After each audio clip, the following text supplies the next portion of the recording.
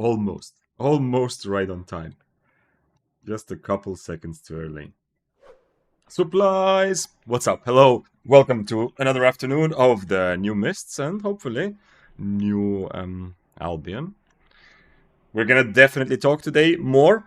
If you're playing Mists, get your opinion ready. We're definitely gonna talk more throughout this week and next week about what's it like and whether this is good for the game and for the fun or not, because it's quite clearly divided, which is fun. At least for a while, yeah? Sorry. I got a lot quieter. So yeah, so the opinions based on first 2 days are very much divided, but we'll see, we'll see. As always, very happy to have you here for the start of the stream. I am probably going to be starting at this time. I'm kind of messing with the schedule a little bit to start streams a little bit earlier as September rolls by, to have a better sleep schedule, and because in general probably my week will be a bit more scheduled. It will not mean less streams, it will just be more predictable which days and which time I can stream. So we'll see. Anyway, today is an hour early, and I'm glad that you're here. Those of you who are. The first message in Twitch chat, Lizotti, with nice Heron Spears. Very, very nice. I like seeing them. And also reminds me that I should be adding more emotes, but currently been focused on some other things. But yeah, definitely there's still room. If you have some good ideas for cool animated emote especially, then let me know. Yuchen asks what happens if I use my challenge points before the actual stream starts? Nothing. When the stream starts, then you will get your maximum hydration, or whatever it is you're thinking about. Also, hello. Hey, Deepesh, what's up? Hello, Yezel. Player Rami. As always, this is on Twitch and YouTube. You already know this, yeah, I don't have to repeat, especially at the beginning of the stream. But you can choose to watch it on YouTube or on Twitch. But the chat you see up there is Twitch chat. Hi, Victor. Hello, Zelka Vanira. Deepesh says, had 2 bike accidents today. Now I'm resting watching your stream. 2 bike accidents in 1 day. Okay, well, at least the first one was not super serious, right? If you were able to keep biking, but holy shit. That is a very unlucky day. Or you are just terrible at riding your bike. I'm not sure which one it is. But I hope you're fine. I hope it's not a very serious injury. I've been hit by a car once when I was on my bike, but very, very luckily it wasn't like a full-on accident, so nothing really happened, yeah? Like one of my legs was... Anyway, it was a minor thing, yeah? It was just painful to walk, but it required no actual serious medical attention. It was just shocking. I don't know what kind of accidents you got into, but I really hope it's kind of similar in that you got away with mostly a shock. Let's buy some omelets. 2 omelets? Do I even need anything else here? I guess cabbage soup is always an idea. Because why not? Hello, Tahiro. So, today, my plan, and you have a bit of an active part in this, because we're gonna figure out... Rami says, my Twitch shows black screen. Well, you have to figure out, I think, why it's showing you a black screen. Because everything from my side... I'm gonna refresh it. Everything from my side is working. You don't know how to fix it. Okay. I mean, it's fine. On Twitch you get drops. That's the advantage. Yeah, and this week there are actually special drops that you get. Yeah, these that you only get from watching channels of creators who are part of the creator program. Yeah, but I mean, that's other than drops. It's absolutely which platform do you prefer for technical reasons? Mist Gathering is more dangerous now than Black Zone Gathering. I was thinking about that, but I'm gonna play Spear later. And then I'm gonna think about that. On other builds, I'm not sure if it's worth it to bring an Invis Potion, because I cannot purge boots anyway, right? So my chances of killing a Gatherer are not that high on this build, although my mobility is good, yeah? I will try the other... Actually, maybe we go tier 7. Maybe we go this one time, tier 7 with Leering Cane, because I haven't done that. So yeah, we'll see, but I have definitely thought about this, and I've already seen some amazing Gatherer kills, and a lot of them over the last 3 days. So I do have a feeling that indeed, like, going to Mist to kill Gatherers, at least right now, is actually a good strategy for money, yeah? Obviously, Gatherers are gonna adapt, like everyone, so they're gonna become, they're gonna start playing more carefully, or they're just not gonna go as much, or bring cheaper stuff. Let's see, what do I get? 30% CC, and I'll get 6% cooldown reduction, so I'm giving up... Well, I'm giving up less than that, because I also have Omelette. Actually, I'm gonna go here cooldown anyway. So I'm actually not giving up that much cooldown reduction. Let's do it. Let's do Leering Cane for a while. Now, I still have that idea in mind from what I heard from much more experienced Frost players a while ago about how Leering Cane is much more impactful when you go high tier, and it makes sense to play it at higher tier, but not so much like tier 7 or lower for sure. But let's try it. It's not. It's gonna be interesting, and it's gonna give me extra kiting for sure. But yeah, but killing gatherers is an actual thing now in Mists, yeah? Like, it used to be very tricky and just preserved from some lucky situations. And the big thing why, I think, is that, and I'm gonna try this, I also heard this from Eugen, like he was talking about his experience yesterday, that how dense, because there are fewer enchanted mists, how dense he feels the enchanted mists specifically were, which is where a lot of gatherers hang out. So if I do see an enchanted mist, you know I usually don't like going into them because there's less PvP. Today I'm gonna probably go. And maybe we'll even come across some gatherers. We'll see. But that's going to be more relevant. Like on a Spear of Daybreaker, it's pretty nice, yeah? Because like Daybreaker with Duskweaver is almost perfect. You have a Purge, you have a Duskweaver Cripple, so if they use Minor Boots a bit further away, you can usually catch them. On one-handed Spear, you have E plus Cripple, yeah? So you can still kind of catch them if they Minor Boots at the edge of Assassin Jacket. It's not a huge problem, but it's a bit more tricky. Glitchen says, I haven't played in like 3 weeks, I'm not very updated, but is the Mist update out now? Yes, since Tuesday. Player Rami in YouTube chat says, I tried to play Curse Staff, but everyone thinks I'm a rat and team up on me. Well, everyone is a rat. Get used to that. Mists now, at least for a while, now this will calm down, maybe they will rebalance it or like turn it down a notch, maybe people will adapt, but right now, everyone is a rat. Like, get that through your head right now. So people thinking that you are a rat are not saying that you specifically, you know, you are like doing something weird, special, and whatever. Right now, everyone is legit a rat. And not just as an opportunistic type of rat, but everyone is currently, like, constantly in situations where fights are happening multi-ways. So, at that point, like, who is rats and who is just fighting, it's very unclear, yeah?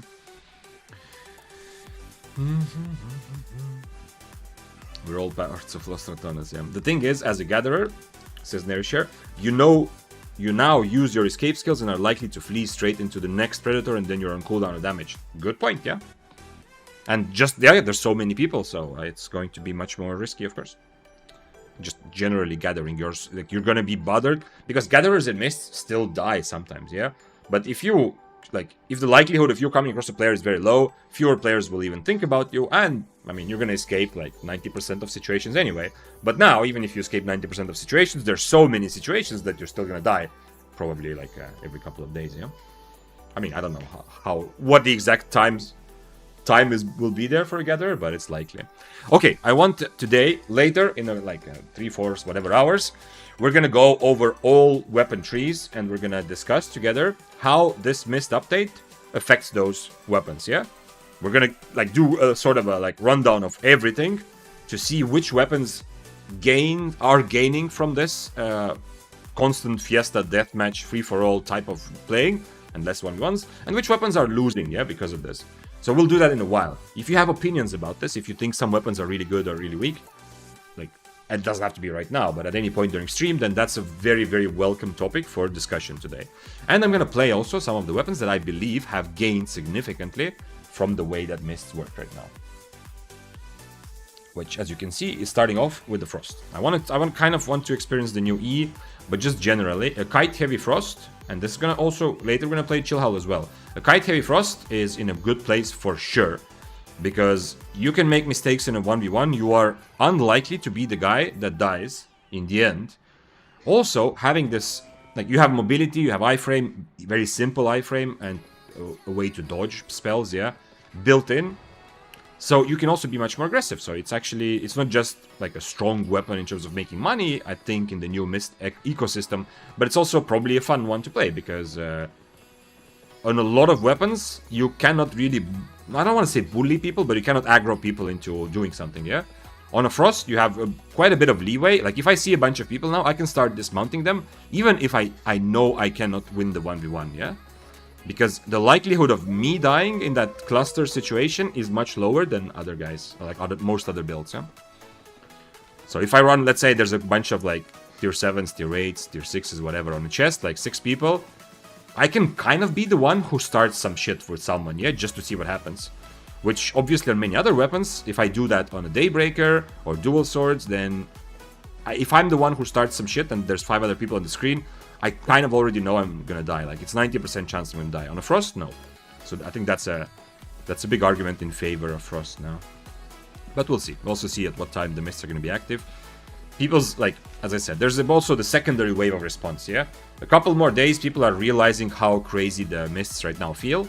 So, more and more, there's going to be, how to say, people essentially adapting by playing different builds and, you know, like, adapting to the meta, playing more mobility builds, which in turn is going to make spears stronger because you can catch them, or they're going to start, you know, playing some other content, or we'll see.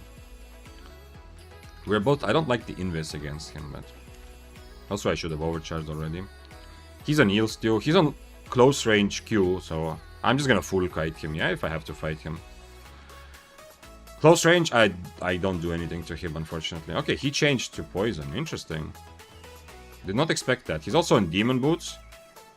I also have demon boots, yeah, so I can swap if it comes to that. I mean, we can do that, but it's going to be difficult now if there's a lot of other people around.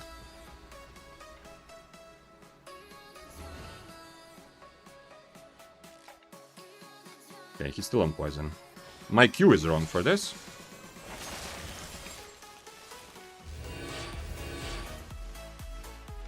He's on invis though, so it's not like he's in a great state either. The poison, I mean, my Q is wrong, but his Q is also not super scary overall, I think.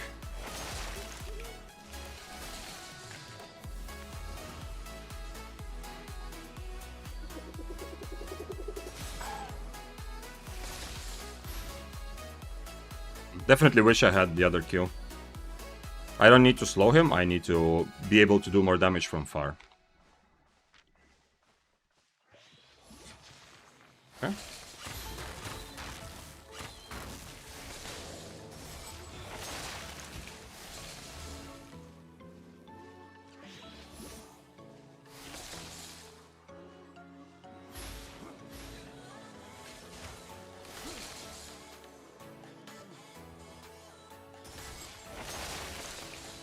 Next helmet, I can kill him.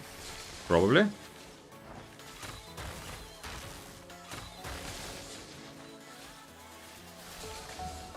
Okay, nice, he took the fight. I'm surprised he continued the fight at the exit. So yeah, so weapons like... This is an example, yeah? Frost can 1v1. I'm not playing a double-bladed, where if I see a tier higher player, I just have to run, yeah? I mean, I overcharged, obviously, so we are same tier functionally. But this is a good example. It's a... And if an enemy, like if somebody comes to red, likelihood of either of us dying is not very high because he can also survive for a long time, but the likelihood of me dying is even lower than his, yeah? Okay, good start. Nice, first blood. Yeah, good first warm-up. I was on wrong Q for sure. I would prefer the other, but he did man up and take the fight. Another thing that is gonna affect which weapons rise and fall with the new mists meta, with this sort of packed mists, is the cost, yeah? Like, ignoring cost to say that this weapon is better and that one is worse, we cannot fully ignore cost at all anymore. I mean, it was always the case that lower IP, obviously cost matters. When you're playing Gate 3, it's the differences between weapons is not that big in terms of cost. And also, maybe you don't care that much about it, yeah? But especially now, if you play mid-tier, because if you played mid-tier a week ago, you were, you know, you had some amounts of kills, some amounts of deaths. How often you're gonna have more kills and more deaths if you actively play right now, tier 7, yeah? There's just more things happening. But that means that if you're playing something like a Sky Strider, this weapon might be amazing. Probably the best bow without much doubt. It's the best bow right now for the solo content, yeah? I mean, maybe regular bow is also good. But paying 450k, knowing that you're gonna kill, like, let's say he's gonna get 10 kills and 10 deaths today, that doesn't make sense, yeah? A week ago, you could have gotten 10 kills while, you know, over longer period of time. So maybe during one day you would get like, or that 1 hour you would get like 3 kills and no deaths, yeah? Okay, I hope that makes sense. We'll talk about it for sure more. But I feel like cheap weapons are definitely gonna rise. Mobility is gonna rise. Kiting, of course. A lot of other things we already talked about. How is Assassin Jacket Invis Zone size now? Let's try it, actually. I used it yesterday a bit, but I didn't feel like the difference was that huge. That one time I died because of Stalkerhood, I would have died anyway because I wasn't far from my enemy. So this is what it looks like. It doesn't seem like it's crazy different, yeah? There's obviously limit. I mean, the zone looks good, and I like the fact that Assassin Jacket is not a free. Not that it ever was, but I like its limitation. So you use it for actual invis, use it to buy cooldowns. You can't just use it to get, like, very easily get 10 meters away from your enemy. Hey Victor, what's up, Bovis? Hello. Today stream is starting earlier. Who is that? 8.4. That's a courageous player. Good evening. Hello, Tosha. Yeah, I'm planning to start streaming a bit earlier. I have not really talked about my schedule in a while. If you're in Discord, you've also noticed maybe. It's because I'm kind of trying to set. There's a work thing I'm gonna have like on the background also. On the background, man. I'm already saying like streaming is the main thing. Maybe it is. I don't know. Anyway, I'm gonna have a work thing in starting in September. So I need to schedule it. It's not like full time by any means, but I need to schedule it, and then also some other things that I will need to do every week. So I'll have a more stable schedule, but I will probably start streaming earlier. Like in terms of hours. He's just a tuning. 90 mil, yeah. I mean, we have to go now. We have to go check it out. Anyway, I'm going to check it out. But this guy is brave because, yeah, even though it's a blood letter and it's not that easy for him to die, there's going to, like, I understand it's not prime time just yet, but there's a likelihood there's going to be many people here, and whoever dismounts who has played Albion for more than one day should go and try to kill him, yeah? So we are kind of going to... We're expecting, like, it's kind of likely for him to end up in a 1v4, 1v5, yeah? That is possible. There are some more usable weapons now, but Assassin Jacket got the most significant buff. Yes, some items definitely got significantly buffed. Assassin Jacket, Undead Cape, from, like, the ones that are good in between a lot of people. Interestingly enough, I actually think Guardian Helmet price is also likely to increase a bit. Because there are a lot more situations where you, like, curse staffs are a problem, yeah? For you. Where you cannot play mists and avoid curse staffs forever like you used to. But in terms of some more usable weapons, I don't know. I feel like the amount of weapons that can successfully play mist has actually been narrowed rather than widened with this change. But we'll see. But I feel like a lot of weapons that would succeed in mists because they have a lot of good 1v1 matchups might not really like, you know, the new kind of where you have to constantly be ready for 5 people kind of situation. Like all kinds of battle axe. I mean, dual swords is a good example. Dual swords is really good at putting pressure on your enemy, at winning expensive 1v1s. But dual swords, I'm sorry, is not going to be amazing. If I fight a dual sword right now, let's say I fight a tier 7 dual sword, who is going to die if the enemy comes? What do you think, me or dual swords? The answer is 90% of the time, if one of us is going to die to the rat, it's going to be dual swords or to the rats. So, and dual swords isn't amazing at, you know, 1v2ing. It's not terrible, but if the enemies are not standing on top of each other, what are you gonna do?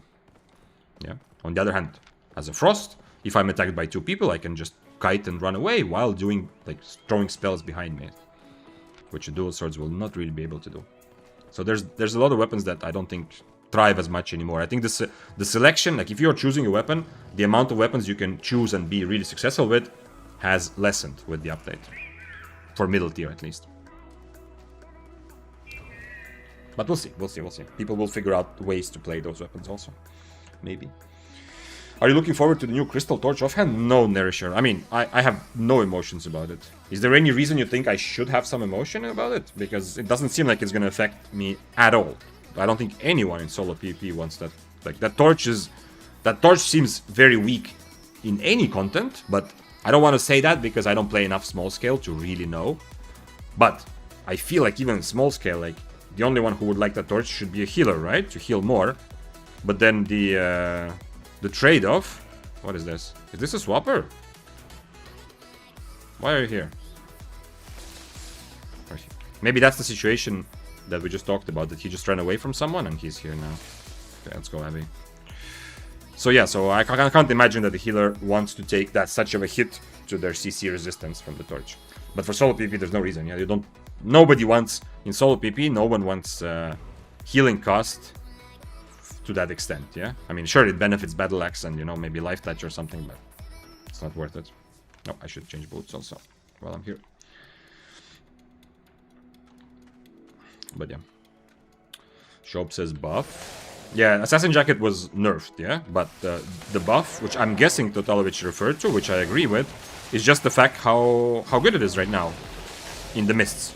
Just like Assassin Jacket was the best option for almost any build in open world for a long time.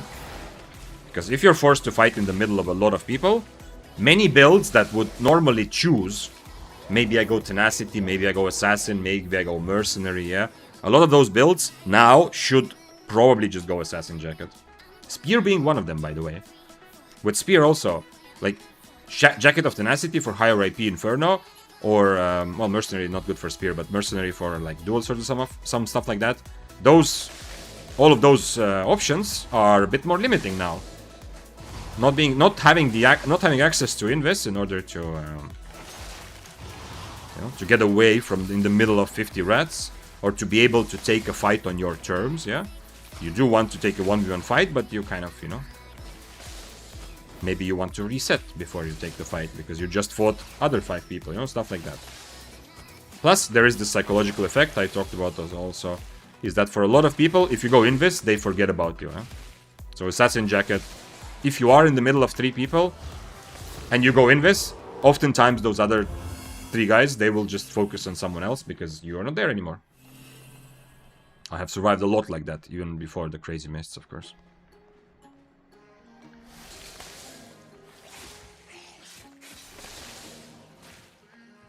I'm kind of interested, like, I'm not sure about my potion and cape, that's the one thing in this build. But at least somewhat, still thinking and considering also.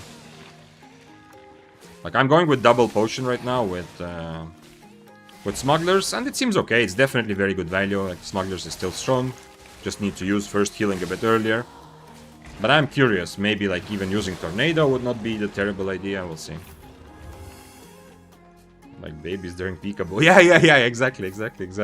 I'm not here anymore. I went Invis, yeah. I have clips like that also in some of my earlier videos. When I was still, like, discovering mists. I'm kind of new to everything.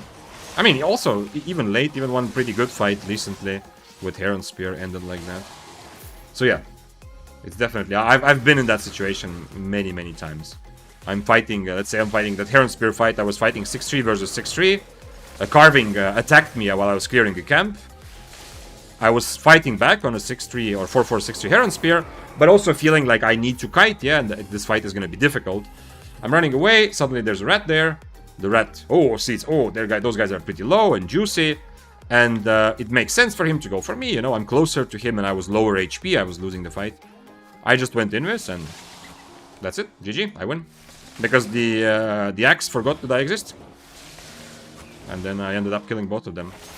Just because the rat initially tried to follow me, then I went Invis and he's like, okay, I guess I'll get the other guy. And it makes sense, like I mean, also, if you're ratting something, or if you're in a fight with a lot of people, you focus somebody down. Unless they are really 8.4, then yeah, you just wait. But if you focus somebody down, they go Invis, it doesn't make sense to just stand around. You start attacking somebody else, yeah? To not just stand there and risk that you're gonna take too much damage in return without you doing damage. New mists, what changed? So, the biggest change from Tuesday's patch, there are other changes also. The biggest change is that mists are much more full of people. The game is now creating fewer mists for the same amount of active players, essentially. Meaning that, yeah, like, especially later, it's prime, active mist time is kind of already here, yeah, but like in an hour or so it will speed up even more probably. But you saw that if you were here yesterday, and since Tuesday, mists are mostly just full of people. Now, a lot of those people will be mounted and looking to rat, a lot of those people will be just looking to fight. But essentially, it's very difficult to find 1v1 fights. It's much more likely that whenever you fight, there's going to be more people you have to take into account. First top 5 weapon? Yeah, I think so, yeah. Isle Borges. So, I'm going to play some weapons that I believe are very good right now, or at least to see how they adapt to the new situation. And then in a couple hours later, we are going to have a big discussion together about going through all weapon trees and just having a quick look of how this type of update, and constantly having people on your screen, how this affects, yeah? Which weapon are stronger because of Okay, my spell didn't have animation. Which weapons are stronger, which weapons seem weaker, yeah? So we're gonna have a much more in-depth discussion about this later. But it is very clear that the answer to your question is yes. I'm very sure that Frost has now become a top 5 weapon for this sort of playing, yeah? For playing Mists when there's a lot of people, yeah? It doesn't... I'm not... Just to be clear, we're not saying that Frost is now like a top 5 1v1 weapon, yeah? Like, it's not bad in 1v1s, yeah? That's the good thing. That's the kind of weapon that is going to dominate the meta. Weapons that can do both. That can survive and successfully manage a situation where there's a lot of people, but also has some potential to just take a straight up 1v1, like I did against the Sky Strider just now, yeah? Like, weapons that are only good at surviving in the middle of people are not gonna shine as much, because you still want to be able to occasionally, like, start the fight, or take a 1v1, or just be the aggressive one, essentially. Do you think the new shield good for weapons that run out of energy? Well, yes and no. I think the shield is a very good spell, even after the nerf. But I don't think it's necessarily the best. Like, if it's your only energy solution, I'm not sure. If you're running out of energy on a build, I suggest first of all upgrade your helmet, if it's to make sure it's the same tier as your weapon, yeah, at least. But if your IP, like I have already here, like my IP is clearly higher. If I was running out of energy, the next step is to change to energetic sprint, yeah? Change your boots. So I wouldn't change my helmet spell. It's primarily for energy, yeah? For solo, at least.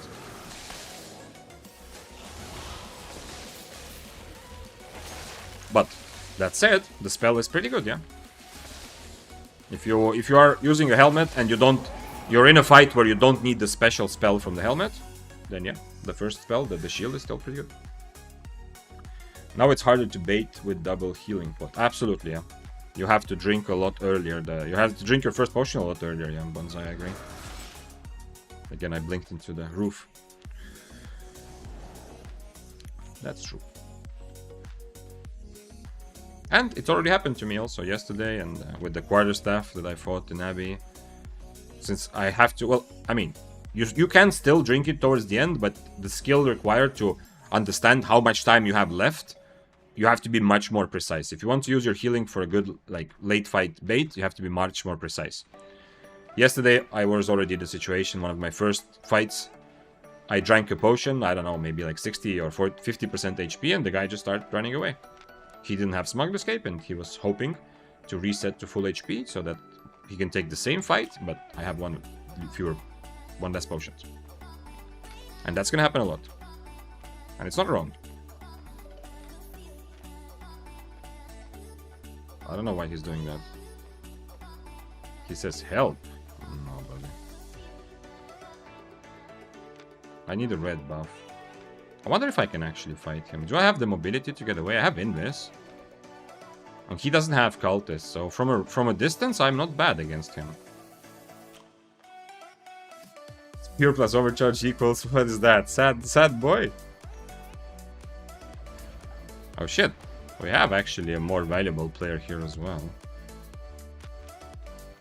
So you see what's happening around me? This is the mist as they exist now.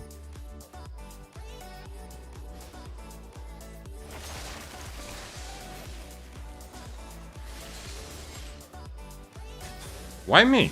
What?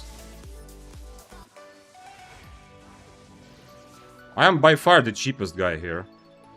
So I'm expecting them to fight for with each other, but we'll see. Unfortunately, I don't have a red buff. The curse also doesn't have a red buff. He has yellow. I didn't see... I mean, the double blade definitely had a red buff. I didn't notice the prowling.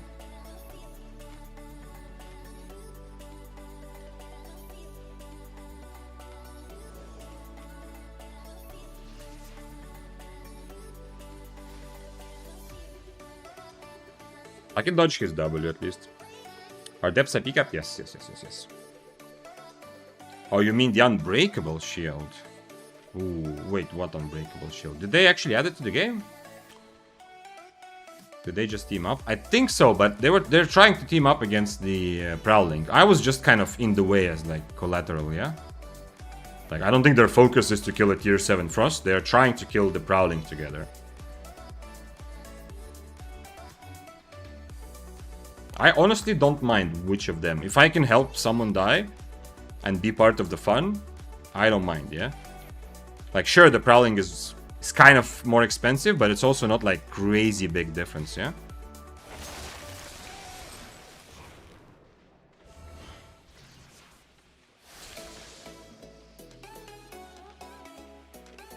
Fortunately, I'm not on Demon Boots, and he will catch me with next boots anyway, no matter what I do.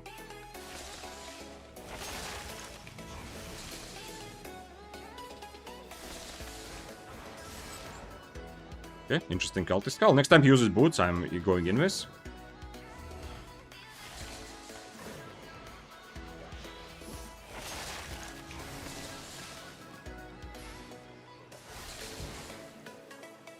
Okay. If I could somehow time out these stacks, that would be amazing.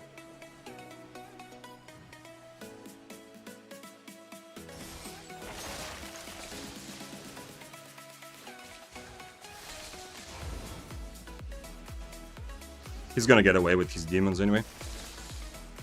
I'm not gonna attack him until he uses his demons.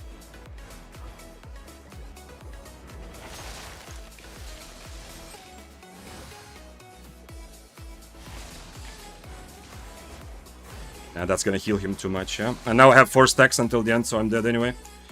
Yeah, Demon Boots. I should have changed to Demon Boots there. But I mean, still okay. Any one of those kills is okay. When I have to go aggressive, yeah, it's unlikely, since I have to use my blink. Too bad. If I was in Demon Boots, this doesn't happen in the end, yeah? I just run away. Whenever he uses boots, I just run away. I was still expecting him to run, even though... Anyway, it's fun, it's fun. I wonder what happened to the other guys. And also I wonder why he was trying... This is an experienced player. I wonder why he was trying to attack me in the beginning when the other guys are so... Well, like... We had a 10 million guy in though. Maybe he was just trying to get rid of me, yeah? As in, you know, so that I don't mess up when he wants to fight somebody else. Don't mess it up for him. Kind of close still, yeah, but Shadowcaller on Snapper with the E that I cannot really dodge, right? I think they made the E that it hits always, yeah? Maybe I'm wrong. I remember something in the patch. Anyway, the healing, I kind of have to expect that he's going to heal a lot. How did you die? General Trophy, I literally just happened 15 seconds ago.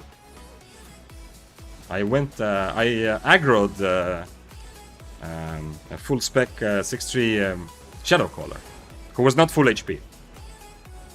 And I kited him for a while, but unfortunately he's on Demon Boots, so he's free to do what he wants. And I did not swap to Demon Boots before the fight. You know, I was using the fact that he was probably fighting someone else. Anyway, he wasn't full HP. I can also run around on Demon Boots, yeah. Against the Purge, it's a risky thing to do, though.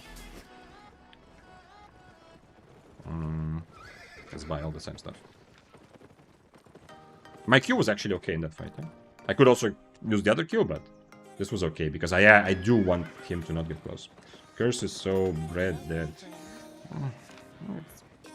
I know what you mean, but come on, like, there has to be, like, a proper way to say that. It's like... But I understand. Okay, try to communicate that same thought like a proper human being, yeah? It's not brain dead, you're just trying to say that you think it's much easier to play, yeah? Like, in this case, sure, but... This is because... Look at the IP, yeah? If he's same IP and me, it's not, as you say, brain dead, yeah? This is not simpler to play. If we fight and we are equal IP, he has to outplay me. He cannot just use his spells on me, yeah? Just randomly. He has to be more, like, careful with making sure he doesn't... he catches, you know? He catches me, he gets on top of me. Stuff like that. Not Torch, I want a Beering Cannon. So. With this IP difference, a lot of weapons, it might seem like, oh, that's too simple for him, yeah? But there's other reasons there. What am I missing? Siphoned Energy? Actually, I have Siphoned Energy already. Omelette, yeah. I need Omelette. Okay. And I'll buy Cabbage Soup as well. Thanks for following. I'm Kita. Which most profitable, tier 7 or tier 8? Absolutely now tier 7. If there was any doubt before, and there was, tier 8 was really good because you can get some of those high IP kills, like you can fight 8.3s more meaningfully. Now, I think there's only one answer. Tier 7 is definitely more profitable than tier 8 because as you go into the mists right now, it's full of constant action.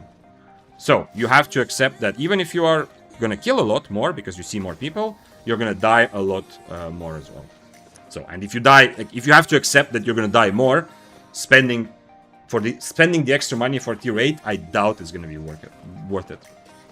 Doesn't change, it's a skillless weapon. I'm harsh, but I digress. Yeah, I understand that you have your strong opinion and you are itching to try to get it out. Aha, those guys are stupider than me, but I understand, but like, I'm just saying, everyone would agree with you, you know, it's just my pet peeve that saying that things are brainless is like, you know, it's like saying, haha, your peep is small, yeah? It's not good for the discussion, yeah? It's just you trying to get you, like, to kind of point out that you think you are better than someone else. Okay, sure, yeah, it's possible. It does take more skill to play other weapons in other games and so on. But, we have a prowling again, yeah? No. No, that's a... I heard the exclamation mark. I didn't hear that. I thought I heard the prowling there. I'm on Demon Boots, so now I can't catch anyone. That's a kind of the two-way street I'm in. But honestly, if I didn't run after the Shadow Caller, he also probably wouldn't kill me, yeah? But unfortunately, yeah, with Demon Boots, it's... I don't like it.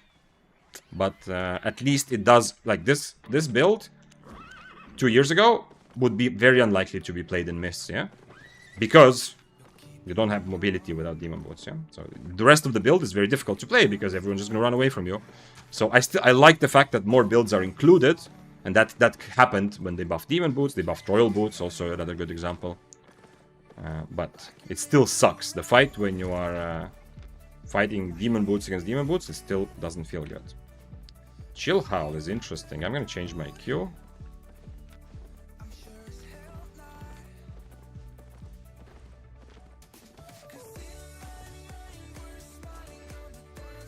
Why can't I forgot to overcharge. Okay, that sucks.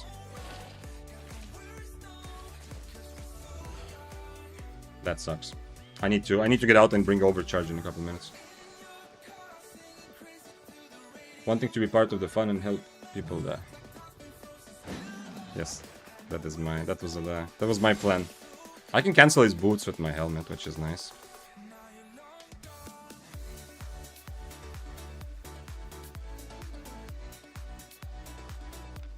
For this, Frost is really nice. Now, obviously, the other Frost can still catch me also. But still, like, he's worth much more. I am feeling kind of safe in this, yeah? Unfortunately, I didn't bring overcharge. That's really annoying for me, but...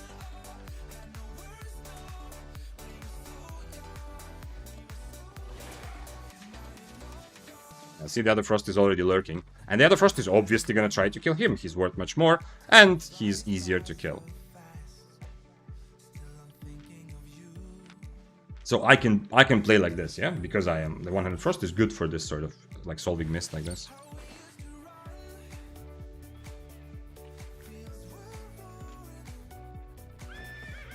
But I need to go out and get overcharge. I didn't buy it because I have some in bank, and then I didn't take it. I forgot. When I was taking my Assassin Jack. Let's go get it. I want to be fully overcharged the whole time in the city already.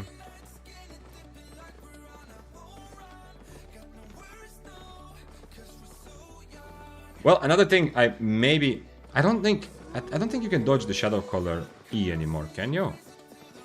If it's possible to dodge Shadow Caller E, then I royally messed up last fight.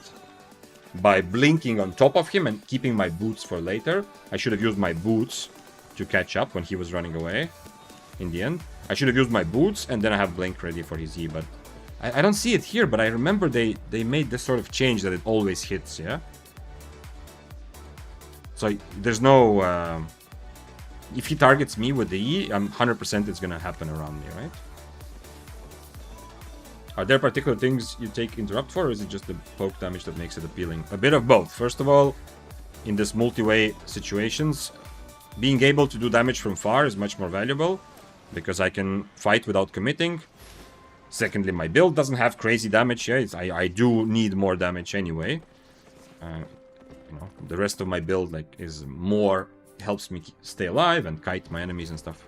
I poke them slowly, or like grind them down slowly. So it's perfect fit for this. And the interrupt is just a cherry on top, yeah. But that's not the primary reason.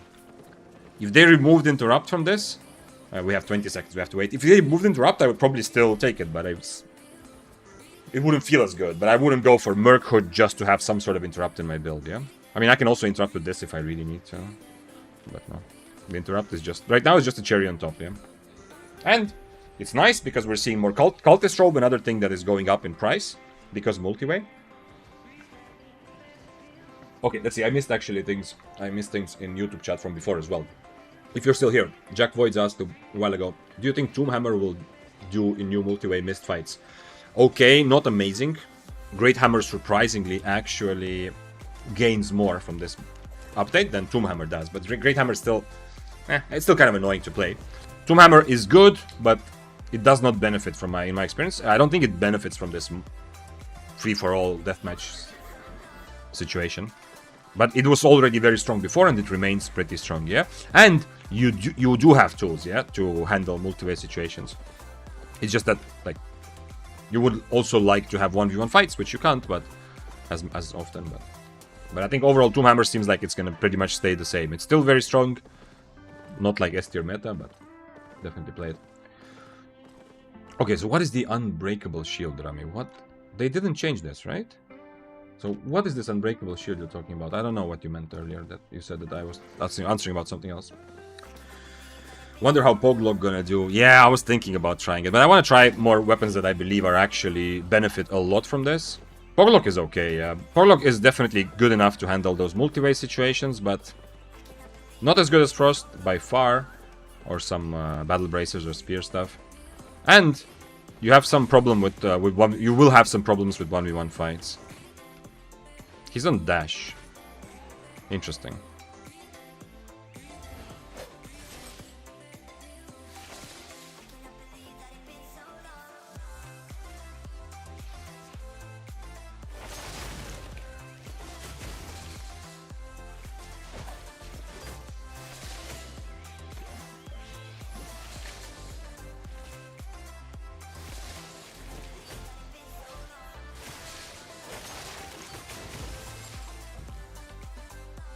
Might be dead here, we'll see though.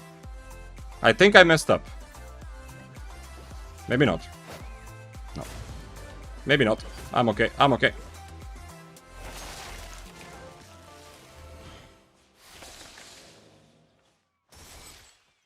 I'm okay. Because there was a tree between us. But now if he dashes to mobs, I might be dead. If he dashes to the mobs and then ease me before my W is ready, I might just be dead. We'll see though. Never mind, he mounted up. We both use our cape, but he has 2 cleric robes. And he's not using them. And the dash skill, I don't know if I'm supposed to W away right away or not. Not so clear. What do you think about the classic Assassin Jacket carving build right now? I think it's definitely better than it used to be. Carving is a winner of this patch. Not to the point where it's gonna be like S tier, good, very strong weapon again, but it's definitely one that benefits a decent amount from this new situation. Of all the swords, carving is the one to play now again, if you are embracing this multi-way thing. Hey Vic, what do you think about this build for Mist right now? Daybreaker, Torch, Guardian Helmet, Assassin Jacket, Soldier Boots, and that Cape, Snapring. Very basic and very fine. Nothing absolutely played at.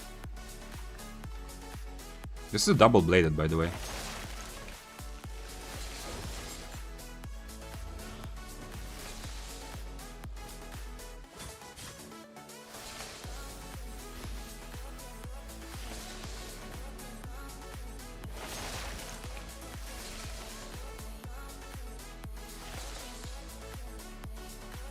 He has 1 more potion, but so do I. Ah, who's the double-bladed now? Double-bladed.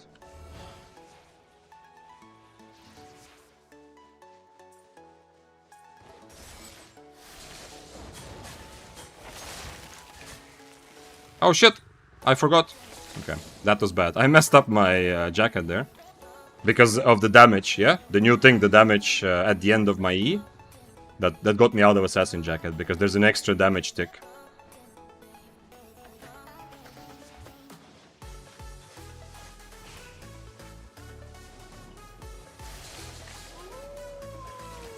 This is just the hate for bloodletters, yeah? Nothing else.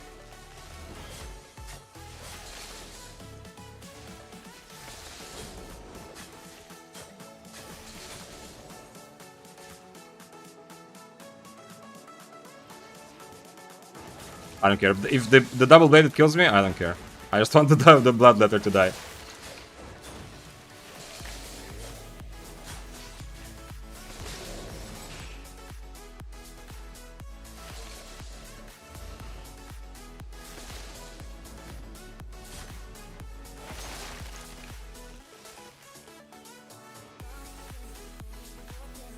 Actually, you know what? I'm gonna run away a little bit. Not gonna give him the items for free. Let him work for it, essentially.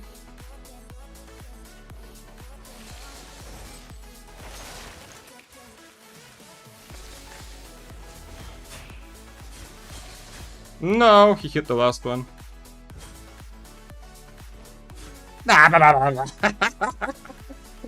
I should have gone for double-bladed. Obviously, this is much more valuable, but it's just a hate for bloodletters. Yeah. Okay. It's fun. I'm still close. Yeah. If he misses that last thing, I have my boots again. Yeah. So close. Yeah. I wish I could have this fight without the bloodletter. Yeah, because it's fun. And yeah, we have double-bladed actually playing. Actually playing. That's new. Maybe that's also because of the patch. Who knows? Okay, let's see what else. Do I have any items that I can use from here? I have a helmet for free. Okay, it's whatever. It's okay. Assassin jacket. And the rest I'm gonna buy. Wait, siphoned energy also, so I don't forget.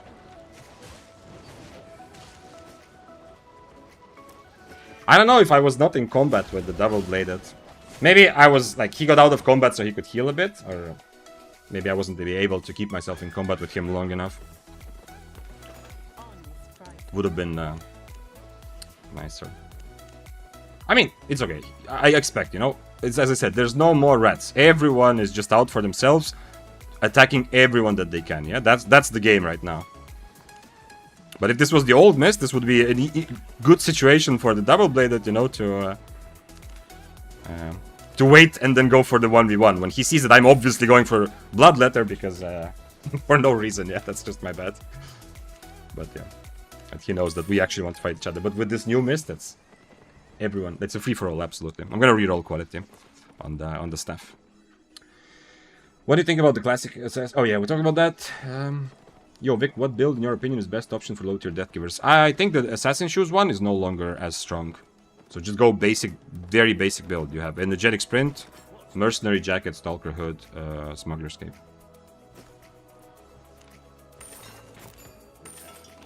I think that's the best way to play Death Givers now after the update. Avalonian Stew is also good right now. Yes, for sure. If you have a build where you really don't care about food, you can fit it in. Yep. Avalonian Beef Stew is a good shout to Tolovich, yeah, because you want to be, like, also in this same situation, yeah? Like, he gets out of the fight. I got out for the fight for a little bit. I could heal. He got out for the fight later. He can heal, yeah. If either of us is on Avalonian Stew, we are full HP, yeah? Did you die with Daybreaker? No, the 4463? No. I still have it ready in the stash. I don't think it's very good right now for discovering this new Mist playstyle and the way that Mists are now. I don't think that's very good to play 4463. I mean, you can, but I don't know. You have to miss out on all the fun. Plus, Daybreaker is not as good at, like, dancing in the middle of 5 people as, like, for example, Frost or One-Handed Spear. So I'm not as excited to play it right now as I was before, but I still have it, and I'm definitely gonna go back to it at some point soon. How do people play Flamewalker? Do they use E for execution or initiation? Doesn't seem to be pure damage skill. It depends on the specific fight, yeah, but from my experience, Flamewalkers just use it for damage. But that's because I often play Brawlers, yeah? Like, if I play Spear, the Flamewalkers will usually... If I play One-Handed Spear against me, the Flamewalkers use it...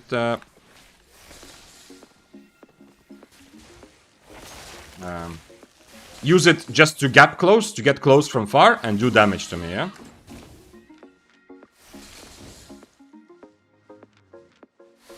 I cannot get rid of Wanderlust.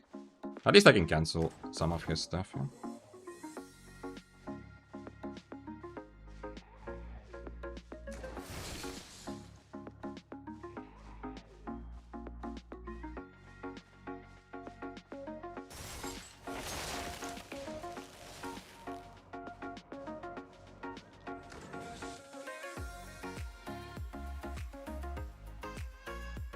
If he gets on top of me, I can still die, yeah? So I need to be a bit careful here.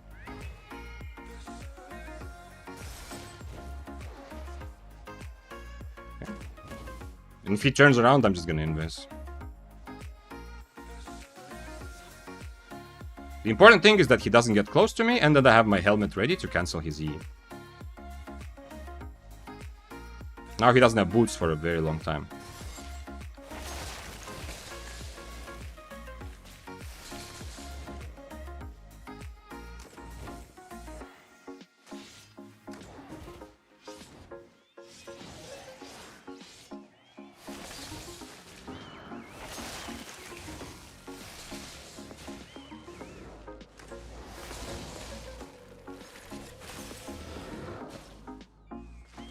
Didn't want to give him a chance, and this is also playing like more carefully is also good because there's a very high likelihood that someone else will appear on our screen, yeah. And like this, I have 2 potions and almost full HP, so I'm ready.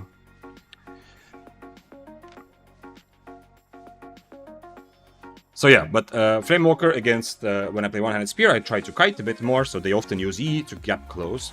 When I play Daybreaker, Flamewalkers often use it just in Brawl because, you know, if I play Daybreaker, I want to be on top of them, and they just need the E to damage, like for extra damage, yeah. But in some matchups, of course, Flamewalker will also use the E as an iframe, or potentially in some other ways, yeah. Iframe or just to dodge some spells as well. But be careful with the long cooldown, yeah. If you dodge your enemy's spells and they and consequently don't hit your E, you might lose more from it that you would that you gain from not getting hit. That's what happened on one of my Daybreaker fights. We E'd at the same time. We both missed. Okay, I missed my E, that sucks, but he missed his E and now it's almost a 40-second cooldown. Epic Albion Fighter in YouTube chat says, "Sup man, what the best weapons in bow, spear, tree in your opinion to go mists in tier 7? One-handed spear and Daybreaker." For bows, it's a bit difficult. Probably a regular bow because of the price, yeah? Regular bow is really strong. Normally, Sky Strider and Badon are better than regular bow, but they are too expensive right now to go in tier 7, because after the update in tier 7, you will die a lot. Unless you're just riding around on your horse just to rat, you will die a lot if you properly fight. You will also kill a lot, so there's a positive, yeah? But you will also die a lot. So I don't suggest Badon and Sky Strider on tier 7 right now. You can also play... I'm gonna probably play one round of Longbow later as well. Because Longbow, while not as good as Badon or Sky Strider for sure, it is very, very cheap, yeah? What are the traits? Could you show stats? No, I can't right now. But I have a very good Daybreaker, the one that I attuned. Considering how little money I put into it, I got so many crits. It's very, very nice. Okay, I'm gonna dismount and just start aggroing everyone and see what happens. And if I die, I die.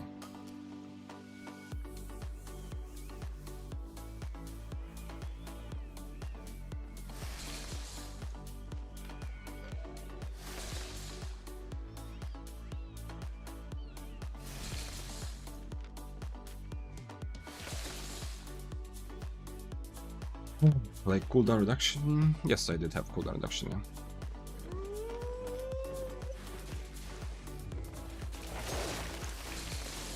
Oh, this guy's gonna get the debuff, yeah? No, come back.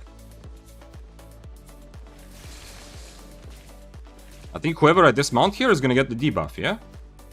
Because of the new thing.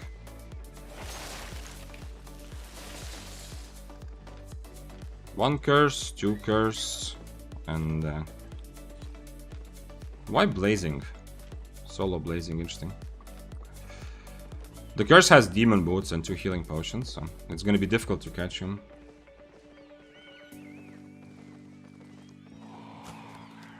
Merc jacket and hood longbow.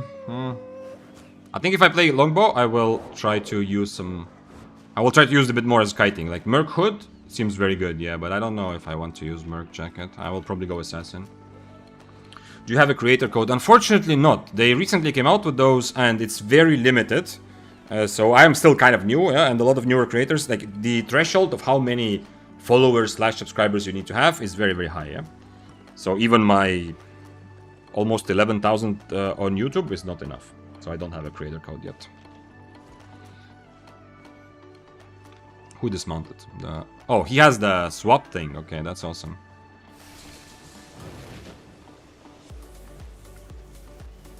I wish I had demon boots here because they're obviously gonna 3v1 me.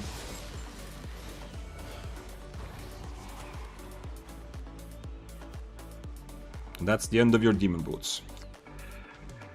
If I do too much damage to him, he's always gonna catch up, so I need to be a bit careful with that guy on demon boots. Anyone you recommend for using the creator code? Anyone I recommend? Well, I don't have like any bad opinions about anyone, so like to pick Coco or Record, they are both very, very good entertaining creators, and they've been consistently keeping Albion alive for almost since the beginning, so there is no doubt that they deserve you using their creator code.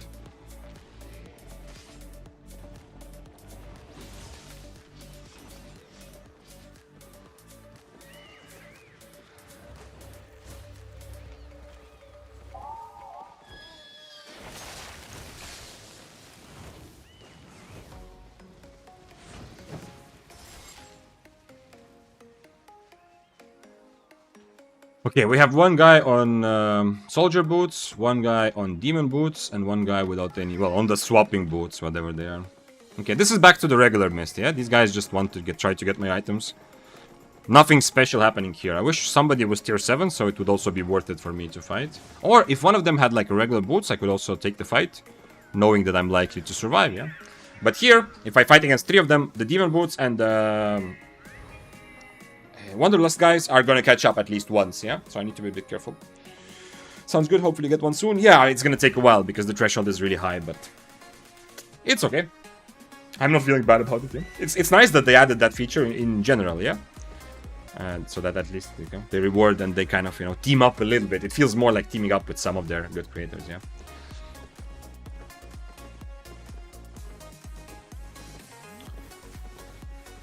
What is this debuff? I didn't follow the news. Okay, one of the things they added in Mist with the last update is that if you get dismounted by damage on top of a fight between someone else, so someone else is already fighting, then you get dismounted by damage, you can use your spells right away. That was always the case, yeah? But you get a 15-second, sorry, a 10-second, my bad, the 15 seconds is another thing. You get a 10-second debuff, yeah? For 10 seconds, you do 50% less damage.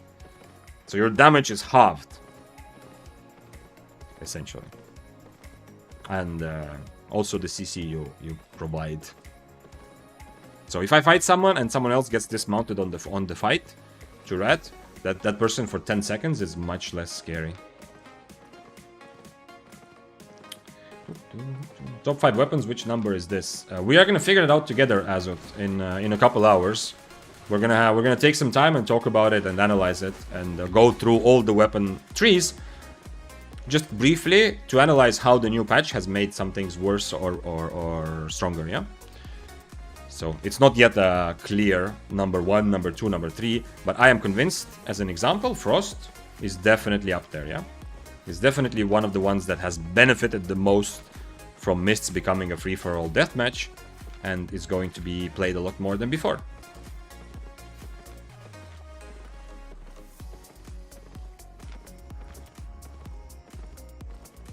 Thanks for following, Jesus ACS.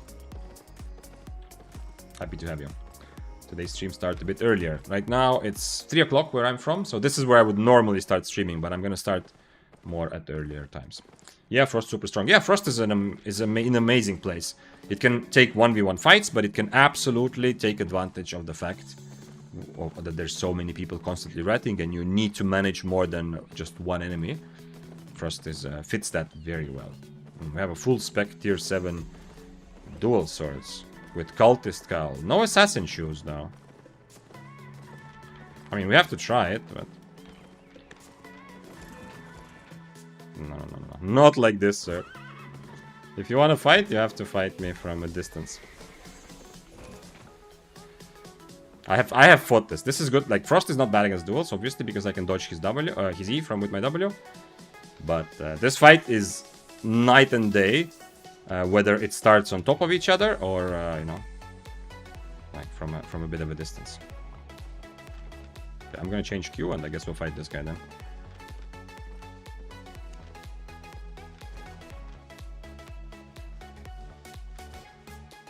This fight is good for me, yeah?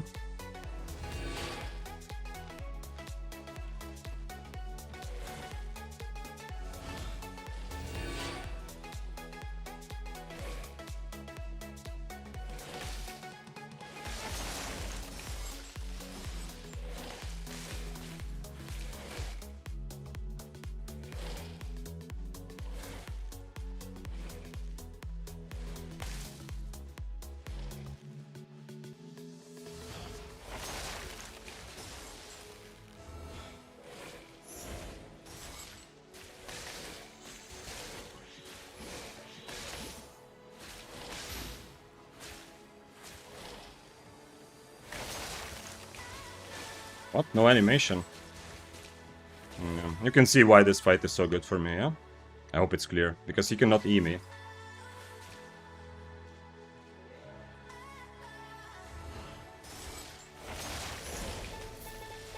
I don't get frozen, yeah. That's very brave of him. Ooh, everything trashed though. Very brave of him to take the fight, yeah? That deserves some extra respect. Because the matchup, as you see, is very difficult for him.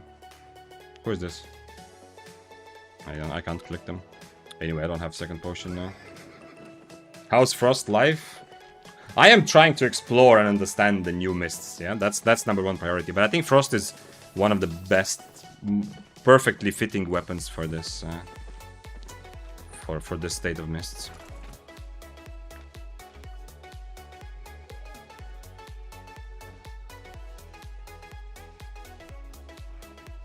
I mean, Frost is, it's not bad, it's kind of fun.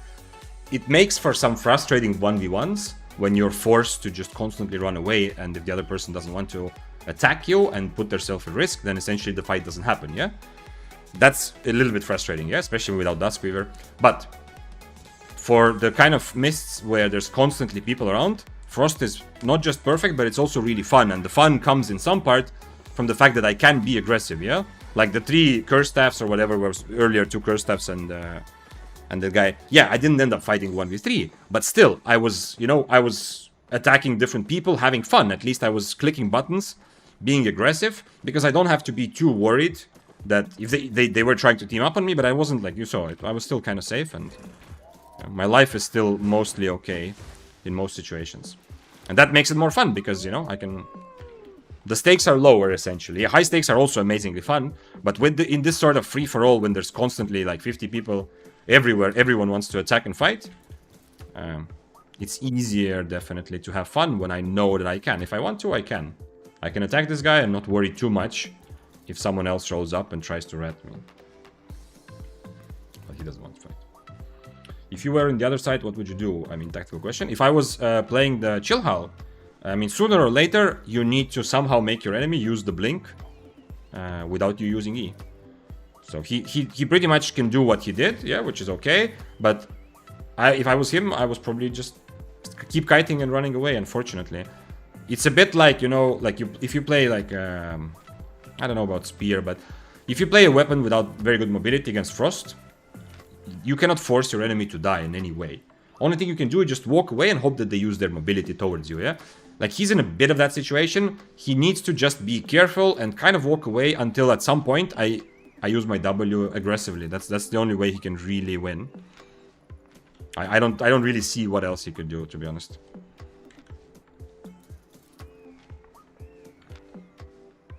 Because my W is just guaranteed dodge. Yeah, and simple dodge against his E. Even if he roots me with his passive and then E's, I mean, the root doesn't stop my W, yeah? I'm also not sure about Invis on him. I think And I mean, Invis is good because there's a lot of other people that can come. So there's nothing wrong with using Invis, but if he's focused on the 1v1, I think Inferno will give him a bit of a better chance as well. But not much else you can do. I think Chill Howl just really suffers against other first stuffs from my experience. But if he is winning the fight, like if he hits at the end of the day, if he hits more Qs than me, he's gonna win the fight slowly anyway, or at least he's gonna break even, sort of, yeah.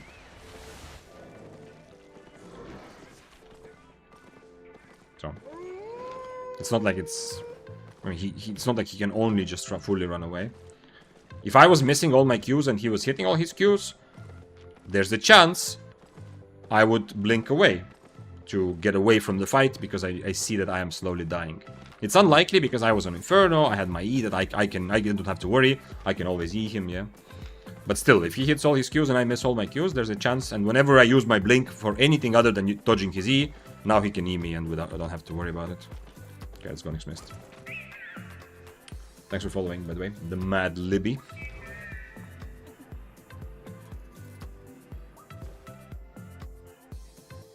Oh wait, Sasha said also earlier. Oh shit, you said exactly the thing I noticed. That was way some time ago though. But yeah, a good thing to point out that I already made this mistake and realized already today in the first fight. And Sasha also, I see now, wrote it in YouTube chat earlier. And the message is, be aware that Frost E now will take you out of ambush. Yeah, exactly. If you enter it before root kicks in. Yeah. So if that didn't make sense to someone, then the way that Frost E now works, look at the damage. You see, another damage tick, yeah? Some of the damage happens instantly, but not all of it. Some of it happens as a second tick at the end, if the enemy doesn't leave this pizza. Yeah, you're throwing a pizza on the ground, and if they don't leave the slice, they get rooted and they take extra damage. That's what happened already to me. Was it against the... Anyway, at some point it happened. Against the quarterstaff, yeah.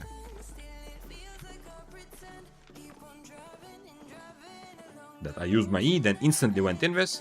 But that's a bad habit, like that's a habit from before, which no longer works. Also, because... Well, okay, I can show it on the mob, but yeah. You get it, I hope.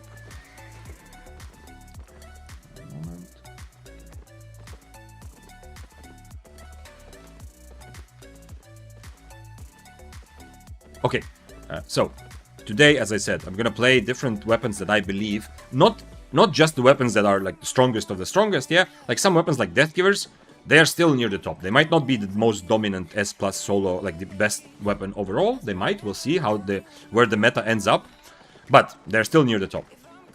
However, I want to play some weapons that I feel are severely affected in a positive way from the mist change, from the fact that there's just constantly more people on your screen.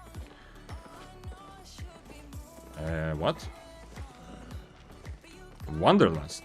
I mean, let's try it, I guess, but why Wanderlust? Anyway, if you have an opinion of what weapon you feel is gonna shine more than before, and you think it's like it's worth, doesn't have to be like strictly top 5, yeah, that's just the name of what we're aiming towards establishing. But if you have like a strong opinion of your weapon feeling significantly stronger or significantly weaker, let it out, let me know, yeah, that's gonna be a good part of the discussion. But in a couple hours I'm gonna take some like separate time and we're gonna just talk, we're gonna go through all the weapon trees and just quickly have a quick chat how those weapons in theory perform now that mists are much less centered around 1v1 and much more kind of focused on surviving a chaotic situation with many enemies. Okay, we have a spear. It's a pretty good spear build against me, unfortunately. But he's not on harpoon, so that gives me some hope.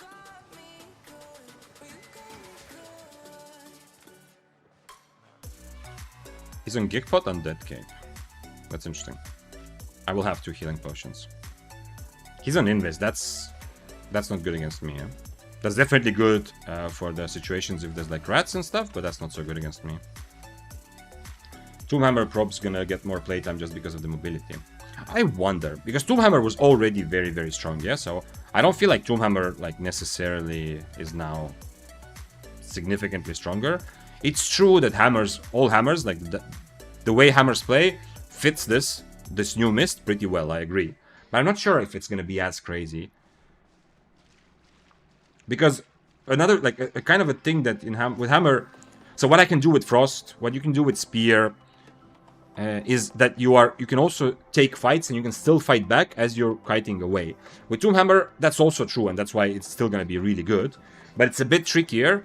If I'm running away from 3 people on Frost, it's a bit easier. Whoever is closest to me, I just keep doing damage to them. I guess on Tomb Hammer it's not that bad either. It's just that the damage, if you're running away from 2 people, you hit your E, very nice. But the E alone is not crazy damage. Yeah, you cannot really take advantage of that. So there's some weaknesses of the way that Hammer kites, which, you know, things like Frost Staff doesn't have. Like on Battle Bracers, you can do your big combo and then just full kite. Tomb Hammer, I'm afraid you're gonna lack some damage in those multi-way fights. But that's not like I'm not trying to say Tomb Hammer is not very good. I still think it is definitely very good for this. I just think it was already good before, so it's not like it's suddenly becoming much better. But then, again, who knows? If I fight a Tomb Hammer right now, it's not even like I'm saying that I'm pretty safe against a rat. Like, rats are not gonna catch me. I don't know if a rat can catch Tomb Hammer either. So you are right. Definitely. It's one of the weapons that can still take fights. And unlike full mobility builds, most Tomb Hammer builds can still not just run away when they need to, but they also have the tools to 1v1. So in that regard, yeah, maybe you're right. Maybe Tomb Hammer will actually overall become much more popular as well.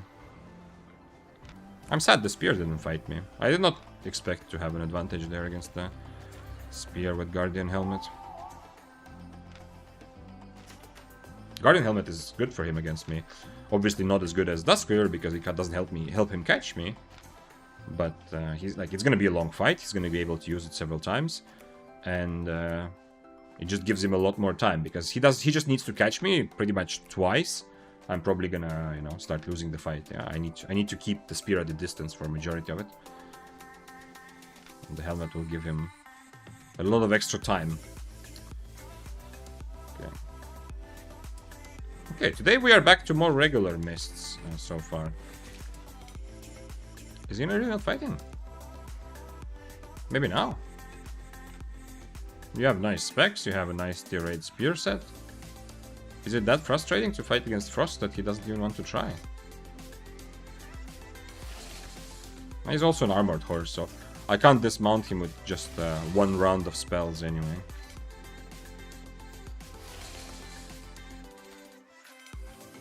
I mean, I understand.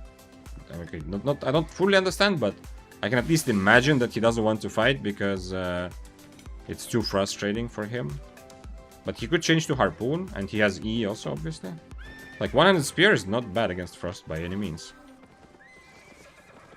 I understand it might be annoying because he might not catch me, but also he might catch me. And if he does catch me, it's a simple fight because he can just stand and brawl me. I love battle bracers, to be honest, but I'm just so unaware of what skills to use versus what matchups. I do think battle bracers gain quite a bit also with the update. I think that's another weapon that is gonna see a lot more play, kind of like Frost. I don't know, it's probably too ballsy to put it in try to put it in some sort of top 5, but I do think like fists and gloves both have the potential to thrive in these crazy situations with a lot of people, and obviously both weapons still good enough to actually fight. So in the moment when you're not just full mobilitying to survive 50 people, in those other moments you still are good in 1v1s as well. Okay, well, something tells me the Quarterstaff is the only one that's gonna fight me, yeah? Because he's tier 7, he's risking less, he's less worried about it. Let's see. Okay, I'm in combat with him. I hope the mob doesn't take too much of my HP. Okay. I need to end the fight in 5 minutes, or I need to swap food, or like eat another piece of food also. Hello. Naungyo. Hello, Naungyo. Hope I pronounced that the way that you pronounce it. Yeah. Nobody wants my items, really? I'm kind of surprised.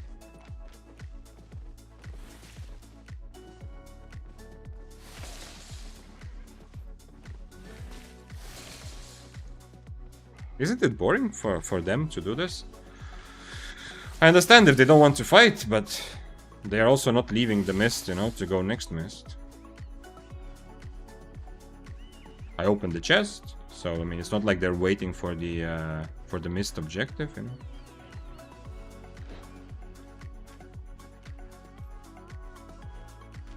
I swear that quarterstaff just became a heavy crossbow. Like, it looked like it's the same person. What the devs have against spears? I don't know. I don't think they have anything. No changes to them after the dumbest cripple nerf ever. Well, they did make up for some of the cripple nerf. Yeah, that's. I'm not saying it's obviously a nerf and cripple sucks, and we already had a funeral for it, and I do rest in peace cripple. Yeah, but I'm just pointing out, Kinjar, that they did buff some parts of cripple when they realized how much of a nerf it was. And Spear and Daybreaker are in a good place, especially Spear now with the update and Daybreaker in general. So it's not like it sucks, yeah? Because Cripple was very satisfying. It was much more difficult to use properly. So let's say more tactical risk, but a lot more reward, yeah? Cripple was fun to play against, and I think it was in a good place, yeah? So I'm not trying to say that there's any justification for doing what they did to Cripple. However, the result right now is still that Spear and Daybreaker, in terms of solo PP, Spears don't need any extra balancing, yeah? Spear and Daybreaker are in a very good place. Daybreaker is even like solid S tier candidate for a lot of content. Like for solo mists, obviously, and for corrupteds even. They're just waiting to rat. I don't know. If the guy was just waiting to rat, he wouldn't bring 4/4 dual swords, yeah? He's probably just farming or something. I'm happy that the Spear didn't want to fight, yeah. I say a big part of it might be that I'm Frost, so I am less attractive as an enemy. That might be a part of it, because they already know that if the fight goes badly for me, it's not 100%, but let's say there's like 60% chance I will be able to get out. Yeah, for them it's a bit more difficult. I need to cast spells.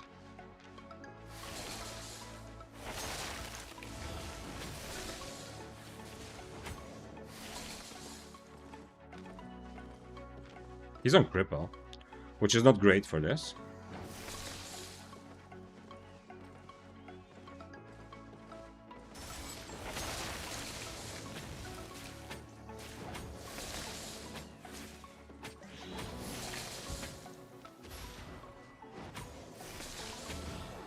I should have changed. Okay, he used his boots there.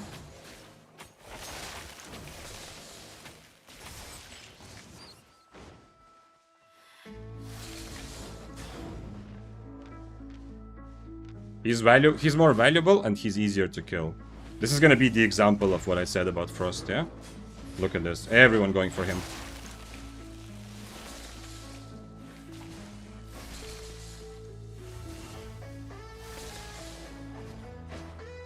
And even the Bloodletter there using his Undead Cape. So, he's trying to... But you see, this is what happens, yeah? Do I get the satisfaction of the fight? Well, kind of, yeah? Not fully, but kind of. My expectation is not to finish a proper 1v1 fight, so no expectations were broken in that sense. But, and I got a decent amount of fun, but you saw exactly what I meant earlier, yeah?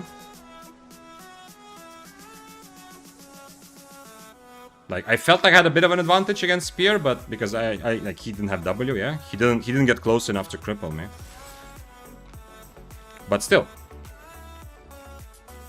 For the rats, he is both more juicier and much easier to kill as well. The guy wants to help Bloodletter? No, don't help Bloodletters.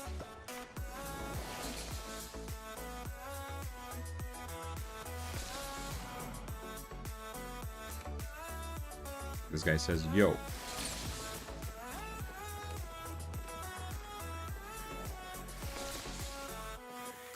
So yeah, the Bloodletter even brought an Undead Cape, Geekpot, Invis Jacket, you know, he's not here to win any 1v1s, yeah? He's very correctly adapting to the new Mist situation. He just needs to be there when a fight starts. Which just happened, yeah? He was there, but I think the Fists got the loot.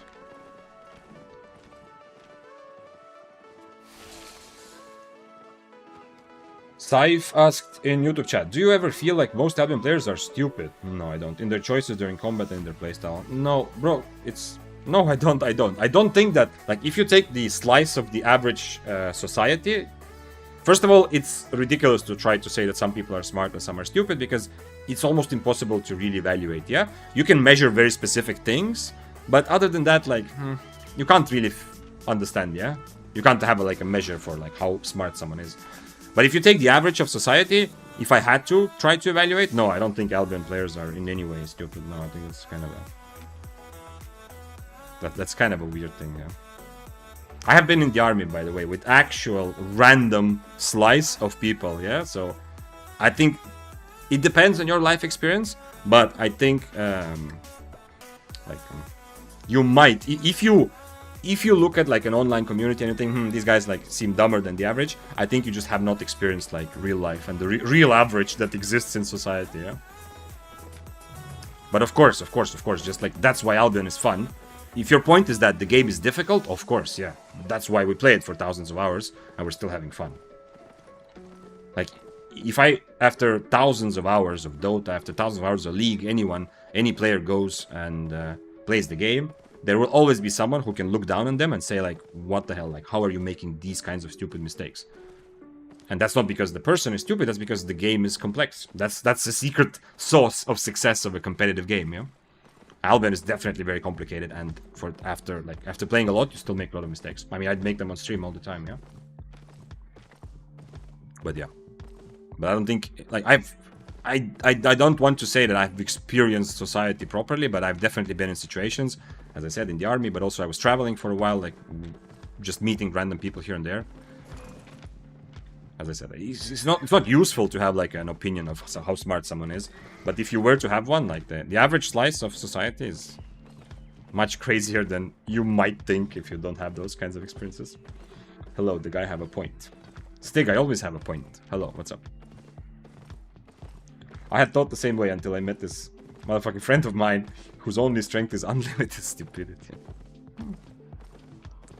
Possible. Yeah, it's just like, you have to be a bit careful with trying to evaluate who is smart. I know it's inevitable, and I also do that, of course. But you have to be a bit careful, because I think it's pretty clear that you cannot evaluate yourself, yeah? Like, the Dunning-Kruger effect, which works both ways, yeah? It's not just, some people think that they're smarter or better and more skilled than they are. And in some skills or in some things, and some people think the opposite, yeah? Like, there's also a second part of Dunning-Kruger, which is that those who are actually maybe top 10 percentile of whatever skill usually don't understand that they are as skilled as they are, yeah? But like there's a lot of science behind that, and I think it's reasonable to live in a way where you accept that you cannot evaluate how smart or stupid you yourself are. Like, your understanding, whatever you put yourself at any skill, you are wrong. If you think you are top 10% of whatever, you're probably wrong.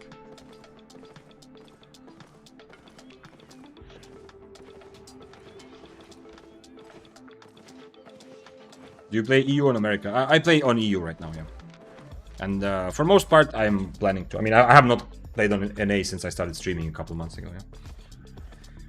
Jetwar says, hey Vic, are you going to try Claymore at some point? Unlikely. It just got a buff and it feels really strong in Corrupted. In Corrupted, yeah. I'm more interested in figuring out the new Mists right now, so I don't think I'm going to be going in Corrupted this or next week.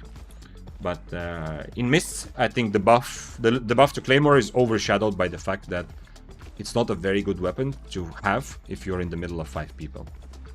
So I don't think people will play a lot of Claymore in Mists. But in Corrupted, yeah, I believe it's anyway. It was already before. It was kind of okay in Corrupted, yeah.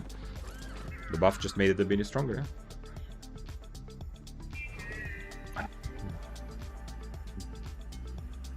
80% of any society is really stupid. I'm pretty sure I'm not from the 20% part, Joe. It's random. It's such a random, like, it comes down to what you believe is stupid. As I said, I don't think there's a lot of value from trying to, figure out and evaluate, like, what does stupid mean? Where does the line go? What kind of task do you need to fulfill or fail to be smart or stupid? Like, I don't think there's a lot of value in that. Because you can't really evaluate yourself anyway, so it's not like you're gonna live your life based on that too much. I mean, it's okay. If it's fun for you, of course, figure it out, but I am not gonna subscribe to the idea that 80% of society is stupid. That completely comes down to how you define the word stupid, and it doesn't feel like a useful belief to have. Do you like the new density of players? Yes and no. Currently, mostly yes. The part of me which is clicking buttons, playing a video game, sitting here today with you and having fun, would say yes 100%. But the part of me that starts thinking about long term and, you know, what will the game be like, where is Albion headed, that part is very doubtful, because I believe this sort of fun I'm having right now is going to it's going to turn into a bit more frustration in like a couple weeks, yeah. Because at some point, part of me is gonna be like, man, I just want to have good 1v1s, yeah. Right now, I don't miss those, but at some point, I'm gonna be like, I wish I could have like a high IP, high stakes, proper fight. So when that moment comes, I can already predict I'm gonna look for other like things or talk about mists in a different way. But the part of me that is just here behind this screen right now in this moment, I'm loving it. It's so much fun to constantly have some sort of action. Even when I don't get the kill, like the spear I just fought, yeah? I was in a good situation there, but I don't end up with stuff, yeah? Also, look at this. There's a situation here that I obviously need to go for the bow. 100%. But the claymore is gonna be dangerous anyway. Did the bow go invis? I think the bow went invis. Ah, he did, yeah. Oh shit, he has the invis boots. So he can't actually run away. And it's a Badon. I don't have W now to dodge, so I need to be a bit careful.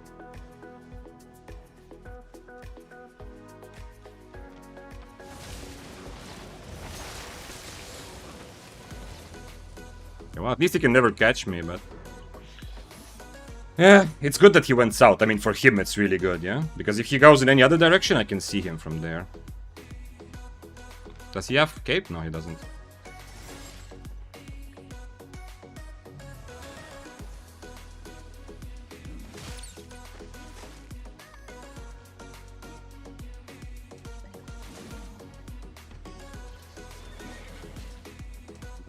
I can't. If I eat the next E, I'm dead anyway. I don't have Inferno. He says bot. Okay. If you are... I will give you my tier 7. Come here, I will give you items. Come here. Come here, I will give you items for taunting. He successfully taunted me into trying this fight. And if he did... like, I don't know if this was on purpose. If he did that on purpose, that was very well played. I think I hit him with my thing, yeah? I'm in combat. Like, he went in with summer, but I think I... did I not hit him? No, I didn't. Nah. Oh, he was up there. Damn, okay. I can't fight this guy without HP. So, I think it might be on purpose, yeah? Because he did it again. Him going south is like... It's a very big part of this play, yeah? If you didn't know, towards south, your vision is the most limited, yeah? So you saw out of Invis how he hit stuff. If he goes right or left, I have much better vision and potential reaction. This guy has an interesting build now. He's playing Cultist with Shoes of Tenacity. He's very, very strong up close, but he doesn't deal with rats very well. Like if I did not get hit by his big combo, yeah, he cannot get away from me. But he does so much damage because he's 6-3, so I was not able to chase, so I had to run away. But if he doesn't hit that combo, his build is not really meant for fighting from far or having mobility to dodge rats, essentially. Go double overcharge because I'm too lazy to take it off. What did they change about mists? It's full of people. There's other changes as well. The biggest one is that there are a lot fewer, noticeably fewer mists created for the same amount of people. So as you can see right now, there's a lot more action. There's constant players. 1v1 fights are rare. It's a bit more ratting and just more PvP and more people everywhere in general. Azut says, I think there's levels. Wait a bit. This was a while ago. Azut said a while ago, I think there's levels to this. Like, once you go to a certain level, you become aware of how much you don't know. Whereas someone average who thinks they're good aren't aware of how much they miss. That is a very good point, Azut. But the original Dunning-Kruger effect, the idea and the kind of postulation there, I think pretty nicely also illustrates the other part. So the thing is, for a long, like, if you don't have a lot of skill, you might think that you are, like, you definitely, it's like, 50% of people think they're in the top 10% best drivers or whatever. Like examples like that, yeah? But the people that actually achieve some mastery often end up doing the opposite, yeah? So if your actual performance would be in the top 10%, a lot of people will say, well, I'm probably like above average, yeah? Like a lot of top 10% performers will often think that they are just a little bit above average. So what you just said, like, you know how much you don't know, that might play into it. But then people start, like, there's the other side of the coin of Dunning-Kruger, where people start doing the opposite, where they don't estimate themselves correctly, they undervalue how good they are. And one interesting thing for me was to read about was that it can often be connected to how much conscious effort you put into a skill in your life. So, for example, if you take, let's take public speaking, yeah, which that's very close to my heart because I've been working with that for most of my adult life. So, let's take public speaking. Someone who really, really sucks at public speaking because they grew up really shy, or they just have a lot of fears, or they just, have some problems with speech. Their base level is, for them it's very difficult. But they work on it and they become better. So they spend years and years getting good at it. They overcome it. They become pretty good. That person, now this sounds kind of maybe cruel or so on, but that's still, that person is likely to overestimate themselves because they will evaluate, it's not like 100%, yeah, but they will evaluate themselves more based on the kind of effort they put in. They don't realize that they actually started from a much lower place. And the other side of this coin is that someone who is naturally really gifted at being like open, social, convincing, public speaking, whatever skills that they have that make them a good public speaker, will think that they are worse than they are because in their mind they haven't put any effort into it, essentially, yeah.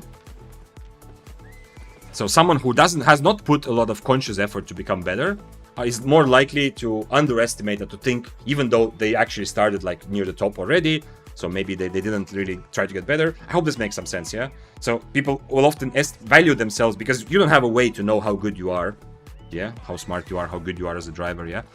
But people will often estimate their skill level based on how much effort they put into it, not based on like their results or whatever. Bleh. Should I write? Wait, why did he write to me earlier? Bot?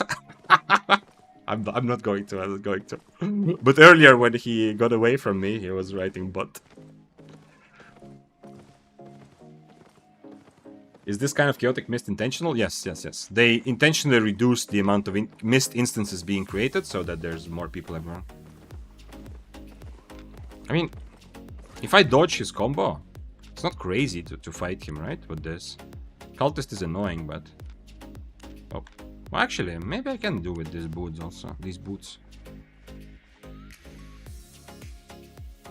Maybe I should try it. He's gonna do giga damage. He's gonna almost one-shot me, yeah? He has Shoes of Tenacity for it as well, so...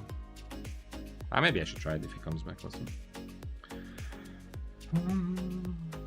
How's the new Mist? I'm asking because I'm not really a Mist player. Well, as I've been saying, it's really fun, but it's more like short-term fun, yeah?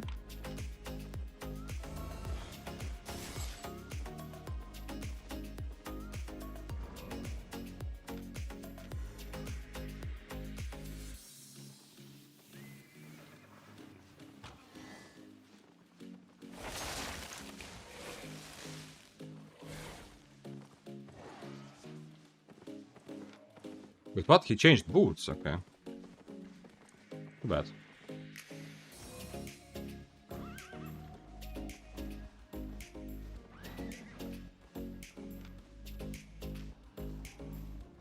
So yeah, mists are really fun short term, but long term I can already see a little bit of the unhappiness creeping in. So if I enjoy this for a couple more weeks, at some point I'm gonna miss more high stakes, more 1v1 fights, yeah? Of course there's still corrupted, yeah, so I'm not saying it's a problem, but I'm just saying that it's really fun right now. Is he Invis somewhere? He's been doing the good Invis trick earlier.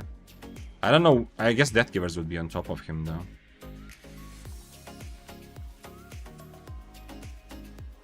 Now that he changed boots, I kind of feel bad about my boot choice also. But at least I have the correct Q now. I cannot go close to him, yeah? 6-3 with Q1 is gonna destroy me. Also Cultist Cal, he's gonna destroy me close range without even blinking an eye. Thanks for following, by the way. Tony X Guerra, Junki, and the Count. Happy to have you. I feel the Clarent Blade is the only one that can be played, because the other's one you have to be filled in full. Oh, you mean it's low committal? No, I think this patch is a good buff to carving in mists. I don't think Clarent Blade has any chance of successfully playing mists long term right now. Like, yeah, okay, your idea that you don't fully commit, yeah, sure, at the beginning of the fight you can just E from far, but if you're ever in a situation where you need to run away to reset the fight, to, you know, whatever, to for a moment take a breather, or to catch someone who is running away because they are dying, Clarent Blade, 0 chance.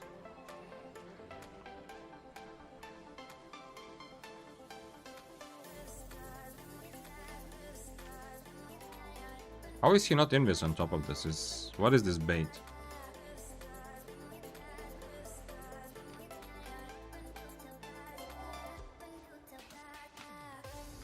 I thought there was a Badon cloud somewhere here, but I don't see it. Mist is so fun now, there's even a blob a while ago and I killed 8.4, I can't loot. Okay.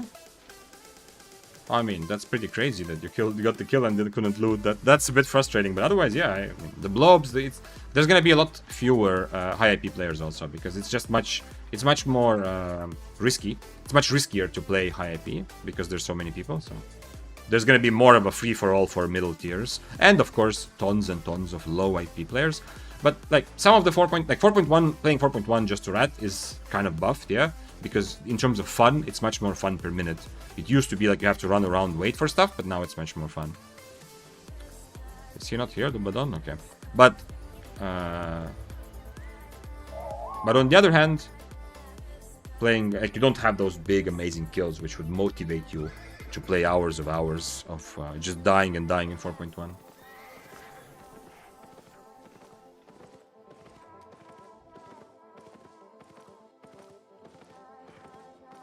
Stick says, example for me, 2 drivers. First use car only to drive to work and to groceries. Second works in car rental and drives all over the country, both in city. In a long run, whose driving skill... Wait, who was that? In a long run, whose driving skill would be better? I think it's a pointless to try to analyze. I mean, if you want to make a point with that, sure, go for it. But I don't think there's, as I said, like trying to evaluate and figure out. It's just an example. Like driving skills is a little bit like smart. Yeah, you can kind of obviously see someone who is absolutely ridiculously outlier, like ridiculously the smartest or the dumbest person, and you can kind of figure out the smartest or the best or the worst driver. But other than that, driving skill is very much the same. Yeah, there's no point in trying to figure it out, and you also can't really know. Yeah. Will he E after me afterwards or not? I guess I need him to catch a Shadow Edge, because otherwise the fight won't start, yeah? This is the first problem. Neither of us is really doing anything wrong. I cannot jump into him, yeah? But essentially the fight doesn't start like this.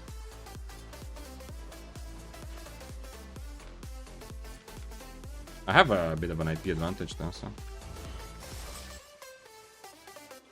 I should have blinked towards him. Yeah.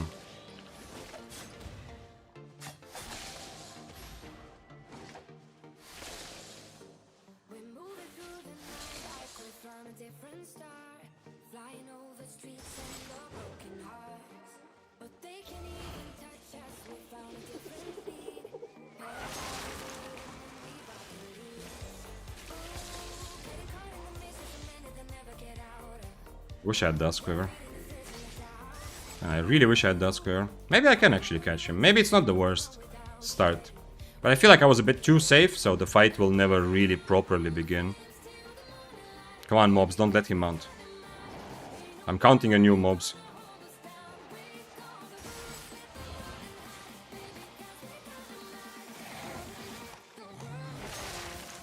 He says, bro. He has energetic sprint. Badon as low. Okay, I'm gonna get this guy into combat.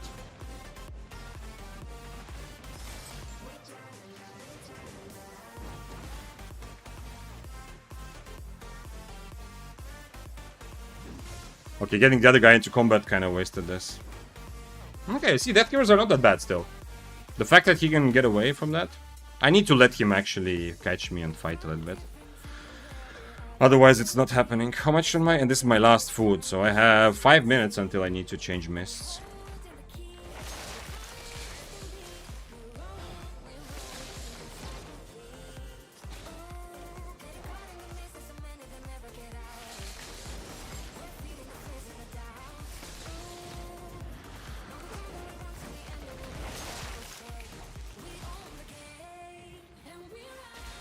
Oh shit. I don't need help anymore. Now this fight started so well that I'm kind of okay. I have Inferno for his second E. I don't need help. Please leave. He's just gonna get me in combat and that's gonna be it. Is he Invis here?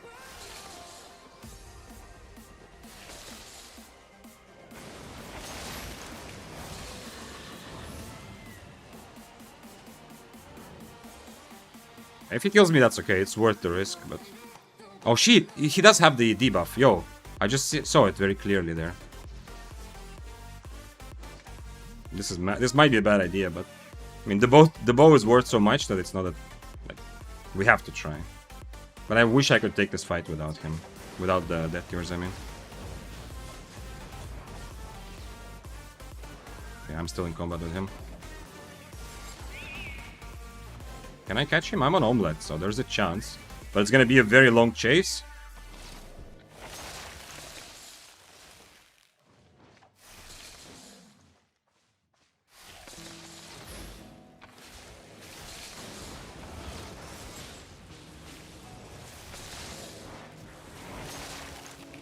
Okay, I got the kill. I don't care. Once again, I can't be mad. You know, this is Mist. Yeah, there's not like some giga expectation. I don't care. I don't care about the money. I want to have the PvP. That's also why I played tier 7. At least I got the last hit, so it's something. Kind of fun though. But this is a guy who plays a lot. I think I've seen this name before. I'm surprised. This is not. We talked about this. Like, this is another situation. The guy plays so much and he is so toxic. Message him saying noob. No, he called me a bot. He's also right now writing poor shit, brat rats.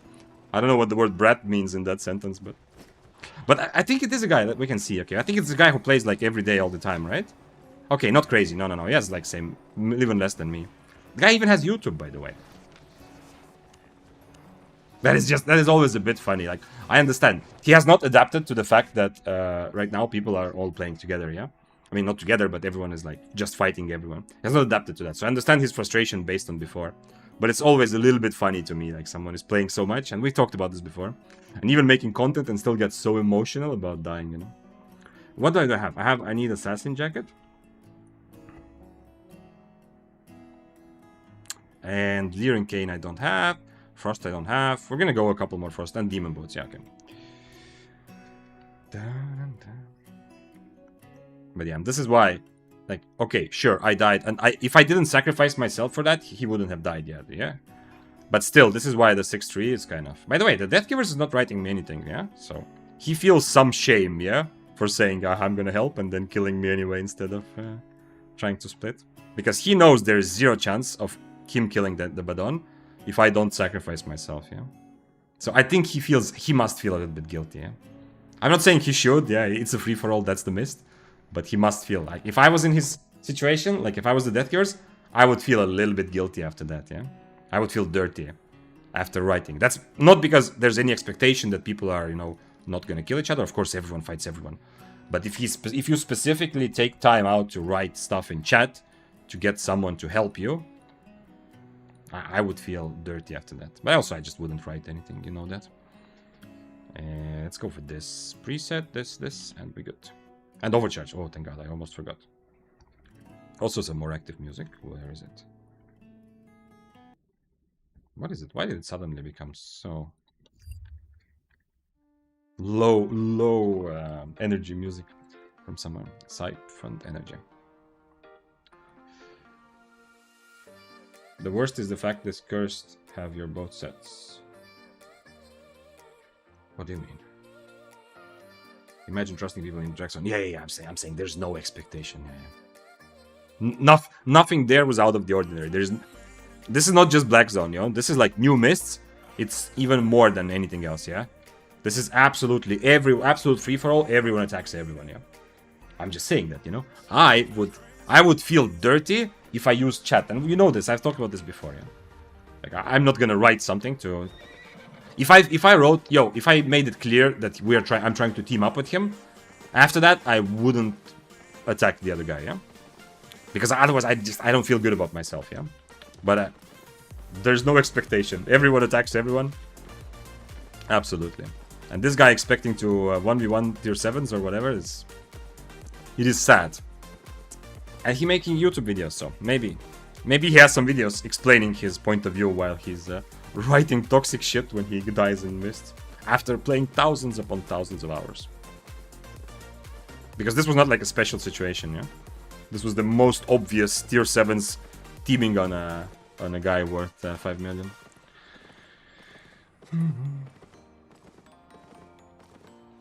I don't understand Totalovich what you meant though, that Cursed has both of my sets. Oh shit. Who are we ratting today?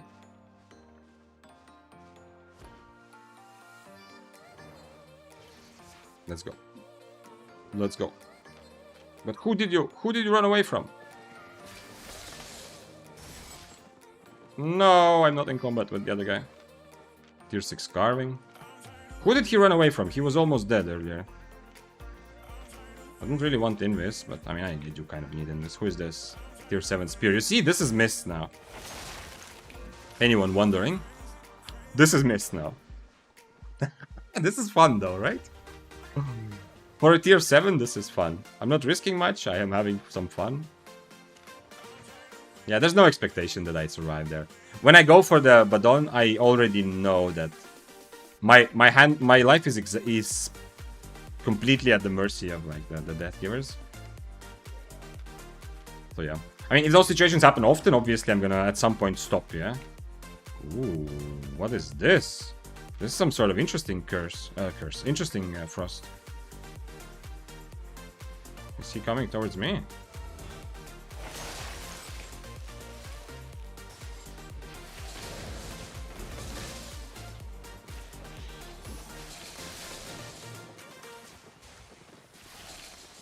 No? Okay, nice. You see what's happening? Do you see what's happening? Somebody says hi, Vic. Okay, hello, Mr. Spear. Nah. I don't know if we can stop his boots in any way other than my W, maybe. This guy doesn't have a perch, he's tier 6. It's Atlendo. The guy with... Oh, okay.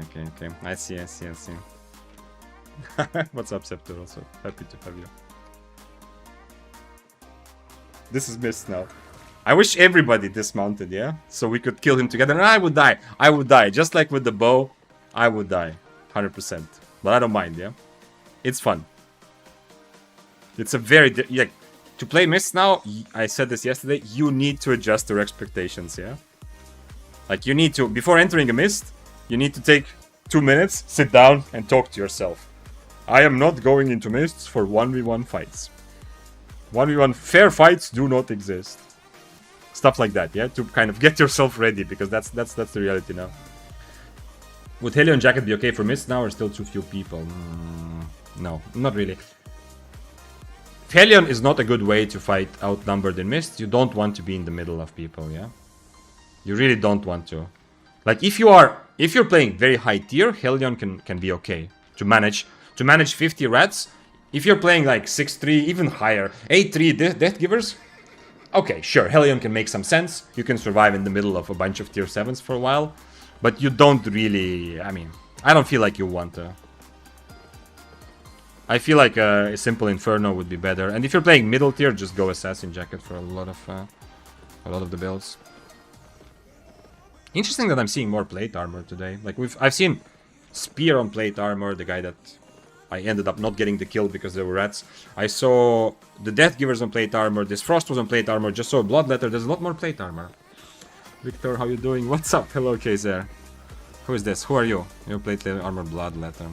Okay, I mean, this is pointless. Nobody's gonna die here.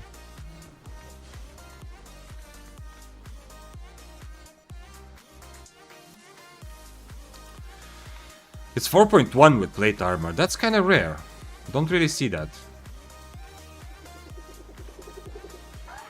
It's okay. It's something. It's something to pass the time while we wait for others to happen. I find lots of fair 1v1 fights in 3 people depths during off hours. Okay.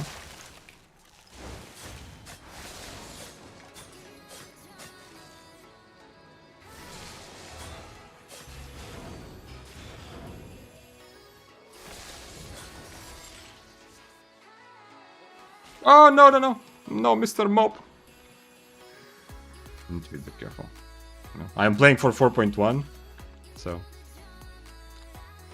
I can also just... I mean, I can kind of invis against this cultist if I really... if I'm really worried about it.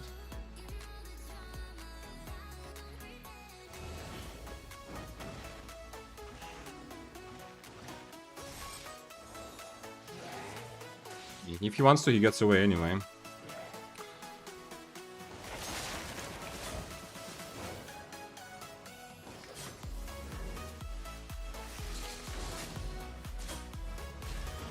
I don't want to drink my potions. I only have 1 potion, then I definitely don't want to drink my potion.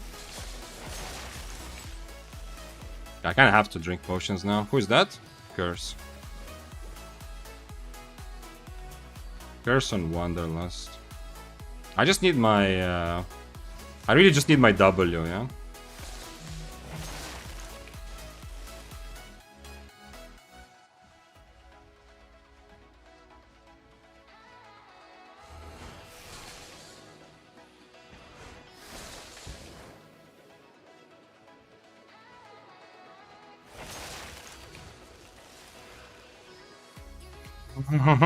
You see what mists I like, yeah?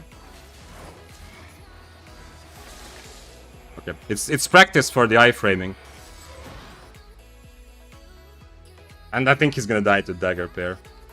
After this, I kind of want to try the cultist skull build as well. And this guy was not even in the picture before. Do you see what it's like to play mist?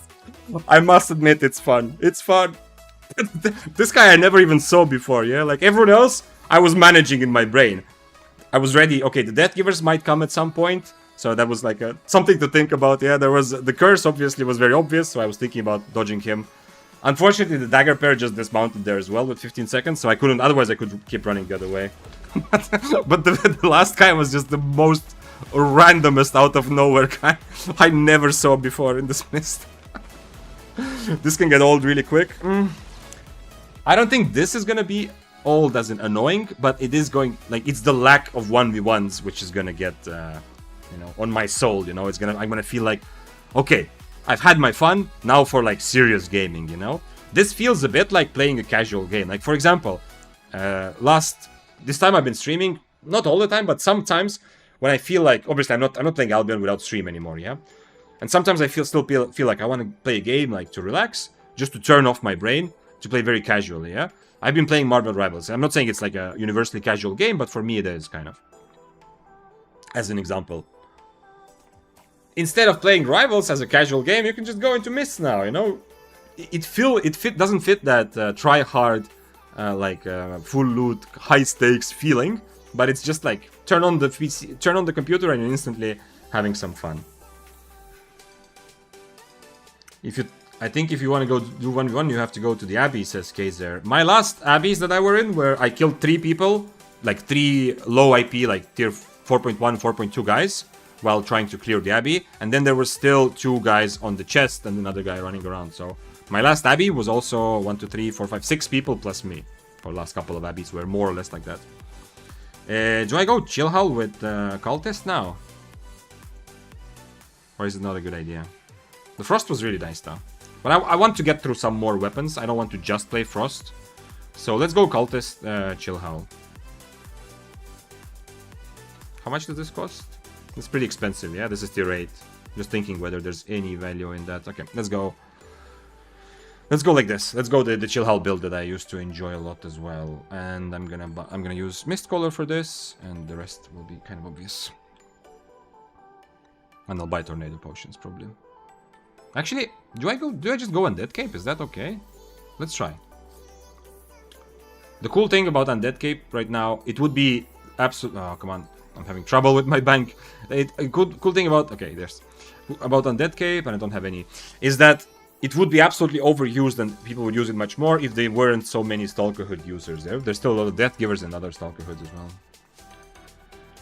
Yeah, Mist without Mount, Sasha, it's like a new thing that we are discussing every day. I'm not saying this that we shouldn't. Yeah, I'm just saying like now with this fresh new take on Mists, I feel like every day almost it comes up the idea of, okay, but what if we could have this but without mounts, yeah? What would it be like? Okay, 6-1 seems reasonable. And I'm gonna use Undead for this.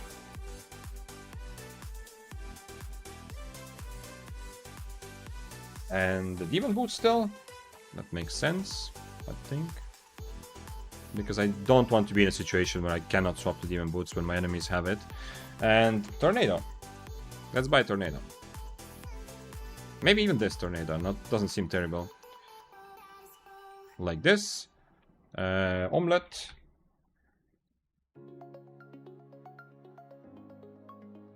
I think we're good. Or am I missing something? Do I buy a healing or Geek Pot? Let's go Geek Pot. Just in case. Not sure I really need Geek Pots for this at all, but who knows. What's new about Mists? The biggest new thing is that Mists are full of people because they considerably reduce the amount of instances that the game creates. So the same amount of people that play Mists, although it's just more hyped also right now, are crammed into a lot fewer Mists essentially, yeah? So every Mist, you saw the last thing, I'm fighting. There's another guy on the screen, I'm fighting the new guy, another guy dismounts, I run away, and you know, there's like a fifth guy that ends up killing me, yeah? And this is not just me being unlucky, this is legit the new experience of Mists for the moment. Kaiser says, for a second I got offended, I thought you said, who is this, who are you, to me? Okay, yes, I understand. But it also shouldn't be too surprising that I am often imagining a conversation I have with random people on my screen. Okay, I'm playing a different build now for a while. Let's leave Frost for the moment. Frost definitely seems super strong for this kind of Mist play style. I could be much more careful with my life, yeah? Like, for example, the Curse Staff, I don't need to try to outplay him, yeah? And the Frost gives me all the tools. Pretty much every situation today, if I want, I don't die, obviously, yeah? I can still start the fight and then not die.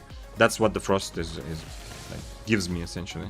Wait, why so little damage? Is it really so little? Ah, it is the Cougar.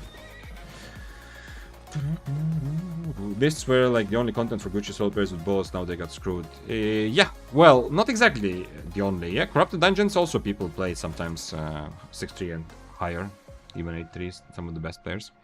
But Corrupted Dungeons are much more limited in which kind of builds you can actually play there, yeah? Let's go double overcharge. Because that's my style on tier 7.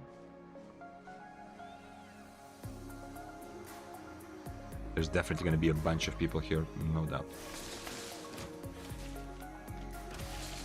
Okay. Now we are dealing with the other side of this annoying situation, which is that I cannot E him because I am the chill hull, yeah? Remember we were talking about this before.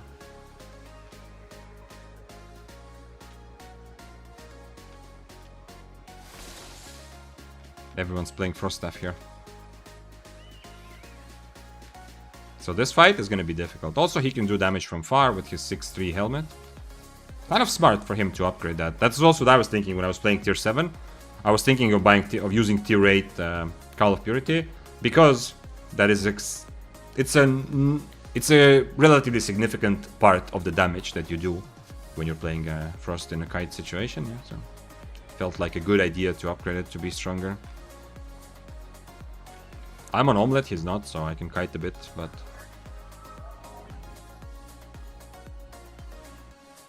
I need him to use his W somehow. That's the only... Just like before, that's the only way I can do anything about this situation. And he can cancel my cultist, so... Yeah. It's a very good fight for him. Let's see if he comes towards me at some point.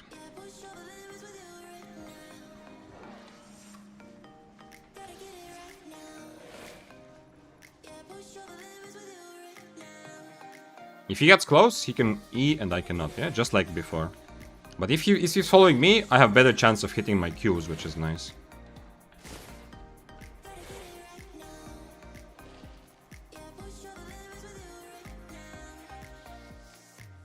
Also, he has 2 healing potions, yeah? I need to keep that in mind. I don't, unfortunately. Well, fortunately, I don't know. I'm on Undead Cape, it's okay. He can kill me through Undead, but still.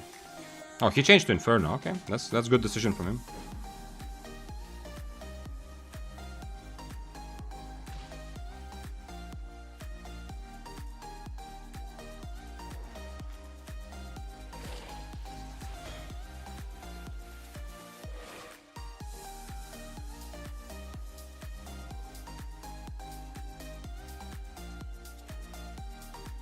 He understands what's happening, I think, yeah?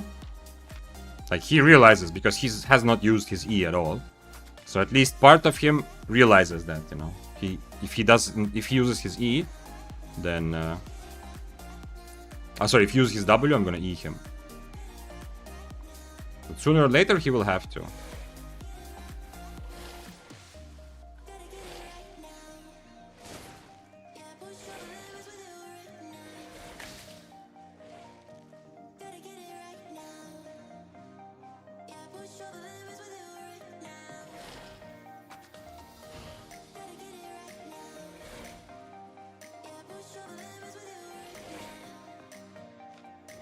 I wish I had a... I don't know if I want to buy a cape swap on tier 7, probably not. But it would be interesting if I had a swap to actually be able to use 2 potions.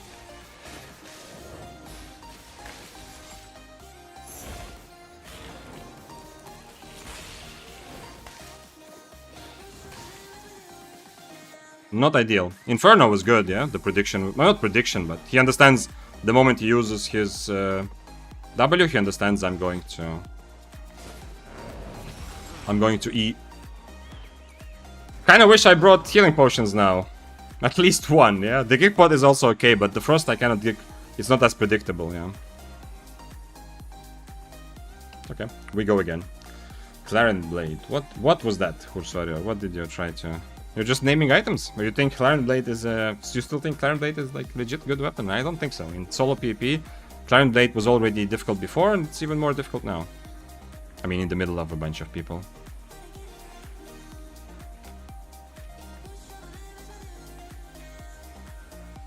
Nah, I wish I brought healing potions, honestly. That would help me a lot here.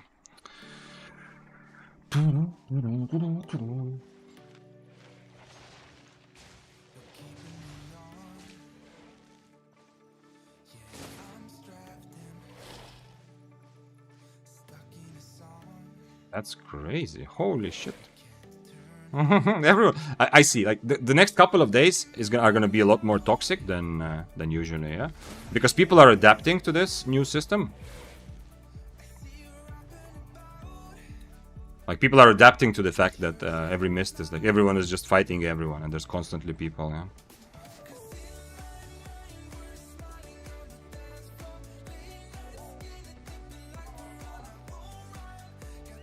If I blink into him, he gets his E off, and I can never E him, yeah?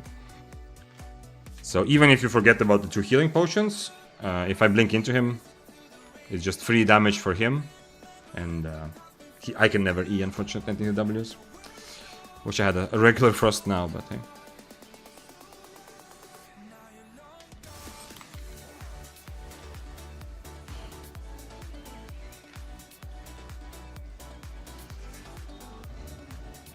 He didn't let me E.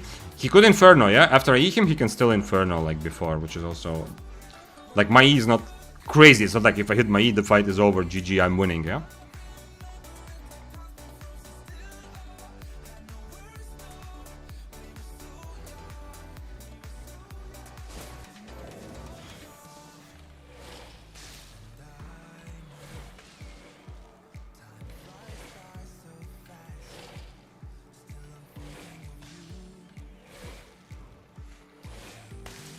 Nice hit, holy shit.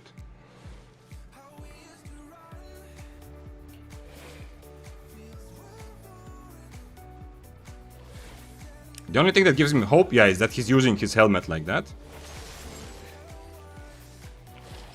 So that I can use my cultist, yeah? To make up for the healing potion problem.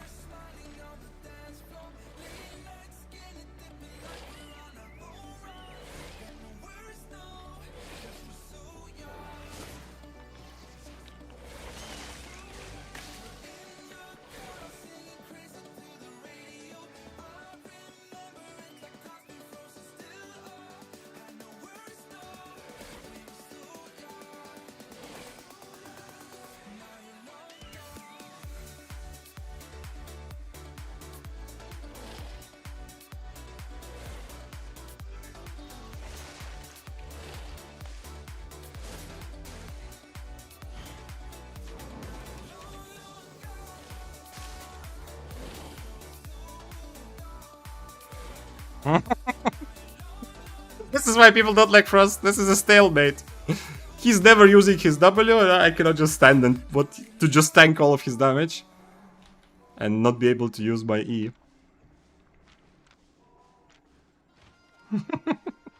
So, this is what a regular Frost versus Frost fight. Okay, not really. Yeah, it's specifically Chill Hell. Like Frost versus Frost is very different. The big thing is that it's specifically Chill Hell. Yeah, so I cannot. You know, if I had a regular Frost, it would be much more about who hits spells.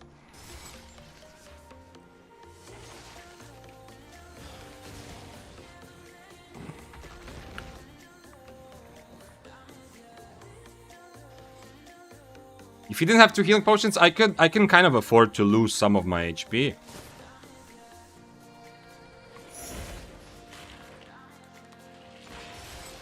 Oh, I didn't. I was trying. That's another thing I'm gonna try to learn, is to reflect, like to dodge the reflect, yeah?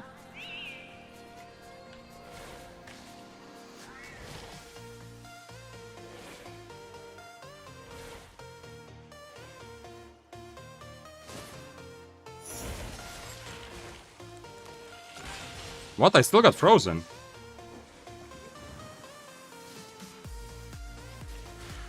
Oh shit, shit, shit. Wait, I saw you saw. How did that work? I still got frozen there. I'm not sure how that works. Oh, come on, Wolf. Did you see that? That's something new.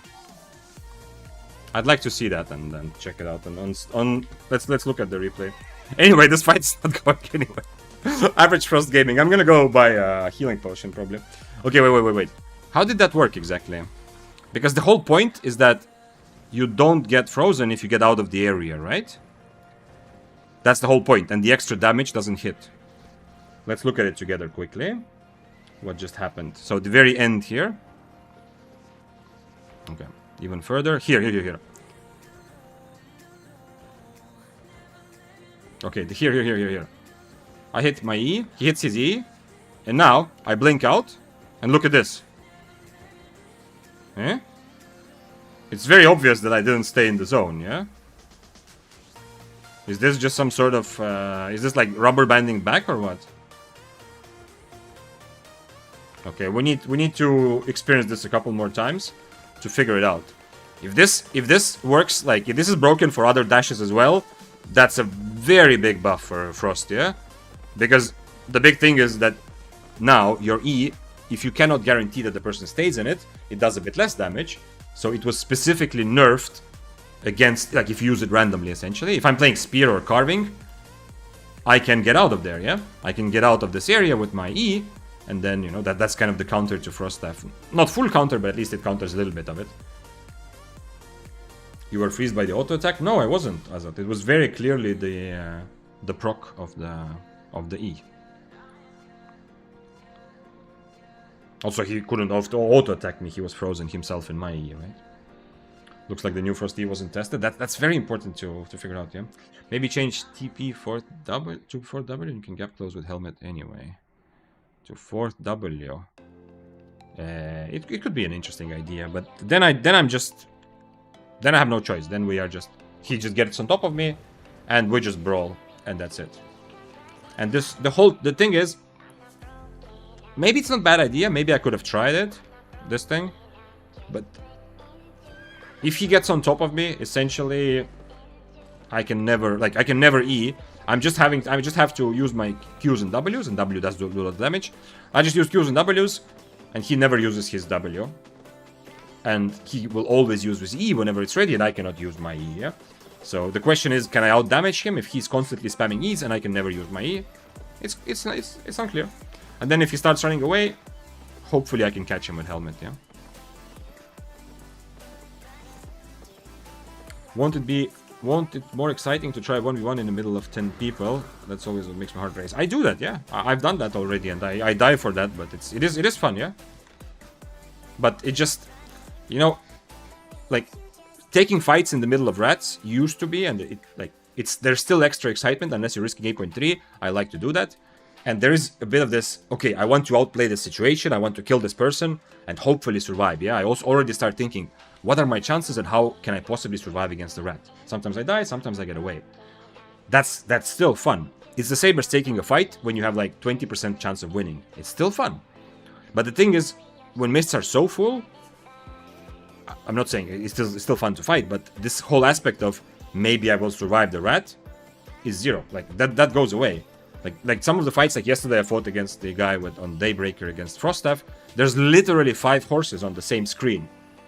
I have a screenshot of it also somewhere. There's literally 5 horses. There's zero chance of me going, maybe I'll survive this, yeah, if I keep fighting.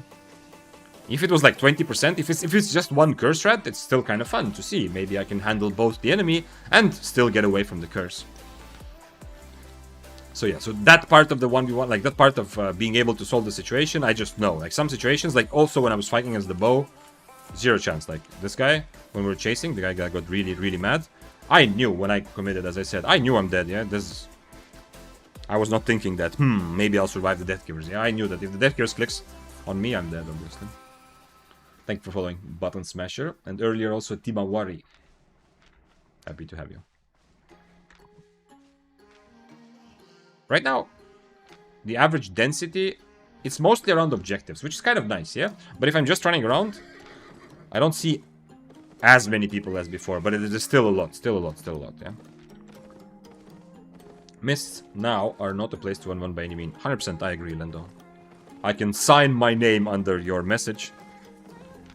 Mists are, as you said, by no means, there is no doubt in anyone. You need to adjust your expectations. Mists are not there for 1v1s anymore at all. Now, you might still get 1v1s, but that's like a nice bonus which can happen and you should not count on it too much. Which is why the builds that are going to rise to the top in the next couple of weeks are likely the kind of builds that shine in the middle of a lot of people. Which is also why I'm trying this, you know. One Hand Frost, definitely very good for that, with Assassin Jacket. Now I'm trying this build. This is very good item to handle fights, which never end, yeah? Like a never-ending fight against a bunch of people. If I cannot get out of combat, I can still keep healing myself.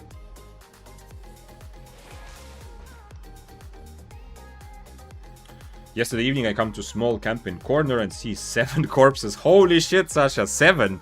Take a screenshot. I hope you took a screenshot, I mean, yesterday. That would be that would be like a good competition. Ooh, someone died here. That would be a good competition, like a screenshot competition. Picture with the most people on one screen in the mists, alive or dead. So right now Sasha says he saw 7. It would be nice to see the screenshot and Discord, but even if you don't have one, I will take your word for it. Let's see if there will ever be more than 7 people on one screen at the same time. Whether it's nameplates from alive players or corpses of dead players. So what made Mist get influx of players? Redmoss, they legit changed the way that the algorithm or whatever system works that creates Mists, yeah? So it's not just that there's more players. More players are the secondary effect of that because people are just coming to Mist to try out the new system. But the actual, straight up, the change is just that there's a lot fewer mists created. So the same players who keep entering mists, we are cramped, pushed into a lot fewer instances. So instead of, like, I don't know how many people, let's say there's like 1,000 people playing mists right now on a server, entering and exiting mists. Instead of those 1,000 people being spread across, I don't know, 400 different mists, or mist instances, they are now spread across, I don't know, 100, or I don't know, the numbers are random, but you understand the point, yeah? Okay, so I saw a fresh corpse, but I have not heard or seen anyone alive in this mist. Kind of weird. What's funny, there was a tier 3 dagger farming, and I can't imagine what actually happened there. Holy shit. That's like a... That would be a good contest also. I'm thinking for some reason in contests. So Sasha says he found, in case you were here a second ago, Sasha said he found 7 corpses in one place, and there was a tier 3 dagger farming the camp next to it.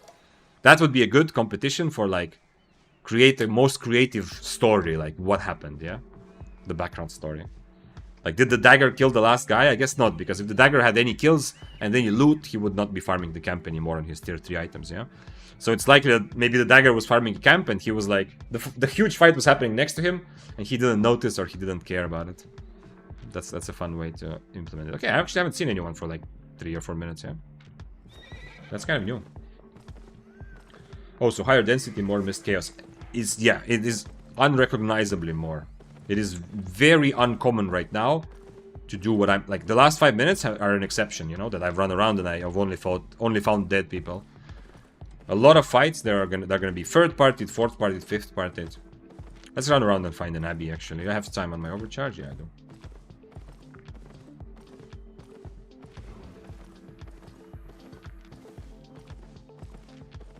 Okay. Did you just arrive, or what is happening, sir? You're just here to give me items? I don't have my passive. With Chillhowl, I can actually dismount these 4.1s, but I don't have my passive charged up.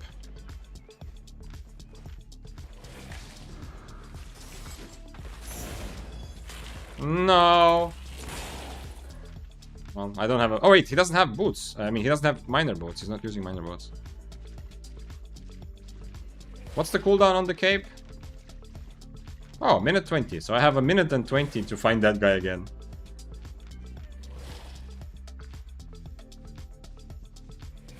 He doesn't have minor boots, so... Even though he's on Bloodletter, it's not completely hopeless for me to catch him. No, sir. I just want to talk about your moose. And making it mine for a little fee. Oh, he just dismounted. You saw that, yeah? I had him inspected and the mount like popped out of the image. I don't have invis potions now. I'm just using it to proc my passive when I get on top of him.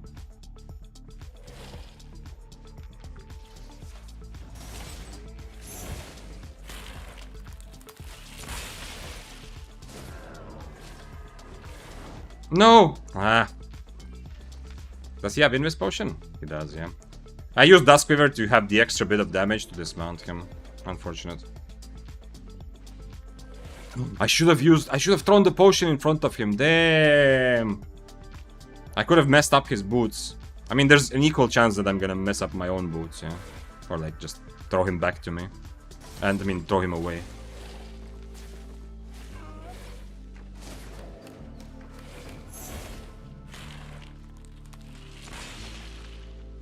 I just need to have my W ready when he goes for the big combo, I think.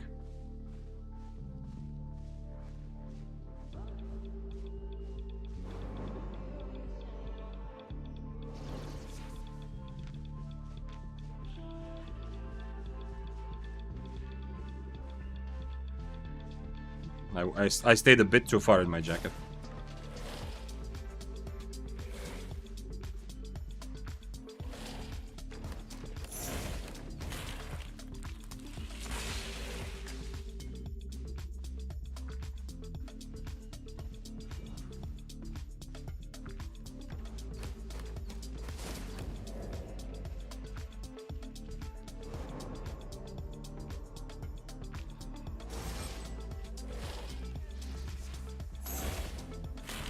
Well, at least I get to practice my buttons against 4.2. It was actually still okay. Well.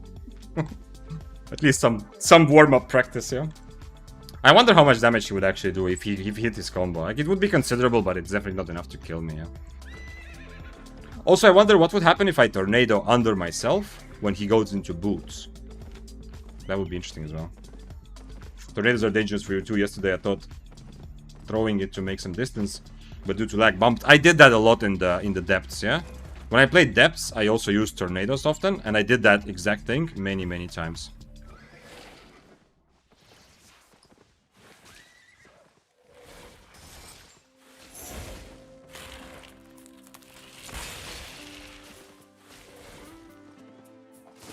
No way. I didn't want to waste it because I wanted to catch him later. I should have Dusk Quivered again. I need to remember, I'm just one hit away from dismounting people on a horse. Usually. I should have Dusk Quivered him there. I was hoping to keep it late for later when he jumps away.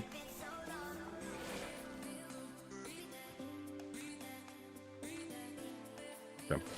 I need to buy more omelette. This was a very peaceful mist. So yeah, I've also messed up when I play depths. I also often, not often, but several times I threw tornadoes, and I ended up I was trying to throw tornado to get away from a duo, and ended up throwing it in a way that I bumped the carving closer to me and died.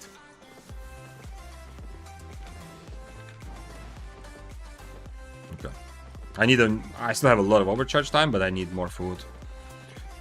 I need an... Wait, what do I need more food? I have an omelette. What am I saying? I thought I didn't. Okay, let's just go here then. I thought my omelette is ending its last one, but it's not. I can have one more. What? Oh.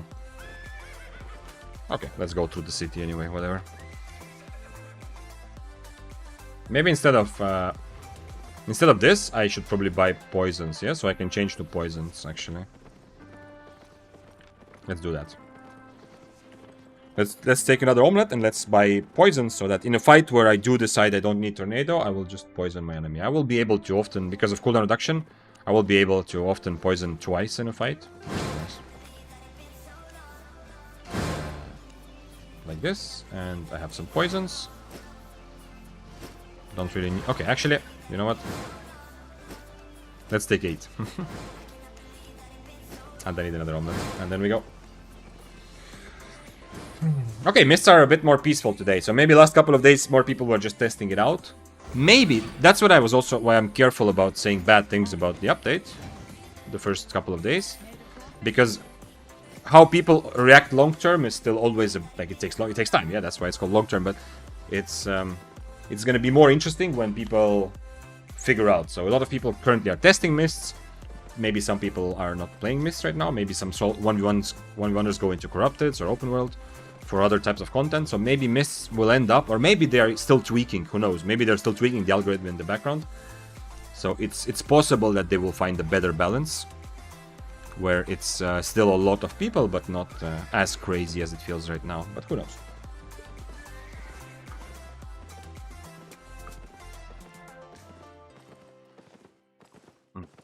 Water with lemon. But the way mists feel today, it definitely seems like going into the mist with the hope of having some 1v1s today would have actually, you know, paid off. It's still a very small percentage of situations, but there is at least some room for fighting solo. I don't know. I don't know. I don't want to go back to expecting 1v1s, but it's definitely, you know, today I got a couple already.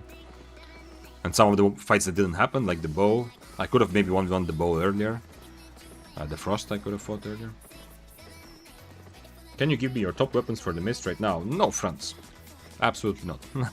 That's what we're trying to figure out. The change to mist is so significant that repeating the kind of my understanding of best S tier weapons from before, it only works if you go really low IP, but for mid tier, for high tier I don't even know. We'll see how many high tier players even remain in a couple of weeks.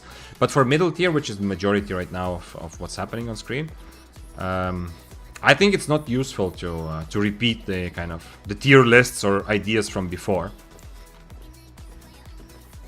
I think it's better to talk in terms of what's happening right now after the update. Yeah, he can cancel my robe in many ways, which is annoying. But his short range Q is not okay. He changed to long range Q now.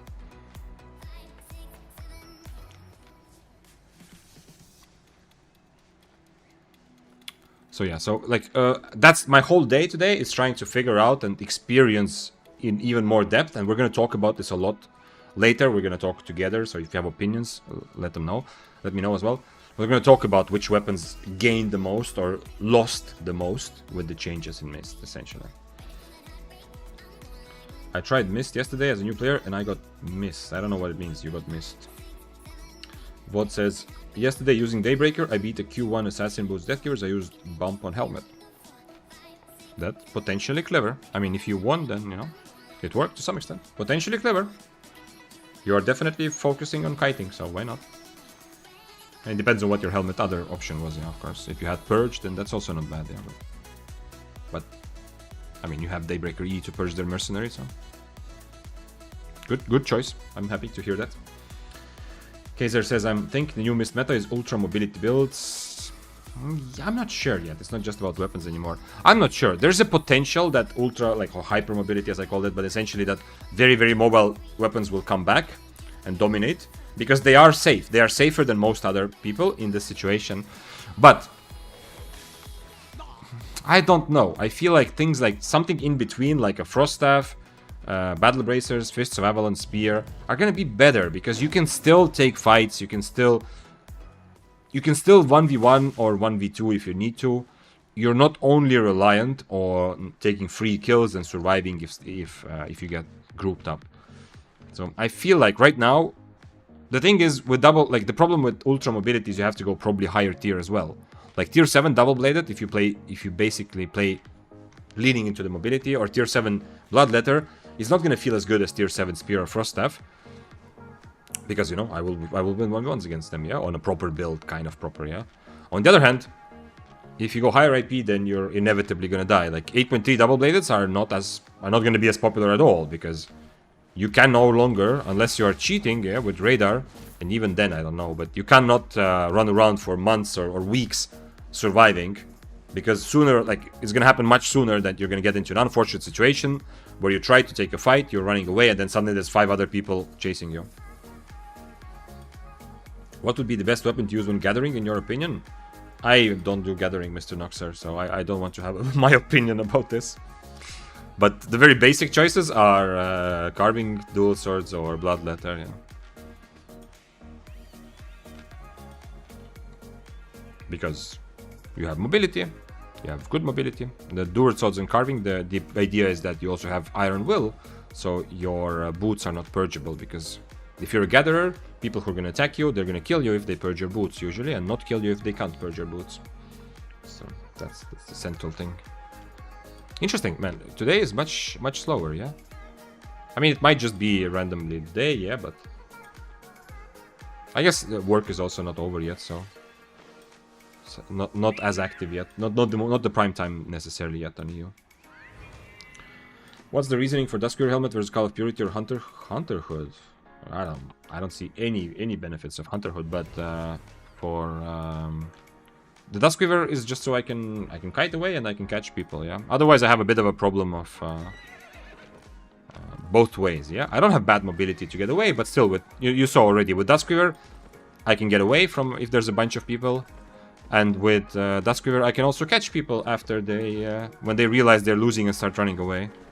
I'm not saying that it's better than Call of Purity, but they're like, it's not bad, essentially, is what I'm... That guy is using night boots, so when people come, he should die, but it sucks. The fact that he doesn't have sprint sucks for me, because he's gonna circumvent the process of getting close to me. He's just gonna instantly be on top of me. We have a 4/4 frost here, or like chill hell here, yeah. You see, this guy is using Thetford camp. But yeah, like Call of Purity would also be good, yeah. But Duskweaver is also an interesting pairing with Cultist. I don't really do it that often, but I've seen Wolpertinger, who's a very experienced Frost player. I've seen him do it in a way where he connects the Duskweaver to a person, then charges 2 ticks or 3 ticks of his robe, and then uses his Duskweaver, yeah. Which is an interesting way to combine these things, yeah.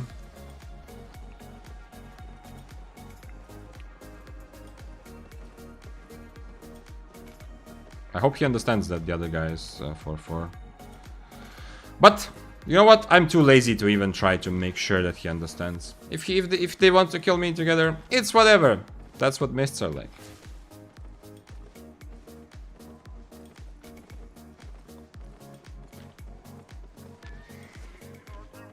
The way he's standing on top of me makes it seem like he wants to fight me, this guy.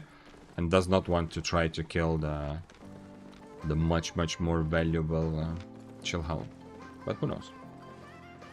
Chillhowl build looks like Sagok's build, but Chillhowl instead of 100 Frost. Sagok's played also like this? I don't know. I mean, I'm not saying it's some sort of super niche. I have seen, whenever I've seen Sagok's play 100 Frost, he's played a more regular Assassin Jacket, Leering Cane type of thing. With Call of Purity. Do you want to help me, sir?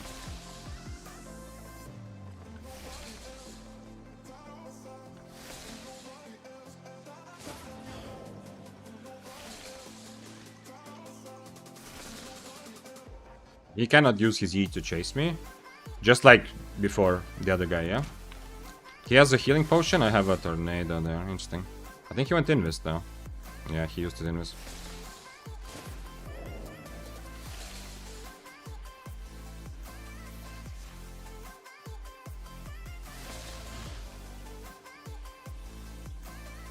I kinda wish I had my poisons now, but hey. Can't have everything.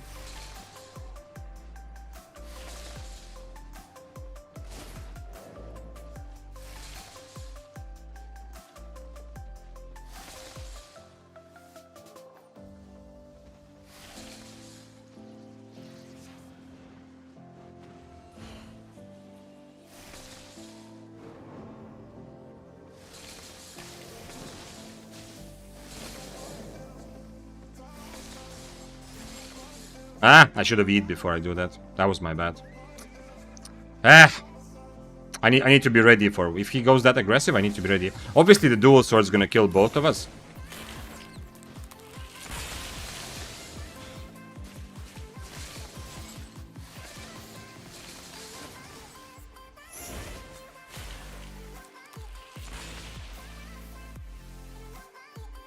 I need him to use his helmet, otherwise I cannot use my robe, obviously.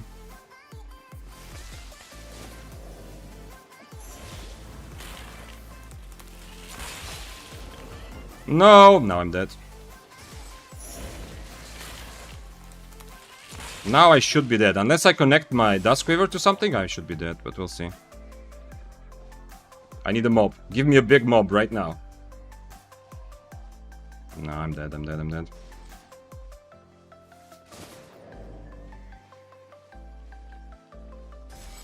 Mind? Am I not dead? My robe was unfortunate timing just as he was helmeting, yeah?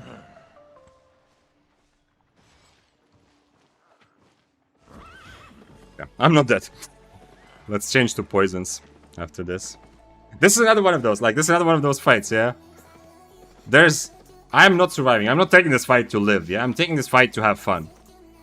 And mists are good for that, yeah? But the chances of me surviving is 0, yeah? If I start winning the fight somehow, yeah? Because obviously the dual swords is gonna kill me. Unless he realizes, but if he really wanted to help and to kill the other guy, he would have already dismounted, yeah? Like, if he valued the A63 enough to go for him, he would have already dismounted there, probably. But who knows? Close call. Yeah, I messed up my potion. That was... I mean, I'm already playing without healing. At least I need to be able to use this to actually keep kiting. A bit too close. I don't know. It's kind of fun. It's still fun. It's action, yeah? It's gonna get old at some point, but it's still going to mist and start plague type of thing. Okay, let's go next then, I guess. Somebody took the purple wisp that I dropped, unfortunately. I wanted to deliver that. So yeah, I have not seen Sagok's play this, but it might be like a good Frost build overall. And who knows, maybe this originated from Sagok's. I saw that Wolpertinger play this sort of build for a while. Wolpertinger hero, who is also a very experienced Frost player. What did they change about the mists? Are there more people? Yes, there are considerably more people, because there are fewer mists. So the same amount of people are put into fewer instances. Yeah, Wuda is right. Good morning, Kling. Hello. Okay, but the density right now seems kind of okay. Like, right now, today, the density is very balanced, yeah? There are situations which are crazy 5-way fights, like the bow before, when I was dancing around and then the bow came from nowhere also, after already 4 people were in the fight. That was a funny situation with a bunch of people, but there's also a lot more quiet time when there's like 1v1 or you see like 3 people on screen. Like this whole time, I don't think we saw anybody else. Me, Frost, and the dual swords. Dusk really saved you. Yeah. I mean, it does give me extra mobility. I can also use it to kite when someone is chasing me. I made a... When he blinked into me, I should have instantly E'd. I should have been ready for that. Ooh. We have an 8.3 Deathgivers player. Holy shit. Why? And a tier 7 hammer. I don't know why there's an 8.3 here.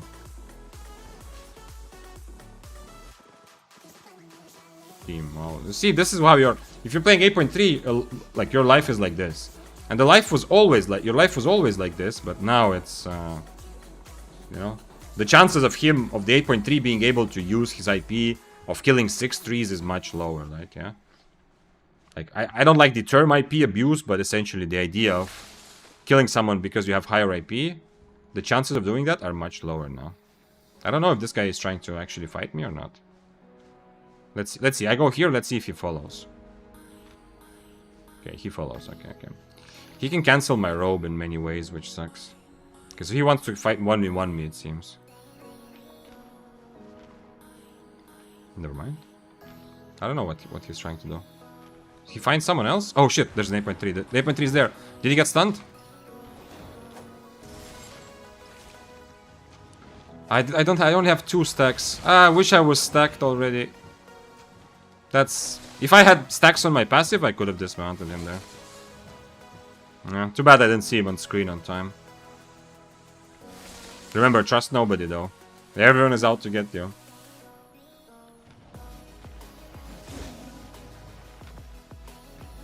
Yeah, but you see, 8.3's life is not super happy. Is he going for me now or not? I don't know.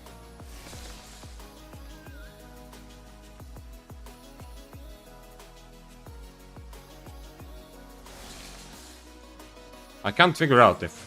I obviously would like to fight, but I can't figure out if he's trying to actually fight me or not. Wait, who's that? I can't click him. Oh shit.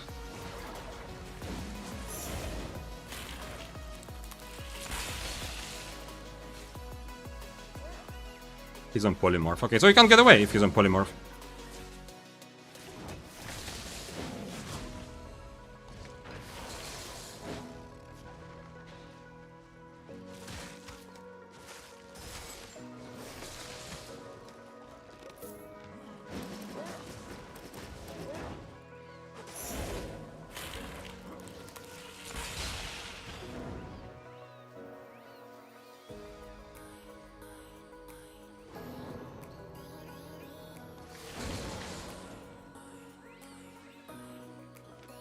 Do I have a bag? Yes, okay, so I can go and pick up more stuff. Is it really time for me to get out with stuff? Is it one time where I'm the one who survives? Man, from the perspective of the Prowling, I bet he is in the same situation, yeah? He's probably thinking like, what the fuck? Where did those guys suddenly come from?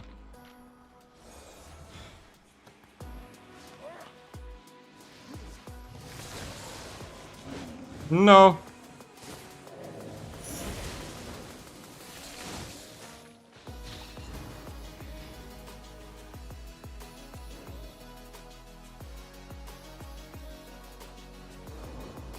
And he's fighting still someone. I have a 3.5 mil from that kill. Oh man, this is... Oh, what's up, Urburg? Hello. Urburg asks, have you tried taking advantage of the new... No, I haven't. But at least I noticed what it looks like, so I can look out for it. Attack one horse, get in combat, dismount the other. Okay, I've kind of tried, but I didn't successfully do it. I hear the bow somewhere still. They're still close somewhere, but I don't know... Okay, they're here.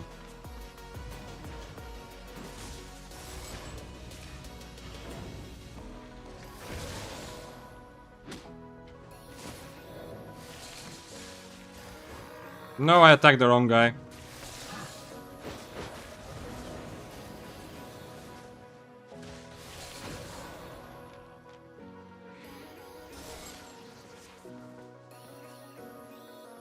This is greedy of me. This is very greedy.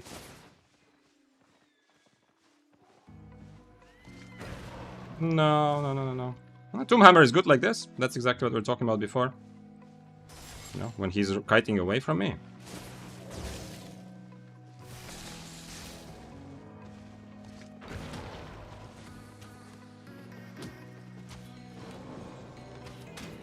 Okay. I shouldn't risk all these items here, probably. I just want to be part of the fun, yeah? Forever. Okay, let's go. Let's go take 3 minions out, because this is my turn, you know? It's like a complete chaos free-for-all, but you never know when it's your turn to bank the items. This time it's my turn, yeah? The next 10 times, when I'm not the lucky last guy who gets on a fight, it will be my turn to give my items away, just like I've done mostly, yeah? I still don't know what the Prowling was doing there. Like, he must have fought someone and killed someone, but it was so random from his screen that we suddenly all arrived together. Ooh. So yeah, Ubrook, I have not intentionally succeeded in that yet, yeah. I have kind of tried a little bit, but at least I know now what the symbol looks like when someone does dismount with the disadvantage. It's difficult though. The 15-second exclamation mark is very obvious what the, like, that it's worth it. Yeah, it's not very obvious, but it's much easier for the brain to understand, okay, I'm gonna fight this because I have 15 seconds free damage. But with that debuff, it's not, I don't know, my brain is not instantly telling me, like, is this a fight time or is this a runaway time? 60 minutes, okay, we can keep going. When is Zero to Villain series coming back? I want to do it, but I am really struggling a bit with making videos from streams, yeah? Like the last one, I'm telling you, toxicity is gonna be through the roof for the next couple of weeks. You can see, this guy, I don't know who wrote to me, but someone just wrote shit to me again in chat. You will see it in a moment when I change HUDs. So, people are so upset with ratting. I guess that's why it hasn't happened for a while, because even though, yeah, I did get some very nice ratting stuff, and you know, everyone's rat always was, I'm not focused on ratting, so maybe I don't, on average, maybe I rat pretty rarely. But I haven't received any sort of toxic whispers for a long time, like very, very few. But now, today, it's very active. Is it the guy we killed? Yeah, it's the guy we killed, yeah. That's not good, by the way. I'm just saying that if the developers created a game, like, or made the game, changed the game in a way that now people are so toxic at each other, that's also a bit of, like, game design problem, yeah? But at the end of the day, like, it's competitive, it's always gonna be. But I think primarily it's expectations, yeah? Like, the fact that the dude who has this amount of experience and his YouTube channel and everything gets so emotional and starts writing shit because, you know, two people team up on him, this is clearly just the expectations. This is because people have not yet adjusted to the fact that new mists, everyone is gonna fight everyone, yeah? It's a free-for-all and everyone attacks whoever they want and they go together and, I mean, not go together, but they, you know, team up for a moment, then you kill your teammate, then you kill someone else, then you get attacked by 3 more people. That's life now. Okay. Maybe I should just be like this. Maybe I don't need tornadoes. I don't know. Maybe I go around with poisons and I switch to tornadoes if there's actually a legit fight. Ooh, interesting. Duskweaver helmet, boy, let's go. Duskweaver helmet should be very good against me.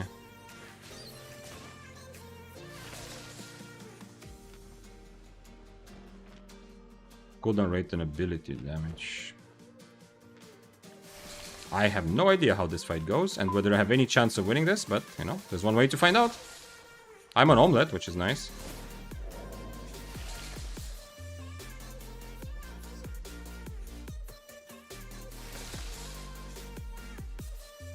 I can't really fight towards the south though, because I won't see him coming at all. Really? He's doing this because I connected my Duskweaver? It's not even Cowl of Purity. Come on, bro, you have Duskweaver, holy shit, you have W and Duskweaver. You just need to Duskweaver me and then the fight starts. The fact that he's playing like this gives me more confidence that I can win this fight, yeah? Because if he's so afraid to start it, then I have a better chance. He's gonna connect Duskweaver. I am going to freeze him and blink away, and he's gonna have to W. If he doesn't W in time... Come on, bro, you have to Duskweaver, what the fuck? I'm standing in place. Now he cannot come after me. He should have done the other way around. How is that not obvious?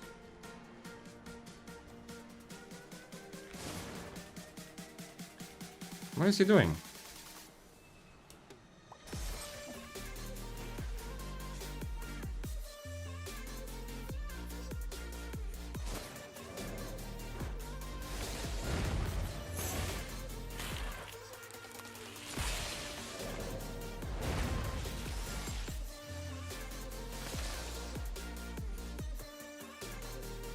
He used his boots also, so...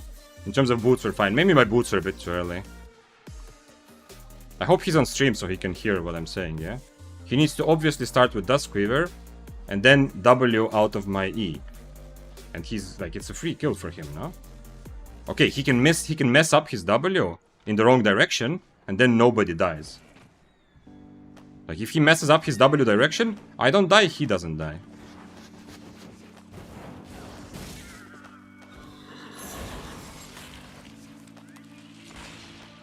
That was an interesting potion. He drank a potion instantly. But the hammer guy was definitely a bit lost there. Like, I'm going there to try to see what the fight is like, but I'm not expecting to win that fight against the hammer. I wonder if this is a, like, if there's any chance. He seems like he has wrong Q, right? Let's try like this. This might be a bad idea, but if I dodge his... he's full spec though, so he must, at least to some extent, he must know what he's doing, yeah?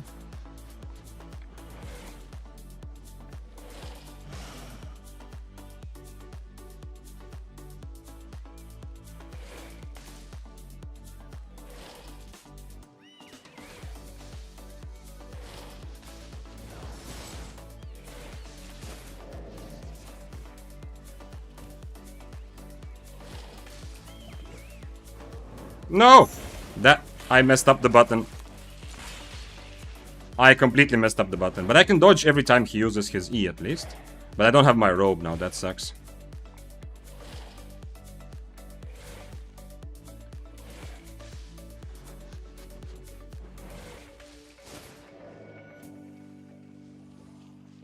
That's his second potion, by the way. Nah, I should have iframed that. I should have tried to iframe his E there.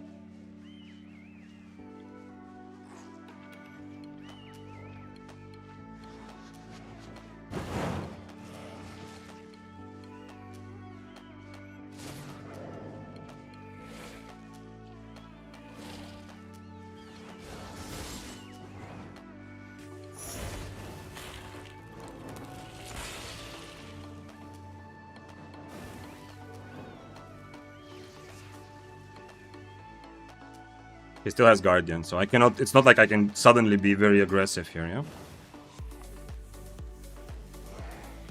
Holy shit, the damage. That's a lot of damage. I guess he's used to kiting, so that when people chase him, they take the damage from those things. He's gonna have another potion.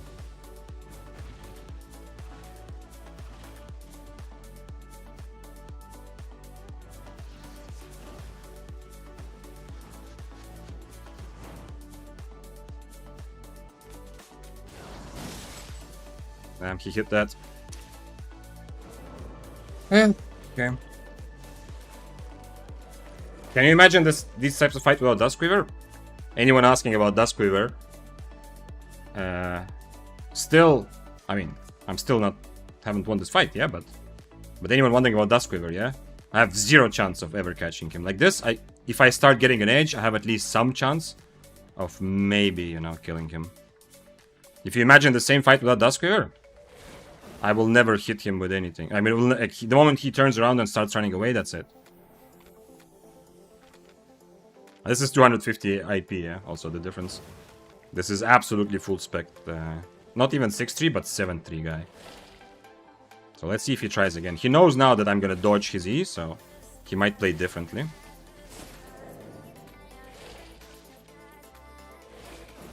Why isn't he using the proper Q?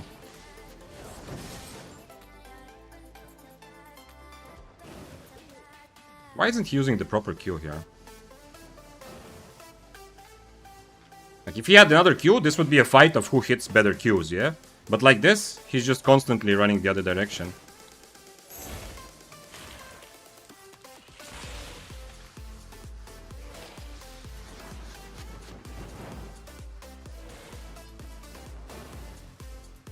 It's kind of a weird, like, this seems like against melee matchups, I understand, yeah?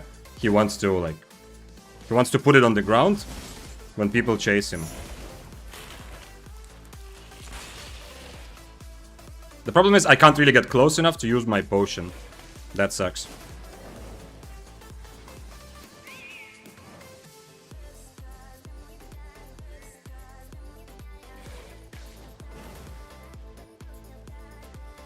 That sucks. Yeah, I cannot win this when I take damage from his Qs. I mean, that's why he's using them, yeah, but still.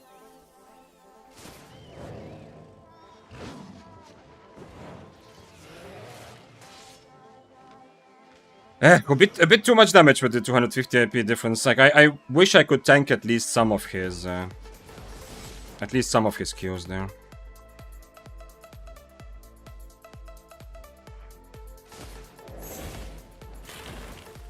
Like, you see, this one Q he hits on me, like, in turn for my E, that one Q does the same damage when I walk out of it. I take the same amount of damage that I do to him with my E.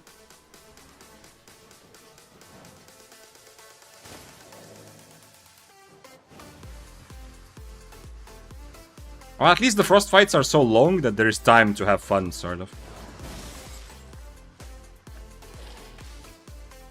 I can't even imagine how much of an advantage I need to have. He has his cape, by the way, again. The fight has lasted so long that he has his cape again.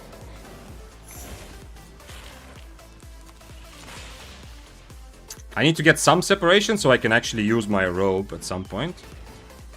I don't know if that will ever happen.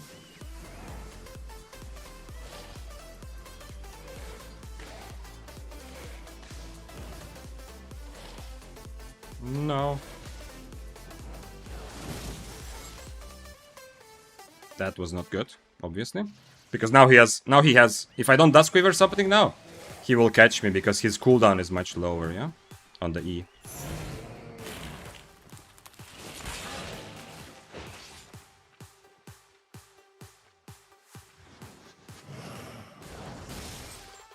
Okay, now he has long cooldown again. Oh man, okay. Well, at least I'm experiencing the first 1v1 prowess, yeah? Too much IP diff. That first time, the first engage and first fight, everything was going very well for me. But I still ended up losing, yeah? That was IP diff. After that, I mean, he's hit his spells decently well, so I cannot say anything about what's happened after.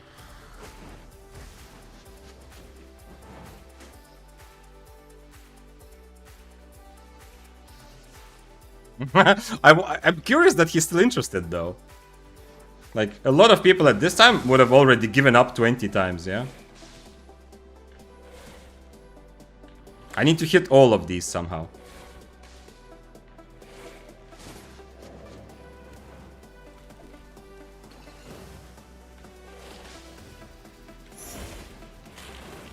You see, again, he hits his Q because I go close enough. He hits his Q because I go close enough, and I take more damage from his Q, from 3 stacks of his Q, from 3 ticks, than he takes from my E. Oh, okay. Okay. My overcharge ending anyway, so it's probably just time to go. I hope this is at least somewhat fun to watch. This is, on some level, it's really interesting and fun to do, but on another level, I really wish it wasn't. Food, yeah, not just food, Grimo. Also, my overcharge is over anyway soon. If I go far from the exit, then I need to be careful if my boots break in the middle of the fight.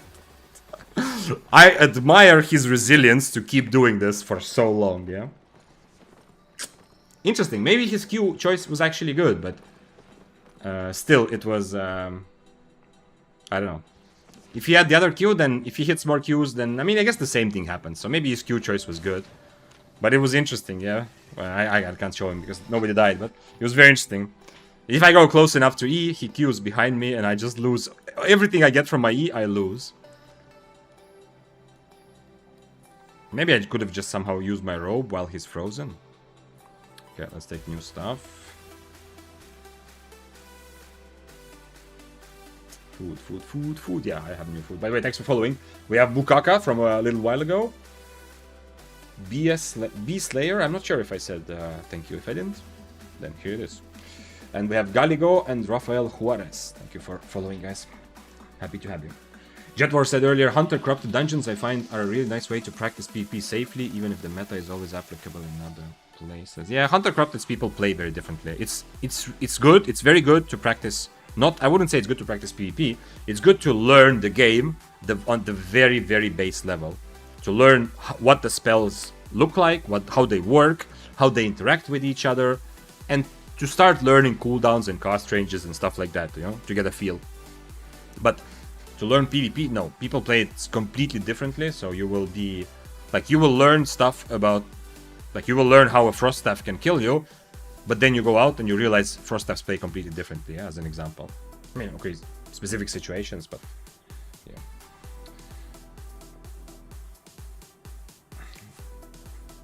Tier said earlier that as a PvP beginner, I don't understand 99% of the fight. I need to study more and watch more fights. Yeah, it helps. But one of the biggest things you can do is study your own fights, yeah? Like, look at your own recordings of your own fights. Okay, moment of truth. Wait, I'm gonna turn on the sound so we can hear how nothing breaks. Okay. The downside of this Chill Hull, comparing to the Frost Staff build I played before, and just generally Chill Hull versus Frost. I mean, you can play Chill Hull also with just Invis on Assassin Jacket and Call of Purity, but yeah. The downside of this build seems to be that I think it's more expensive, everything together, yeah? I am paying a bit more.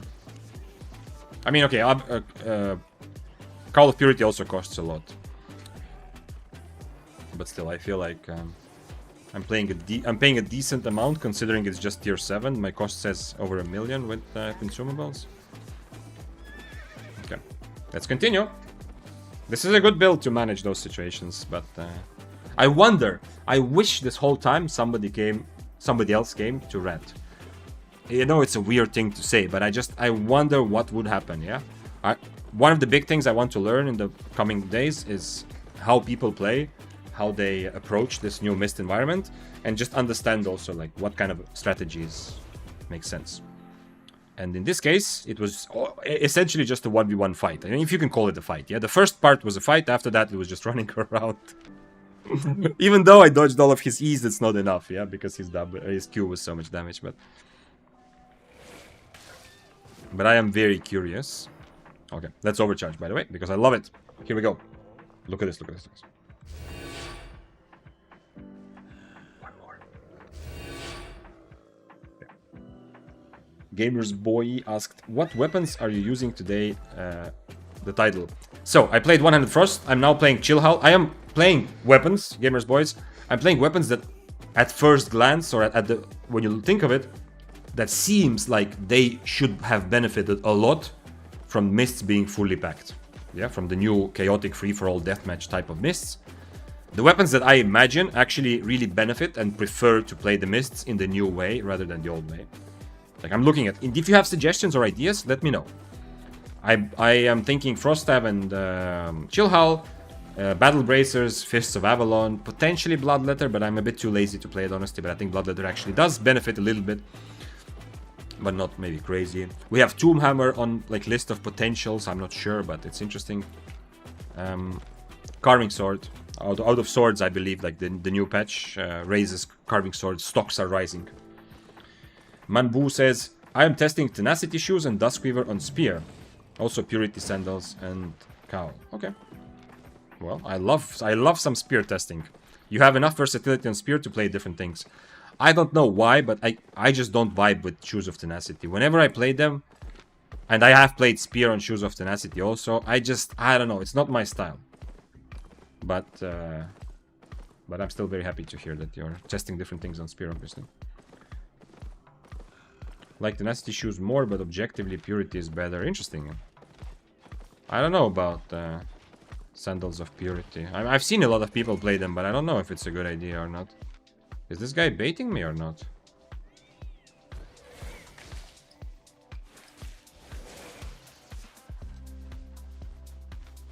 He doesn't really have mobility spells.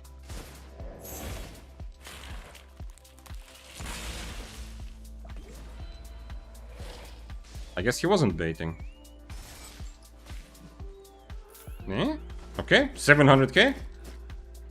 700k donation. I guess I'll take it. Great Cursed, holy shit. What is he gonna do? You're doing quarterstaffs? No, I don't think quarterstaffs like the change, to be honest. I mean, quarterstaff are not bad for middle tier anyway. They were already before not bad at all. But a lot of the way that if you focus your gameplay less around 1v1s and more about trying to take fights where you don't have to commit, where you don't have to constantly be at risk of dying to rats. So, and you can adapt and you can take advantage of the situation when there's 4 or 5 people on your screen at the same time. If you focus on those situations, quarterstaff doesn't feel very strong, yeah? You are much stronger in a 1v1 setup. And you are very kind of rigid, yeah? Of course you can go cartwheel and stun run, but even those are not as amazing as some other weapons, mobility some other weapons offer. Ooh, we have Arcane somehow. How is this fight gonna go? From a long distance, yeah? I guess.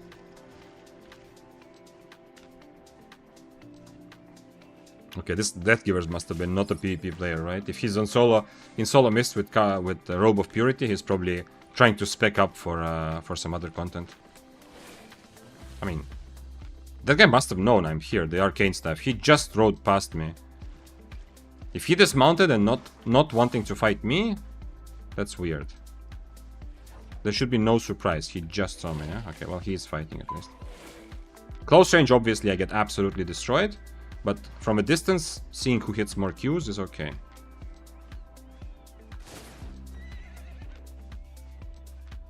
People don't want to fight Frost Staffs. People just don't want to fight Frost Staffs. I mean, I can blink in and E him, but after that, I still need to keep my distance. So after I do that, he is free to go away. So that mount up bait kind of, I mean, it works. I wish, unfortunately, I didn't reach with Duskweaver, but I'm just saying, I don't think I can commit my mobility and then E, because then I will be stuck next to him if he gets a good Enigma Blade. And if I'm next to him, I'm just dying fast, yeah.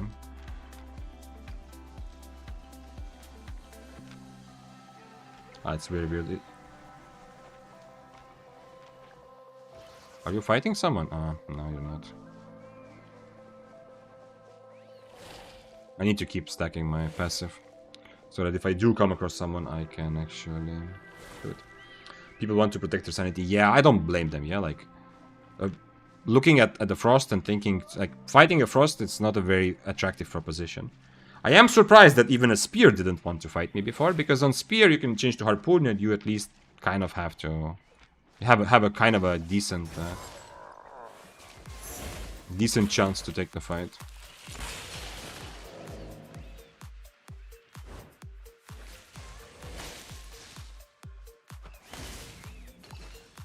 Oh shit, nice. I wonder if he's gonna fight now or not. This guy didn't even use his mercenary, that's kind of weird. Because of my build, I don't have to... If in this situation, I'm not too worried, yeah? Another good, valuable part of this build. Like, if the Curse Staff dismounts and tries to fight me and take the advantage of the fact that I have 90% HP, I'm not really at a disadvantage necessarily, because I will be very easy... Why do people keep calling my name? Why? How do you all know it's me? I'm not even playing Spear. It doesn't look like me. It's not me. Come here. It's not me, actually. Wait. Okay, fine. But yeah, I don't blame anyone who doesn't actually want to fight Frost. Zero blame. Obviously, also, like, okay, the tensions are high. We're all gonna get a lot more toxic messages from people that are mad because they don't expect ratting to be the way of the mists yet, yeah? But there's also, in some other ways, the tensions are a bit lower because this whole thinking of, oh man, why isn't that guy fighting? Like, fuck that guy, he should fight me. Like, that sort of thinking, which inevitably also is a bit of an annoying thing that happens, yeah? In my head and in all of us, most of us. That is much lower because there's so much constant action happening. Like, if the dude runs away, like the tier 8 guy runs away, doesn't want to fight me, I'm not getting this instant reaction, like, why aren't you fighting me? Like, what's wrong, yeah? I'm thinking, okay, whatever, you know? In 5 minutes, I'll have another fight, yeah? I'm not worried. So in some ways, tensions or like emotions, it's easier to be happy in mists.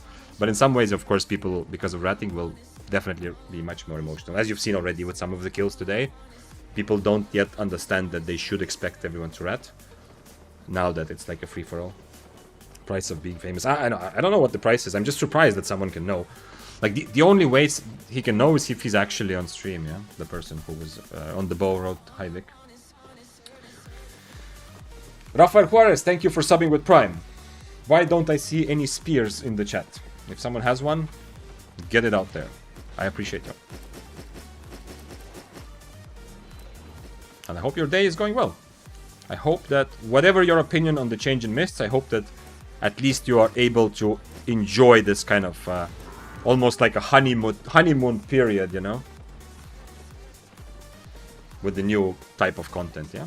It's almost like they added new content for solo players for a couple weeks. Yeah, it's not gonna last forever, but for like for a little time, people are just playing to experiment with new stuff, which is nice. Life's too short to fight fast. Yeah, true. It's the cape. You think my undead cape has something to do? Because my undead cape is too high. That's the thing, yeah? Unpeftable. Please tell me that that's the joke that was in the air here. Because I didn't buy 4.0 undead cape, I bought 5.0. Because of that, my IP is too high.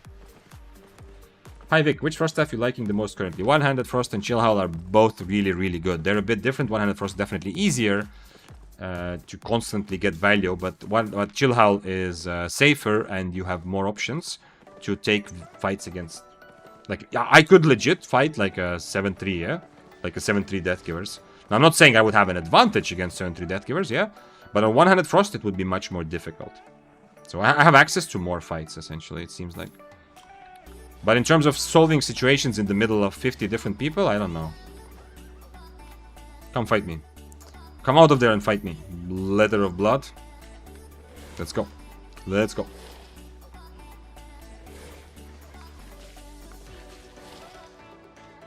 Let's go. You can actually catch me, so let's go. He has dash and E. It's a good fight for him. My experience so far against Bloodletters is that it's not so nice. Oh, okay. This is gonna be a good fight, I can see. If he uses his helmet like that, it's a good fight. Because after he uses his helmet, my my armor is free, right? I don't have to worry about that. Now the question is, did I get enough of an advantage to chase him? He has only one healing potion, despite having a cape for 2. Man, so many gatherers running around, holy shit.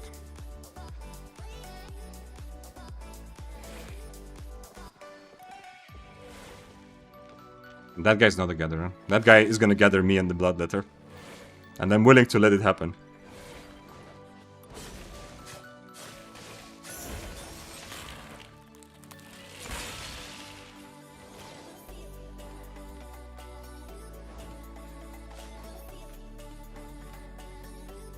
Ice Strider without Frost Shot. How did he plan to rat this fight if he doesn't have Frost Shot? Tell me. What was his plan? To catch me or... He sees me and Bloodletter. What is going on in his head that he thinks that he's gonna catch anyone?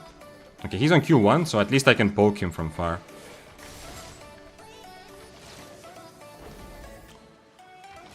That was his plan.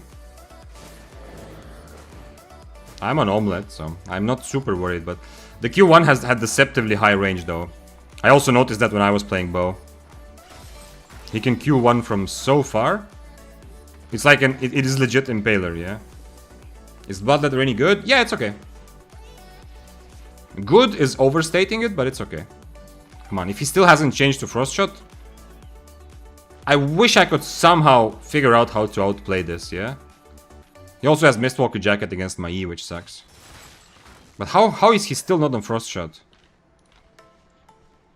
It's much better against me. He doesn't need damage at all. He's 6-3 also, and he has very good damage build. And Frost Shot would also make him much safer against anyone else who shows up. So it's absolutely no-brainer decision. There is no reason to keep this, right? Maybe I'm missing something. But Q1 is broken on bows. I agree. Yeah, I think Q1 on bows right now is super strong to a point where it's a bit too strong. Yeah, it makes playing bow easier than it maybe should be. I love the fact that they gave bows an option to fight close range and not only kite. You know, he doesn't have to fight like I do from the other side of the screen. But I wish it was a little bit more balanced, yeah. And I think the best way to balance it is to lower its range considerably. Make it like 6 or 7 meters instead of 13.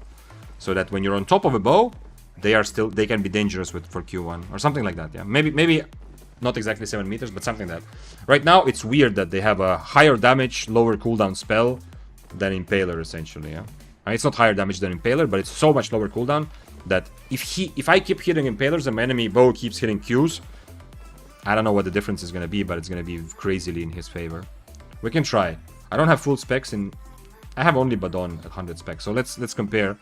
1065 every 2.3 seconds with my current cooldown reduction, 390 damage. Okay, so 400 damage every 2.3 seconds, essentially. And let's take a spear.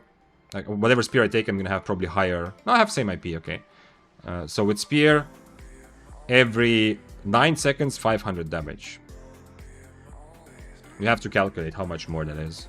That's like 3 times more damage or something, yeah? That's not just a little bit better, yeah? That's like 3 times more damage and with similar range. Just a tiny bit less slow than Impaler, I guess. Yo, Vic, how are you? Per stream title, what is your top 5 right now? We are figuring that out together, Killikiz. Yep. I'm definitely... And my focus is not just on overall top, but the weapons that absolutely benefit so much from the change that they have become considerably stronger, yeah? 100 Frost, definitely in there. Chill Hull, probably in there. I am going to try Battle Bracers. I'm going to try Fists of Avalon. I believe that those weapons also got a buff from this. I might try Longbow, because I think the problem with the actually good bows, like Skystrider and Badon, the problem is since you're constantly fighting, you're killing more, but you're also dying more. It doesn't make sense to invest 450,000 for a tier 7 weapon, yeah? So Skystrider is a bit too expensive for this. But I'm gonna try a Longbow later. Warbow 2. I guess. I think Longbow is gonna give me more options. You need to also be able to be aggressive, yeah? You can't only run away. Warbow is too much limited to running away from people. But we'll see. I feel like Longbow is like a worse version of Badon or Skystrider, but it is so much cheaper that it makes more sense to play in the current Mist when you're gonna die anyway. But there are of course very clear problems with Longbow, yeah. Warbow, I don't know. It's not my style, and it's too much depending on enemies chasing you, and a bit less ability to be aggressive. Longbow Royal Helmet is nice. I think I'll try it with Soldier Helmet later, but we'll see. This guy needs to put on glasses, chill out. What? Did I say that, Mufanza? Is that something I said? Was I being mean to the bow player? Oh, it's you who put on glasses. Okay, I thought you were quoting like I said somebody needs to put on glasses. I thought that doesn't sound like me. Oh, hello.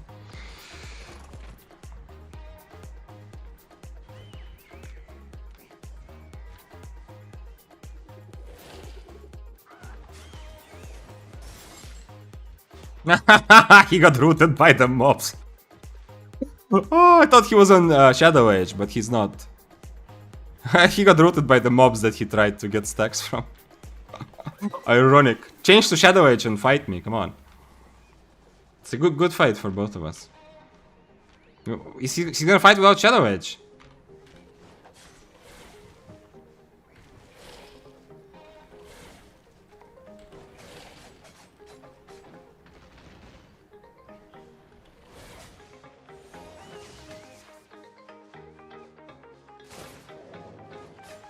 Oh, bro, come on, come on.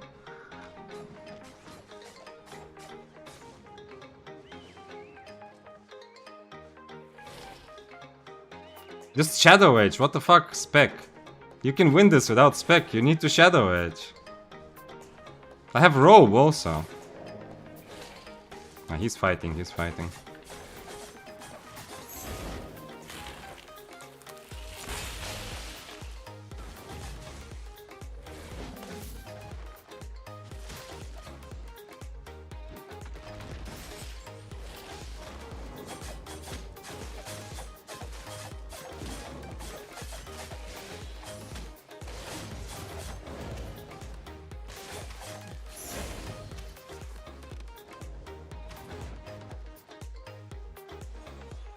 What a bait. And still without Shadow Edge, by the way. There's a carving. The other guy is worth more and much easier to kill than me, so I'm guessing he's gonna go for him. I hope so. We'll see. I need to stay out of combat with carving somehow. I would never use my W there if there wasn't this mob blocking the way. I hope that was clear also. What a baiter though. And how is he still not on Shadow Edge? He wants to eat his cake and have it too, or what is the saying, you know? Like, he wants to have an easy fight, but he's not changing. So he wants to have the extra damage, but he doesn't want to change to Shadow Edge. It's such an obvious fight where if he catches me with Shadow Edge, I am fucked. And if he doesn't, I can kite him until he dies, usually.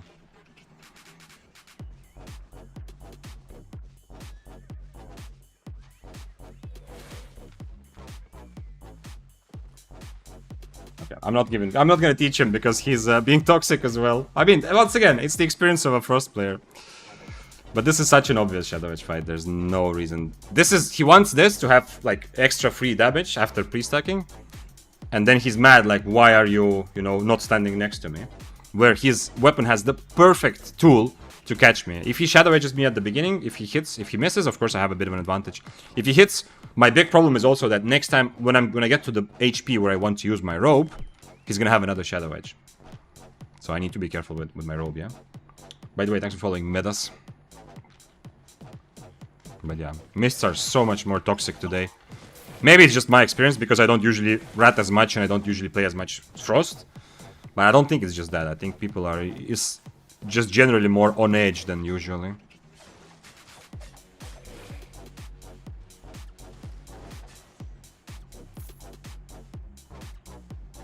He doesn't understand. You have perfect W, man. I wish I could actually talk to him. You have perfect W to start this fight.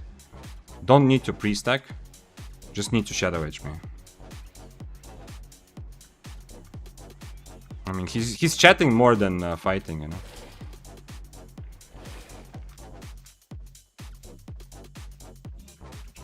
Holy shit. Okay, it's almost working, yeah? Because I really would like to fight him now. Now that he's being so toxic, so he doesn't feel good about himself. How do you not understand that you need Shadow Edge, brother? I can't fight him on top of him now. He has the CC immunity, you know, when I dismount him. I used my helmet.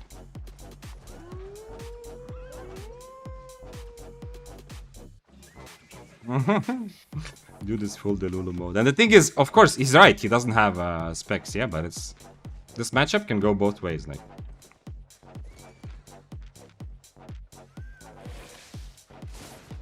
He's still not on Shadow Edge. Come on, brother.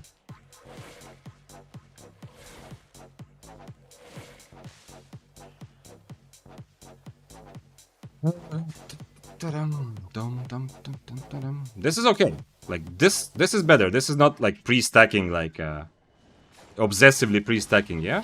This is him running away when the fight is already starting. Usually, one good strategy for Death Givers, in this case, is to take some damage, like he did, yeah? Like, a bit more, yeah? He only let me hit 1 Q. But if he already loses a bit of his HP, and then try to do this thing that he's doing, yeah?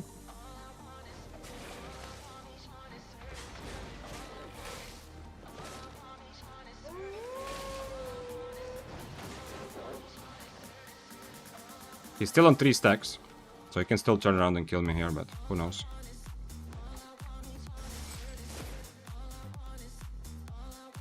Too bad. You don't understand that you are making a clown out of yourself only. But he's not going towards the exit. Like, you see, if he loses a little bit more HP, I can start being more aggressive.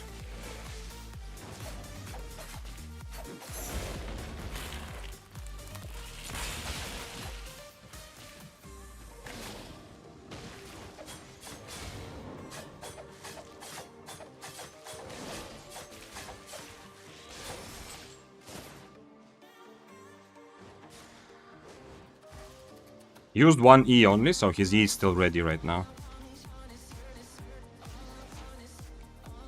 I mean, the chat bait is kind of working, yeah? Like, it's the other W, yeah? Instead of Shadow Edge, he chose to use the chat W, yeah? Like, he has choice whether to go to get Shadow Edge, to catch another person, or to use chat like wildfire stuff. People still go 8.4. Yesterday I saw 8.4 Tombhammer chasing. Yeah, I've seen a couple 8.4s. Yeah. But it's very, very... It's much less profitable, I feel like. I think it's much more for fun, yeah? And I think you will notice over the next weeks that people who will still play 8.4 will be some of the best players, yeah, of course. And players who are playing for the excitement and challenge of PvP, some of them will still play 8.4. The people who are playing just for money, so like RM tiers, I think are going to like to play a lot less 8.4, but we'll see. He may just not have Shadow Age unlocked. Oh shit! I did not even think about that. Oh shit! Is it going to fight, Mr. Carving? Oh, you're right. If he doesn't have Shadow Age unlocked, I didn't even think about that. He says he doesn't have spec and it's 0. And oh, I didn't even think about that. Yeah, of course. Okay. Okay, interesting. Okay, interesting. But it's okay, I mean, at the end of the day, I'm not saying he has to fight me, yeah, if he doesn't want. It's the incessant chatting which is ridiculous, yeah, but just if he doesn't want to fight because he's low specs, he just wants to hit mobs, sure, whatever. He can chat better than he can fight. Yeah, but okay, if he doesn't have Shadow Edge unlocked, it's not that easy for him, that's true. Interesting, yeah. Interesting about the fact also that he definitely wanted to stack. So usually how you stack on Death Givers, in my opinion, to make it like to actually get a fight is you against the Frost, for example, you lose a bit of HP, then you start walking away. That part makes sense, and then you use all the mobs on your way to get stacks, yeah. But if he doesn't have Shadow Edge unlocked, I'm not sure if he should take this fight anyway. Yeah? Oh.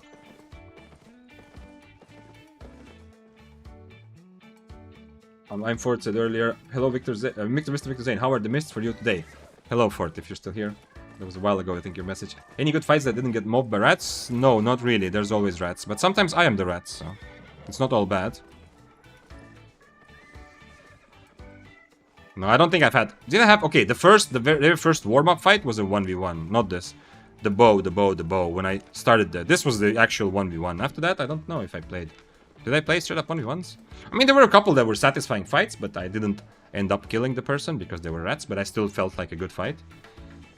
And I was the rat. I killed a Prowling that just randomly was like 25% HP when we were already dancing around with other guys, so I don't know.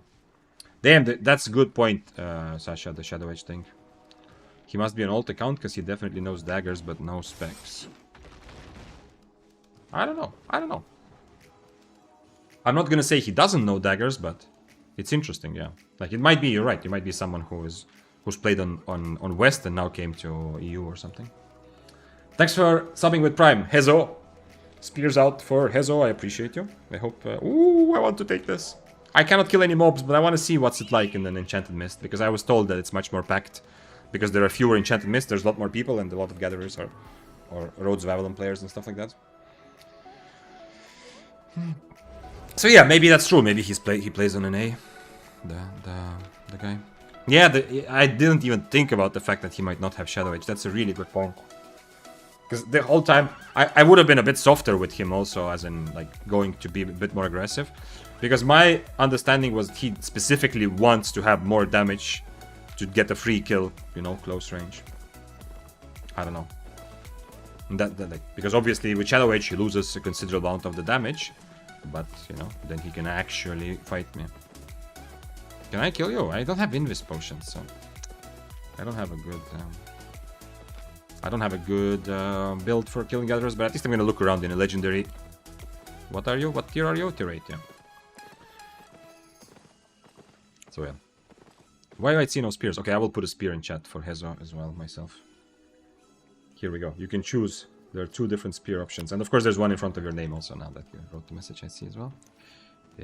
Where's my OBS? There we go. And Hezo says, loved your content on YouTube, so when I saw your stream, I had to come here. Thank you. Such a happy little message and burst of positive energy. Thank you, sir. He can just use dash. He can stack Q on mobs and WE. Yeah, dash also is much better against my E, yeah? I don't know when dash unlocks. Let me see. Daggers. Oh, dash is at the beginning. Yo, holy shit. Okay, so why didn't he use dash then? Dash is a no-brainer because I'm specifically chill hull, yeah? I cannot kill the spider, I think. Yeah, because if he has dash, I cannot, like, even in some of the situations where I did E, I cannot actually, you know, I cannot really E him because he's going to dash out. So he has his E to get out of my E, and he has his dash to get out of my E, which is 2 things I need to be mindful of. Feel bad for no spell death givers. Don't feel bad for him. He was so ridiculously toxic in chat that don't feel bad for him, yeah? There's no excuse. Being a good human being is 100 times more important than anything else happening in the game, yeah? But if we take that part out of the equation, now that I realize he might not have Shadow Edge, I do think that, you know, maybe I was a bit too harsh in my attitude towards him, but who knows? Fort said day 1. So I asked Fort about experience with Mist, or I mean, Fort asked me also. And Fort's answer is, day 1 was amazing for me. Super fun, very jam-packed. Agree. That was my experience also. Yesterday was so empty. Yesterday was my day 1 because I didn't play on Tuesday. So Fort says, yesterday was empty and only found 4.1 and 5.1 rats with miner boots on. It was a little lame. Okay, so you're already getting to the point where the way people are reacting to the new Mist setup is annoying you. I see. I'm not there yet. I have not been, like, it's constantly people trying to rat also, but it's not annoying to me yet. And in, like, miner boots, I've seen mostly just in gatherers. Okay. I'm still in the super fun jam-packed for now, but I am very good at adjusting my expectations, yeah? I am not disappointed. A lot of the fights you've seen today, a lot of the kills I sacrifice myself, a lot of the fights I take, I know. I want to have the fun of this fight, but I know. I'm probably gonna die. If I participate in the first fight, I'm probably gonna die. You know? The one who joins last is gonna have the biggest advantage. Jet War said in YouTube chat. Wait. Are you sure? Nah, that's not good. That's not good. Why am I not overcharged? Wait, I am overcharged, yeah. I'm an idiot. Of course I am.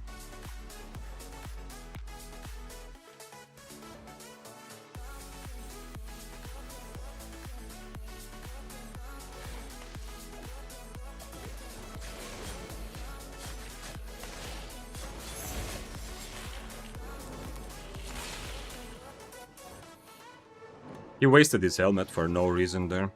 Does he still have 2 potions or not? He still has 2 potions, so I need to be at least a tiny bit careful.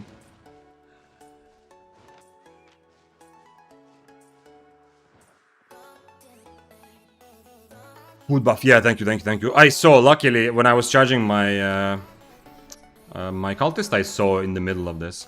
I don't think he's gonna give me a free cultist next time, yeah? Like, this time he didn't realize it. But now he realizes I have cultists, so next time, in this situation, he's going to keep his helmet for my cultist, yeah?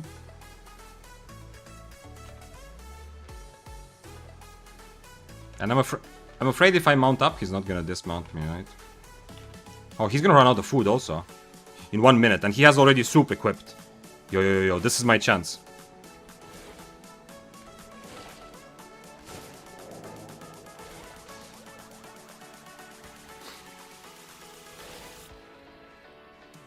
(7-3) by the way, not even 6-3. Let me guess. He's writing a message about, why are you fighting me, Frost? You tier 7 Frost. Be a man and just give me your items. That's what he's thinking, right? He's thinking, why are you even protecting yourself? You are tier 7, just give your items. And then you ate cheap items, yeah? A big reason why it's, like, In theory, I should not be able to combo him, I think. But when I E him, like, it's very easy for me to E in the moment when he has global cooldown, yeah, and he's affected by that. Ah, he ate new food. Okay, so, oh, he realized the food thing, yeah, okay. I don't know what I'm supposed to do here. Am I supposed to just run away until, because when I hit my stuff, he runs away like he did, yeah? He's not using his boots to get close, so he has them later to get away if he needs to.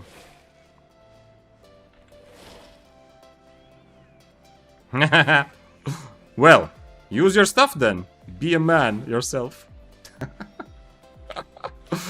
Okay. Okay. The patience, yeah? He has the patience to keep going. Man, this is very nicely attuned also, I mean. Not crazy strain. This is a nice weapon. But I don't know how, like, I don't know what, how hard I have to outplay him to actually kill him, yeah? Seeing as after the first bad trade, he started running away, you saw that?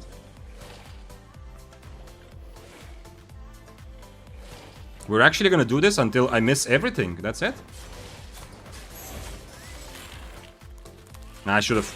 Actually, maybe I shouldn't have poisoned, I don't know.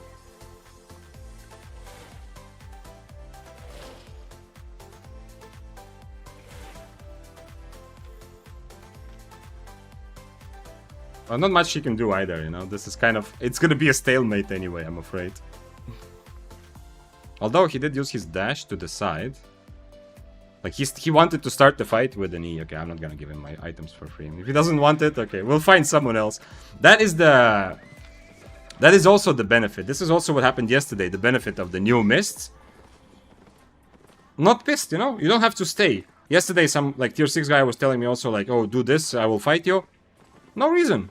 Because I would do that, yeah, and I would be much more desperate to make PvP happen if I didn't know that there's gonna be another fight in 2 minutes anyway.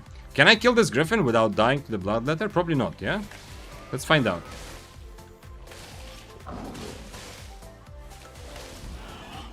Nah, this is... I'm taking more damage than the griffin, yeah? Nah, I don't think I can do this. Don't think. FBI, open up! Okay! I'm sorry! Hands up! I'm frozen! I'm frozen! Tell me. What am I being accused of? Do you have a warrant? Huh? Froggy stream, do you have a warrant? Or are you just... You are just baiting me. You are like the bloodletter. Actually, bloodletter was not baiting me. It's... Nah, it's just crazy.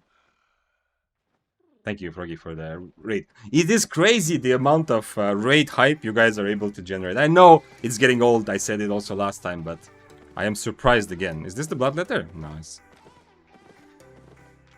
It's Undead Cape also, and Invis. I mean, if he doesn't want to fight, I don't have a purge. Oh, welcome, all the little and big frogs. How was your day? I mean, I know some of how was your day, yeah, because I was there for a little while of it. Froggy saying, I know, I saw it, Froggy, I saw it live. I saw your tier 2 versus 6-3 kill, I was there. And for those of you who were not there, that was I did not misspeak, yeah? That was not by accident. Legit, Froggy, I saw Froggy go into the open world with tier 2 regular bow and kill a 6-3 Daybreaker. Just to make sure we heard it correctly. Tier 2, yeah? We're not talking about 4.2 or 8.2 or whatever. Tier 2. Tutorial Island level gear, yeah? That was fun though, yeah. That, I liked watching that fight, I remember. So, if there's anyone still here in this chat that after what we just talked about has some thoughts that maybe bow should not be nerfed, the bow Q1, look into the mirror. Froggy is accidentally making the case for developers to have a look at his favorite weapon. It was not Masterpiece, no. Who said it?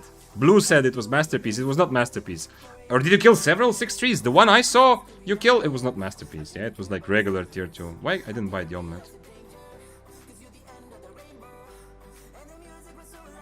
Give me omelet. Don't fuck Froggy over like that. No. We all deserve a Q1 nerf. The 6-3 was not masterpiece. Yeah. Okay, maybe there were several fights. The one I saw was against the Daybreaker, who had the Invis Potion. Okay, let's go back. And for anyone who was writing stuff in chat that I might have missed because of a lot of activity due to the raid, don't feel bad about writing your message again. Yeah, if you had a question or something you want me to look at, I will miss it. Because chat moves faster than me. Sometimes. You went past the mythical monster. I didn't just go past it, Skybound. I tried it and decided it's not worth it. It was legendary T-Rate Enchanted Mist. And I tried it, but it's... Also, there was that 7-3... There was a 4-4-7-3 Bloodletter that I fought for like 5 minutes or something. And it wasn't going anywhere. So, if I was gonna kill the Griffin, it would have taken me all of my HP and another 5 minutes, and I would probably die to Bloodletter, but... Anyway, it's not worth it the time. By the way, thanks for follows. We have Skybound, Mythics, XST, KVL. What are these names, guys? You're just putting random letters together and some numbers in the end. Then we have Floris, Maxilla, Sad Big Chicken Fish. That's a good name. I like a good nickname. I can appreciate that. Thank you for following Sad Big Chicken Fish. And Barack Jones. Thank you for following. Appreciate you. The masterpiece was before I switched it. Yeah, I didn't see the masterpiece. The community is so wholesome, I'm gonna lie. You guys are the best. That is... The raid is... Froggy's raid is a very happy time. You play on EU? Yes, sir. I play on EU. I keep telling myself that I actually still kind of play on an A, but to be honest, since I started streaming, which is like 3 months ago or so, a bit more, I have not even logged in on an A, I think. I used to occasionally go back there for like... I don't know even why. For some feeling. But it is... The ping is just too important in Albion. If you are doing solo PP, yeah, in group PP you can get away with higher ping. Obviously it's still a disadvantage, but you know, team coordination and strategy is a bit more important. But in solo PvP, missing one spell or not being able to use your Qs properly is just, it's a deal breaker, yeah? Or not being able to react to something when you need to, so... Ping is the ultimate argument, how to choose your server if you're playing solo PvP. I wish we could all play together, I really do. Like, I love the feeling of one big server, but hey. Hell yeah, my name Fire. It is, you know, sometimes, you know, this is not the first time, this is like the 5th time on stream I talk about this, that... I love thinking and trying to imagine how people came up with their nicknames, yeah? Because some nicknames make sense. But some nicknames are just like Sex KFC 420, yeah? And I want to know, like, I want to get into the brain of the person. Not without any, like, negative judgment or anything. Just curiosity, just human curiosity. Like, what was happening inside the brain of a person who opened the internet? They were asked, like, what's gonna be your nickname? And they decided to name themselves Sex KFC 420. Like, what were they thinking, yeah? Just curious. And then there's guys who are just called David, yeah? Online. Which is pretty cool, yeah?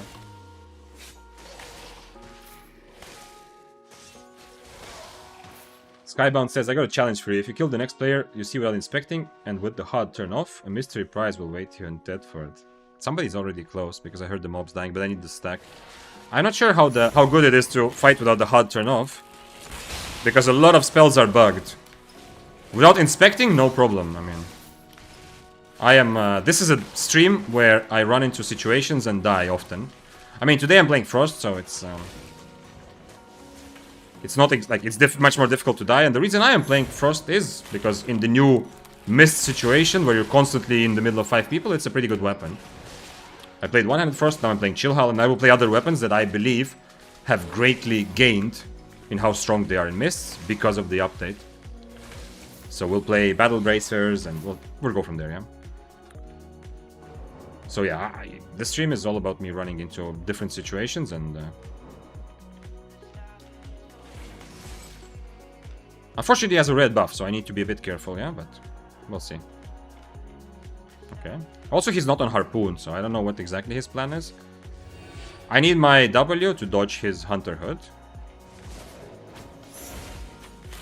Okay. He didn't even use his Hunter Hood, so I guess I'll keep it for later.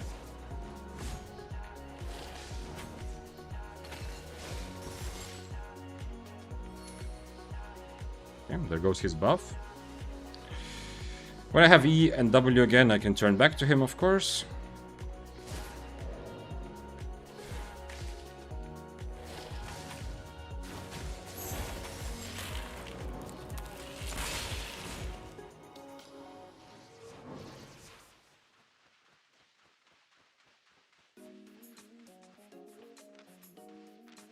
I think my W is before his E, so I will W and he will E away at the same time. Yeah, unfortunately, I was too right. I wish there was one more second, but if I was right. If I hit the Duskweaver, I go after him, obviously. Now I have enough of an advantage, so I can take this fight to the end without having to kite him anymore.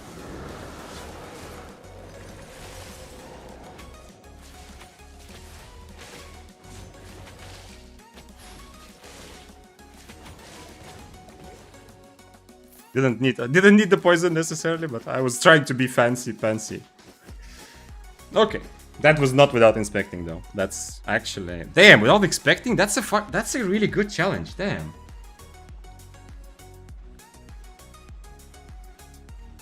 That's an awesome challenge. Yeah, I have to think about that at some point. I am not particularly interested in your prize waiting in Thetford, especially.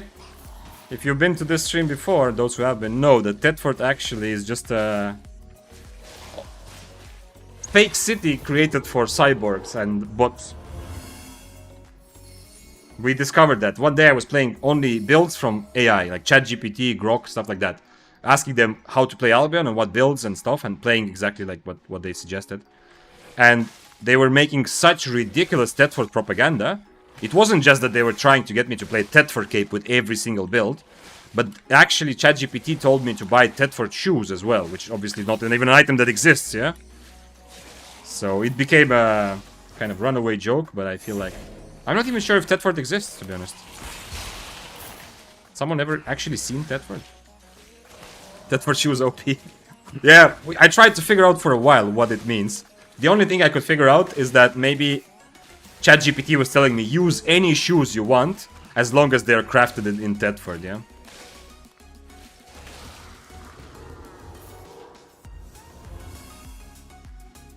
This gives me a stack. This is also a new update. Opening chest in Abbey. Look at this. Look at this. I have 3 stacks now. KVL is first letter of my name and father and last name. Okay. So it's like your initials, yeah? I mean, still, okay. You have to accept that your name looks a little bit like... Not exactly like you're a bot, but it looks a little bit like questionable, yeah? Like your humanity is a little bit questionable. Yeah, it makes sense in like in real life and in business life, of course. I understand having your initials, yeah? Like sign a letter with them, makes sense.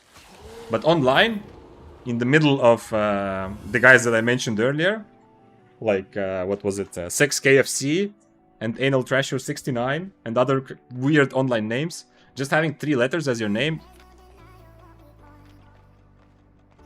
But I can respect your initials. You chose to represent yourself online also officially. 5 guys fought, no one saw a 4.1 hand curse. That's very relatable, yeah? Let's see, Kyoto said 5 guys, wait, before that, finally got inside of mist, ratted the chest, but it's so random, but it's fun, but it's so random. I go into fights knowing I'm gonna die. No matter how good I do in the fight, I know I'm gonna die to someone else, yeah? And I accept that. I don't have expectations to have 1v1 fight. But then, you know, after dying like time over and over again from a rat, but I don't even want to say the word rat, that's just the game right now, yeah? Everyone is just fighting everyone, so it's not even like a rat in a bad way. After dying to a rat 5 times, I randomly come across a situation where I'm the rat, yeah? This exactly happened, yeah? I took a lot of fights where I was not able to loot, I died right after, or I was just, you know... I knew that I'm putting myself at a disadvantage and I'm just gonna die anyway. Why am I using this Q, by the way? And then we were like posturing around the chest, and then we randomly ran across this guy. And I got like, I don't know, 3 mil or something from the kill. He already killed someone else also. I wasn't even like trying to rat. We were just doing stuff, and then suddenly he was there with 25% HP, and so me and the guy that I was fighting, we killed them, so, and I took the items. So it's... Can I request a build today? Yeah, you can. I see that you did after this. After this, I'm gonna do. Yeah, you can. Generally, I'm trying to play the weapons that I believe are the best for the new mists, but in this channel, you can use channel points to make me play random bullshit. Or something that you enjoy. Which can also be random bullshit, yeah, but anyway. So I will play that for half an hour or until I die, yeah? So it's not like for the rest of the stream, but yeah. How does your UI disappear? It's now changed. It used to be recording mode, so if you see someone refer to recording mode, that's the thing. But now they changed the name in the settings. Now it's called hide UI mode. If you go settings, keybinds, you can see that you can set a key to activate hide UI mode. And you can see that I'm quite compulsively clicking it all the time. I'm used to that. And I think that the reasons why it's good should be pretty obvious, because it's much easier to see the name tags or nameplates at the edge of my screen, yeah? But then, of course, if I'm in a fight, I might be more interested in looking and seeing my exact cooldown, so I can make decisions based on how many seconds I have left until my whatever weapon or item ability.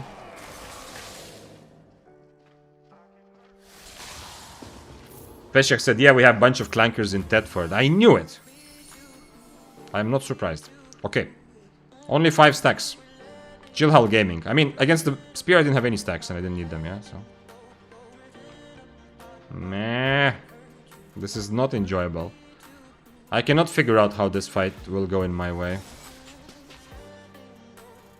But let's see if he fights someone else for the chest. Does he have cooldown reduction? He doesn't, okay. Oh shit! Master Pike. Is he gonna just chase me? Go for the chest. Yeah, he's gonna chase me. I mean, he knows I want to rat him on the chest, yeah, so...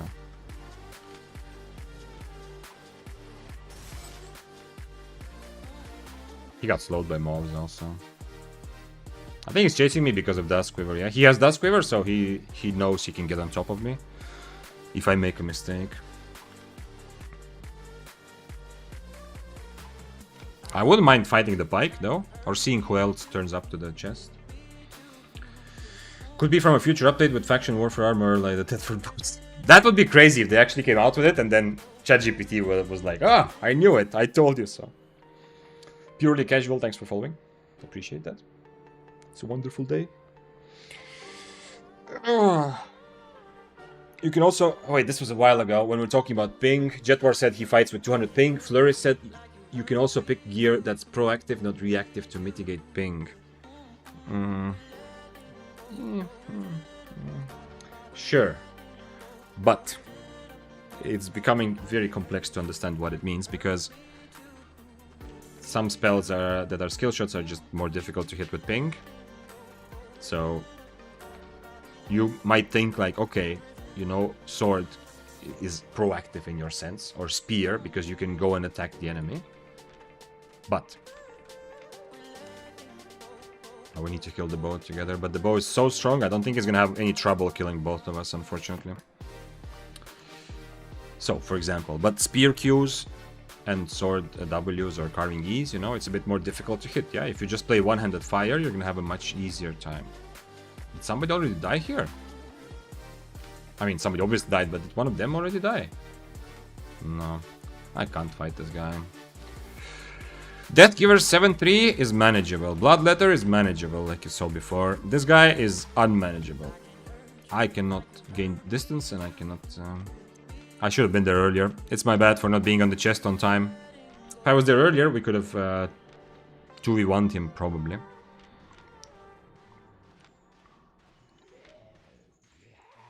Unfortunate. I died to a random guy doing a camp almost in Thetford.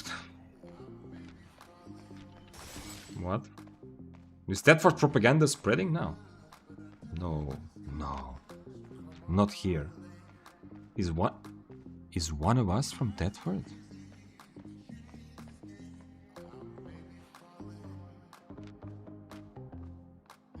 You know, they say every 10th guy is from Thetford, so you have to count. 1, 2, 3, 4, 5. Yo, Vic, what's your top 5? Okay, what's up, Zobilius? I don't have a top 5. I am testing and putting together, and we're going to do this together later on stream, and we're going to talk about this. We're going to look at this, and we're going to go through every weapon tree and quickly talk about how the update affects them in mists. I am clearly focused today, though, on testing out and feeling out the impact that the update had on specific weapons that I believe are significantly stronger than before, yeah? Doesn't mean that they are the best of the best overall, but that they are clearly jumped up. Frost is very clearly there. Frost and Chillhull, I think it's safe to say. It doesn't mean they are top 5 of all the weapons you can choose, but for the specific new way Mists are played, their stocks went like this. One-Handed Spear is in that category. Battle Bracers, I think, are going to go up. Fists of Avalon. I'm going to also try Longbow, because I think that it can handle the situation well. And even though Badon and Skystrider are definitely better for Mists than Longbow, the big thing with new Mists, or one of the big things, is that you're going to die a lot. You kill a lot and you die a lot. So you need to also keep in mind that, you know, having a bow that costs crazy much, like 450k for a tier 7, is not really sustainable for this sort of playstyle. So Longbow might actually make it the list. Okay, I'm putting this stuff here. I'll buy a new... Actually, wait, I have an assassin jacket. Don't copy my bank in any way. My bank is an absolute mess. I have so many tabs in weird ways, organized in weird ways. Okay, so this is for future. After this, now we have 2 requests. Okay, so next hour we're gonna play. Well, I don't know until I die twice. Dr. Kali was hit there first 10 minutes ago. So Froggy, I'm sorry, but you will have to keep your fingers crossed that I die, because I'm playing for half an hour until I die. Dr. Kali, let me see first of all. So you redeemed it 10 minutes ago. Did you already write your redemption as well? Froggy just said bow, please. Okay, but have you... I mean, you don't have to specify the bow, but you can go as specific as you want. If you want to specify all the items, you can do that. Even spells, usually I'm okay. Okay, Dr. Kali says, I like Realm Breaker, and I'd love to see how you manage Mists playing Realm Breaker on any items you like. Okay, so your redemption is just for me to play Realm Breaker. I have just the thing for you. I have not... This is one of the first... awakened weapons that I got on EU, I think, from a kill, and I was not... I tried to sell it, and I was not able to. I'm gonna play tier 7, yeah, this is a joke, I'm not gonna take this. I was trying to sell it, and no one is interested in buying a... almost fully... Very, very crazily attuned 5 for Realm Breaker. But, okay, the Realm Breaker, let's put together, let's figure it out together. Froggy logs back into Snipe with power. That would be good. Yeah, I'm playing for half an hour until I die, yeah? So if Froggy logs in and kills me with the bow. I heard complaints from... I don't remember which server. It was not EU. I think it was...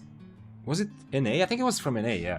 I heard complaints from a person who told me that ever since the update, they keep running only into streamers and YouTubers. I don't know how or why this happens.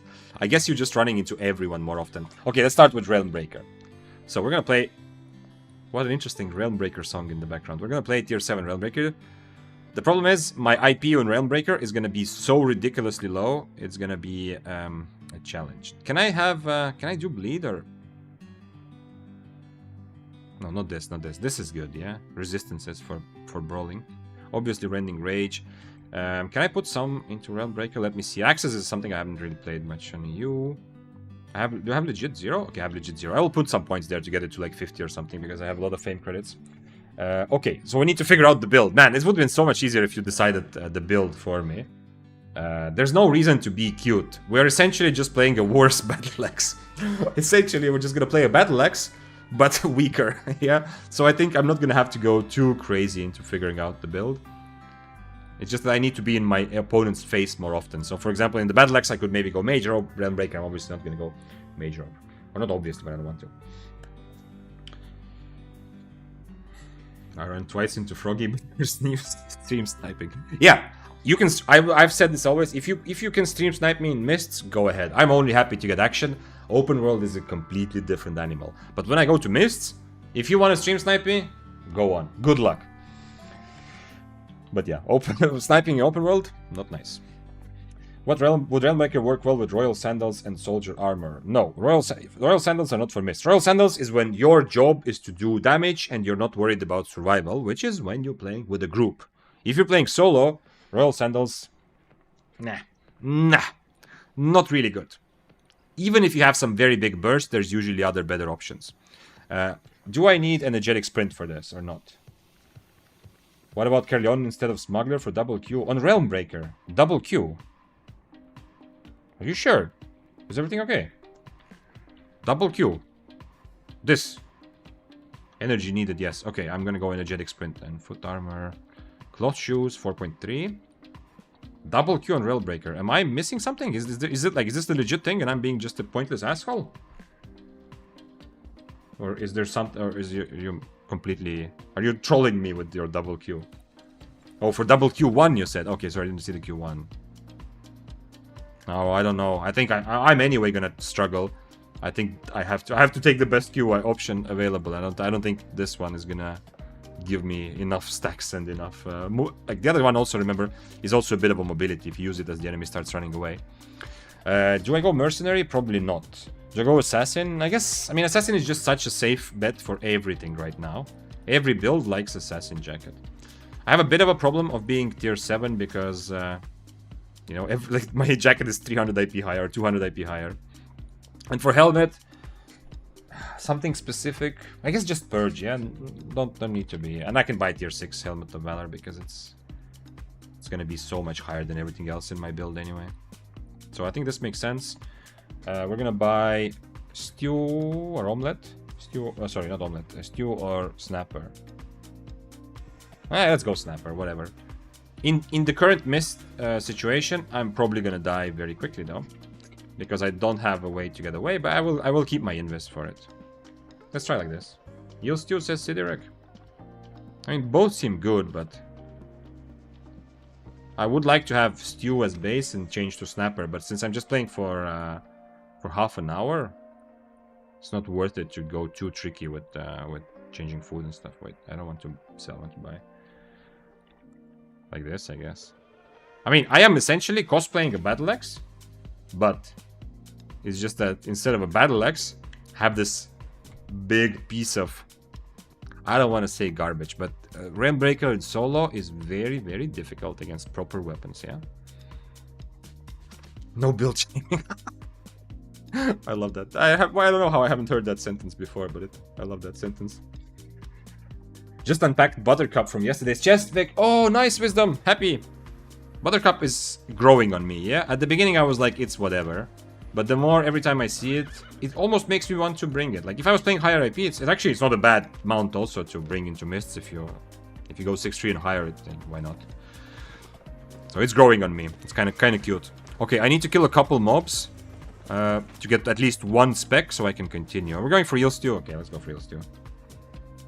What the hell is this? Who redeemed this? Azot, this is Dr. Kali. And in fact, Dr. Kali's redemption was not this. It was just buy a Realm Breaker and then use whatever. Oh my god, the attack speed is so slow. I have to get used to that. And the jump. I wonder how easy it is to react to this, to the E. Where is my Breaker of the Realms? Okay. Realm Breaker. Where are you? Oh shit, okay. I need to kill a couple more mobs because I need to get some specs, yeah? Anyway, at some point I'm gonna have specs in everything. In a distant future. Okay, the E actually feels kind of okay. Maybe I should have taken a poison? I do reduce enemies' HP, but... Can I brawl? Can I stand and brawl? The auto attack seems so slow. I'm not sure. Come on, come on, come on, come on. Oh, there's no learn. I'm an idiot. I was hoping to get to one, but I need to just quick learn now. Okay, that's different. Everything feels so kind of slow. Not necessarily janky, but so slow. Okay, nice, nice, nice. Okay, now I can remove quick learn. I can put a bunch of... I have too much anyway, so why not? So I'm playing with some specs now. Not much, but it's something. Thanks for following. We have Aikuvras Mortes and Tigo Fair. It's good that you made sure to put at the end of your name that you are fair, so that people know, now this is a fair man. Or maybe it's complexion of your skin. Recommendation from Foggy, let's dive. Oh, recommendation. Happy to have you here. Okay, let's go. How many people are we gonna meet? Can I do anything to this guy? Let's overcharge. Instant overcharge.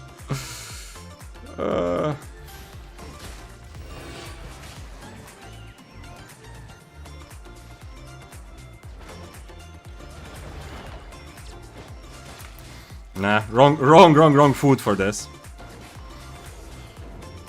He's on Demon Boot, so at least I can kind of get away. And maybe reset, yeah? Not sure. It depends on how good his form jump is against my E, yeah? I need to somehow E him when he's in form, you know? I didn't even know I was reaching that guy. Oh shit, I have W. I'm an idiot. I could have just W'd before. Okay. At least he's paying for his Demon Boots bullshit, yeah? Go for the other guy. Okay, I think I'm good. Okay, we'll try again, I definitely need Snapper for this fight, though. Go for the other guy, Mr. Quarterstaff. I didn't mean to E you. Okay, he's going for the other guy. Mists. The Mist strike again. I still have 2 healing potions, also. But the Demon Boots guy, I need to be there. The Quarterstaff doesn't have a purge. I need to be there for the Demon Boots guy.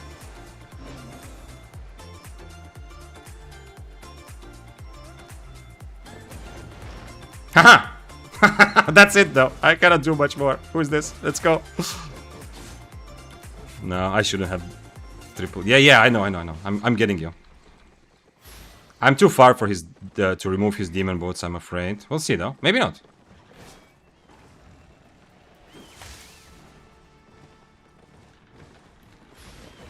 No! No, I was too far to remove his Demon. Nice. Let's go.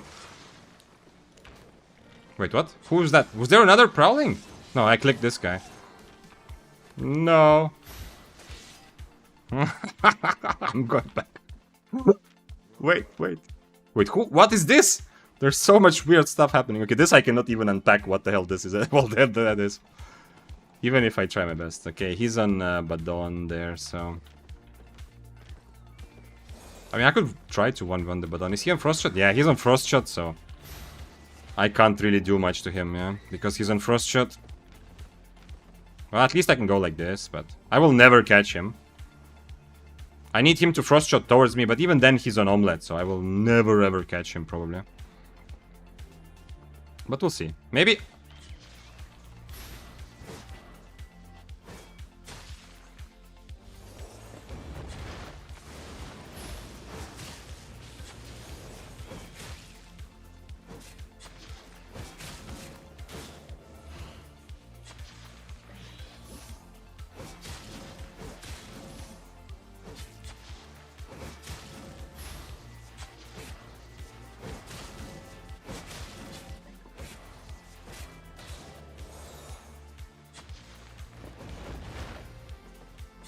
Nice. This guy's blocking his E. Keep doing that. Huh? No! He still hit it! Okay. Okay, I'll try again. One more time. No!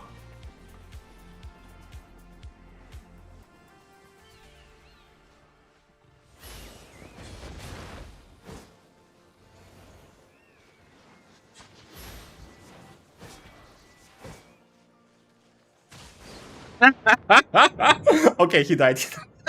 Damn. Dash on W could have been fine also. Yeah, absolutely. If I had more time, I would have swapped. I was swapping around. If I had more time, I would have swapped to Dash. Okay, I still can't stop thinking that I could have done... Also, yeah, it's not good when most of my IP comes from other items. Although, actually, it's not that bad after they putting up. Looks meta-breaking to me. I mean, he did not expect this to be any sort of serious fight, probably. Kind of close. At the end, if I hit him while he's invis, I don't know. Is there a chance I kill him? I think there is. He was very, very low. Dash W on Spider-Man helmet is a must against bows. Look at all the realm breaker specialists all of a sudden. I'm not saying you're wrong, but I'm also saying that... Do you actually have experience playing this? I don't know. I missed my first E. The second one I hit while he was in boots. Well, the third one, I'm not sure. Anyway, that was good. Kind of weird though. Well, now actually this half an hour or until I die redemptions are now gonna be usually quicker because they're so much easier to get action. And this was actually proper action, yeah? And I already ran away from the Prowling earlier. Inferno was good. Yeah, if I had more time, this would have been a good swap, yeah. I drank 2 potions, everything was fine. I removed his last boots a little bit too late. If I purged him a bit earlier, I think I could have maybe gotten a bit closer, but I'm not sure. Anyway, he died. Everyone dies now. That's the thing. Everyone who fights usually dies. That's why tier 7 is a good thing to do. Thank you for bringing this experience into my life. Froggy, your turn. Are duo mists also this chaotic? I don't know, Yezel, actually. I don't know. I would have been very satisfied to kill him and then die to the other guy. Doesn't matter. I thought it's called Realm Breaker, not Meta Breaker. Yeah, I broke his realm, yeah? This guy is absolutely realm broken right now. Even though it says that he killed me, but his realm is... he's out of this realm. Okay, Froggy... Did Froggy actually specify? Or was Froggy's request just simply play bow? Just regular bow. Let me see. Let me click on you and see your last messages. I specified. Okay, nice. Okay. Oh, nice. I see Berg. Wait. I'm trying to figure out. Give me a moment. Because it keeps scrolling down. Okay, bow, merc jacket, soldier helmet, soldier boots, smuggler, 2 healing, and or 2 poison pots. Okay, that's pretty straightforward. It's very much what I was playing for a while anyway. I would just... do you have something here? I was just using usually cultist gun. Yeah? Let's take a bag, because otherwise there's so many people asking, why no bag? And I cannot give a good answer. Other than no reason to buy bag. Okay.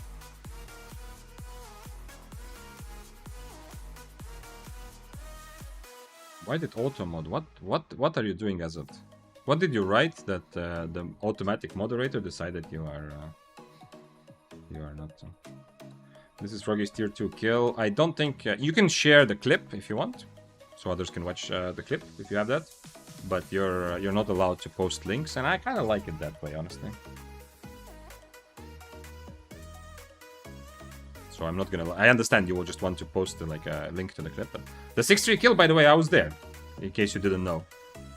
Those who were not here with the raid when I was saying this, I was there. I witnessed tier 2 get a kill on 6-3 today. Bow. I think. I'm not sure which is cheaper, but holy shit, that's a big jump to excellent. Okay.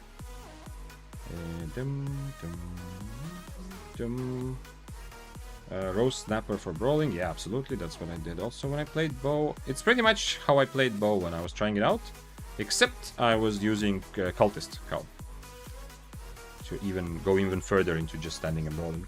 Definitely gonna buy healing potions for this. I don't think I want to have poisons with smugglers. And you said soldier boots, okay.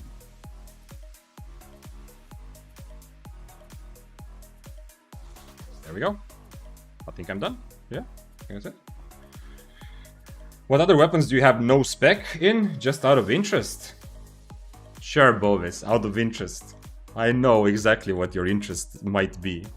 Later, in a couple hours, like in an hour, maybe an hour and a half, I will open this and we will just go through every weapon tree and talk a couple minutes about how the new mist setting affects these weapons, yeah?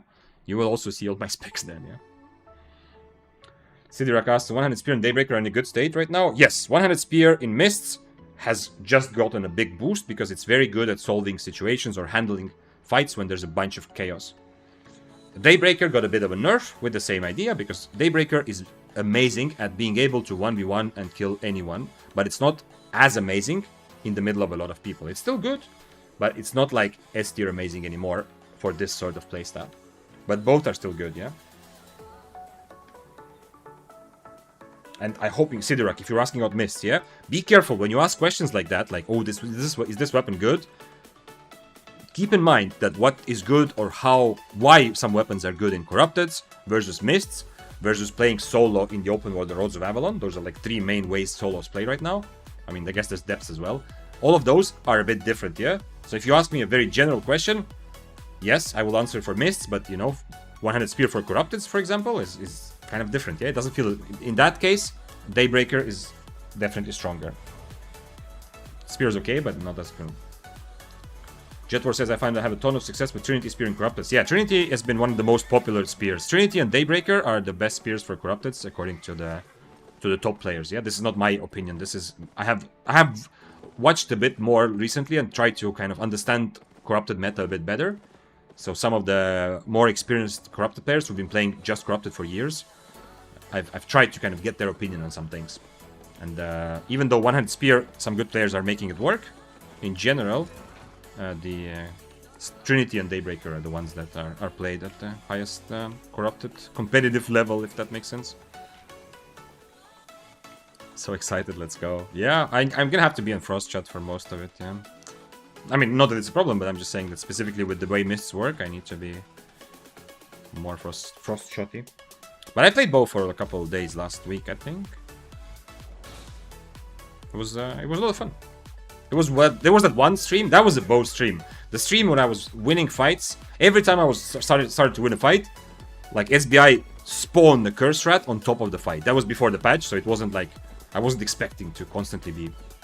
It was almost like, it was humor, because it happened like 7 or whatever times, and I said, and that was another fight I was in, I said for sure there's gonna be one. Joking, yeah, and there really was. My last fight was also ratted, yeah. I still had fun, but it was a bit... And then the other bow stream, I had some good, better luck. Should I go Mists and find this dude too? Come snipe me in the stream. Look, my mini-map is showing. If you can... Don't do this in open world, yeah? Stream sniping is like... It's not akin, it's not the same as cheating, yeah? But it's like, it's on the same scale, yeah? It's like a couple steps before cheating is in like being... Like if you really just stream snipe someone... That's like a very shitty way to live your life. But here, in this moment, I am welcoming you, yeah? We're not talking about open world. When I'm playing Mists, if you somehow get into my Mist and you kind of want to come kill me, do it. I welcome all PvP. Obviously, if you bring friends, I'm gonna be mad, yeah? I mean, it's very difficult, yeah, to team up, but that's not nice. But if you are just coming alone to fight me, whatever. If you're 8.4, I'm not gonna fight you, yeah? Or if you are like higher IP, clearly. But hey, try it. Metas asked, what do you think is the right weapon to start with for a freshly made character if I want to pick the other weapons as well? Freshly made character or freshly made player? Like, are you actually new? Are you asking for a weapon when you are learning Albion? You are new? Or why did you specify freshly made character? Because that makes it sound like you already know Albion. You just started, like, just opened a new character to, or made a new character to play. Jetwar says, I've gotten kind of accustomed to having high ping. I find I can hit skill shots quite easily. The main problem of me getting hit by skill shots that aren't touching my hitbox. True. I had a bit of that as well. Like, my brain was already used to aiming in front of where people are. But there's a bit of a problem with that because it requires a bit of prediction, yeah? Like I was hitting spear Qs when the enemy was actually moving in the direction where I predicted that they would be going, yeah? On NA. But sometimes when they turn around... I missed the skill shot in some ways, but it's not my fault, yeah?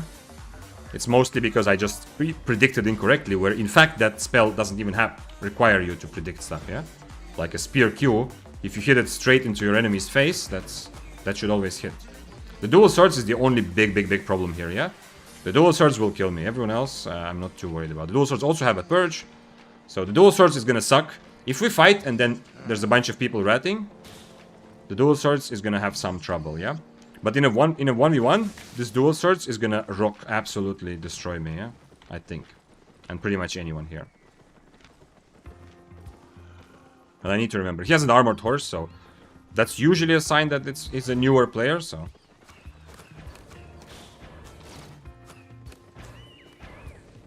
Let's see.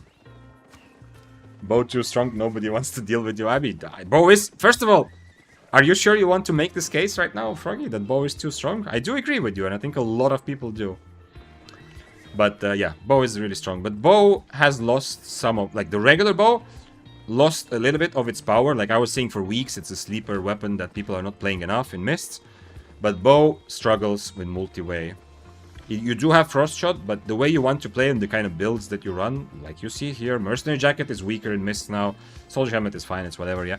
But still, my build, like, bow would be better in if Mists were more 1v1, yeah. The fact that it's not 1v1 nerfs bow, regular bow, yeah, and buffs some other bows a little bit.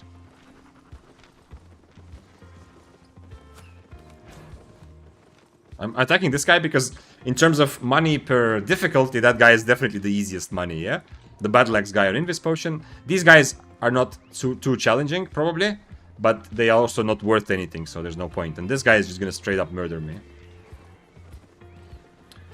I died mostly to rats and third parties. Yeah. Like, when I was playing bow, especially against melee weapons, and especially people... I've fought against experienced players because...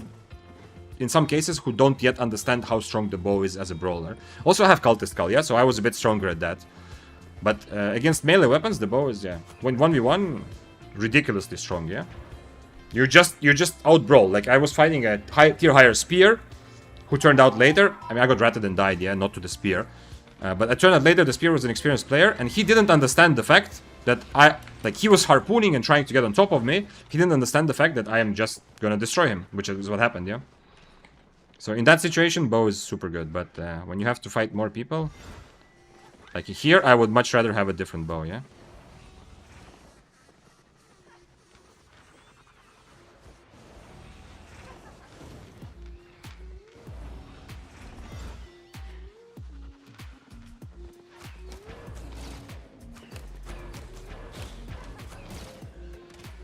Yeah.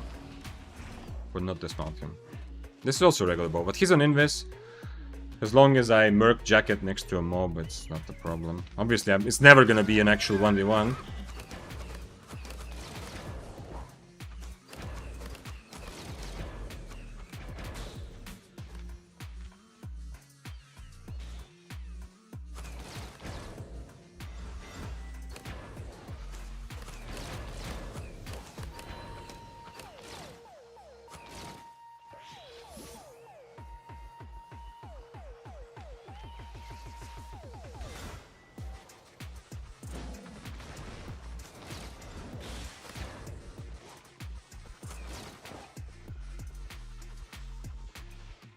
I have another potion.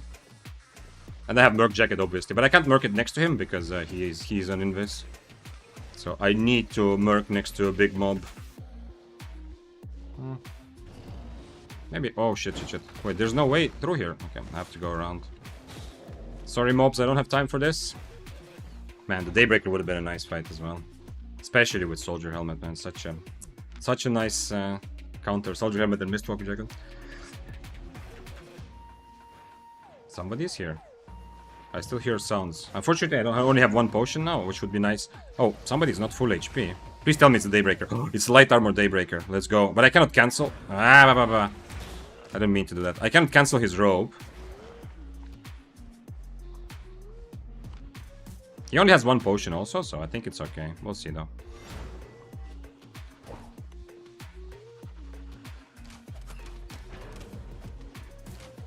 Shit, he's reflecting. Interesting.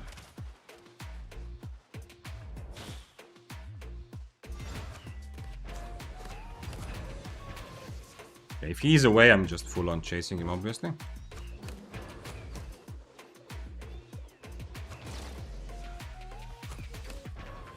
He still has rope, so he's gonna get some HP back, but I don't know why he's... Okay. My frost shots suck. But that's not news to anyone. And I would like to kill this guy also. He's still eating away. Interesting. I guess he's just going for the full exit.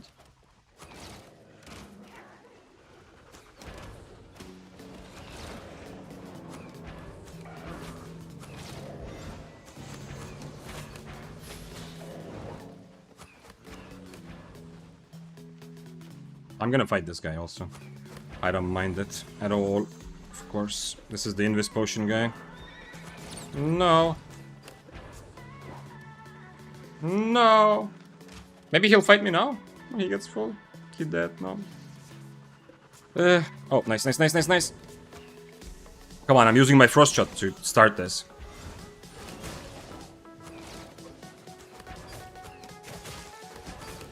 I only have one potion. He also has only one, but oh wait, never mind. He doesn't have even one potion, yeah?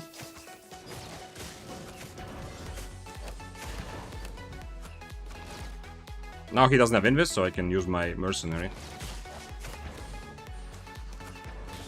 Well, remember the time I said I can use my mercenary? At least the Daybreaker is still kind of useful, but he's gonna obviously go rat this, yeah, the moment he can.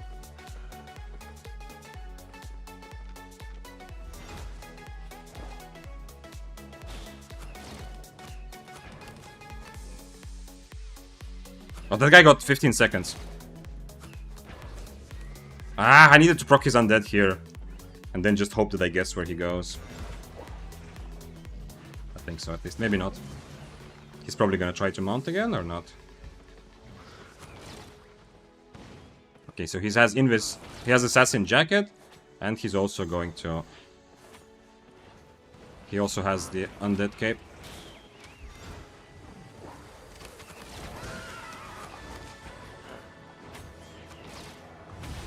No, too slow. If I keep this going for a while, I can... Really? And you're still gonna run away? Okay. If I keep this going for a while, now I have 2 potions. Helmet saved him, absolutely, yeah, the battle axe would have been dead there. Well, I can bait him in a little bit. This guy has only 1 potion, I have 2 potions now.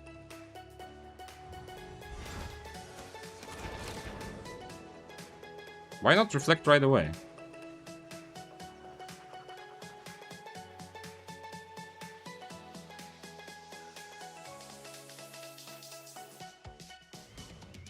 I need him to commit at some point, yeah? I don't think I can just run at him like crazy and force him to take my items, essentially.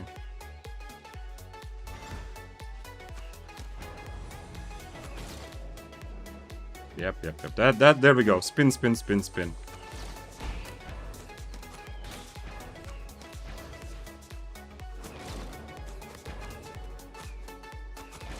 I should have murked there, right?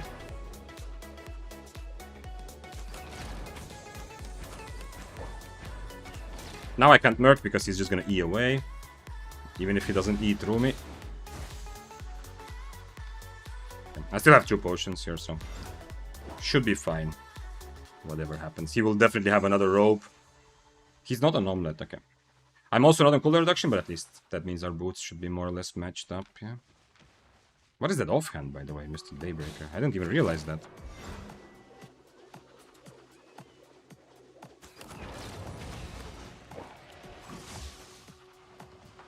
I don't think that's a good way to play Daybreaker. For one-handed spear, this would make much more sense what he's doing, yeah?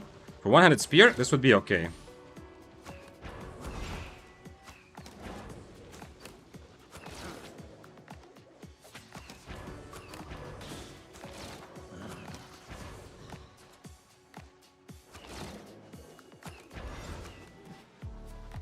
Okay. He could not run away. What the hell is that build? Okay, the rest of it, fine. But if you want to play like this, play one-handed spear. If you're here and if you had, after what you saw, if you are at all tempted to replicate this kind of fun, yeah? One-handed spear is better suited for being weird and kiting around at the edge. Daybreaker, I feel like, you know, you're not really using one of the Daybreaker's big strengths, which is that you can take the whole fight with 3 stacks, yeah? Which means that you are much stronger at brawling. Whenever you E, you don't lose your stacks. Was it a new player? I mean, experienced player would... The rest of the build is, okay, interesting, fun, but nobody would ever use Eye of Secrets, I think. If it was not a new player. Maybe someone in his chat... that's perfect, Bovis. Yeah, maybe somebody in his chat redeemed for him to play this build. That's thinking. That was a Tedford build. Also, yeah, this could have been like ChatGPT because he was using the... No, he wasn't. It's Babylonian Cape. Never mind. He was forming new meta. It's a cool... I love cool new ideas and tries. It's just like if I decided to try this kiting and cultist rope type of thing, I feel like one-handed spear, it's like no-brainer that one-handed spear would fit that better than Daybreaker.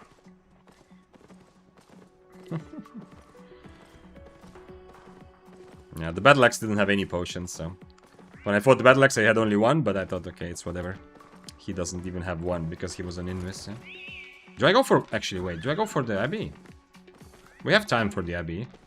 I don't know if it's good or bad. It means maybe fewer fights, but at least it's gonna be a 1v1, probably. More likely, yeah, okay, Abbeys have also been full of people. Let's go, Abbey. Bow is new meta. Bow is old meta already. Bow was meta 2 weeks ago. Now it's... Now for Mists, Bow is... it's viable, mid-tier, fun choice, in my opinion. I don't think it's deserving of... Like, earlier I was thinking, okay, if more people play Bow, we will get to a point where we can actually say this is like... It's slowly pushing itself into S tier, or at least like... high A tier, whatever that means. Like, just outside of top 10 sort of thing. But now with the new Mists, I don't know. I need to remember to E faster though. E, then 2 hits, then E again.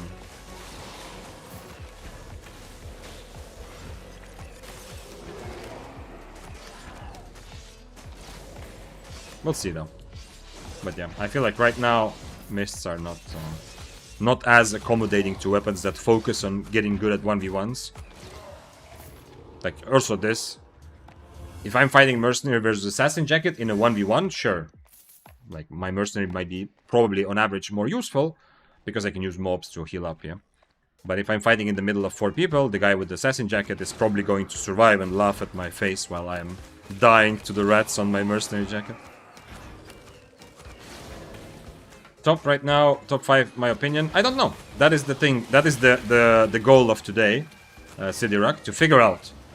I'm specifically interested in focusing on weapons that I believe have gained a lot from the update, yeah, that have become a lot stronger. I don't think Bow is one of them, but Bow is definitely a good, solid choice, yeah. But I think Bow actually lost a bit of power. But from weapons that really excel at using this free-for-all deathmatch type of playstyle, you have Frost and Chillhull, Battle Bracers, Fists of Avalon, Spear, regular Spear. And if you have other ideas, you can let me know. There's we have discussed Doomhammer today a couple times as well, so that's also something to put on the potential list to look out for, yeah. But I think the biggest winner is definitely Frost, yeah, regular Frost and Chillhull. I think one-handed spear potentially also, but we still have to see, yeah. But like a more kite-heavy one-handed spear build also potentially gained a lot from this update.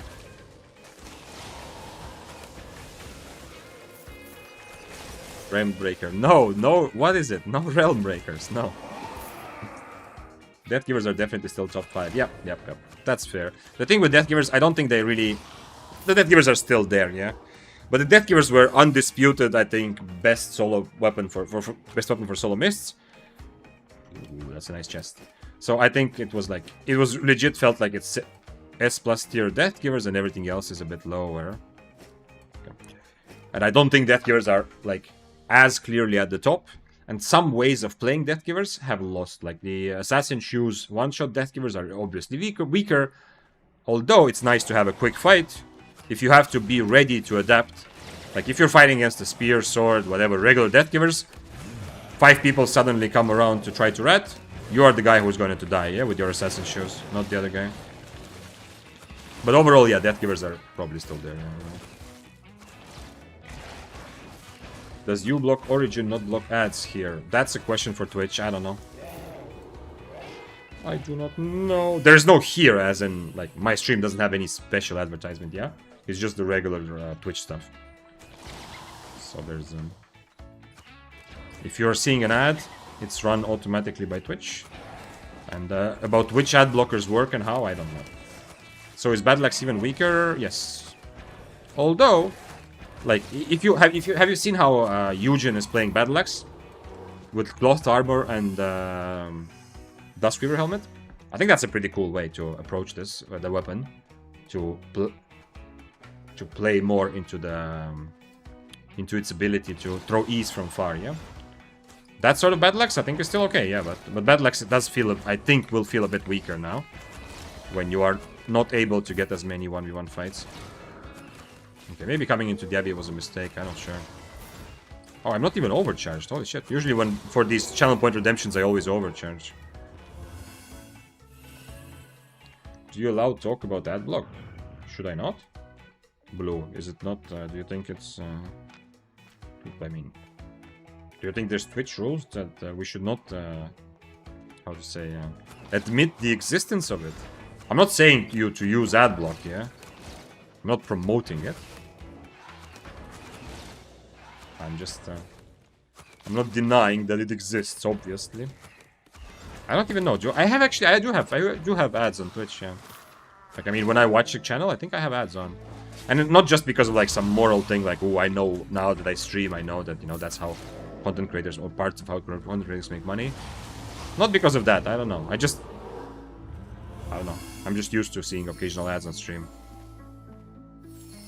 But usually I see the ones that happen, like, before the stream, not during. I don't know. Let's see, who is that? 8.3 plate armor. Man, boring. The safest, the literal safest guy in all of in the whole mist. 8.3 plate armor bloodletter with 9 invis potions. Like, if you want to go into the mist, but you want to make as sure as possible that you don't die, it's close, yeah? Luckily though, now there's so many people that, you know, he still has to worry a little bit. Somebody was here. Hopefully I find someone else here. Your CPM just plummeted, all videos blacklisted. Okay, first of all, we're talking about Twitch, yeah? So, videos are on YouTube, but yeah. Anyway. Your life. Wish one-shot builds get buffed. Brawling is fun and all, but I would like to see some variety in builds. Metas, I think... Okay, I cannot talk for this week. But if you roll it back before this update, not because it's bad, but because just forget about it for a moment, the kind of weeks or months leading up to the update before that, I feel like solo PvP has, like mist PvP has been in some of the best state ever. Obviously, a lot of people were unhappy that they have to run around and wait for fights for so long. Yeah, those problems exist. I'm not talking about that. But specifically the variety of possible builds, even with some questionable balancing decisions, the result I cannot argue with. Like, SBI has somehow been able to create mists where there's so many different ways to play and so many different weapons. Part of it is nerfing hypermobility, buffing things like Demon Boots and Royal March, yeah, Royal Boots. Stuff like that, yeah? Like, there's legit all kinds of curse staffs, fire staffs, like battle axes, whatever. All different builds and different ways of playing that have become much more viable. Not just focus everything on mobility or go play something else, which is kind of what Mists felt like earlier, yeah? So I think actually the balance has been great, and I don't feel like there's a need to expand to include more builds. However, now that after the update, we need some more time, but you might be right, yeah? You might be right that now after the update, with so much happening, so many people part of the chaos, it might be a problem for one-shots, because one-shots usually sacrifice their mobility, you know, for the sake of one-shotting or doing something similar to one-shotting.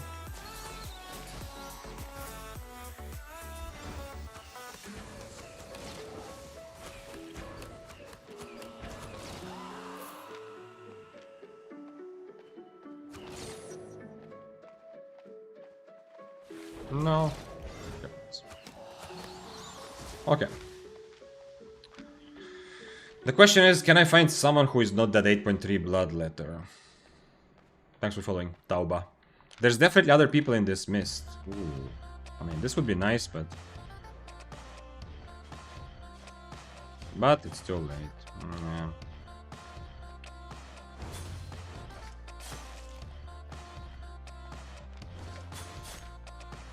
Bad.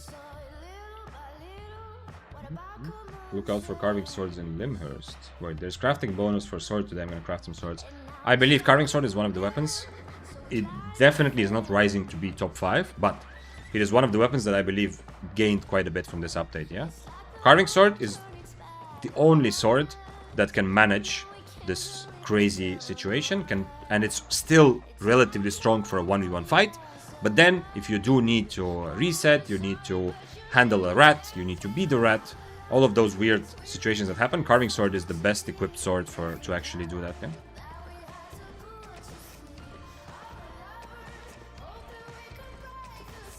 Who are you running away from? Is there someone here? Okay.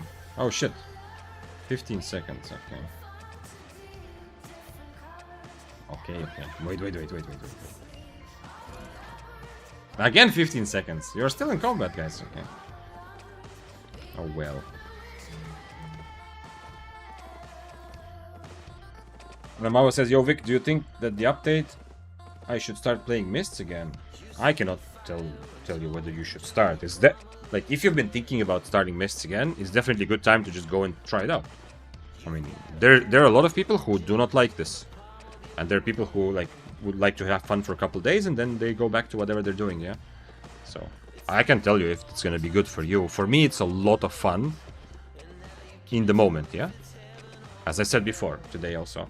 That part of me which is constantly analyzing, is this good for the game? Like, how is this gonna pan out long term? That part of me can already see the problems with this, you know, kind of depriving people from opportunity to take high-risk 1v1 fights. But I cannot deny how much fun it is just to go in and have fun right away, almost, yeah? So Bloodletter against S tier? I don't think so, actually. I think Bloodletter did gain from this. But Bloodletter, it's not as good at... The thing is, you can't just run around waiting for free kills, yeah? Ratting is more fun because you have more opportunities to rat, but you can't just run around waiting for free kills still. So I feel like the weapons that are the best are the ones that have some better 1v1 potential. Not saying that Bloodletter cannot do that, but 1v1ing Bloodletter, like on a Bloodletter, equal IP is very difficult. Like, think of weapons that... Like, if you want to see which weapons are really good now, think of weapons that don't make you think, ooh, like this is better at higher IP, yeah? Think of weapons that make you think, ooh, this weapon is perfect to play tier 7. You know, that's like one of the filters. Like the battle bracers, frost staff, spear, all of those weapons are really good at tier 7, yeah? You're not trying to get an IP advantage. High IP is nerfed because people are like more people means it's much riskier for you to exist in the mists on your 6th tier, 8th tier, or whatever. So you need a weapon where you can survive multi-way situations, you can still take 1v1 fights at least to some extent, and it feels good for you to play tier 7, because the more fights are happening, the more valuable it is to play a relatively cheap set. I know for some people it seems like, what the fuck is he saying? Tier 7 is not cheap, tier 7 is my expensive. Yeah, I know. If you're kind of newer to Albion, or you just cleaned out your bank for whatever happened to you, you might think that tier 7 is your high end, and that's okay, yeah, but then think of your 4.1 and think of which weapons you would... because for current mists, good strategy is to accept that you're gonna die a lot, yeah? Tier 7 is cheap, it's a sweet spot. I've always said that, I agree 100%. In my video, if you put ! silver in chat, you'll get my video explaining how I got to 1 billion silver as just with PP. One of the big things there is, yes, tier 7 is just the best money-making tier. It's always been the best middle ground or balance of being strong enough to compete and contest over objectives, compete with others in PvP, while being cheap enough so that your losses do not end up mattering that much. I agree with that completely, and that remains true. So 100 Spear is better than Daybreaker now? For Mists, I don't know yet if it's better, but it is definitely moving that way, yeah? Like, Daybreaker is slowly falling, but I don't want to make it seem more dramatic than it is. Like, it's slowly falling, but it was one of the best S-tier weapons. And let's say it's falling towards A-tier. And Spear is slowly rising towards S-tier, yeah? So they're kind of crossing paths, but it's not like they are... Like, suddenly Daybreaker is bad and Spear is good, yeah? We still have to kind of figure out how people play this new Mists, yeah? But Spear is definitely a very good weapon now for Mists, for this chaotic situation, yeah? Sad Big Chicken Fish says, I mean... Wait. That looks fancy. Okay, that is fancy. Why didn't you attack me? 8.4 guy. I guess he was chasing someone else.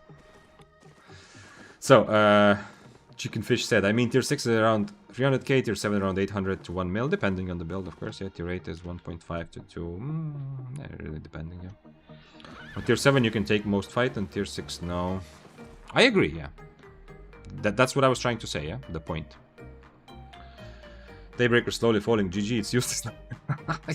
Yeah, Mofanza, exactly. That's what I was trying to prevent. He was scared. I mean, maybe he's...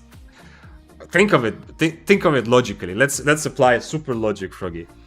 If he saw that certain content creators have started playing bow to a point where they can kill 6 trees with tier 2. Now, calculate his 8-4. How much is that between tier 2 and 6-3? That's 7 tier difference. So in his 8-4, that means the highest he can maybe fight a bow is 4.1. So, understandably, I am already tier 7 and I might still overcharge. So I'm not surprised that he's worried about the power of the bow. Okay, bow was fun actually. I mean, I'm not surprised. I played bow and I know it's fun. And I actually survived the whole time. It was partly because of the Abbey where I couldn't find a fight. But that cluster fight and the bunch of running around. What do you think now about the longbow? Let's go longbow for a while, yeah. I still have the... where my bank is... I still have the frost. We could play that as well. Let's drop this into... I guess loot, whatever. Actually, no, let's go this for future because maybe I will use this again at some point. Let's go longbow, yeah. I feel like longbow is one of the weapons that gained, and especially with the focus that a lot more lower IP players are going to play mists for a while because ratting is more prevalent, so you feel like you can participate and there's going to be more people to fight as well. Let's try the longbow. Do we still go soldier actually? Do we go the same items? Just longbow? No, Merc doesn't make sense, right? I don't want Merc. Where's my soldier helmet? Oh, here. Okay, soldier helmet. The same boots. Let's go assassin jacket. Yeah? It still makes more sense. And I think we're going eel stew. I think so, yeah. I don't know, or this should also be snapper. It's difficult to decide. I have cooldown reduction from my passive, but that's it. Let's go eel stew. I'm spreading bow propaganda. Yeah, but I mean, it's no longer surprising. I think it has spread already to a point.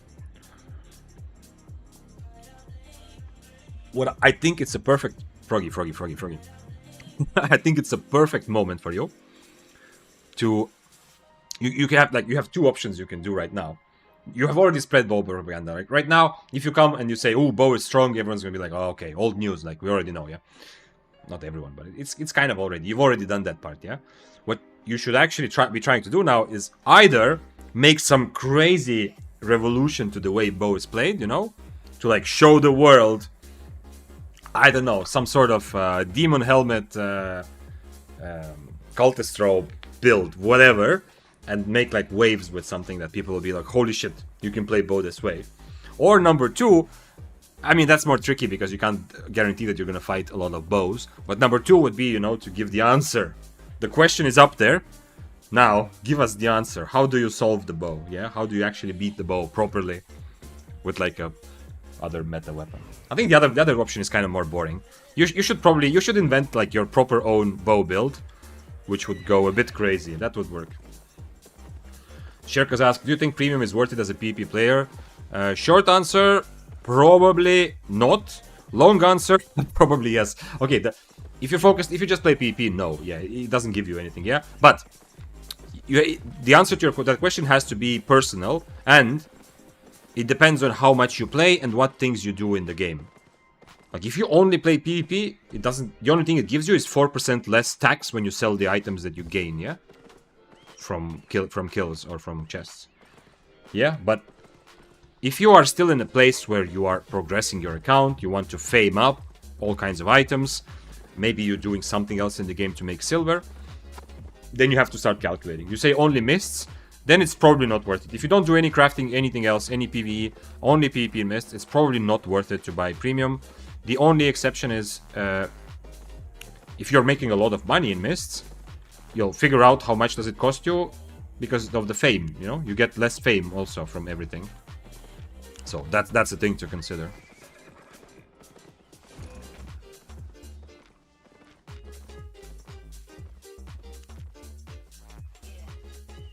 So yeah, for you, for me, I don't know. That's an interesting question. Probably yes, because I'm still very happy when I fame up, and I have a lot of things still to fame, kind of.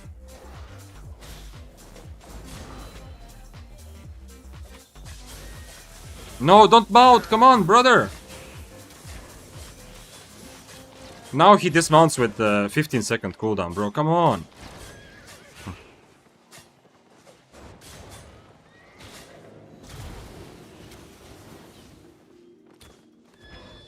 There we go.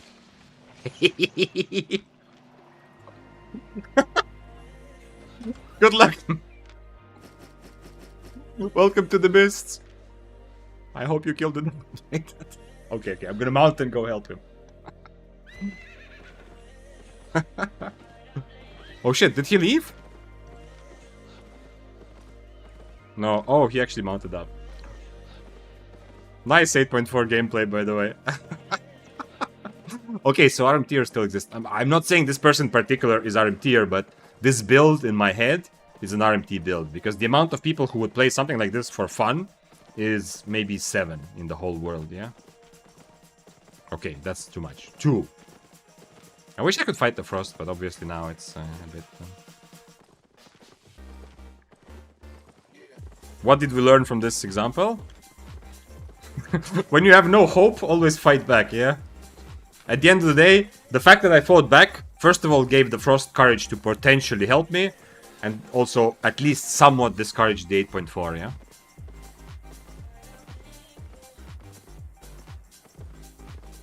There are so many things to do in game.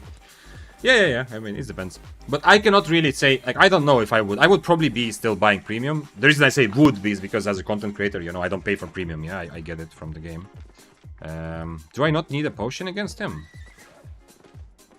Bro, you could have... I would like to have a potion. I guess I could try without. We're gonna get murdered by the 8.4 though. What a lapse of confidence from the Frost. I understand though. I might have done the same in his place, yeah? When he saw how fast I was losing HP, I understand that he mounted up. I mean, it's actually... In like 3 weeks, it's gone from absolute heat wave, crazy warm weather where I cannot even function, to it's cold enough where I need the, like, you know, the chapstick. It's a crazy weather change.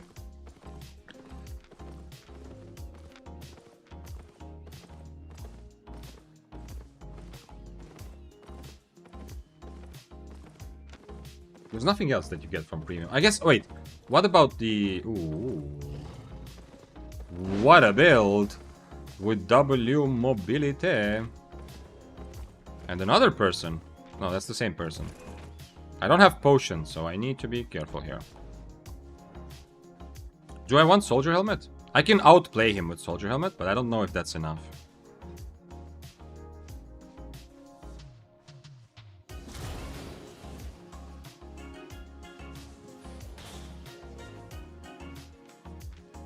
I would be much less careful if I had 2 potions here, yeah?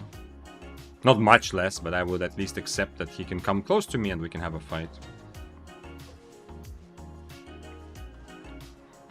I need to survive for 50 seconds somehow this here.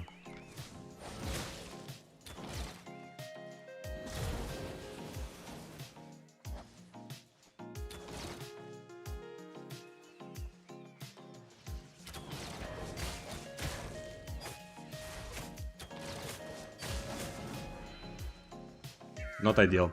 I thought he's gonna use his last Q. Okay, a little bit more of this. He's also gaining confidence that he can beat me.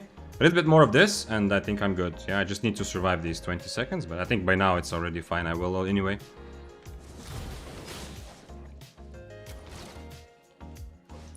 He's gonna have boots way before me, right? I bootsed a bit too late there. It's not ideal. I would like to use my Invis against his Inferno.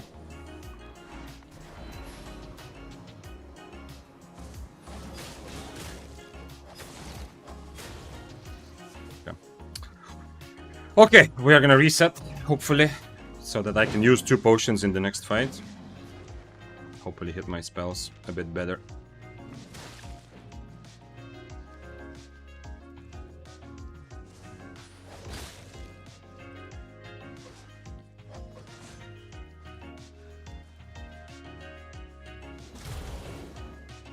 This is just for the slow. Oh no, that's not what I meant to do, but okay.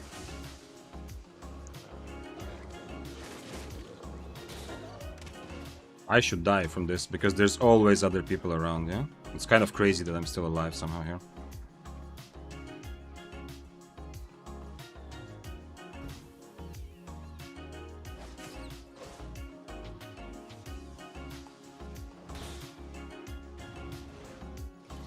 Okay.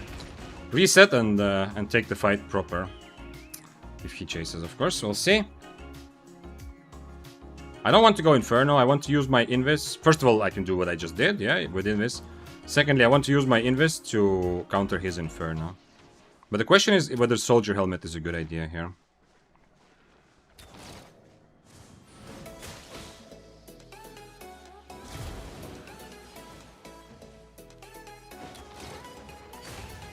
Use second E, okay.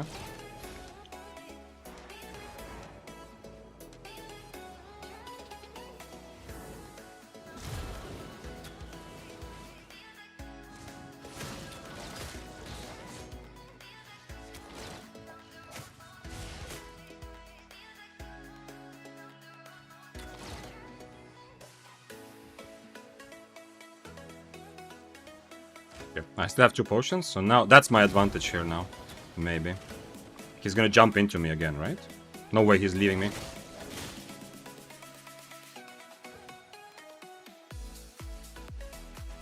I need to also not potion too late, yeah?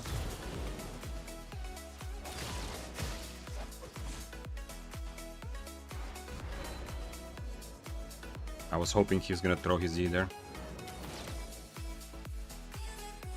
He's also on taproot, which kind of makes this more difficult.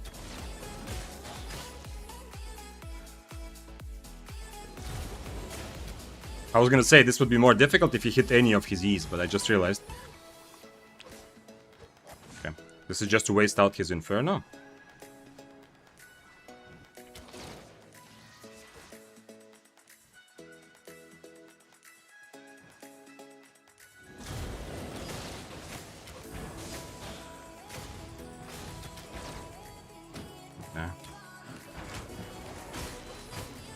A bit too early that I went back into him. No hands! Look, Mom! No hands! Beasts are so fun! All of a sudden. I made a bit of a mistake. Oh, come on. This was the first... this was the first hands-off kill I have ever gotten, I think. Too bad that everything trashed. Okay, Brave Soldier though, you know? I didn't overcharge, so he feels like he has a big advantage. Yeah, the IP, yeah, everything, T-rate. But still, Brave Soldier. He sees how the fight is going, and he's just going and going and going. He doesn't say, like, okay, you know what? Fuck the bow, yeah? I don't want to die for the bow. He could have left several times. Yeah, the trash rate is unhappy, yeah. What a scam. Yeah, after all of that sweating, you know, all of that work, all I have, it's like my, what is that, you know? My mom went to LA and all I got was this lousy t-shirt, you know, those kind of tourist things they sell. It's like I fought for 2 minutes and all I got was this lousy merc jacket. You deserved more for that. Soldier helmets were kind of so-so. I was trying, okay, at least I countered his cultist several times, yeah. But the very low cooldown E is kind of nice, yeah? As you saw, I was using it many times just as a slow, as a kiting tool when I'm trying to catch or I'm trying to get away. Actually, I'm not even sure why I'm in the city, you know? Since everything trashed. Okay, whatever. It's still some profit, but I could have stayed. And I need to overcharge. I'm pretty sure he would have fought me all the same if I was overcharged. I love soldier helmets. I wish I could use it with more builds. Why can't you? Because you need the purge. Well, why can't you use soldier helmet on every single build almost? I mean, soldier helmet is very basically useful. Like it's gonna be valuable almost always, right? It just gives you outplay potential. Yeah, In some fights, it's just straight up amazing. So what have you discovered about Soldier Helmet that doesn't allow it? Take 8.1 beef stew. Do you think that would be better than eel stew? I'm kind of kite heavy, yeah? I'm actually invisible also sometimes.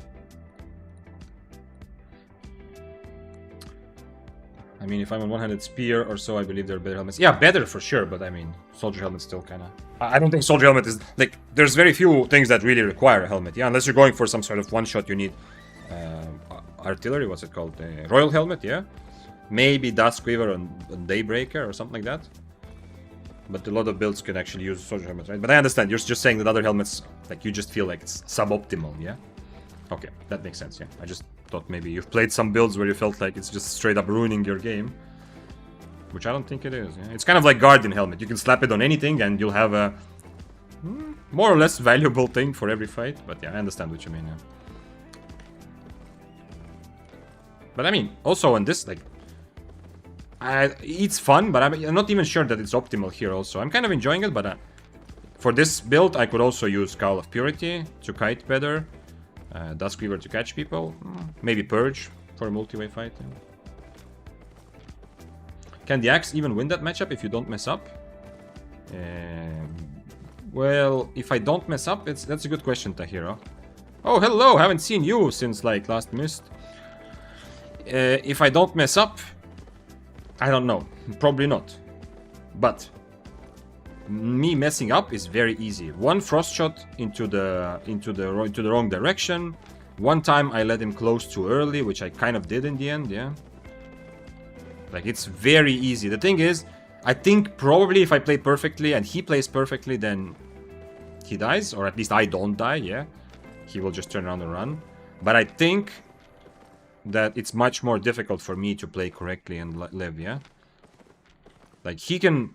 When he he has to mess up many times, like well, I don't want to say he messed up, but he has to miss a significant amount of spells. He can waste his mobility, and he's still gonna have a chance to come back.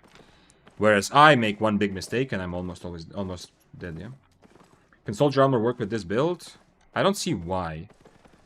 I mean, the famous quote from... PPD, I think, from if you're any Dota players, everything can work, yeah? Everything can work, but I don't see why you want Soldier Armor. I am playing this as a... because I believe that Longbow gained a lot with the update. I believe that it's one of the weapons that actually is better now than it was before. I'm not saying it's, like, amazing, but it's still pretty good, yeah? Probably. But I am playing this mostly as a kiter, yeah? Who can still surprise with close range damage. I still have the Q1, the big thing that makes all bows strong right now. So I have access to that. But I am mostly playing from a distance. And if you want to play from distance, I don't think you want Soldier Armor, yeah? Assassin Jacket is going to be so much more better, so much more useful. And versatile, yeah? You can use this to defend myself or to evade rats, and I can use Inferno to take a 1v1 fight if I want to. Manbo said way earlier, did you answer my question? I might not have. I don't know. Wait, Manbo said... Okay, let's see if you're still here. Manbo, your question was, I feel like heavy crossbow would be great. You can deal a lot of damage without committing, and Caltrops is great mobility. I love it with Purity Sentinels. Yeah, heavy crossbow is a lot similar. I have 1 minute I have to wait now. Heavy crossbow is a bit like a warbow kind of weapon, with some extra flexibility, yeah? Because of Caltrops, you're right. And because you have good damage up close. Although right now bows also have good damage up close, but I think the double Q is still better from crossbows. What's the biggest counter of bow? Range, I think. But, I mean, it's not a straight up counter, but I can, like, the Q1, which is the reason why bows are so strong now, the big Q1 buff, you cannot use this against someone who is throwing spells at you from 18 meters away, yeah? So one of the ways to counter any bow is to force them to use another Q. By playing a Frost, Fire can throw spells from 18 meters, Arcane Staff 17, having your helmet from long range, stuff like that. Q1 used to knock up, did its damage amp up? I don't see the knock up anymore. Yes, again, the change, this was a while ago. This is not recent patch, this was like a while ago. This does gigaton of damage, it has low cooldown, but instead of interrupt, like it used to, as you said, knock back, not knock up, but same thing. Instead of that, it just slows for a little while. But just the sheer amount of damage, this has 13-meter range. It does about 3 times more damage from the same range as Impaler will do, yeah? Because of very low cooldown. I mean, even more range than Impaler. Holy shit, yeah? If I'm playing Spear and you're playing Bow, and the only thing you do is you hit your Qs, and I hit my Impalers, which is a W, by the way, which should be more valuable, yeah? You hit your Qs, I hit my Impalers, you're gonna do 3 times more damage than me, more or less. And have even a range advantage. Kind of crazy. Crimson, hello. What are these top 5 weapons you're talking about? Tell me what your opinion is. Today I am discovering that. I am certain that Frost, both Chill Hull and regular Frost, were significantly buffed with the way mists are working. Other than that, carving is gaining, but I wouldn't say that it's like top 5, yeah, but today is all about exploring different weapons that I believe significantly gain from the way mists are now, yeah? And we'll figure out top 5 together. Bedrock Mace is not solid, big bad owl. Yes, nice. At least something I can tell you right up. Mr. Sag Ox. Do you know that you have ox in your name? Sagox. Do you know that your name includes an ox? And ox was recently buffed. Coincidence? I think not. I have cock in my name. Okay. Do you? Well, I guess. It depends on how you pronounce it. Yes, Sagox. Okay. It's hidden. It's like a small one hidden in there, yeah? The ox is much more evident. Thank you for your raid. I appreciate you, all the fellow Froststaff enjoyers. I am playing, not a Froststaff. I played Froststaff for half a day because I believe that regular Frost and Chill Hull are among some of the best weapons in terms of weapons that gained from this crazy free-for-all deathmatch playstyle. Both of those are really good at taking advantage of being in the middle of 70 people, constantly fighting everyone, and being safe, and also they can still take 1v1 fights, and it's pretty cheap, yeah? You don't have to spend a fortune. So, I played a lot of Frost before. Right now I'm trying out Longbow, because I believe this also all gained. Not to the point where it's amazing, but it gained. Thank you for raid. Welcome. Come in. Tell me about your experience. Tell me, what did you learn? Everyone who is here with the raid. What did Sagox tell you? The secret. How to play 8.4 and not die. It was horrible. Horrible. You see, this is happening. I have mixed feelings about the update, but I am definitely having a lot of fun right now, yeah? But if you say that mists are horrible, that's plus 1 point to everyone who's saying, fuck the 8.3s, I just want to have fights and not get, killed by like a outgear opponent. If 8.4s and 8.3s are like having trouble, that's a sign. But who knows? Speaking of Frost, let's see. Can I out-Frost this Frost? Don't forget to use your food, Mr. Frost. No. It's a very low cooldown, though.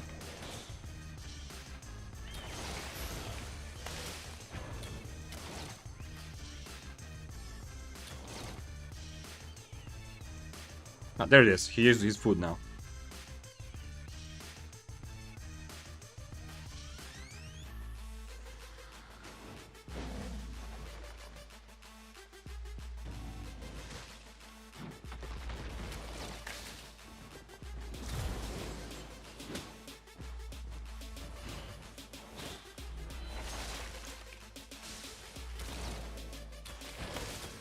Read him like a book. I still have 2 potions, but...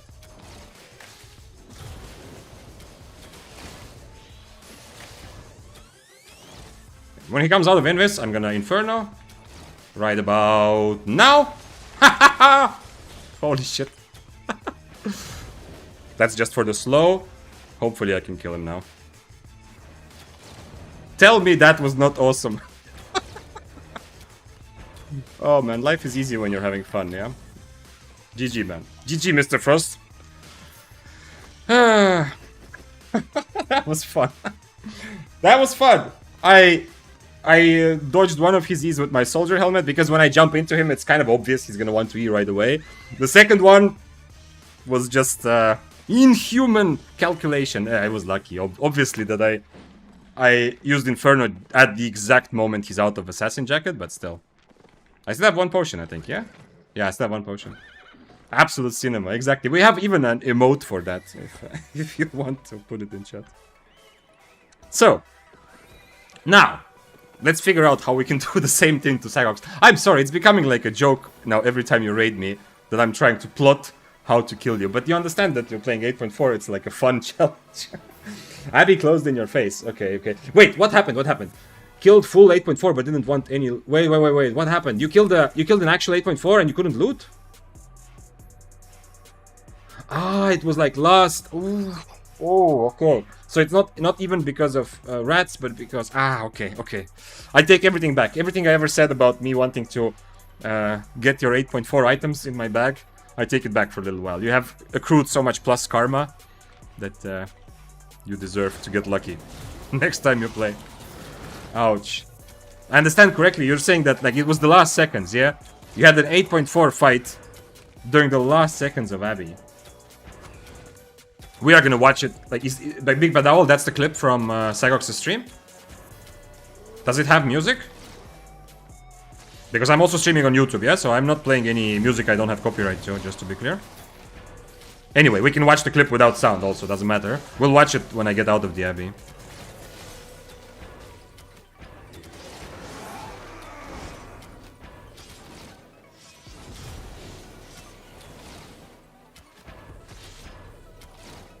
Come on.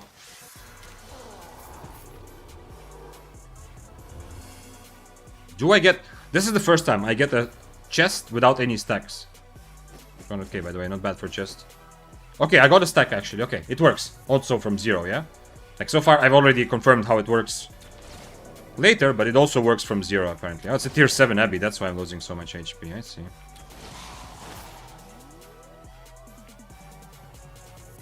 Player Rami asked, what do you think about Blood Moon? I think it's strong against lower AP even in like 3v1. Yes and no. Not really, no. Keep in mind, a lot of the 1v3, 1v5 clips you might see from Roads and Open World, it's kind of a different game, yeah? People in Roads and Open World, on average, are much newer to the game, or, even if they are experienced, they play with less tryhard, you know? Like, in Mists, Blood Moon will not 1v3. Very rarely. You have to be a very good player, and one of their biggest banes or problems will be your lack of mobility, yeah? Like, unless you are fighting beginners, they will abuse the fact that you're gonna struggle to kite more than one person around.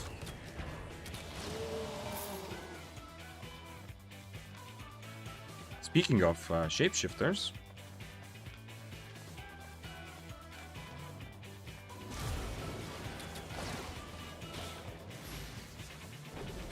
okay, that was his Inferno. Fuck, I shouldn't have gone to the mobs. Nah, that's my bad. He's gonna use the mobs now to get close.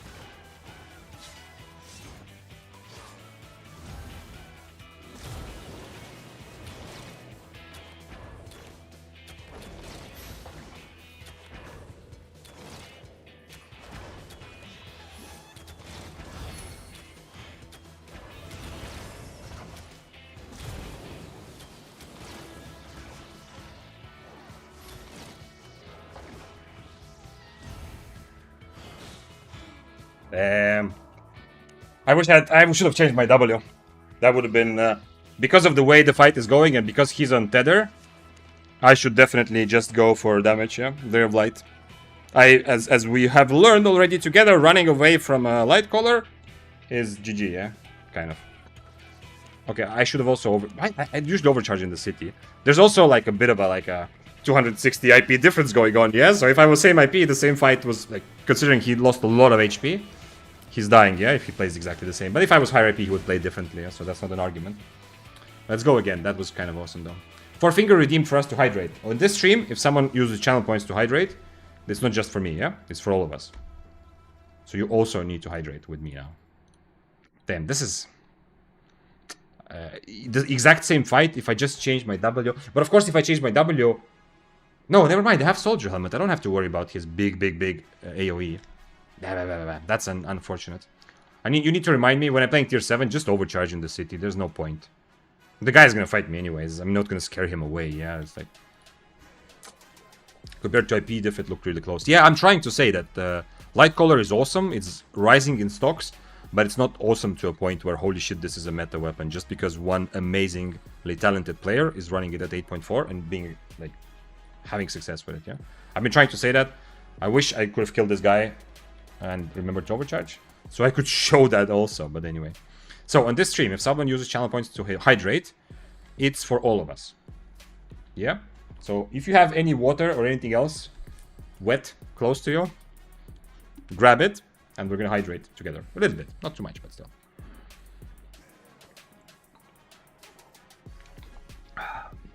Thanks for following, Tatsuo. I got killed by Pandacotta too. Who is that? Yeah, that's a... I don't know. I've only heard good things about him. I don't know him personally, but I fought him a couple times, and he was always amazing. Like, I fought him spear versus crossbow several times on an A and an U, and I always felt like I don't think I will ever get to that level. Yeah, maybe just like a very good build for him, whatever, I don't know. But I definitely got a lot of respect from the way he played those fights. I kind of remembered his name at some point. And right now he's destroying EU Mists. Look at this. Look at this. This is current week. This week, PvP. Look at this. This is not just the most PvP fame this week. This is almost twice everybody else, yeah? If you remove Allen from here, it's legit more than twice everybody else. So he's doing something right, yeah?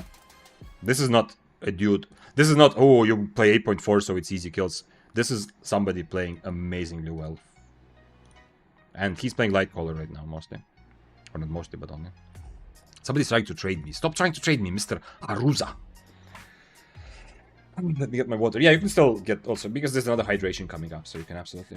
What changed in the mists? More people. Fewer mists for the same amount of people. Every mist full of people. That's a simple explanation. Haruza, thanks for follow. Stop trying to trade me. Thank you for following, though. Since when does heavy crossbow have 22 meter range? I don't know, actually. I have not followed. Heavy crossbow is not very relevant for solo PvP in mists. Even though it has its potential for sure, it's not played that much. If you have water at your house, Vic Zane yesterday. Yes. If you have water at your house, drink it. That's the thing.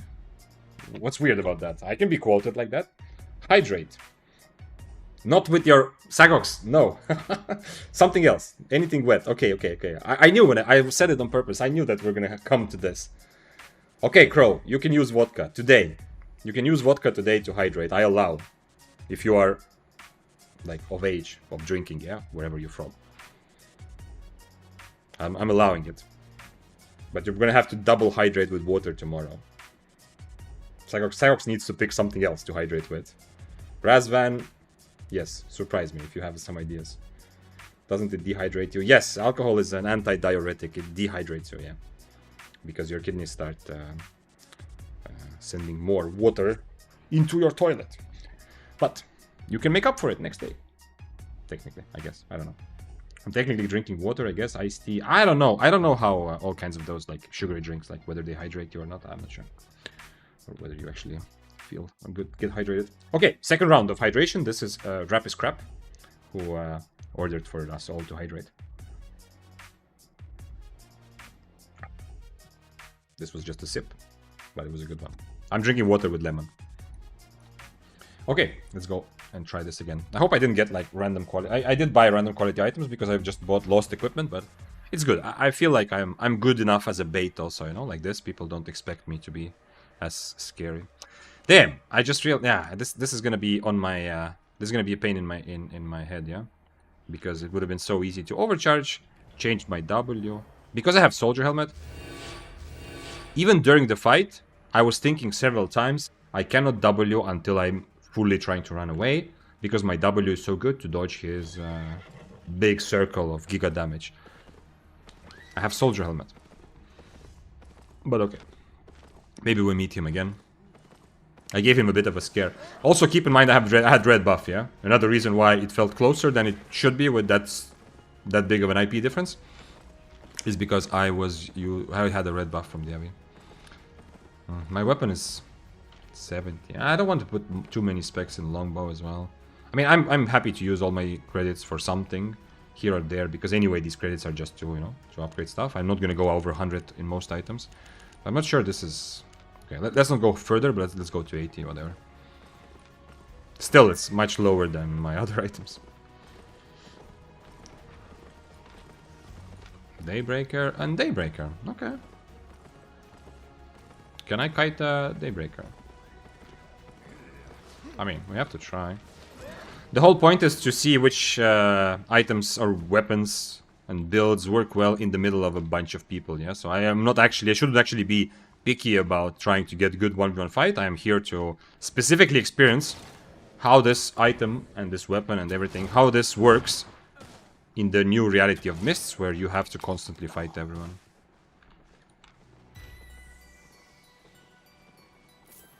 Thanks for following, Scorpion Demirel. I don't have water at my house, so I guess it'll do.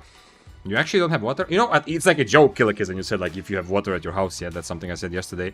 I mean, it's kind of a joke, but sometimes I remember also, like, yeah, I live in a place where I have always been brought up drinking tap water, yeah? If you're thirsty, just drink water from the tap. What the fuck else do you want, yeah? Like, I grew up like that. But I've also traveled to places where obviously you can't just, you know, it's an actual health problem, yeah? So, this thing of do you have water at your house might actually be like a real thing. He changed to deflect, so he might actually want to fight me. Let's see. And he has also... do I go invest? Let's go invest, because he's gonna get on top of me anyway, so it's gonna be safer. I need to do some damage as he's trying to get close to me.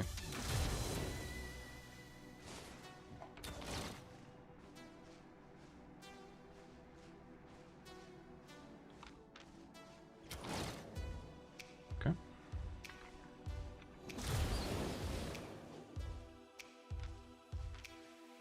I don't see him, but I heard the reflect. But anyway, I'm expecting it anyway, so... Even if I didn't hear it, I would...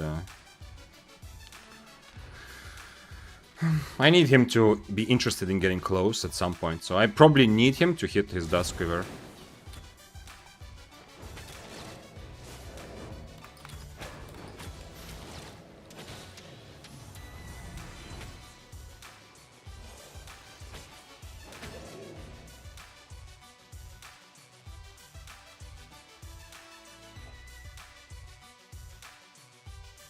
He's on Snapper also, so if I let him close, it's even more dangerous.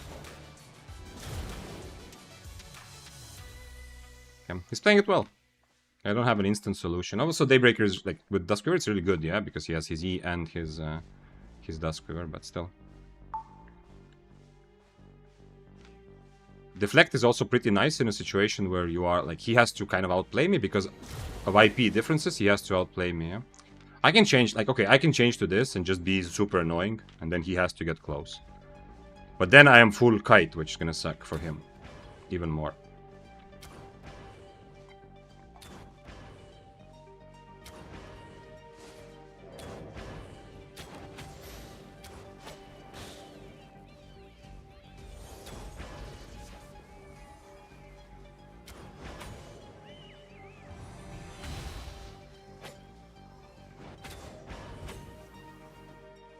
I don't know at which point I should be drinking my potions, to be honest.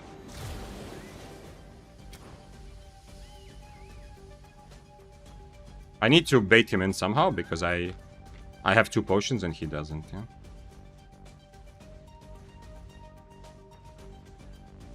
I need him to get interested in this sooner or later.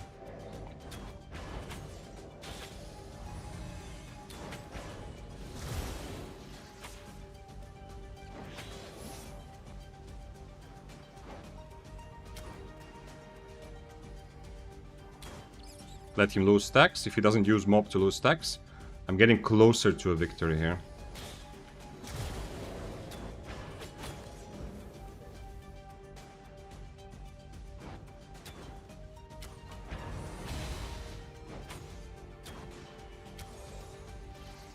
Okay, now he has no E, so he needs to Dust Quiver a mob, otherwise he's dead.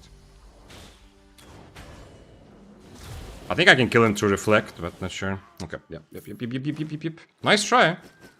Definitely respect his try. I am tier 7 overcharged, even though I don't have full specs. He was tier 6, I think. Just straight up. Okay, because of specs, it's not that big a difference, but it's still, like, considerable. Nice try from him. I have Daybreaker counter, though, yeah? My helmet. He says GG, man. I'm gonna write GG to him as well. He deserves it. This guy definitely got respect from this fight. Warning Yo says, I have good news. Who wants to hear it? Okay, here's the good news. From Warning Yo. I'm gonna be careful reading this. One day we'll have to answer for our life and what we would deserve. Oh, but on the cross, Jesus, what the hell is that good news, bro? What are you trying to do? Is this are you trying to are you trying to just get attention from people with it?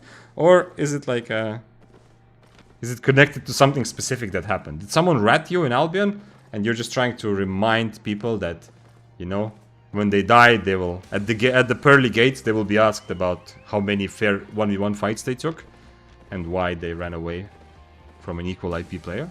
Is that what you're trying to do? Preach. Yeah, thanks for following Slayer28.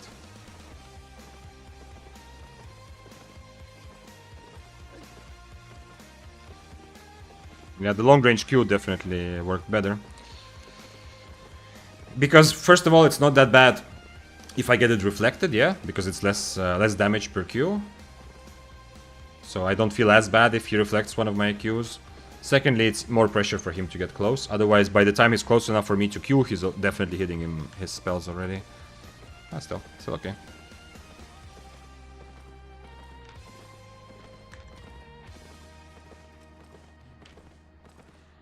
Thanks for following Pawi How Bro. That's the name. Interesting name. Difficult to pronounce. By the way, today we have had some amazing raids. If you were not here, I mean you probably were here before, but anyway, if you don't know, then one of the reasons why the house is so full of fun and hype today, well, there's two of the reasons, yeah. One is Froggy. If you don't know, if you want to see some actual bow gaming, but in the open world, you have Froggy, and the other author of what's happening here is Sagox. So both of those creators raided us today.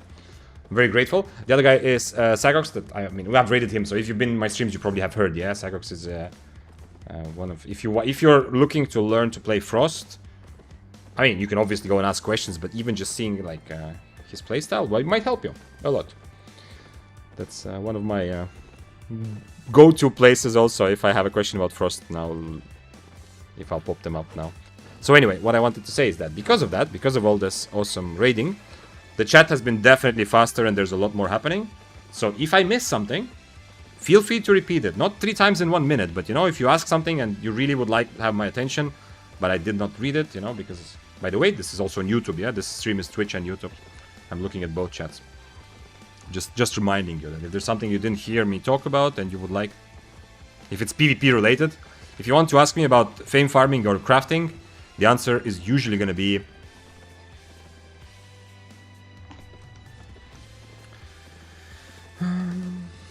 Warning Yo says, yeah, I know it can seem random, but yes, it's the good news of forgiveness that God offers us that I wanted to share.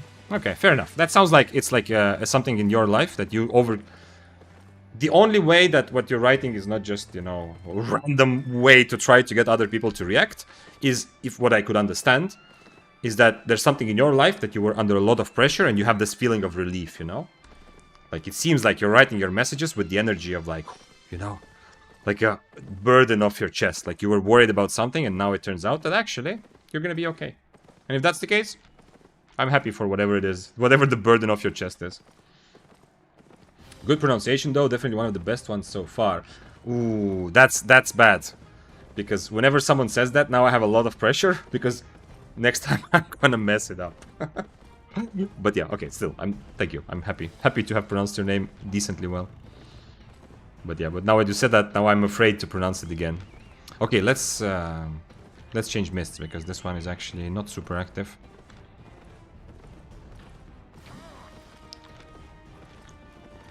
So yeah, the reason I think that longbow is winning a lot in the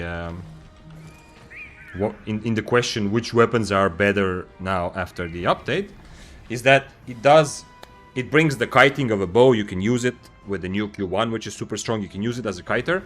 However, it's not giga expensive, yeah? Because other bows that do this well are Badon and Skystrider, which are, I'm pretty sure, just one-on-one, just like one-on-one comparison, are just strictly better than longbow at pretty much everything. almost everything, let's say.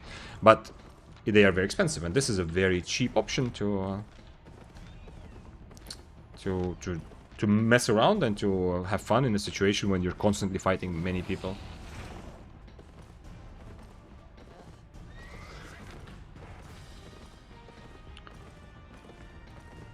Right now I could afford to buy a Masterpiece, Jack. You are still... Hey, at least you were alive, okay? Imagine if there were suddenly 2 6-3 guys chasing you. How are you surviving? Psychox, tell me about your experience. How are you not constantly running around whenever you run away from a...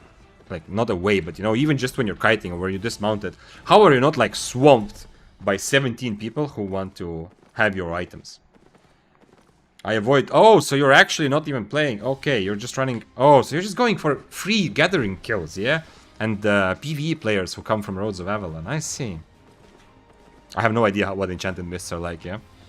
I've heard from Eugen that it's a very good deal now. He also suggested yesterday that I go into Enchanted Mists. Which I usually avoid them, because usually Enchanted Mists have been, like, dead in terms of PvP. But you're saying that you go into Abbeys and Enchanted Mists? That's your main thing, yeah? Okay. Okay, that's interesting. I've seen surprising amount of 8.3s and 8.4s, to be honest. I was expecting that there would be just a couple, but... Okay. And Enchanted... Okay, today I was in one Legendary the whole day, and I did actually get a fight. But it was a 7-3 Bloodletter who didn't... Like, I mean, I was Frost, so I was kiting him, and he ended up not chasing me. But that was like that was an actual PvP player. Other than that, I don't know what's up in the Enchanted Mists at all. Interesting, interesting. I'm observing how people react to the new update so that I can also form my understanding of what's happening and what is good and what is not good right now. Before upgrade, I used to aim for Enchanted Mists, says Tiago Perdi, made lots and lots of silver. As a gatherer, or you were going there to fight people who are not PvPers, yeah? Because I didn't go to Enchanted Mist usually because it was very dead in terms of PvP, but if your goal is to find people who either are just gatherers, yeah, or come from Roads of Avalon open world, so they're not actually PvP focused players, they just saw an Enchanted Mist and they're going in to see what's up. That was like the reason to go earlier. Is that what you're saying also, Tiago Perdi, that you like to hunt down those situations? Is this the same mist where I saw the Death Givers before or not? Demon Boots. I do not like Demon Boots because I have no purge for it. But if you wanna fight, I guess at least I don't die. That's my Curse Staff song. I will probably die though.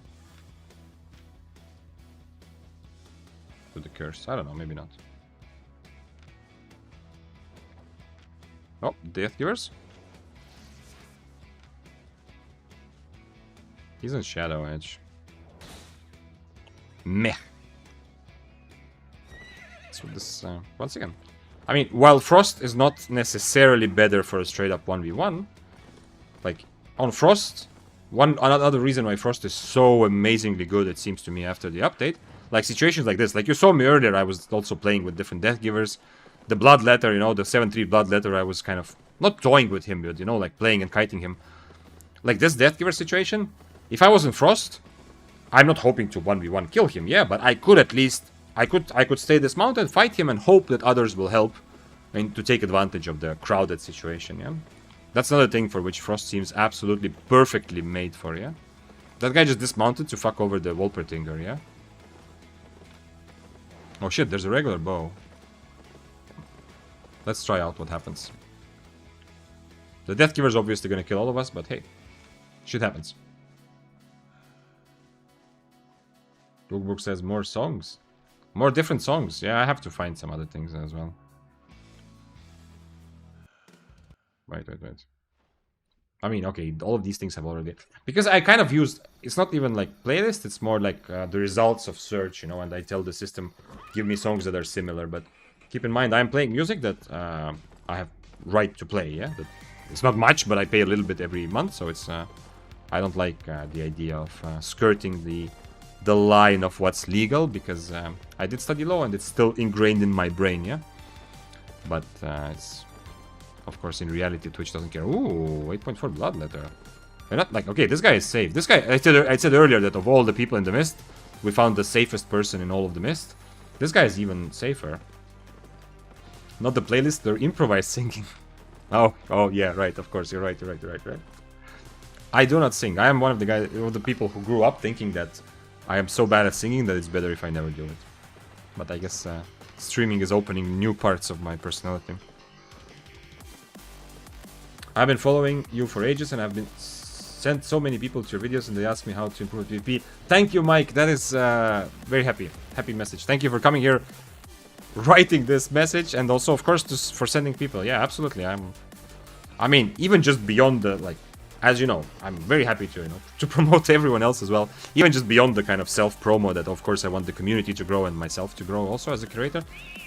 I am just very happy if more and more people are exposed to thinking about PvP, kind of the, maybe I should say, kind of the way that I am thinking, yeah? Just more like break it down into pieces and more methodical, and it doesn't mean that you're gonna be the best, but it gives you a very nice, I think, a pretty nice process to enjoy the improvement, yeah? Like, I make tons of mistakes, as you all always see on stream. I hope at least it's clear. But I'm enjoying every time I get a bit better, and I hope to get that mindset to more people as well through the videos. Local Crackhead, thank you for following. One of those fun names. Frost is awesome at dismounting. Yes. I mean, Chillhowl especially, I guess, no? But yeah, not bad. Yeah, Frost can dismount. That's the thing. With Frost, you can jump around. You can run around without a horse. You can dismount people. They get dismounted. Then you can walk away for a little while, reset the fight. If somebody else comes, you feel kind of safe. Frost ticks pretty much all the boxes that you would want from a weapon for the current free-for-all deathmatch mists, yeah? And it's, if we're talking about one-handed Frost, although Chillhowl also is not super expensive, but especially one-handed Frost, it's also pretty cheap, Because it makes sense right now to play mists, mostly in a way where you kill a lot and die a lot, in my experience. And you're usually playing tier 7 or plus-minus 1 tier, yeah? So for that, Frost is just perfect right now. If you won't sing, then you will never improve at it. True, but if I will sing, there's also no guarantee that I will improve at it. But your logic is also correct, yeah. Is Brawling Tigers good for open world? What are Brawling Tigers? Who are Tigers? You mean Prowling Staff or what? Dragonfire, explain. You got anything good when I was at the store? Did I get something good?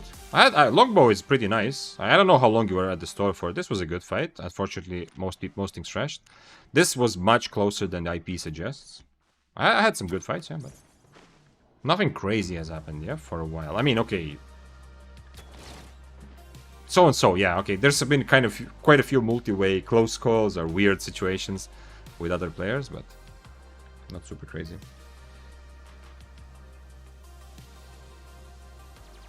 You exposed my arcane lunacy, Vic. You have my thanks. Exposed your arcane lunacy. I love that sentence. I'm not 100% sure what it means, but I'm gonna take it. Average arcane lunacy exposer. Don't you think that the value of skill-based and well-taught 1v1 PvP strategies kind of went down with this update? Yes, Tiago Perdi. Not that it went, like, okay, it went down in the sense that in Mists, you have to think more about how are you going to react to a bunch of potential situations with a bunch of people, many of which are unpredictable, and less about 1v1. Playing Mist right now is definitely less tactical and less skill-based than it was a week ago. And that's why I say there's two, like, I am like, two parts, two wolves inside a man. Like, I have that part of me which is just looking at the screen and just enjoying the fun. There's so much more happening, I'm just having fun. It's a fun game. But there's the other part of me which already feels that it's a bit too casual, so that in a couple weeks I'm gonna get tired of this, and I'm gonna go and search for the more tactical, more high level experience, yeah? He's close to the exit. Also, he's 4-0. Why are you here with 4-0?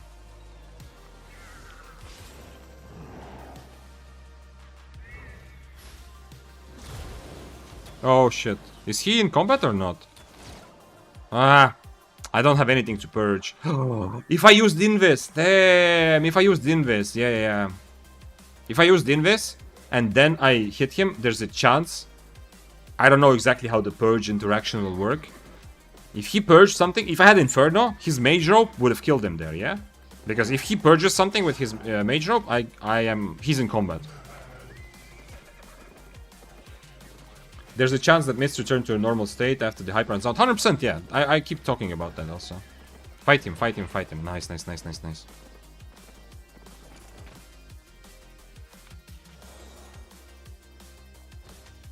Don't run too far, Mr. Hammer.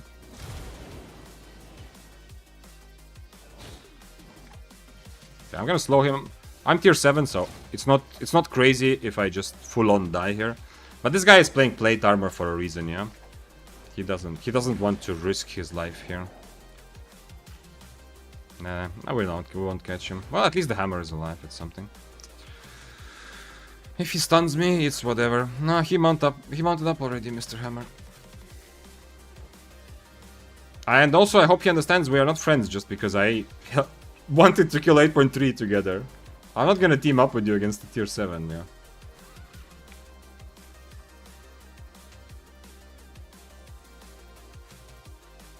Good job from Hammer from fighting back, yeah?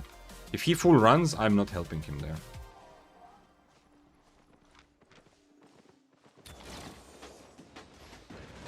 Man, look at this. Now the Hammer thinks we are besties, so whoever I attack, the Hammer also attacks. But that's not the case. I'm not trying to his bestie. I hope it's clear. Everyone going for the quarterstaff. Oh, this is the kind of free-for-all that we've been talking about this whole time. Everyone, just attack someone. Pick the closest person next to you and just do damage. That's the name of the game.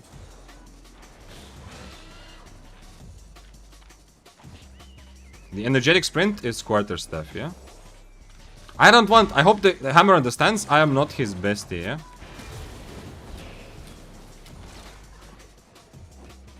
Okay, I am his bestie, yeah? He's the only one. No, okay, I'll get it. I'll get this guy. No, I didn't mean to click on him. No, he's gonna get away now. Okay. Actually, maybe I am his bestie. Maybe that's like a survival strategy, you know? Maybe it's like, it makes sense to make a friend. I don't really want, especially because the Hammer is the most valuable guy here, other than the 8.3, obviously, that walked away. So it would be in my best interest to kill him above everyone else. But he's also difficult to catch. Wait, I heard energetic sprint. Okay, I guess we are friends with the Hammer. If they kill me, whatever, I don't mind. I cannot purge his boots though. So oh yes, he can get rid of the boots. The Hammer is actually my bestie here. Is it a regular? No, it's a life curse, yeah.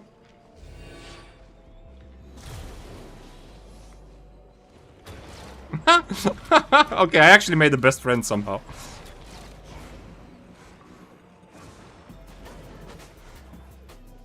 If he doesn't E, then the curse can never boots, yeah? You are... Okay, I actually accidentally made the bestie take it. Okay, bestie. Can I actually? I didn't do enough damage. 1.3 mil. Holy shit! But why? Why isn't he taking it? Oh, okay, we have that guy.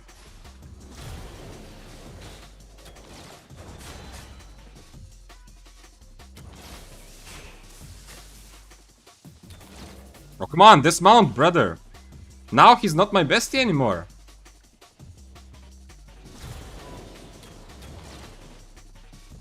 It's the same 8 point from What is he saying?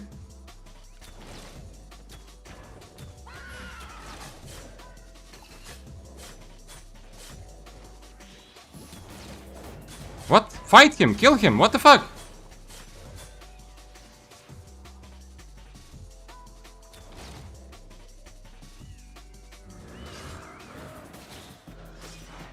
We have 8.4! What is happening? Did he convince him not to kill me? Guys, somebody translate Turkish. Why did the Hammer not kill him?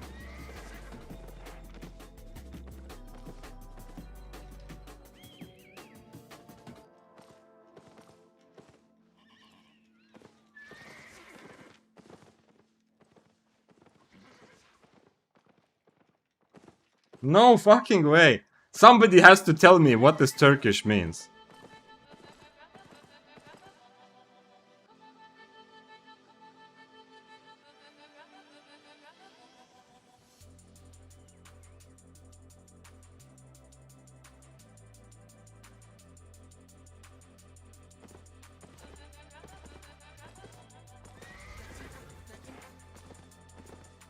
I am not gonna dismount next to you now. Bro, what the fuck? Why? Why would you not kill the 8.4? Like, they must be really good friends. Okay, I'll take the loot. And I'll shut up about it. There is a chance. Somebody explain this Turkish. He's a friend with everybody. Maybe that's it, yeah, because I'm also his friend. So maybe he's just befriending people very easily. Damn, the 8.4 would have been... Oof. Oof. That sucks, you know? If you have this sort of extra defense in the mists, because you can just start writing things in Turkish and then you don't have to worry, that sucks. Obviously not specifically Turkish, but in any language, yeah? Unlucky for me, but... I mean, not for me, but for the community, yeah? But before the 8.4 came, I felt like we were doing pretty well. In terms of, like, social happiness. So, what did he say? Ahmed, I don't understand Turkish, so don't write Turkish in chat, please. If you want, you can tell me. They're probably friends in friend list or something. Yeah, I understand. I understand that they're better friends than me and this hammer that literally met 15 seconds ago. And I even said several times I don't want to help this hammer because he was the most valuable. I wanted to go for him. But I felt like he clearly understood that we are fighting together. And I didn't want to betray him either. I thought it's okay, it's whatever, yeah. He's also difficult to catch anyway, so it's not like I'm giving away free money. I will have to fight him, and I'd rather not give him the feeling of betrayal. He said, I will kill him, then he gonna swear and yell me. What? I will kill him, then he gonna swear and yell me. Do you think those guys live together? Do you think they're actually boyfriend and girlfriend and not even friends? Absolutely love the social dynamics. I love it also, but it is a problem, especially now that it's much easier to get into the same mist with people because it's much more packed. There's a lot fewer instances. It is a bit of a problem. It's kind of inevitable. It will happen anyway, but it's a bit of a problem if you are too safe, essentially, you know, because you're playing a build that everybody knows. That's what I also say, like, if you find me in mists, don't expect me not to attack you, and I don't expect anyone, like, everybody attack me, yeah? If someone recognizes me in the mist, it's not an argument that we're not fighting. Because I've seen that other content creators do that, and obviously I play tier 7, so it's completely different, yeah? But still, I feel like... I'm not a big fan of that, yeah? I don't like the fact of playing 8-3 and then not killing or not fighting other players because they're your friends. I mean, if you played any other competitive game... If I played Dota, would I not try to win the game if I get matched against someone on my friend list? That's happened many times when I was playing ranked, you know? Definitely in League happens as well.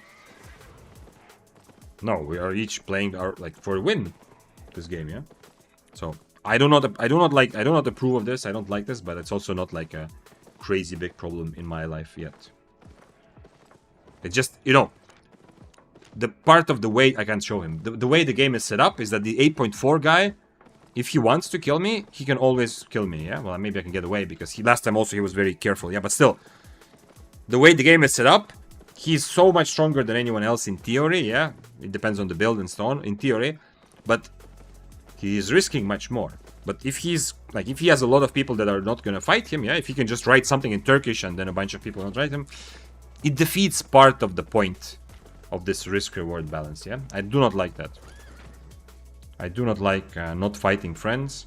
In fact, in a lot of my other real-life situations, like let's say when I play basketball, when I used to play poker, in other competitive real-life things, I get a lot more competitive. Obviously, if it's really if the guy knows that the other guy is RMTing to buy food, of course you're not gonna kill him, yeah. Like if I know if my RMT sucks, it just like cheating. But if I know my friend needs this to, to go to the supermarket next week, of course I'm not gonna, out of competitive interest try to kill him.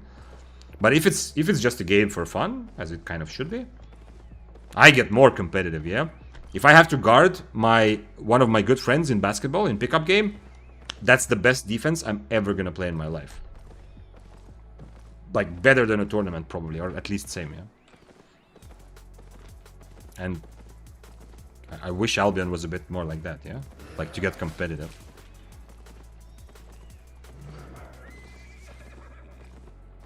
Why do you say RMT? Sorry, I don't really know. Yeah. It's sorry, Tiago. It's like I'm not saying that this guy is specifically RMTs. I'm just, first of all, because this double-bladed build is a very common RMT build. That's why I kind of, you know, I bring it up. And no. I don't know him. I'm not saying that he's specifically RMTs. Yeah? I'm not trying to accuse him personally. But I do kind of jokingly say occasionally that that double-bladed build, like, first of all, most of the RMTers that got banned on EU server were playing that double-bladed build, yeah? So it's one of the best RMT builds, probably because you're much safer and you're just running around trying to get free money, especially if you're using radar. So that's why there's association in my head. And also, kind of jokingly, but there's some truth, like playing like that with the double-bladed, I don't think it's really fun for a lot of people. I think most people who do it, like there's some people who enjoy it, but most people who do it to kind of to minimize their risk and maximize their profits. Because they are, like, for them it's a job and it's not for fun, yeah? But I might be wrong, yeah? Some people, like, there's different approaches and different people have fun different way. The reason I brought it in this example is because I was saying that I get very competitive with my friends, but obviously, if, like, a lot is at stake, I'm not gonna fuck over my friend, yeah? So, I mean, if my friend is injured, I'm not gonna, you know, try to abuse that when I'm playing against them in basketball, yeah? Like in NBAs or in some leagues, it's kind of common, yeah? If you know the enemy star is injured, you try to kind of, you know, abuse that a bit. I'm not gonna do that, but I'm still gonna be super motivated to be competitive against any friend. He said, okay, it means I will kill him and he's gonna swear and yell. Yeah, okay. Thank you. So Ismail and Ahmed, thank you for translating. So I understand a bit better. I don't fully understand what he meant to say, but it's interesting. It's interesting this, if I kill him, is going. Because that makes, like, that sentence sounds like something he should be telling me, yeah? Like, he's not fighting, he's not killing double-bladed because double-bladed will scream at him. But maybe not. If they were saying that among each other, it's interesting. Maybe so, I'm guessing the hammer did protect me, yeah? Verbally. So he did not help me. He did not fight the 8.4, but I am guessing that the hammer actually used say chat to protect me from dying there. That's how it felt to me, yeah? I'm probably not getting away from double-bladed. And when I say probably, I'm just saying that to make it seem like I have a chance. I don't. The double-bladed 100% killing me there. There's nothing I can do. I was fighting back because I expected hammer to join in. That's why I'm doing as much damage as I can. But I have no chance to get away, I think. Do you have any tips for quarterstaff if I'm using Stalker Jacket? It doesn't sound like a very good idea. Stalker Jacket is not really strong for solo PvP after the big nerf last year. The cooldown is so long that people will just match your Stalker Jacket with their Inferno. And Inferno is a very popular spell. As for tips, as for specific tips, no, not really. I mean, try to use your Q stun to set up your Gale Dance or your E to set up your Gale Dance. If you are using the stun Q. I don't know. Does that count as a tip? Vic, is Gate kept about writing stuff in his native language because writing stuff in Lithuanian would have no... Yeah, okay. Also, I'm Estonian, Mufanza, but I understand. Yeah, that's true. Maybe that's the actual issue I have. Because trust me, if I start writing in Estonian, like, there's gonna be one person in the next month in my mist who's gonna understand what the hell I'm saying, yeah? It's also not a language that is similar to anything else. I guess Finnish is the only one kind of close. So if I write in Estonian and like Sagox is on my screen, like I'm writing to him, he will probably understand instantly that I am writing in Estonian, but he won't actually understand what I'm saying. He will just understand what language I am speaking. But yeah, maybe that's why I am talking about this, because I feel jealous that Turkish speakers can just start writing Turkish and find new friends so easily. I mean, I speak Russian, but I can't really write Russian because I don't know how to write Cyrillic on the keyboard. But if someone else writes Russian, I can understand it at least. Shengo says, I made millions so easy in Mist, but since the patch, I'm just donating every minute, don't know what to do. You have to adapt, yeah? But it is a different game. It does feel, Shengo, I absolutely understand. It feels like a different game. It's not a 1v1. It's much more RNG. It's much more having like just fun and focusing on surviving and kiting if you want to make money. Or, from my experience today, I have taken a lot of fights where I know I'm dead. Like we were like 2v1ing Bo earlier. Like, there's a lot of these examples. I'm just looking for a specific one because he was really angry later. Like for an experienced player, he was crazy angry. This guy. We were 2v1ing him. I went in to fight him and kill him in the end. I knew I'm gonna die. 100%. Like I was going for the final brawl. I knew he dies first, but then I'm left with 25% HP and the guy we were 2v1ing with. Like, okay, if he wants to be nice and doesn't kill me, okay, sure. But actually, I knew. I have a lot of these situations. I kill him, but 100% I know I'm dying, yeah? However, I also... Let me show you a random example. Those who were here know. There's also this random example. I was just running around with somebody else, trying to fight. Kind of, you know, posturing. Suddenly, this guy is on our screen with 40% HP. We don't know where he came from. I don't know who he fought. He had some items in the inventory. Maybe he won the fight. And we killed him, I got the last hit, looted, and then we continued our fight. So, I got just like I got 3 million for nothing, as just lottery, yeah? But I've also keep losing money because, well, you can say lottery, but essentially, you know, because there's so many people around. So, it seems to me like much more like you just spin to see what happens and just have fun.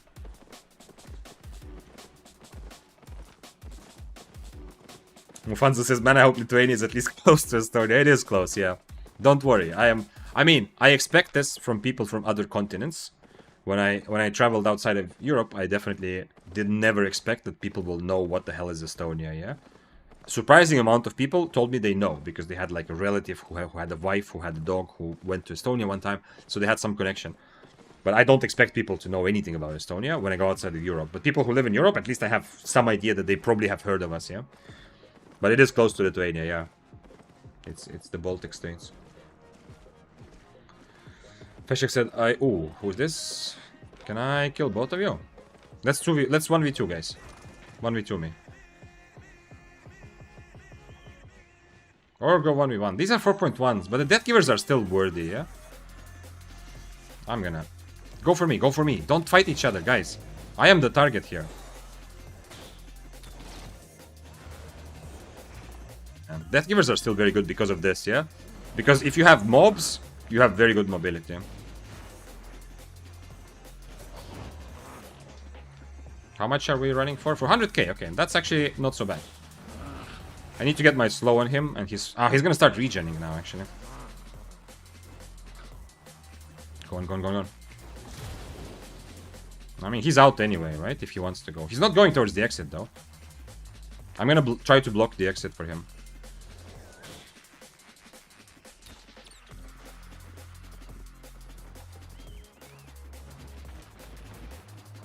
He can probably mount now. Let's see, but he can probably mount there. Another bow. This is a froggy stream enjoyer. We have a tier 2 bow in there.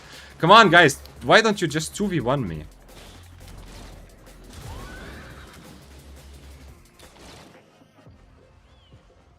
They are both 4.1. I am tier 7 overcharged.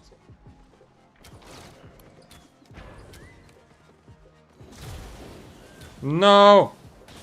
I used everything. Fight me, fight me, fight me. Wait, he didn't get the debuff, by the way.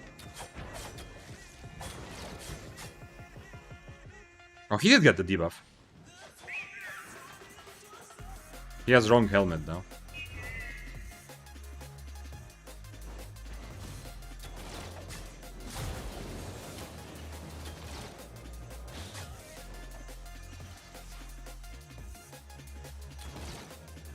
Yeah, for the first time I actually used the debuff thing. I used my boots now, so he's just free to go. Yeah, man, Death Givers are good for managing these situations. Because of the mobs. Because you can do... I mean, he's 4.1, so he has to do this, yeah? This is not like something wrong with. But even if he was higher tier, he could still do that, yeah? He can just fight me a little bit, essentially. Try to E me. And then he's free to go again. Okay, let's go from 0. He's still 4.1, so... I have still a decent advantage. And I have better cooldowns. Interesting.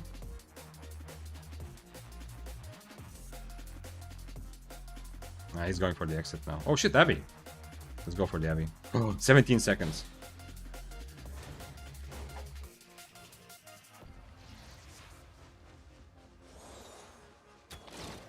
Okay.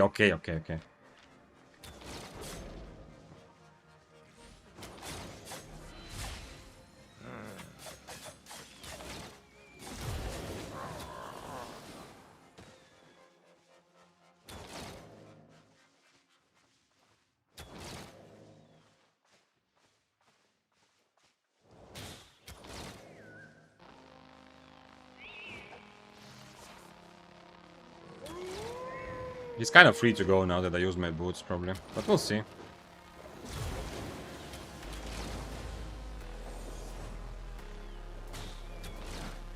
Okay, I guess he wasn't free to go. Oh, the cape was worth something, but the Abbey is gone. I wanted the Abbey. Why did he change his W? I have Frost Shot. Is it just... I guess it's because 4.1, yeah. If he's ever gonna overcome this big IP difference, I guess he decided he needs the Chain Slash for it, yeah. I'm just surprised because his Shadow Edge would not only catch me out of Frost Shot, but it would also cancel my E, right?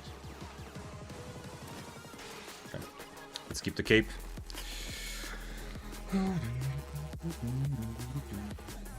Oh shit. Oh shit, it's the froggy guy. Okay, I'm not gonna bother him.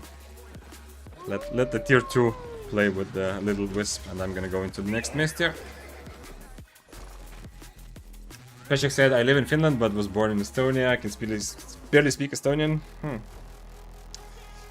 Those are Turkish to friend. And first he said to you, which means are you Turk? Ah, wait, that means are you Turk? That really means are you Turk? Turk That doesn't sound like an actual sound or of a word.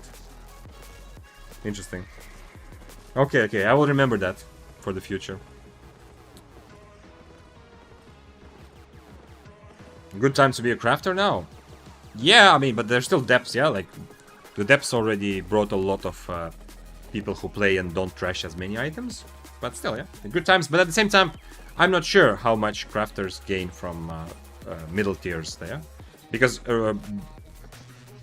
fewer people are gonna keep buying 6-3 and higher constantly. So I don't know if crafters lost more or gained more.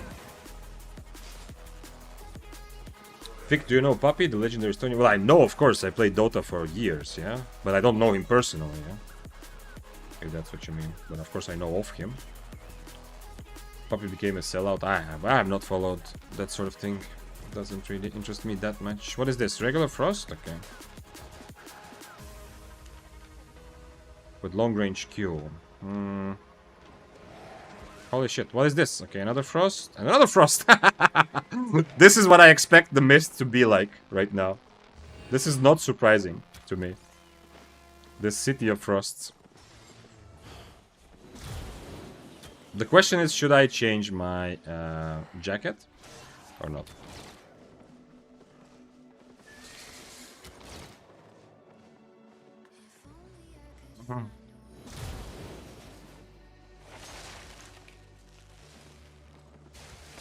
Aha! Man, look at this. Frost is so strong. I cannot run into it later. But when I run out, it still procs. That is awesome. Frost is so strong right now.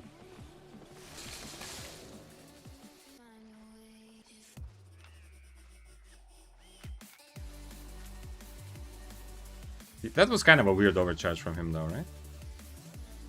I mean, okay, I had like maybe 20 IP higher than him, but I'm not sure why he would overcharge that.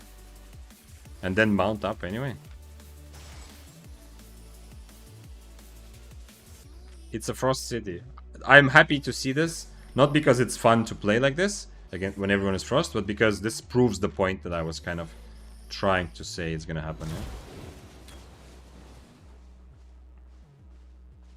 The E cooldown is so low on Longbow. I don't think people fully estimate, like, I don't think people correctly estimate. Please tell me you're not fucking going against me 2v1 when the other Frost is clearly the target, the guy with poison potions.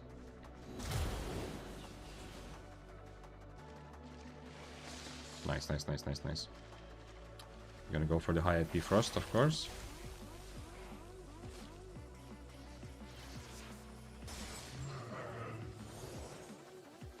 Being in the sandwich will suck. I mean, that guy is full run away. Like, if he overcharged against me, He's 100% not experienced enough to that he's gonna try the 1v2 there. I shouldn't take too much damage because I do still have the other Frost here. That can kind of mess it up as well.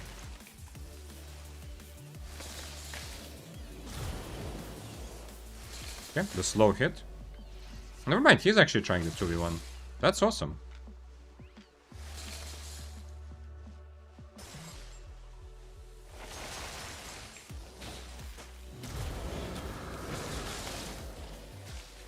That's not awesome because I staggered all the mobs. I need to get out of this for a moment. No! I didn't mean to do that. Yeah, so the Frost is... See, this guy is using the Frost quite kind of well to keep kiting against 2 targets also. And if I mount up and get this mountain in front of him now, I will still get the minus damage thing, yeah? We have another Frost here. Frost and Frost and Frost. Only I'm not Frost. Learn to say yes, I'm Turk in Turkish. No, I don't want to. I don't want to make friends on false pretenses, yeah? I don't want them to think I'm Turkish. Also, while I do accept that everyone for their own, I'm also not trusting people in general. I understand the mists. It's a free-for-all. Everyone attacks everyone. No expectations. I don't want to betray people. I don't want them to feel betrayed by me. So I don't want to communicate that I am your friend, I am helping you, we are teaming up too much, yeah? I want to be very limited, so I don't want to put myself in a situation where, you know, if I now kill the person, they feel betrayed, yeah? So that's also why. If I say something like, I'm going to... Like, if I learn to say, yes, I'm Turkish, maybe they stop attacking me because they think we are friends now, and actually we're not. This guy wants to 1v1 now, or what? With that helmet? Are you sure? How that helmet gonna help? Oh, to cancel my E, okay.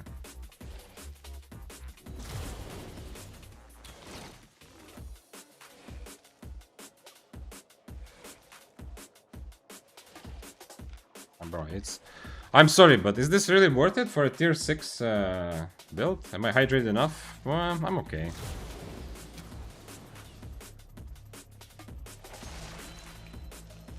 I still took some of the damage.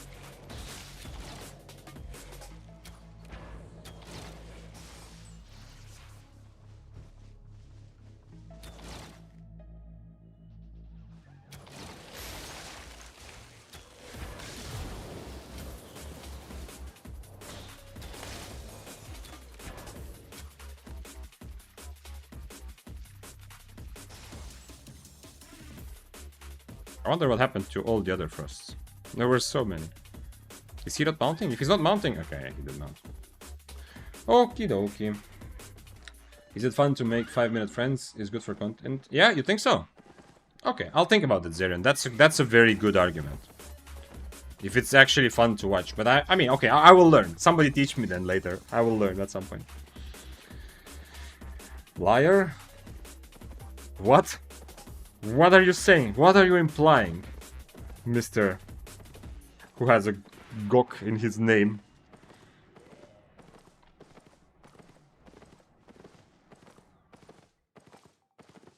Random letters like kind means laugh in Turkish. He said like, are you Turk too? And laugh. Aha, okay. Thanks for following Canard out. That's great. Like, those things don't seem to me... I understand. I know Turkish is very different from my language, yeah? So it's obviously gonna sound... It sounds different. I know how it sounds and it looks different written, but it's still a bit like... I don't know. It seems like from another planet, you know, these words. Like just a bunch of consonants in a row. Isn't it better to play Q2 and W1 for range fights? Short answer is that there are no longer such thing as ranged fights. You might be thinking, what do you mean there's no fight? No ranged fight. You just fought the Frost. That's a ranged fight. Mists, right now, this might change in the next weeks. After last update on Tuesday, right now, Mists are not 1v1 fights, yeah? Oh shit, I went too late. My overcharge is gonna break. Okay. You cannot play Mists planning for how you're gonna win the 1v1 fights. You can make small adjustments, of course, but it's a big priority, if you can, to be ready for 3-way, 4-way, 5-way fights with a bunch of rats, with opportunities to rat, with other people ratting. So whenever, unless I really feel like W1 is gonna be much better, whoops, unless I really feel that, I am not gonna swap off Frost Shot, because the moment I swap off Frost Shot, there's gonna be 2 guys on my screen and I'm instantly dead. So unless I'm fighting someone that is valuable for me to fight, yeah, I want to risk my items because they are more expensive, and I really want to have W1, I'm not gonna swap off Frost Shot. Well, in Abyss, it's a bit more lax because it's easier to get away. So you can do that in Abyss, I guess, but still. If I remove items, it's a double overcharge, so I'm gonna have less than 50%. So even if nothing trashes, I won't be able to play with these items, right?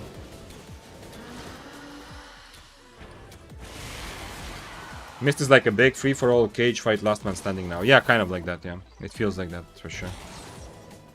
So I cannot... A lot of the tactical side of 1v1 Albion, which hopefully will come back at some point, but some of it is gone now.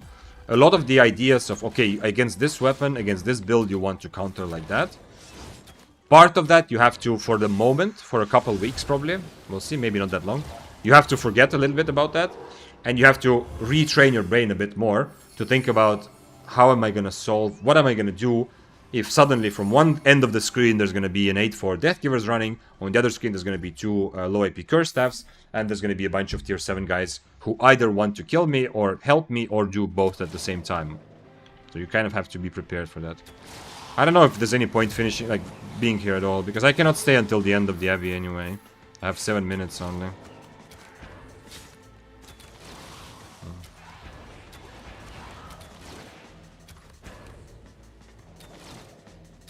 Zerion says, I thought he was writing gibberish, my ignorance betrays me. Yeah, I mean... Okay, like, when I was younger, we wrote in our, like, Estonian, when we wrote, like, messages or something with friends, we often included numbers. Like, there were numbers that signified specific letters, yeah? So, I can also... There's also, like, one thing is that Turkish for me looks very different because I don't know any similar languages, yeah? But other thing is that maybe people just write things also, like, in a more convenient way, like... Obviously, real Estonian doesn't have any numbers in it, but if you see like young people writing, they will sometimes replace some letters with numbers. If you don't understand that, it might seem to you like, what the fuck is this, yeah? Oh, this is the reason I'm here in this abbey. This is the 100k I needed. I don't want this. I don't want this. Do you think the developers predicted this? Very good question, and I don't really have a hunch. If I had to put my money on it, I would say no. If I had to put my money on it, I would say that they did not predict how it's gonna, exactly how it's gonna feel. But it's just a random feeling I have. And I'm not saying it in a bad way. It's not like a careless change. I think it's reasonable, yeah. I'm still very open about to see what happens, yeah. With this change long term. Okay, someone has opened these chests, and I have how much? I have 5 minutes. I need to quickly find them and fight them. But they did not go this way.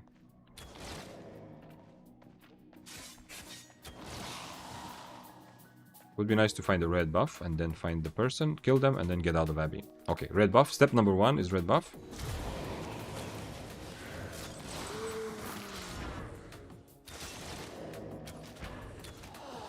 I know what you mean. Yeah. Well, the reason Estonians... No, not now, Mofanza. When I was like, that was like when I was in school, we wrote letters. But the reason Estonians used letters, numbers as letters, is because there are 4 letters in Estonian language, which don't, in the English alphabet, don't exist. Yeah, so if you're writing on a keyboard, which is not Estonian, you don't have the Estonian language on it, you just don't have access to a couple of letters. Yeah. So, to replace those specific 4 letters, to replace them when you're like typing on your phone or whatever, it's more convenient to just replace them with a number which looks at least somewhat similar to the letter itself. 4 minutes, okay. Ooh, Paulie said that he feels a legendary coming. Man, I don't think I can stay long enough for the legendary to even see the chest. 4 minutes, so you see my overcharge will be over 30 seconds before the chest. What I can try to do is, first of all, right now for 4 minutes I'm still looking for the culprit who cleared these rooms. After that, I can remove the overcharge, and if nothing breaks, I can kind of stay. But my items will not be just tier 7, but they will be even lower because of they're going under 50% durability. It's good they're testing things they clearly care about mists. I hope so, I don't know. Like, I have been sending out into the void this question since I started streaming, every, like, week at least once. I mean, I'm not thinking that much of myself that someone actually, you know, was on stream and then started thinking about it. I don't think that's my influence by any means. But I have at least been sending it out into the universe. My big question, I want to know how Mist's matchmaking works, so I would understand. You've heard me say this, those who have been here many times, you've heard me say this. I've said this exactly like that, that it should make sense that there's more people per Mist, because the game should adjust. Like, exactly what happened. That's something I was telling many times. Just like in Dota or League, every game is 10 players.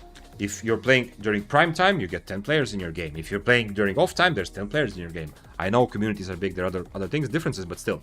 So I was always saying, I want to know how matchmaking works. Why are mists more empty during non-prime time?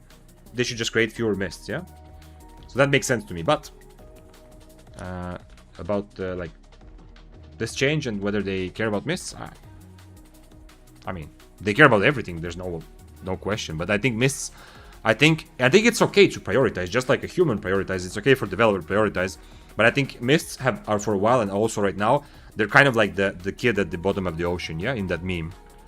You know, like the mother is saving the child, but you know, there's like there's a child drowning next to her.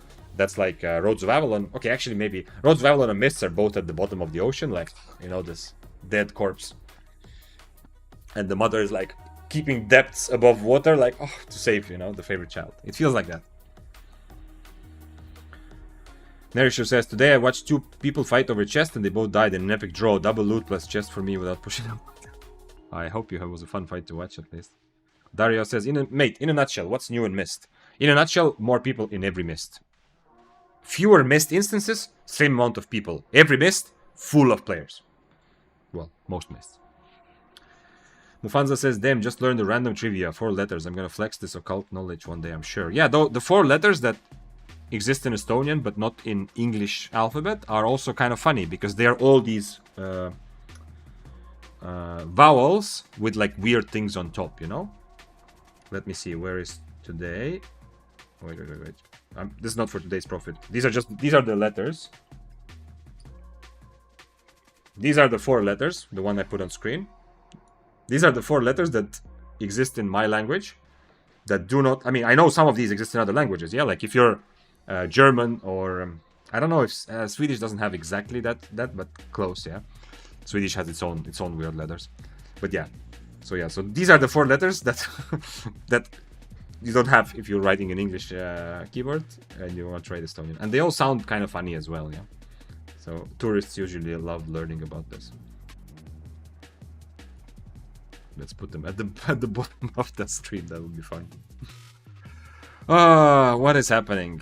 Is there any chance? How long do I have for overcharge? Everything is running out. 30 seconds. Okay.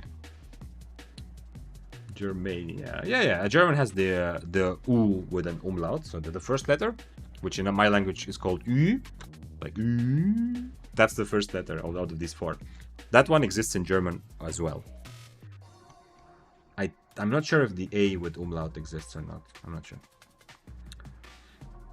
That's like the start of the... Wait. Okay, I lost my blessing. I'm gonna lose my food. Do I lose items with my overcharge? Hey! Guess what? I'm a warbow player now. Oh. I hear a spear somewhere. Everything else also went down 1 tier. Let's see what tier the spear is. Nah. I am not just tier 7 now. I am way below that. I'm a broken tier 7. The first 3 all exist in German. Oh, okay. I didn't know that the... I don't speak in like really good German. Yeah, I understand a tiny bit because I had to take it for like 1 year, but that's it. So not really. Okay. So the first 3 exist in German. Zaza Malak says that Hungarians have the first 2. Hungarian language is one of the closest languages to Estonian. It's still so far that there is 0 comprehension. Like, I would understand 0 Hungarian, and Hungarian would understand 0 of my language, of Estonian. But of all the languages existing in the world, Hungarian is like the second closest to my language. Yeah, there's some like common ancestry or whatever. The grammar apparently is a little bit similar. Thanks for following. We have Fat Sorex. Man, you put in your name that you're fat, but what if you work out and you get slim? Then what? Then we have Black Boy, and I think from before, I'm not sure if I said thank you to follows from before. If I didn't, then here it is. Canardu, Sargento, and Anarchicus. If I already said, then, you know, thank you twice. But if I missed because I was trying to take a fight, then... Yo, okay. Longbow, tier 7. Okay, it's still not giga cheap, the longbow, yeah? It's still not like a super cheap tier 7 item. But it's compared to other bows that are good, it's definitely a good deal.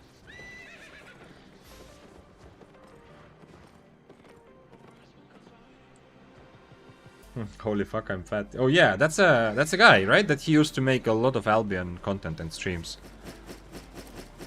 I think he was more active before I even played Albion, but from what I remember, he had some really good Albion stuff. And he got super ripped? Really? So that happened? He called himself I'm fat, and that was like motivation for him to go to the gym. Ooh, that's an interesting idea. How do you play light crossbow in mists? You bait people in and surprise them with ridiculous damage, Caldari, and you make sure that you are constantly proccing your double Q as much as possible. And of course you have to hit your spells. But the biggest challenge of a crossbow, you can win many equal IP fights when you start the fight from 60% HP and they have 100%. Because your damage is almost unmatched, your close range damage burst. Like arc-light blasters will have more damage, that's about it, yeah? So the biggest thing, the biggest skill you need to learn to be successful in light crossbow is how to somehow bait people in, because it's not so easy if you are following them the whole fight. Obviously you don't have good mobility other than caltrops. Demon boots are also very good for that, yeah? Because with demon boots you accept you're gonna lose a lot of HP, but then you're gonna turn the fight around for a big surprise. He was fat when he was like 12 and made that username. Oh, okay. It's like calling the giant tiny. Okay. That's nice. Okay, so it wasn't like a challenge for himself. It was something from a long time ago. I see.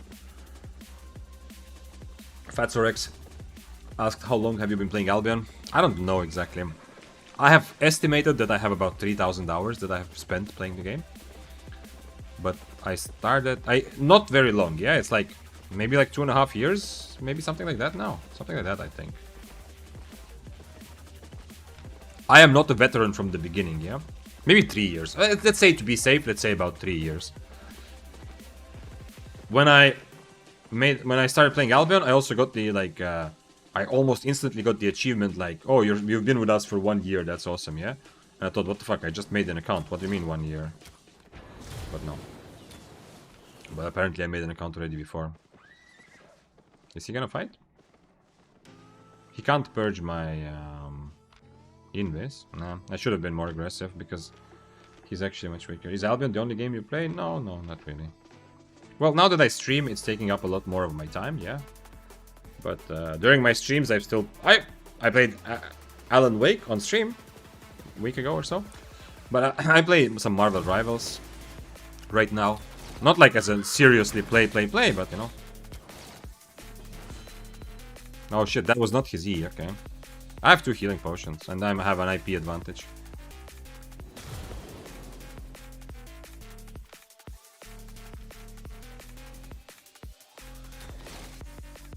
He drank potion without using boots.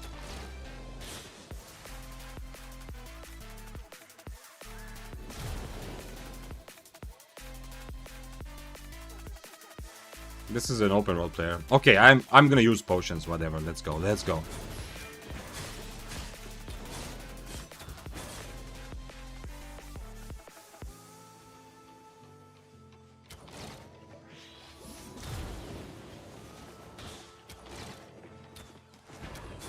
No, I think he got the hit though. Okay, brave open world soldier. With boots that make you take more damage. I mean, I use potions, so it's a win for him more than for me, to be honest. He just likes the hot boogie skin. No, I just like, it's very casual for me. In my experience, Rivals is very, very casual. Just play a little bit. I'm not tryharding it. I'm playing ranked, but I'm not. I do my best, yeah, but still. But other than that, yeah, I do play other games, yeah, but it's... most of my time playing Albion, I've taken breaks. Like, I play for a couple weeks, then I take a couple weeks off, then maybe sometimes I play for more, but then I take like 3 months off, so on. There's a lot of this. But now with stream, I play more stably Albion, but... Oh, Siege also. I did not, when I was growing up, or like during school or university, I didn't play FPS games at all. It felt like it's not my thing, but later I kind of started having some more interest in them. So I also played Siege for quite a bit. It was really fun. I love the tech. Like, Siege is amazing in my opinion, but it's just so full of cheaters that I cannot enjoy it at all anymore. If somehow magically there were no cheaters in Siege, it would be probably one. Like in terms of FPS games, would be my favorite. Yeah. Bro is out of his depths. But he didn't have a depths build. He was out of his roads. Yeah, that doesn't work. I see. 3k hours is crazy. Okay, then I'm not gonna tell you how much I played Dota for if you take 3k hours is crazy. 3k hours is nothing compared to like some proper Albion veterans. Yeah, it's not crazy to play a game for much more yeah, than 3,000 hours. And I'd never say how much I play Dota, but it's more than 3k hours. Yeah. Wisdom says yesterday 4 AM wait, somebody was already here. I just joined. One last round of depths before sleep. We're trying to exit via stairs. 200 seconds left. Okay, so this is level 2 then. Wait. Let me see the rest of the story. Okay, so you are trying to exit through stairs. There's a party coming. Block their exit with bubble. One escape, one dies. Achievement pops. Kill a mysterious stranger that is on your friend list. After playing months of sea... Oh, wait, that was a different... I thought that was the Canadian. Okay, so you killed a friend at the end, at the exit. That's how it should be. Also in Mist, yeah? I don't think you should be... You should go easy on your friends. I'm kind of sad now. When Journal came out, I was really interested in getting the cat skin. So I tried to do a bunch of achievements at the beginning. Now I don't really care. Why do you have a fly here? Okay. I'm gonna close the... Anyway, it's time to close the window soon. Like, it's been open for the last 3 months, my window. Because I enjoy it when it's cold, and also it's been a heat wave. There's no real reason to close, yeah? But I think it's time to start closing it. It's pretty cold outside, and there's also some, like... I don't have mosquitoes, luckily, because I'm not that close to water, but flies, yeah. So what I was saying is that... Oh, that I'm kind of sad, because I did that achievement on purpose, yeah? I went with a friend to Duo Mists, broke party, and just killed him without a horse to get the achievement. So now I don't really know. Wasted says, to be honest, there's a decent amount of cheater in Albion too. Probably, but there's so much less intrusive. I don't care. Like, cheaters in Albion don't ruin my experience. It's much rarer. It is not as evident. It doesn't completely destroy your game. Unless if you're planning to play 8.4, you have to consider that you might run into a legit cheater, yeah? But it's... Like, in Siege, the game is all unplayable for me. And I'm not like crazy high rank here. Like I have decent rank, but nothing like I feel like I'm in a pretty average lobby usually. And I get cheaters like every second game, yeah. So that's the point, yeah. In Albion, okay, you just go next mist or whatever, and you don't even know if the guy has radar. There's some lag cheats to teleport, but that happens rarely. But in Siege, the game becomes absolutely unplayable because of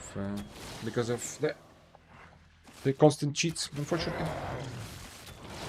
On EU server, I have around 1,800 hours right now, but I had like 3.5k on NA. Okay, see, that's an example. And Dante said also that 3k hours pretty casual for MMORPG. Absolutely, yeah. As I said, I've played Dota, which is not even MMORPG, for so many hours that I don't want to say it publicly, yeah, which should tell you something, yeah. And MMORPGs are famous, absolutely. Just like it's Albion has both, yeah. Because the games that people play for thousands and thousands of hours are either like competitive games or MMORPGs. That's the two genres that take so long. Because competitive games, it's like a sport, you keep improving forever. And Albion does both. It's a competitive game and MMORPG, so it's very normal to play it for a lot of time. Wasted says, you have 20,000 hours in Dota? Holy shit, it was big in South Africa, you said. Okay. And Pietvan has 22? Okay, so maybe I should. I mean, I am not that far yet. I don't play Dota anymore, but holy shit, that's like fear levels of Dota hours. Yeah, and I don't mean fear as in being afraid. I mean fear as the player. So it's probably like one of the oldest and most Dota played. Holy shit. A friend of mine called MMORPGs life absorbers. I think there is a bit of that consensus going on. Yeah, that MMORPG, like even for a gamer, an MMORPG. But we're not talking about Albion here. Although Albion also is quite addictive, but like a real MMORPG, like progress based. Like if you start old school RuneScape or World of Warcraft or something like that, there is a bit of like I've heard these kind of jokes and things before, you know. Where even for like gamer community, those are, like you said, life absorbers, yeah. Long time ago, there was a YouTube show about a professional gamer. It was like a joke, yeah. It was a parody. I'm not gonna say the whole thing. I just liked it, but it was very, very old. They made a movie about it now as well. Anyway, it followed like a life of a professional gamer, but it was all parody and joke, yeah. He was living in his mom's like basement or something like that, yeah, and he was like saying that he's professional, he's owning everyone, but in reality it was like they were trying to make joke of that sort of kind of. Anyway, it doesn't matter. The whole show was just him being completely out of touch with everything and just being a super uber gamer, pure ponage. Yeah, exactly, Bobis. Yeah, absolutely love that at some point. I just remember that even in that show, where the whole concept was like him being gamer with his gamer friends and only like doing gaming stuff essentially, and making kind of fun of that. Even in that show, there was like, that's how he lived. But then there was one episode when everyone, like even the friends that, you know, were also part of that gaming culture and so on, were like, something's wrong with this guy, you know? Like he's legit, like something is wrong with him. He's not sleeping, he's not doing anything. Like everyone was concerned, and not just normal people. And then what turned out is that he started playing an MMORPG, yeah? That was like the crux of that episode. That when, like, normally he was already, like, the whole joke of the series was this pro gamer guy. But that even all the other gamers were like, holy shit, you know, like, we have to stage an intervention, you know, like, something is wrong. We have to take care of our friend. And that was because he started playing MMORPG game. And there is definitely truth to that, yeah. Jetwar says, I feel embarrassed when people say they have a lot of hours in game and they say, like, oh, it's 100. Yeah, I know that. I know that feeling also, yeah. Absolutely. I understand that. Wisdom says I easily have 10k in Dota 1, 7k in Dota 2, easy 20k in World of Warcraft. Holy shit, God knows how many hours in LoL and Hon. Made my living off boosting and selling MOBA accounts for years. Ooh, don't feel like I wasted my life though. That's a controversial thing though. Making your living, that's... I mean, it's the MOBA, it's somewhat of like the MOBA equivalent of RMT, no? Right? If you're professionally, not coaching and stuff like that, but if you're like you're boosting or, as you said, you know, selling accounts. That's interesting. Like it's easy to not be too like emotional about it because it's we're talking about a different game, but it is kind of like saying like, you know, you are RMT, yeah, because even though MOBAs are not really like cracking down on it and it's not that big of a deal for a lot of the developers, it does feel like it's kind of like you are, you know, making the game worse for everyone, just like the RMT double-bladed, for the sake of, you know, your own kind of real-life profit or something like that. Interesting. Rlalex RL Alexander Coach says, I have 3,500 hours EU and 3,000 NA. That's a lot or no? Yeah, that's a lot. But I mean, a lot is very like subjective, but that's veteran level, yeah? Like as I said, I have about 3,000 hours, I feel, in Albion. And I don't feel like a veteran when I talk to guys who have been playing from the start, yeah? Because they remember Albion. Like when we have sometimes a haha in chat or a lot of the other content creators, they remember Albion in a state where I had no idea about it, yeah? Which is awesome. And obviously I have a lot of experience with different patches and stuff. But I still feel on 3,000 hours. I mean, compared to them, I feel like a beginner. But in reality, I feel like I've spent so much time in this game. I am definitely a veteran. Yeah. So it's a question of who you compare yourself to. So if you say you have over 6,000 hours total, that is 100% like you're one of the most experienced players.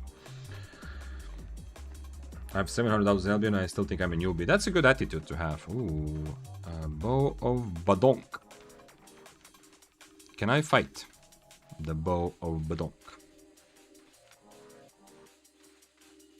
Can I do this and just full-on fight and hope for the best? I wish I had Snapper here, but hey. He has 15, so it's also 6 stacks difference, yeah?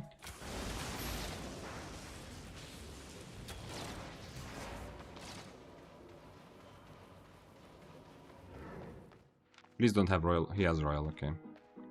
I don't know if he saw the other guy. If he didn't see the other guy, he might think that I'm the target here, yeah? He's the raid though, so it's not crazy.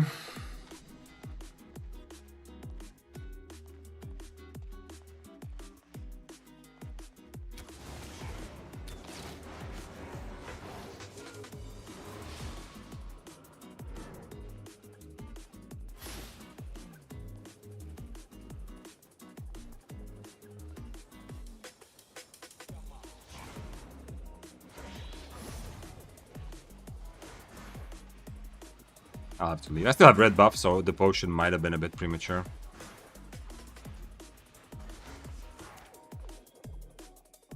Too bad. If I was on Frost Shot, I could have reset this fight, wait for full HP, and then see what happens. But hey, you see, this here in Abby's, I can change my spells a bit more safely, because you see, even though I don't have Frost Shot, I still survived. Yeah. 2k is the minimum requirement if you want to say you have a lot of hours. True. For a competitive game, 100%, yeah. Definitely, I've never considered my time or myself wasted. I think this is like this is. Are we 7 hours? We're not 7 hours into the stream yet, so this is going to be a bit too philosophical for only 6.5 hour stream. But I think if you say if you have regrets, or if you have this feeling of something being your time being wasted, or the opposite, you feel you don't have regrets and you don't. I think that doesn't actually, how to say, that's not an indication or a representation of what you did with your time. I think that's more an indication of what mental state you are in right now.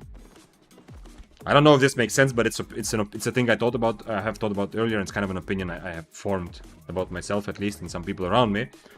Like, I feel like you saying that you don't feel like your time is wasted and you don't regret it or whatever you did.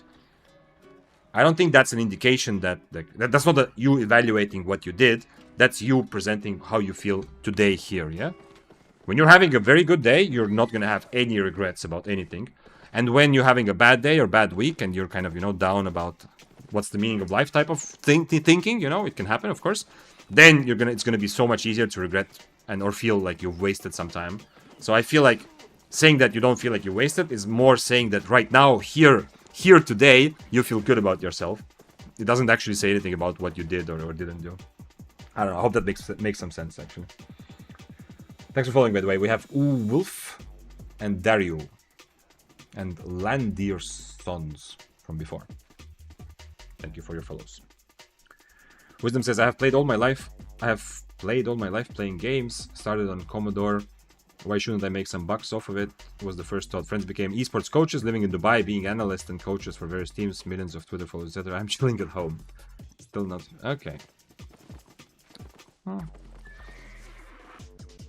As I said, it's a similar thing to RMTing in Albion. So the reason why there is some controversy around it is because you are kind of like, you're making the game worse. Yeah, that's the difference with coaching, for example. Yeah. Like, you might have some extra convenience, like you said, from being at home and stuff like that, and using your skills, like, in a way that people are valuing because they're paying for it. But it's still a problem.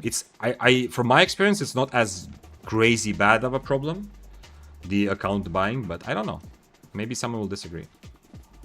But it's essentially akin to RMTing in that the game becomes less fun for everyone, so that you can make, a living out of it, essentially. The same with when I don't like RMTing in Albion, I have the same opinion, yeah? Of course, I understand if that you have to make money to live. That's a thing, yeah?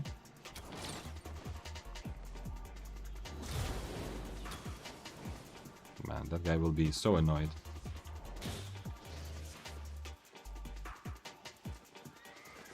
I need someone else to participate in this at some point.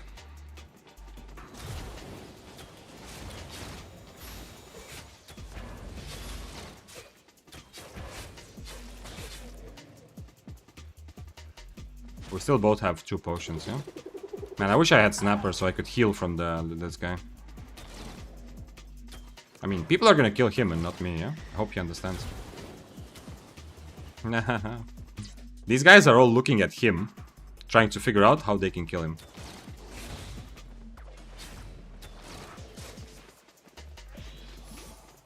Help me, guys. Help me. Come on. He has to be at least a bit worried, yeah? The Death Givers is gonna kill... Like, is gonna be annoying to him. Very annoying.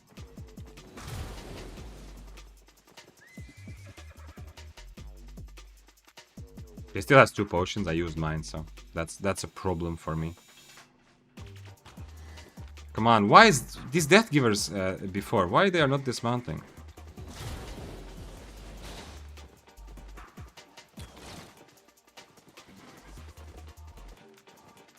Now he dismounted. Why now? What are you doing the first 20 minutes of this interaction?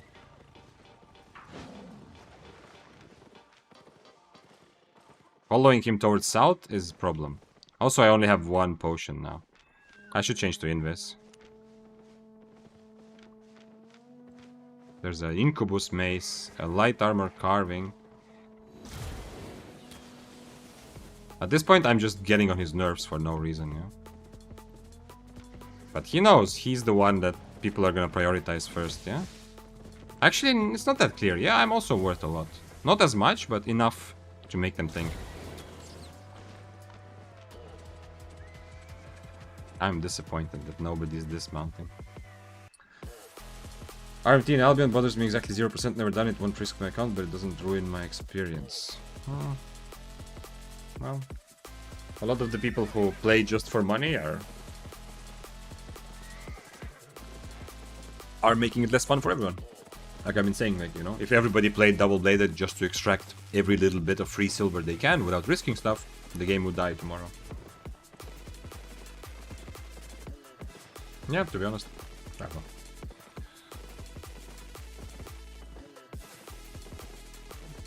know. It's so-so. You can go very deep to try to analyze it. I'm not in that headspace right now to try to analyze like the effects of RMP on a game. I'm not exactly sure what are the long-term like negatives or positives. Yo, happen to know anyone that has Abyssal drop by chance? Abyssal drop?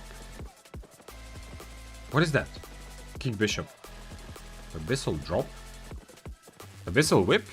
I have that in old school RuneScape, but I don't know what you mean Abyssal drop. Thanks for following, by the way. Snowball Snick.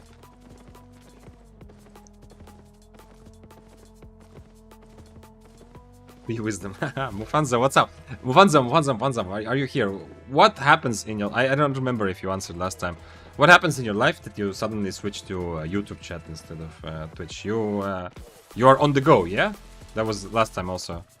When you leave your computer, yeah? Or not? The non-noble chest drops. Okay, like there's the noble chest drop and then abyssal. Okay, there are 2 types of drops. And you can only earn one of those at a time, yeah? So you first get the noble and then you start getting the regular, yeah? Like everyone like me who has the special drops, the noble drops, whatever you call them, will also have the old drops, yeah? It's not that you have to choose one or the other, but Twitch doesn't allow you, although someone said earlier that they have some sort of workaround, I don't know, but Twitch doesn't allow you to have to earn 2 different drops for the same game. So you kind of have to you have to get one first and then go for the other.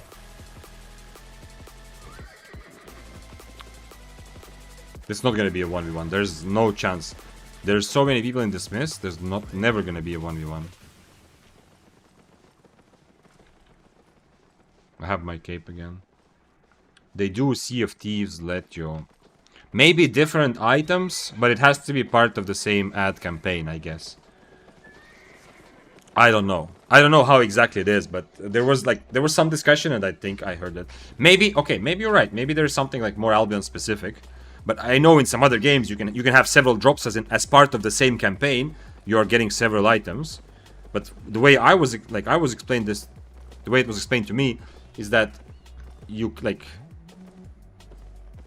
especially like under the same game they cannot create like these drops and those drops and give people like both campaigns at the same time essentially.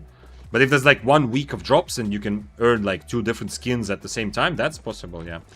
Honestly, I probably shouldn't be talking about this too much because I don't understand. I have not looked into it. I just heard some things that other creators were saying somewhere, I think on Discord. But it doesn't really matter, yeah. Anyway, for Albion it works like that. You first get the special drop and then you start automatically getting the regular one.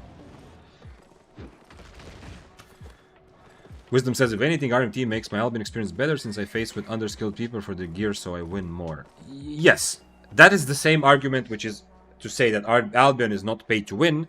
In fact, it is more paid to lose, and good experienced players are happy if others buy gear because, you know, it ends up in our pockets. Absolutely true. That does not distinguish RMT from buying gold the legal or like the regular way, yeah? That's just saying that it's nice to have people... like use real life money, yeah, that's a different thing. But specifically RMT versus buying gold officially, you know, it means that the developers don't get it. He says, ah. I mean, I'm not going to jump into you, yeah.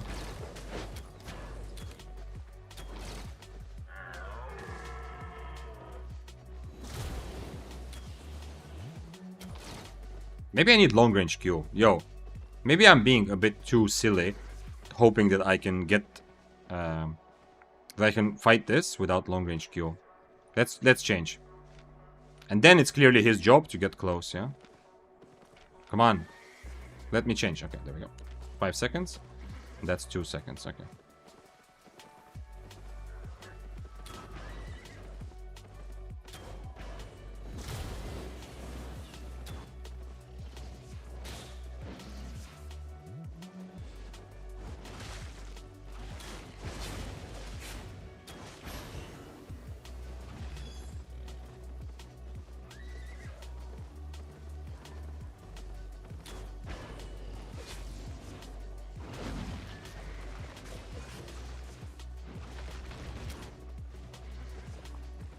That sucks because he's not in combat with me. I mean, okay, now he's combat with me, okay. I was in combat with the other guy there.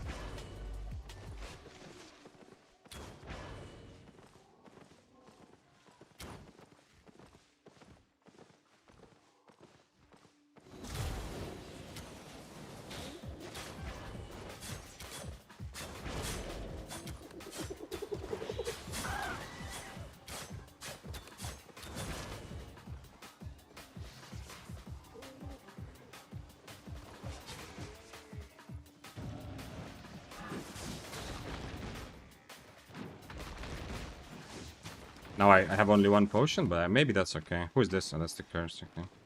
Maybe it's okay if I have only 1 potion. With long range Q.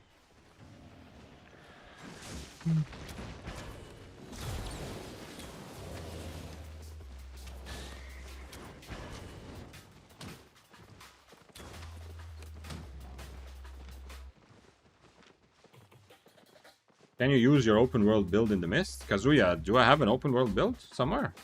I don't know that I have ever had my open world build in any meaning. I mean, I've played open world, but it's always been mostly just random stuff that I feel like playing that day.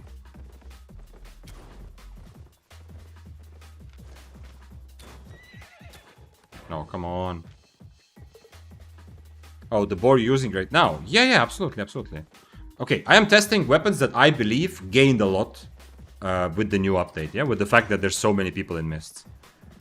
One of them is this, the longbow that I'm playing. In fact, playing Mists correctly now after the update with million people and rats and all the things that are happening, absolutely is the same as, you know, like open world definitely benefits from a lot of the same things, yeah?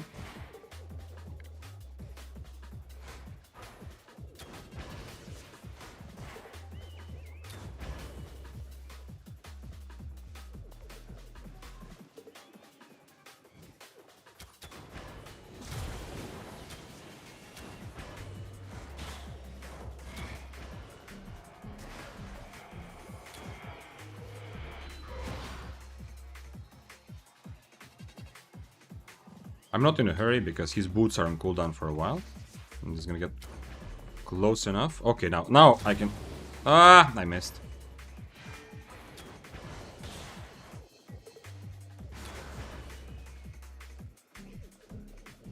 My boots will be roughly the same time as his. Next frost shot, I think he's just dead. We'll see though. Alright, we can just do that as well. Oh, it's so nice that the E doesn't explode. Ooh, okay. Soldier helmet. Value against E of the curse. And of course, the reason this fight is so easy is because he's on Wanderlust, yeah? Because after he uses Wanderlust and doesn't kill me, I have a lot of time to do whatever I want in my life. Nah, I think that makes sense. Thanks for following Double.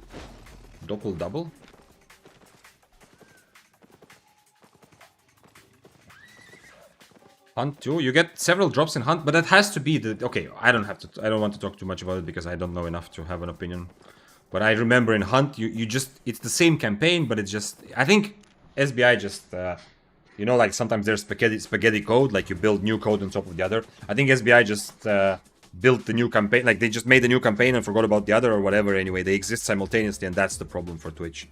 If it was like a proper drops campaign like Hunt and they have like, you know, 1 or 2 weeks of drops, that's a different story because it's the same campaign, but you're just earning 2 different skins at the same time, sort of.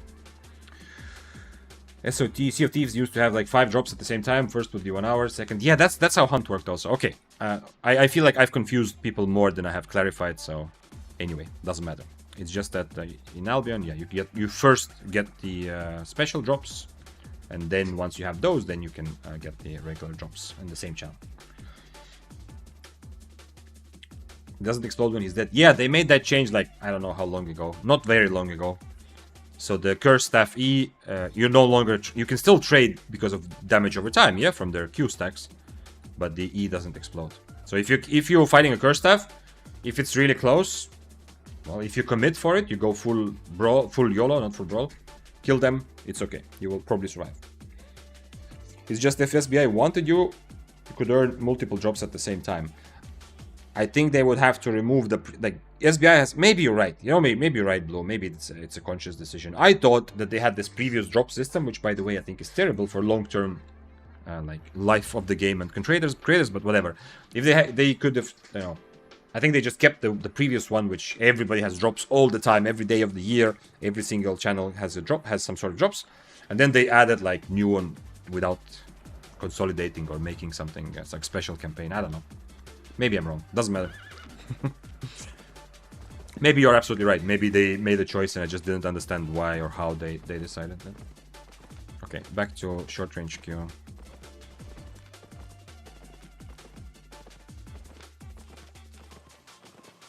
This is nice flexibility from the bow to have Q1 and Q2. That makes sense and it feels good. However, W, as I said, I feel like Frost Shot is almost mandatory to be able to fight in the new mists or the constant multi-way mess that is happening. I'll never get the Buttercup. I don't know how long it takes. Several people have already reported that they got it, so the chances can't be crazy low, but yeah. Blue says, I understand now what you mean. You say the drops that are different because one is earned in specific streams while others earned around. I'm really... Yeah, I'm also not sure, yeah. Can you get drops while watching on mobile? Yes, of course. On Twitch though, yeah? You're not YouTube, yeah? If you're watching mobile, yeah. Of course. Wait, you've never... Doppel, you've never done that? Even I have done that. Like, some years ago when I opened... I think it was actually Hunt Showdown, I'm not sure. Even I had done that at some point where where I had drops open on my phone even when I wasn't watching. Are you gonna keep screen? I forgot about that. Thank you. And no one's asking anything. Like if somebody stepped into the stream right now, they're like, oh yeah, this makes sense. I see a guy playing a game, and then there's a bunch of letters that don't even exist in most languages. It makes sense. Just a reasonable thing to have on your screen. Thank you, Dante. I also like the fact that you were only able to write 2 of those letters in chat. The other 2 you had to go for the generic versions.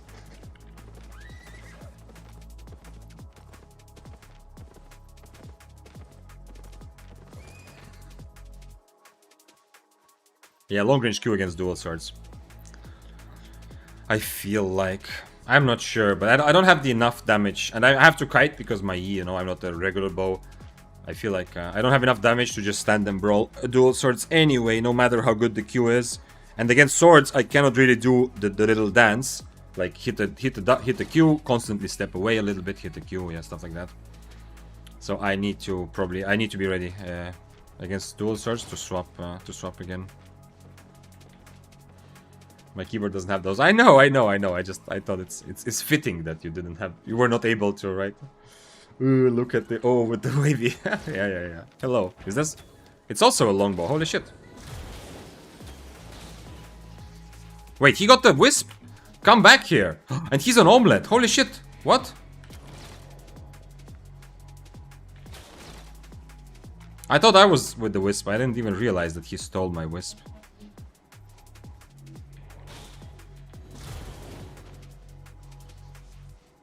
He only has one assassin hood, so unless he wants to drop the wisp for me, I think I will catch him. Even though he's an omelet. Because I can keep slowing him with my E. What? Assassin hood again? What is the cooldown on that thing? What? How did he have assassin hood again? That's not fair. No, don't slow me! Come on! Oh, he didn't slow me. Okay, we're good. We're gaming. I'm not trying. I don't need to kill him. I just need to make sure he doesn't deliver my little turbulent wispy wisp.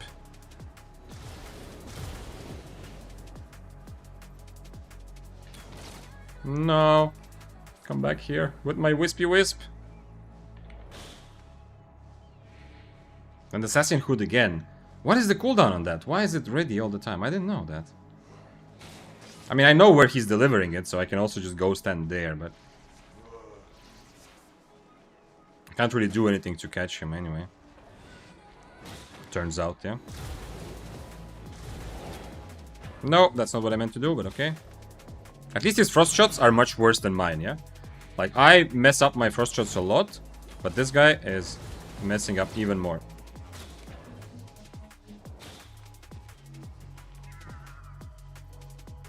I can't let him too far, because then he's gonna deliver the wisp, and I'm gonna be sad.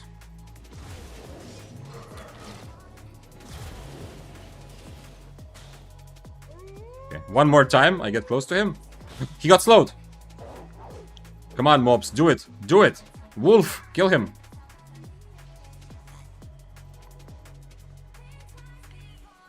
Is he healing? No, he's not healing yet. Okay. No! No! I wanted the wisp and not the items, and instead I got him and not the wisp. No, I feel so outplayed. It's very rarely that I kill someone and I feel so outplayed.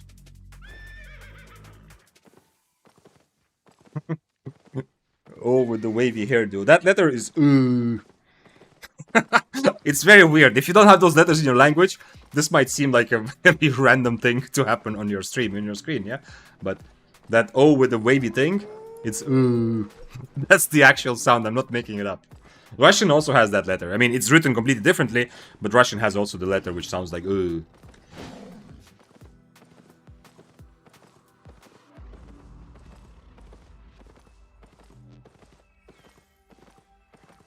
Holy shit, that's a long message, Wisdom. Let's see, what are you saying? Wisdom, we had the discussion, we have discussion about RMT and about boosting or selling accounts, because Wisdom said, like, that's been his way of making, not RMT, but specifically on for MOBAs, you know, to boost accounts, that's been his, like, livelihood for a while, yeah? Or at least part of it. That, just to catch up anyone who joined recently. Wisdom says, there's one more aspect, the minimum hourly wage in Turkey. Yeah, I understand. Of course, it makes a lot more sense.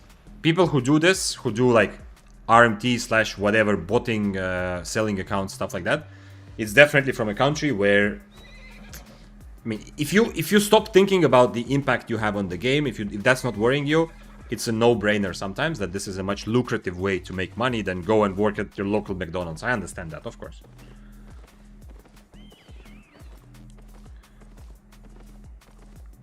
What is the Wisp instant delivery now? I heard him. He did deliver it normally. I heard him start to put it in, but unfortunately, I don't have anything to cancel this, right? My W doesn't help, unfortunately. I heard him. It wasn't too fast or anything. He really wants to fight. This is surprising because I'm expecting that with the way mists are right now, there is zero reason to follow around like a tier 7 player. This guy with a shield. I'm still not over that kill. How am I supposed to sleep tonight? This felt bad. But I also don't have a good answer for you, Zygox. Okay, let's hope. Let's put our minds together. All of the Albion psychologists. What can we do to make Zygox feel better about killing and... do you have the kill here as well? Somewhere? That we can look at it? Was it close to your end? Okay, this one. Okay. So, what can we make... what can we do to make Zygox feel better about this? Now, if you're wondering, holy shit, why does he need like consolation? He got a kill. He killed another 8.4, yeah? The story is, I have not seen the VOD, but the story, actually we were supposed to watch together, I forgot about that. The story is, Zygox killed him in an abbey at the very end, and he opened the body, he saw that all the important items remained. Good stuff didn't trash. But Abbey closed. Abbey timed out, so he was not able to actually loot. If anyone has any ideas how we can make Zygox feel better about this situation, can you imagine? This is like the ultimate. This is even worse than when most things trash. Like Zygox said, he opened the body. I don't know if something's trashed or not, but I don't remember exactly what you said. The number was Zygox said he opened the body. He looked at it, and like he just had the like millisecond of a glimpse to see the items, but he was not able to click them because the abbey closed. Is there anything at this point that can make? I cannot make up, but you know, to start, it's like it's gonna. First of all, you have to accept Zygox. It's gonna be a long recovery process, yeah. Like it's okay to grieve. It's gonna take a while to get over it. I went out of Mist because I just remembered. Who posted? Was that Cheese? Who posted the clip earlier, or like the link? Let's see if I can somehow find it. Nah, it's been so long ago. Does someone have a timestamped link to see? Because I'm guessing you didn't clip because nobody earlier put the clip there. Do we have the clip? Someone? Somebody. The clip, so we can watch what happened, so we can all feel the pain together. Maybe that's your like first step of getting over it, you know, before you get to acceptance and all of those steps.Maybe it's sharing the pain, yeah, so we can all hurt. Find the new abbey, find the player, die, restore balance. Wasted is suggesting that Zygox goes and destroys his items to get over. That's like very radical type of. I guess it could work because if Zygox did that, it would make you feel like, you know what, fuck it, nothing matters anyway. You know, I have nothing else to lose.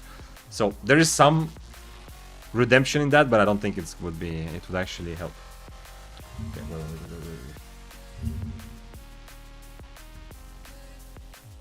okay, give me a moment.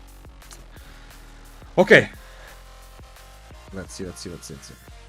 Blue says, would you agree that the average player views silver as a measurement for success? Yes, absolutely. And not just the average player, even very experienced players, even players who don't focus, who are not going for, I want to make silver today. Even for them, for most of us, silver is just the only clearly measurable metric that you can say, okay, today was a good day, yeah?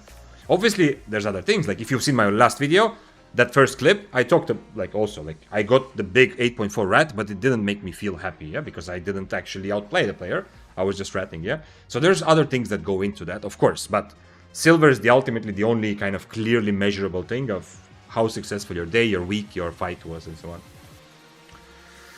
Wouldn't the possibility to buy silver not make the game? We have to unwrap that later. Okay, let me show you. Here we go. I hope you can see my Twitch screen. We have chat here as well. Let's close the chat. I'm not gonna play sound because I'm streaming on YouTube, and YouTube instantly picks up if there's anything copyrighted. So we're just gonna look at the fight. Anyway, it seems like Zygox is VOD is muted. Okay, just a regular 8.4 versus 8.4 fight. First of all, big respect, of course. I mean, I'm 100% expecting Sagox to take the fight. Yeah, there's no question there. But big respect also to the other guy for taking a fight, you know? Because as you know, there are also people who enjoy running in very high IP, but would shy away if another high IP player is showing aggression, yeah? Because here, the other guy clearly understands he's not fighting a beginner, yeah? Like, this is a risky fight for both of them. Very annoying that you cannot dodge the things from far. Because of the corridor, I mean. Okay. Let's see. Okay, we exchanged some damage. Man, the light color damage is pretty crazy though, and with that range as well. And you got hit by that as well, okay. The other guy has red buff, by the way. Sagox started with yellow buff and 5 less stacks, yeah? So on paper, I mean, other than the fact that Frost is more classically popular PvP weapon, I mean, light color is becoming really popular. Other than that, on paper, it seems like we as the hero, as the Sagox in this clip, are quite a bit disadvantaged, yeah?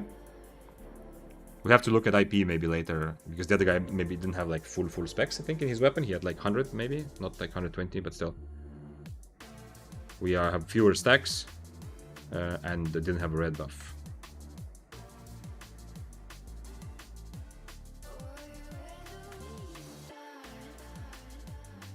What was that? What cape are you using? Are you using Tedford or Undead? I should have checked it out, because we definitely, like, Sagox definitely did not proc the cape there, right? With potion. This is surprising. The kind of comeback from this raid, like, if I had to guess, okay, nice, nice Abby. If I had to guess, I wouldn't say that that in this fight Frost is going to out damage from range. Yeah, of course it helps to hit spells, but I am a little bit surprised, because I would guess that from like 15-meter range, the light color is very happy to fight. Yeah, because the damage is ridiculous. But also light color cannot go for his big circle of damage, right? Because whenever Sagox has W, it's very easy to dodge, and then there's Invis also, which we saw earlier. Yeah, if you didn't know, I noticed that, and that's not something that I think I've ever seen in my fight. Yeah, because I have not really fought light colors, like a couple times only. So the fact Sagox was able to Invis to get rid of the big AoE damage. I don't know what the spell is called. Sagox says Tedford always. Okay, so we are using Tedford cape. Wait. So he had... Okay, I can't stop it. Okay, so he didn't have 100 spec. Okay, I see.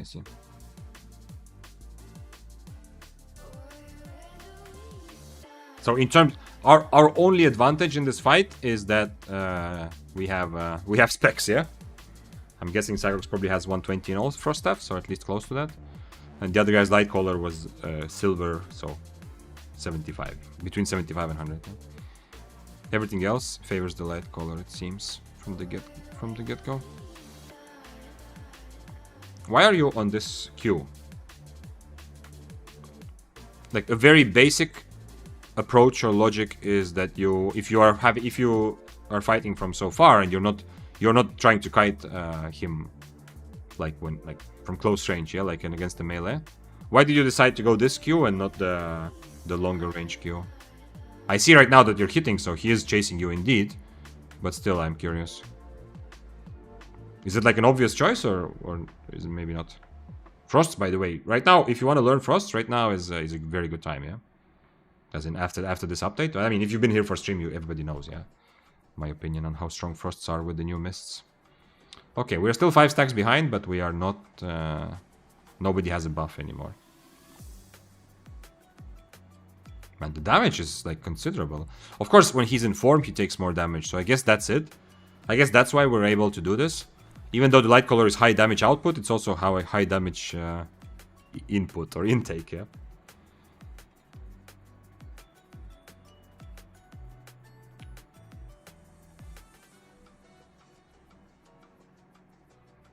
One-handed ice staff? Yeah, I feel like the E is a bit buggy now. Because I feel like the root always... like, what you saw earlier, I jumped out of the root instantly, and I still got, like, out of the pizza circle. And I still got rooted, like, way away. Yeah, the nice healing potions also with the cooldown reduction. I don't know if the other guy was drinking them. Holy shit. No way. And the other guy already thought there's no chance. No way. No way. Okay. The other guy already... Oh, shit. Okay. Let's take a moment to appreciate this second-hand... I don't even know what this emotion is. Holy shit.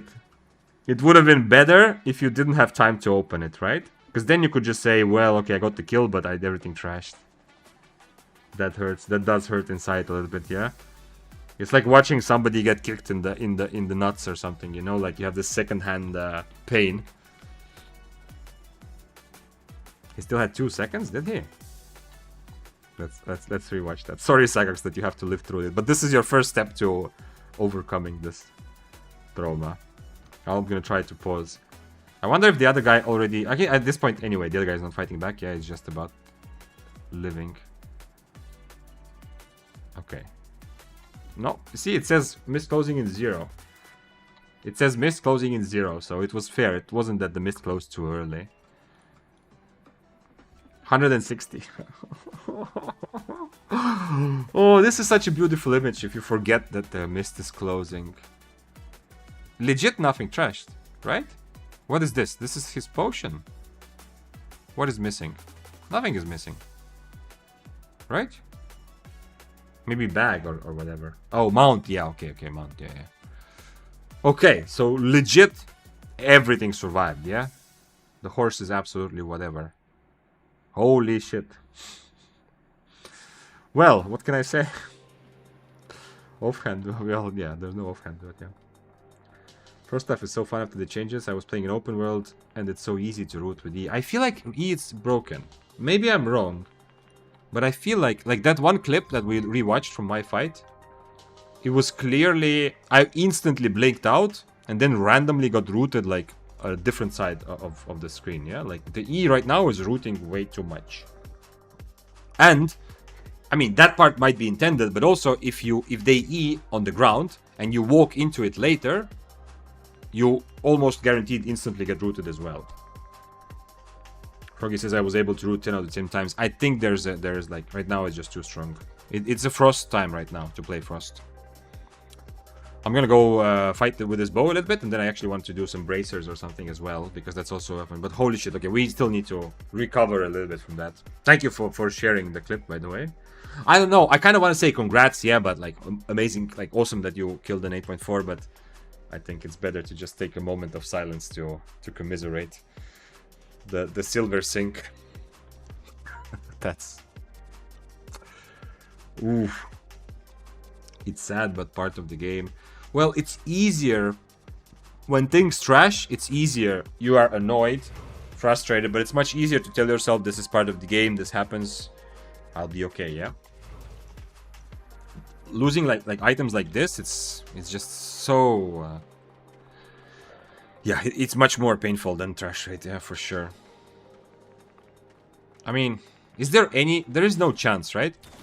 Is there any chance that if to like tell yourself something like, I know this is 100% copium, but can you tell yourself something like, okay, if there was more time left on the clock, the other guy would have played differently. Oh, sorry. So the other guy would have played differently, so I know I wouldn't have gotten the kill, so the only reason I actually was able to get the last hit and the kill is because the timer was running out. Like, I think that's the only kind of copium in my head. I know that it doesn't even come close to covering all the emotions, but I think there is like a bit of that, which makes it feel like, okay, well, at least you got the kill. Dante says, I think so. He stopped running around, he was just shielding to pass the time. I hope that's true, yeah? I don't know what Cyrox thinks about that, but I hope that's true.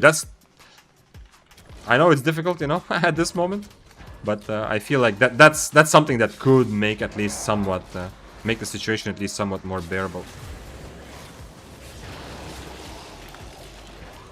Brother was panicking. Yeah, for sure. If he didn't transform at the end. Oh, at the very end, you're right. When he was trying to dodge you. Did he transform to dodge or what? Or you just think maybe he just randomly clicked, yeah? Because he was clicking everything out of habit. I mean, most of us in that situation, if you're dying on 8.4, would be much more, you know, stressful. And maybe not panic, but at least, you know, scramble to click some buttons and maybe do it wrong, yeah.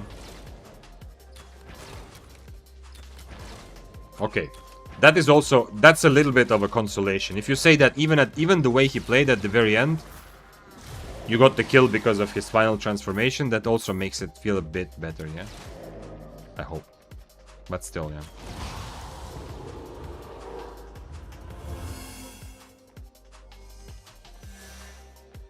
You, Froggy, and Cyrox should do a 3v3 depths. I'm surprised that it's actually, like, group depths are actually fun to watch. From what I've heard and from what I've seen.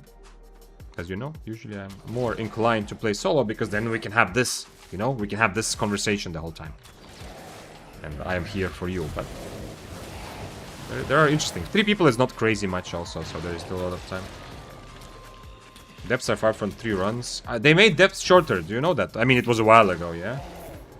But they made depths as in you don't have to wait 15 minutes every time. It's not like you clear the floor and then you're like, okay, I guess we'll meet back here like tomorrow to continue, yeah? They made that shorter at least. I played depths so like only for a couple days, so maybe I just haven't reached the point yet. I mean, I'm not playing depths right now, so obviously I did reach the point where I don't want to play them as much as mists. But I didn't reach the point where I felt saturated with them. Wasted says, okay, wait. Wasted has the positivity in chat. Wasted says, if you really think about it, the only person who won is Sagox. He got content, a crazy clip, and mad PvP fame for the kill. That is true, but sometimes winning is not enough, you know? Sometimes you need the other person to lose, and that's also, okay, that doesn't work here, that quote, because here, you know, the other person did lose. But sometimes you need to win by more to be satisfied, essentially. But yeah. Oh, the sound bug somewhere? The sound got cut off, so there is someone somewhere, not too far.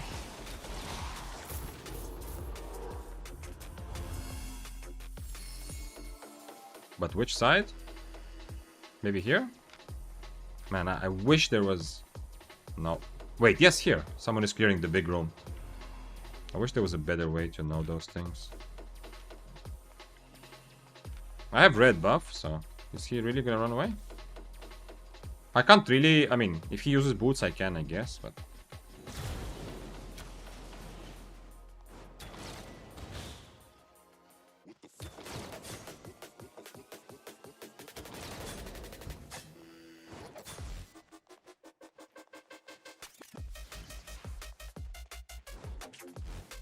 I need to somehow get a lot of value from my buff.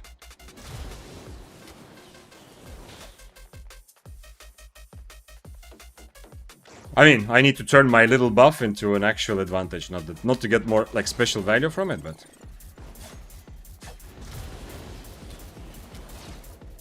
He's Eing a lot there. There was someone else there. There was someone south.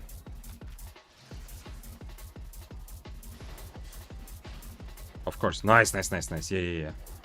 Go for the guy that's worth a lot more than me.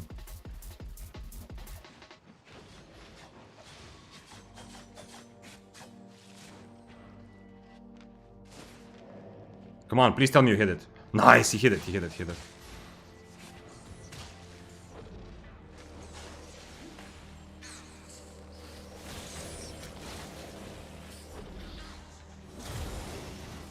Nah, he had yellow buff. I don't think I'm gonna catch the yellow buff Death Givers. I am not an omelette either, but we'll see. I'm gonna have to slow him to get further. I am sorry, sir. Duskweaver me! Oh shit, man. I wish he Duskweavered me then. That would have been like perfect duo play. Do we just kill the axe after this guy leaves? We are not friends, yeah? We are just opportunists in one place together. Oh shit, he's fighting. Nice. Respect, man. The Death Givers is like a legit fighter. Big respect for that. Nah, that's not good. Okay. I did not expect that.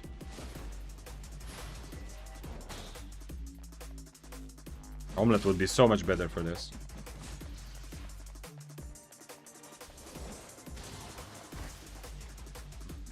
Maybe I could have eaten him once, I'm not sure. Okay. It's awesome. Okay, he's trying, okay.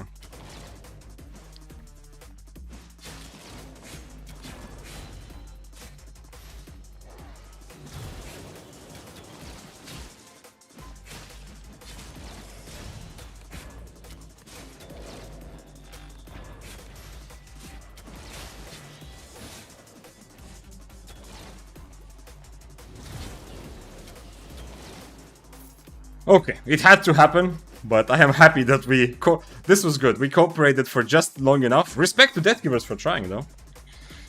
Okay. Tier 6 axe, yeah? And I still have my red buff. He didn't even proc it. Interesting. The lions came to an abrupt end.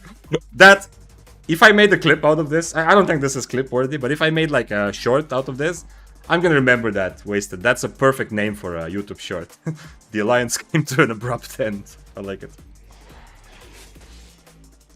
Blue said also 120 million is like 4 hours of real work. Does that make you feel better, Sagox? I mean, I understand, yeah. But if you start making that sort of like logic, like, this actually, you know, you could just work 1 extra hour and you would make more than you make in your whole day of playing Mists or whatever. Or whatever.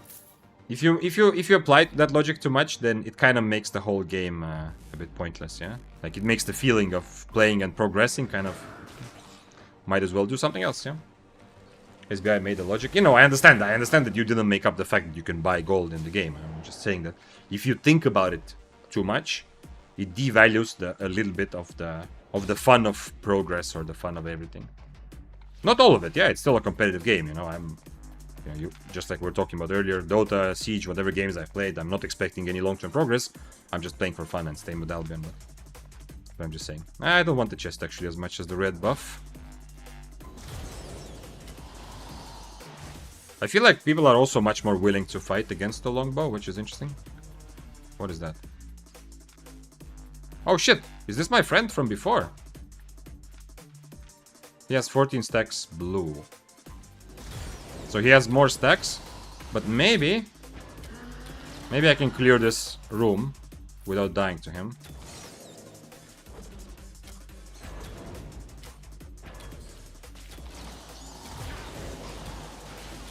So I will have 4 less stacks, but at least I will have a red buff. I don't have cape though, okay. And I don't get a red buff, okay. That's definitely the same guy from the Mists. Probably, but I don't know about definitely. It's not like a crazy rare special build, yeah? But it is exactly the same tier. He's gonna get the chest probably, because I have to get red buff, yeah, I can't... It's okay, I will also buy time for my cape while I'm clearing mobs.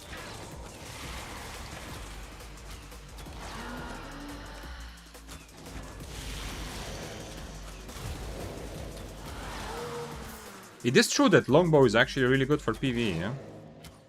People have been telling me that one reason why they like playing longbow in the open world is because of the PvE clear. I have to admit, it feels pretty good. The big E damage with the big AoE. White Panther asked, where can I find a good hammer build? Your best bet is to either go to Killboard 1 and look through stats, but be a bit careful. Stats are don't tell the whole picture, yeah, but just to get some ideas. Or to find someone who is playing a hammer in a video, recent video, yeah, because builds change, or on stream. And then try to do more or less that. Okay, this guy is on Snapper, and the other guy, I don't know. Man, I am the bane of his existence, yeah? Tell them about Poglog. Yeah, I love Poglog. This guy must hate me by now. Like, if he kills me, he's gonna write so much shit to me, there is no doubt. I don't want to be your friend, but I also don't want to be Frost's friend. I guess I just opened the chest for free.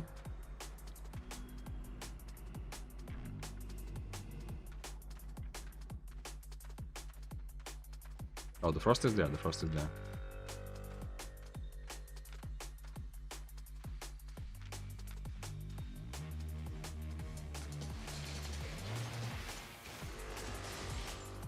I probably need to go for duels, but because I can't really catch the other guy. But then again, am I a non-factor? Are they legit? Are they not considering me, or they just... The Frost is fighting because the Frost believes that I will never catch him anyway, yeah? But the dual swords, I don't know why he's not worried. Okay, if he kills me, he kills me. It's whatever, I don't care. But I can't catch the Frost anyway. And now he's just leaving anyway. I can't do much about that. He needs to get on top of Frost and Purge, but I mean, Frost... Once again, it's a good example. I'm saying this without any frustration, with the interest in how the Mist developed. It's a good example how good the Frost is. If I decide to attack the dual swords, and the dual swords now has to somehow get away from, like, of course he will feel like, what the fuck, why are you attacking me? The other guy worth more. Sure, but if I do decide to attack the dual swords for whatever reason, he's dead probably, right? Like, he's not gonna get away from me and Frost together, like the Frost got away. But the Frost has that safety blanket. Also, when starting the fight, the Frost knows that his chances of getting away, if we do team up, are very high. Not the other way around.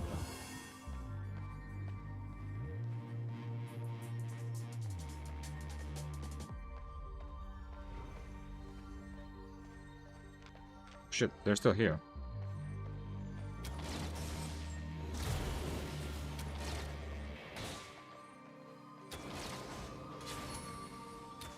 He needs to be close enough to Purge, that's the important part. Ah! Man, with Leering Cane as well, it's too difficult. It's too difficult. I thought that the new Frost, you have to hit your enemy with the center of your pizza, right? Because if they're on the edge, they can just walk out. Right now, I couldn't. I was at the very edge of the pizza slice, and I didn't have any chance. Like, just moving, I mean. Without using any dash spell. I instantly started running towards, like, to get out of it, and I just couldn't. There's a lot of awesome players, though, yeah? Like, the Death Givers at least gave it a try before running away. This Frost could have easily just left and said, fuck it, I don't want to 1v2. I understand that as a Frost Thief he's pretty safe, but still. That does merit some extra respect that he's still trying this fight, yeah?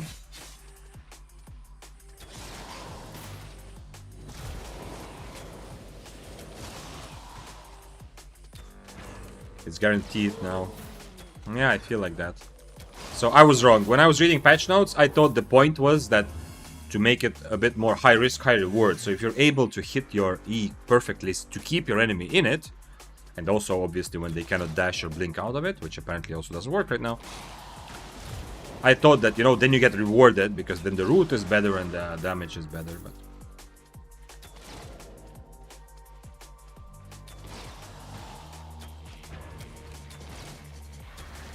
It's a good time to play Frost right now, for sure.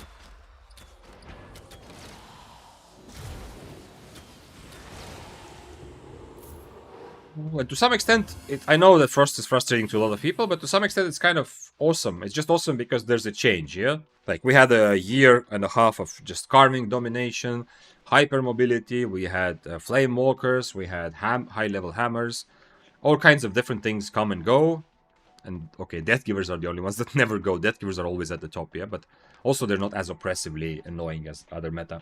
But it's kind of okay, right? If for a little while... No, because Frost used to be very, very strong, like, a long time ago. But I feel like for a while, at least my experience in Mists, is that Frost is... It's kind of a, like, second-class weapon, you know? Maybe that's too harsh, but it's been more like... Of course, you can play it very high IP, but other than that, it's more like a kind of a, maybe spear level, but even a bit lower, like a B tier weapon. If you're really cracked, you can overcome big IP differences, which is awesome because you have a blink. But Frost overall has been felt like a bit weak because there's so many other builds can just match your mobility. Yeah? It's been for a while a problem that Frost, you get out-brawled, you have to kite, but every meta weapon, think about spears, Daybreakers, daggers, like Shadow Edge, Death Givers, Shadow Edge, or like dash, Bloodletters. Okay, I'm not even gonna mess with that fight. Everyone can kind of catch you, yeah? And now, I mean, that's still kind of the case, but now since the game is not so much about 1v1, Frost seemed to be like back in the Abbey, yeah? Back in the Abbey, back in the Mist. I was reading the message, I already said Abbey. Darth Vader, thank you for following. Adam always said, I haven't seen you with 13 Abbey stacks in a while. It's much more difficult now, yeah. Although the chests give stacks, that's a big bonus to getting stacks faster. But I have been in many Abbeys since the update where I just cannot find rooms to clear. The Abbey is just not completely empty, but you know, there's more people around, so it's more likely I run into a place where all the rooms are cleared. Also, I haven't played... Okay, I played Tier 8 Daybreaker at the beginning of the patch, but honestly, you know, like, I'm obviously gonna have more stacks if I play 6-3 or something else. Something that clears faster, essentially.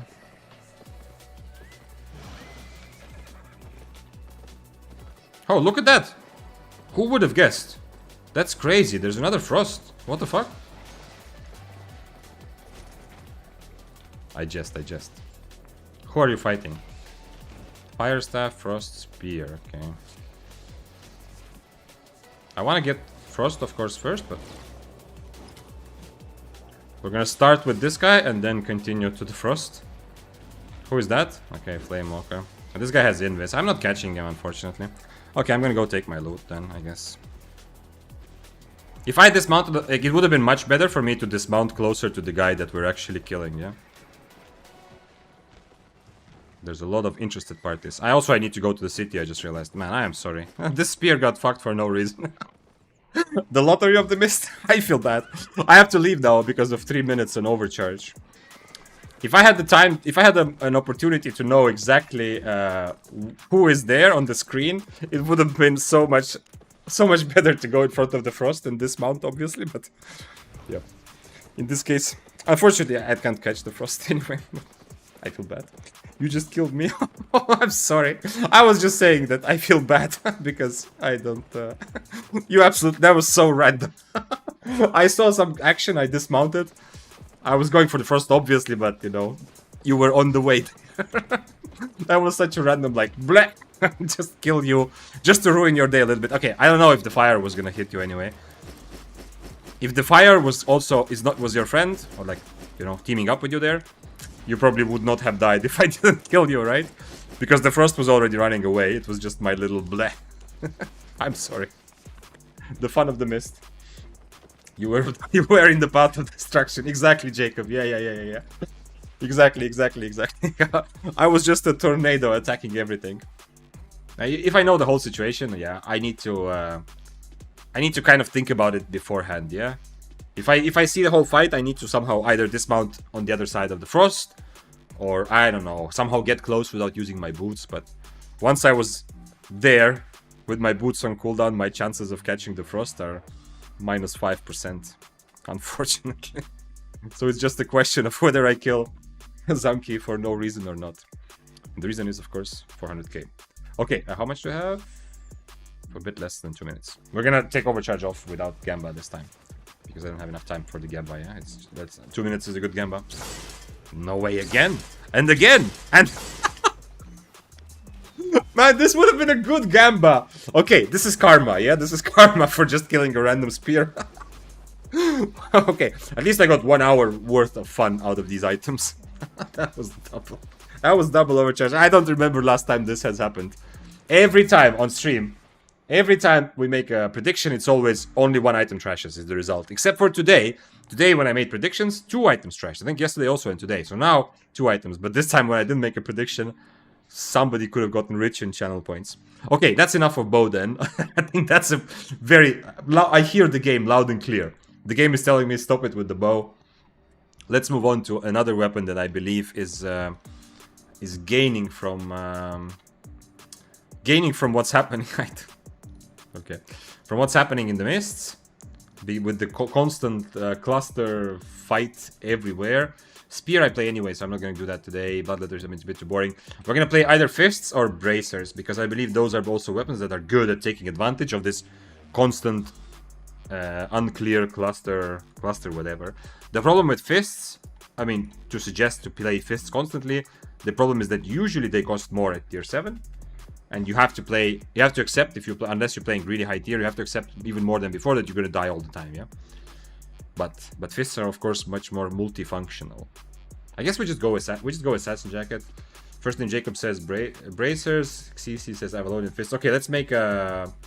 Wait, stream together. Manage poll. Okay, let's make a poll. New poll. Question. Fists or bracers next? Fists, bracers. 2 responses. Allow additional votes? No. Start poll, 2 minutes. Okay. If you have an opinion, use the poll in Twitch chat. You have 2 minutes. Zanki's Revenge. Yeah, I mean, I don't mind. We'll see. We'll see which of these do we go, bracers or Fists of Helen. Thanks for following Mulov. If you let it expire, you would get journal mission, trash all OC items, but like this, it doesn't work. Oh shit, I didn't know. I don't know though. There's so many weird, quirky journal missions I have not explored. I got the one to survive with 1 HP, but oh, I didn't know. That's an interesting point. I will keep that in mind. Bow of Biden? No, I don't think. I think Bow of Biden is better than Longbow, which I just played. It's similar but better. But the problem is, you have to accept that you're gonna die a lot. It's just random build. I just want to show you here. Let's go like this. Actually, let's go 5-2. Outstanding quality. You have to accept that you're gonna die a lot, right? Because it's constant free for all. Now, Longbow is not crazy cheap either, but let's see if this estimated 125. Okay, tier 7 as a random example. Bow of Badon. It's just too expensive. If you want to play the mists, I don't want to say properly, but if you want to adjust to the fact that you're gonna constantly be in the middle of people, it's better to accept that you're gonna die. And in general, expensive items are gonna be less popular, I think, in this sort of mist, and cheap builds are a bit better. Bracers just has so much mobility, and I straight up booted mobility. Have you done complete tier 8 solo dungeon in tier 3 gear yet? I'm pretty sure I have not done any of the PvE ones. The only ones I actually wanted to do was exploration when it came out to get this. And I got it, yeah? They added more achievements later, so now it shows 70%, but actually I got to the cat. These are the ones that I actually did. I actually went to Roads of Avalon with my friends to clear some chests. The mists did themselves, you know, whatever these. I did some of these. Others I have not really done on purpose. Mostly they have just happened. Well, there's a couple here and there, but mostly I have not done them. That mount skin is so cute, yeah. That's why I really wanted it. Where is it? It's a little cat, swift little cat, and it has the little flags of every city in different places. If you look around, like you see, this is Lyndhurst, Fort Sterling. Where's okay? Anyway, they has all of them. Tedford here. This one, I think, is also. We're missing one anyway. 50-50. What is the? Let's see. View results. 4-4. Nice poll. Well, I guess that's it then. I don't know what that means. We have to change after every kill. I think we're gonna go for fists first then. Because Rami in YouTube chat said fists. So if we need a tiebreaker, you know, because Twitch chat couldn't decide, let's go for fists. But let's go for a basic build to start. So I'm gonna go with Assassin Jacket, actually cooldown reduction. Nothing crazy right away. For helmet, well, don't we YouTube viewers get a poll? I don't think can you make a poll on YouTube? It's just everything else is conveniently in OBS. I have not looked into. I didn't know that it was possible. If it's possible to make a poll on YouTube, I might. Okay, wait. I need energetic sprint anyway, so I'm gonna buy energy boots. Healing potions are fine. I could also go undead with poisons, of course, because the mobility is good enough. What is my 72 specs? Let's add a little bit. Fists are a good weapon to have in your arsenal anyway. So, and since I have fame credits to spend usually, let's do like this. Fiend Cowl says perps. Then I would rather go Helmet of Valor, but I'm not sure about that. I feel like I can catch people, so I don't really want to purge people's boots anyway, unless it's a Frost Staff. The only problem I'm gonna have is Frost Staffs, really, with the current like setup of how many different weapons we see and how many Frost Staffs we see. This is Mercenary is an option. This is an option. Cultist probably not. Stalkerhood kind of an option. Let's go Mercenary first. I think I can also set it to cooldown reduction. This way, can I even use Snapper, actually? This way. Maybe I can use Snapper if I have some cooldown reduction, yeah? 13%. Maybe I can just use Snapper, because on triple kick, I'm still kind of safe. I want to try different things. So let's start with this, and then we'll figure out the rest. Fire was saying healing pots are kind of useless right now, and poison are way better. What are your thoughts? Interesting. Can you elaborate why he said that? I don't have thoughts, like, because based on the update, after the update, I have not felt like something has considerably changed for me. I didn't play the first day, but I played yesterday and today. It feels very similar, except you have to drink your potion earlier. And of course, that's gonna get you into bad situations where people abuse the fact and just run away. I've seen a lot of poison potions, but is it just the cooldown that you just think that throwing 2 poisons is always gonna be better? Okay, you know what? Let's go with that and let's see, because I have not really used a lot of poisons today. That will give me a good feeling, yeah. Like, it would make sense to say that for a build like this, where if I play this build before the update, I would say both are good, yeah? Like, they are close. It would make sense that if like the difference between healing and poison already before seemed like it's a close decision on this build, then maybe now it's pushing it over the limit in favor of poison points. Why not? Let's do that. Didn't hear the whole thing. Well, the thing with healing potions is just that it's longer cooldown, yeah? So, well, first of all, the cape was nerfed, the double healing cape, so you have to drink your potion a bit earlier. But second, it's longer cooldown, yeah? So in a long fight, on average, I'm going to be able to use more poisons than healings than before, yeah? Anyway, poison cooldown is lower, but now even more so. But with poisons, I cannot commit to a fight too like hot-headed just go into the fight, yeah? With double healing, if I see a good opportunity to kill someone higher IP, I can kind of just YOLO it, yeah? With poisons, poisons are really nice. Poisons are really nice to manage this sort of missed situation in the middle of people, yeah? Because I want to get as much damage in as I can without committing my full body, you know, into the fight, without committing too much HP. That is nice. Poison is nice. If I start 1v1ing someone and there's a bunch of other people around, I can throw a poison. I'm doing damage. My cooldown is starting, yeah, but I'm not standing next to him, so, you know, the rat essentially is looking at... I'm still full HP. I'm not putting myself at... I'm not as vulnerable. But if I get attacked by like a 6-3 Death Givers right now, with healing potions, if I outplay him a little bit, I can just straight up take the fight and try to get a good kill. But with poisons, I need to take a longer fight. I need to throw a poison. I need to kite around to take advantage of the fact that I can then throw a second poison later, yeah? Stuff like that. Which will give the higher IP, more expensive guy time to just reconsider and run away. If the fight is going badly for him, yeah? If the fight is going well, he obviously will just kill me.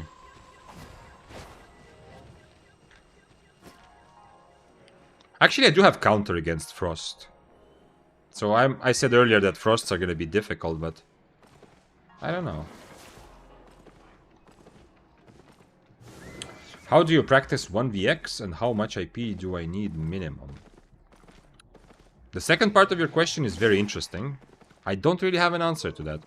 First of all, make a difference between 1vx as in going open world on Roads of Avalon and fighting against a group of players who are playing together. That will happen in open world and Roads of Avalon, and usually those groups will be either beginners or people who are just focused on PvE or not tryhard PvPing, so that's why it's possible, yeah? And then the question is not how much IP you need, you just, I mean, you can 1v2 or 1v3 even with the same IP if you're considerably better than the other players, yeah? You will see, like, go, I don't know if Froggy is still here, go watch Froggy's stream tomorrow, he's playing open world, bow, and, okay, yeah, apart from, like, crazy situations when, like, tier 2 kills a 6-3, yeah, which he did today, but you can see it's like how an experienced player who knows his build well can easily take a 1v2 fight. It doesn't mean that he can always win every fight, yeah? But he can at least take the fight, and he has a good chance, and if it doesn't go his way, he can just, like, survive, yeah? So you don't need IP advantage to 1v2 or 1v3 in open world Roads of Avalon, because most people are either not prepared for PvP or are just beginners. However, if you... The second part of if you main 1vx also the situation in Mists, This is different. Here, you can go with as low AP as you want. But if people team... Like, if you go 900 AP, that's very fine with mists.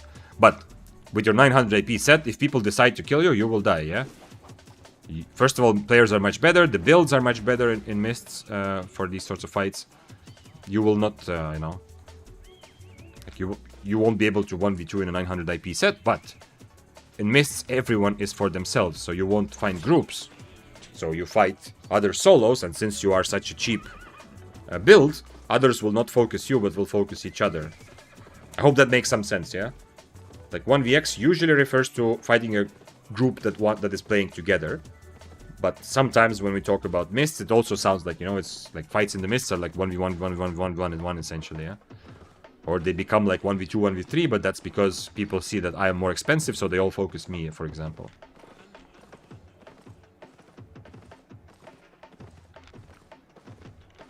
Maybe Snapper is a bit too much 1v1 food, to be honest. Maybe I'm not correctly adapting to the mists by buying Snapper for this build. Especially with poisons as well. Because with Snapper, what I can do is Inferno and just stand on top of my enemy and just brawl. There's a lot more 8.4s than I thought there would be. 100%, I am a tiny bit surprised. 100% tiny bit surprised, don't I mean? I did not expect to see so many 8.4s. And they're playing, you know? The 8.4s I've seen, except for the double-bladed guy I ran into several times, they're not just running around looking for free kills, you know? They are actually playing. They're getting involved in action. So, like, here and there, they are still trying to... Wait. He's gonna try to hit me, yeah. Okay, nice. Okay. No blink, so I have to get on top of him.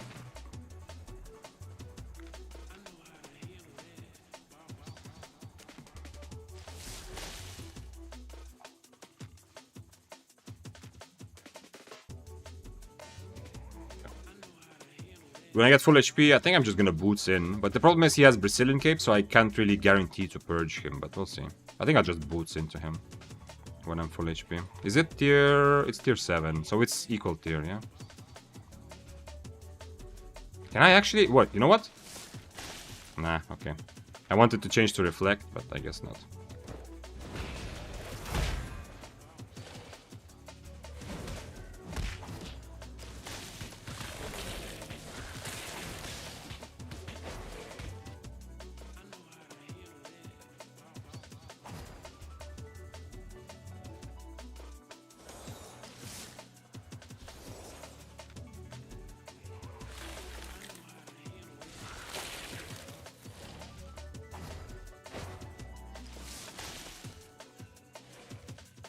Does he have a potion still? No, he has a gig pot, yeah, okay. Which is really nice against me, unfortunately. Maybe I should try this on Reflect, that would be interesting.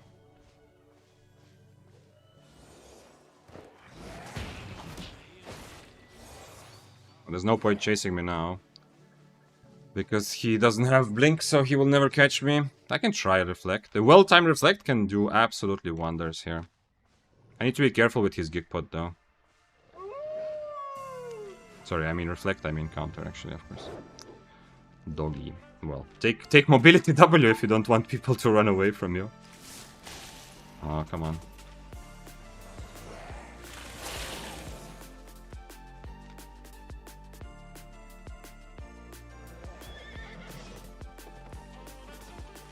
Holy shit! Another 7-4 in the same mist.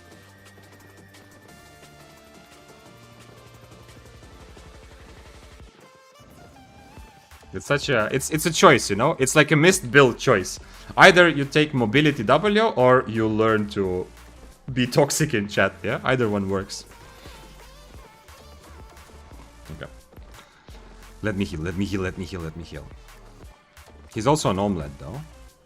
If I get close, I have a good chance.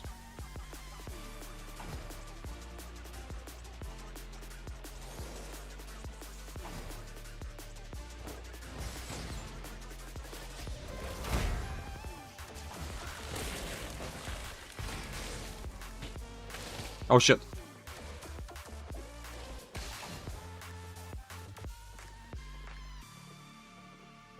Okay. I wonder if he changed... Oh, he did change to mobility because I don't know if he changed because of counter or just like that.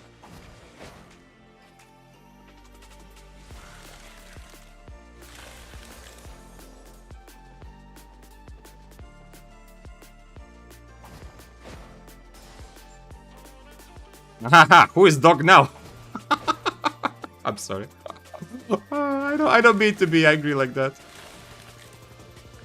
But it's just funny because the moment ago, you know, I was walking away and he was mad.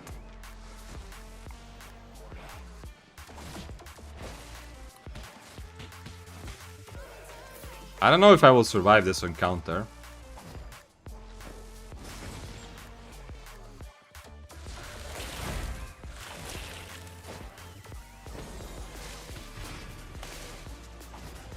No. Okay, there we go.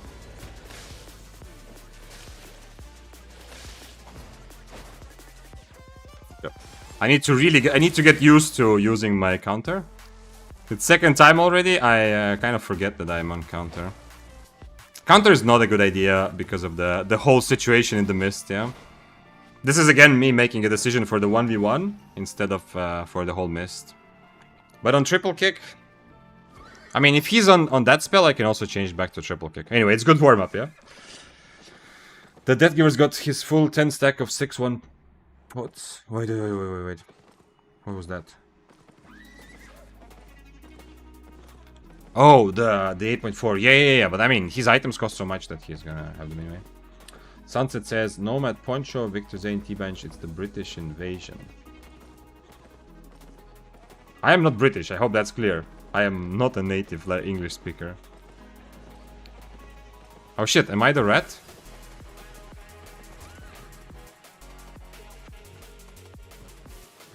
Turns out I am actually the rat. I am not a fair fighter. I am 100% the rat. I'm gonna go for Frost, because he was angry at me before.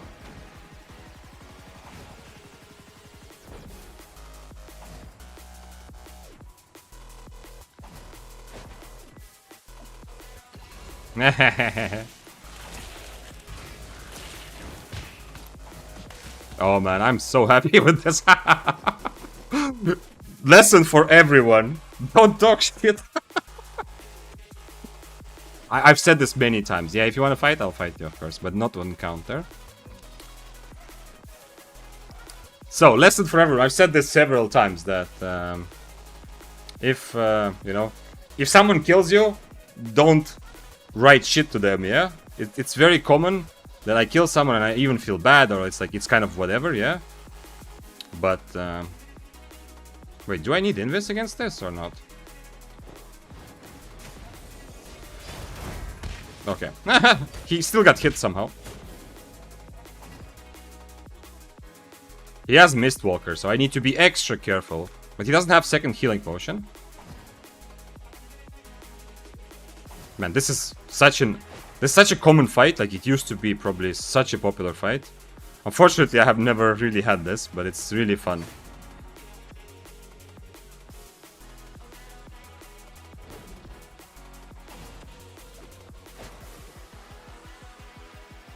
Is he not gonna drink a potion? He's gonna Mistwalker my E, so I need to be a bit careful there. Nice, okay. That was weird though. Why did he just randomly Mistwalker? He can always react to my jump. There's no need for him to try that at all.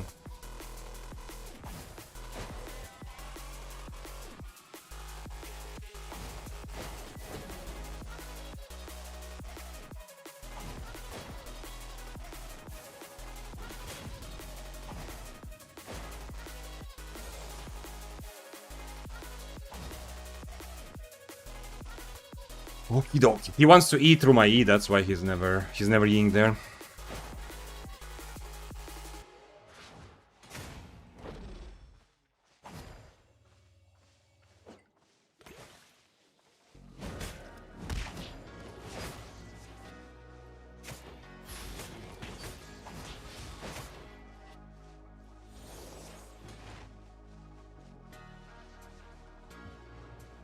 I feel like he's playing this well, but I'm not sure, honestly.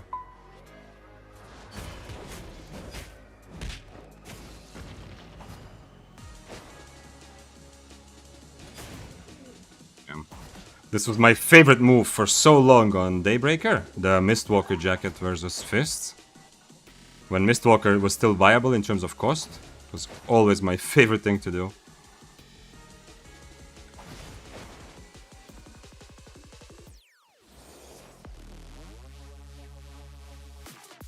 Nice. He's kiting me. That makes sense. From the way it's going, I would say that it makes sense what he's doing, yeah? But it might also be that I have not played this matchup enough. So for me, like, everything makes sense. But actually there's some in-depth thing that I should be doing differently, yeah? The Mistwalker is such a nice counter. That is unfortunate. I would very much like him to have Inferno, obviously. I can also kind of change my helmet, but I'm not sure if that's a good idea.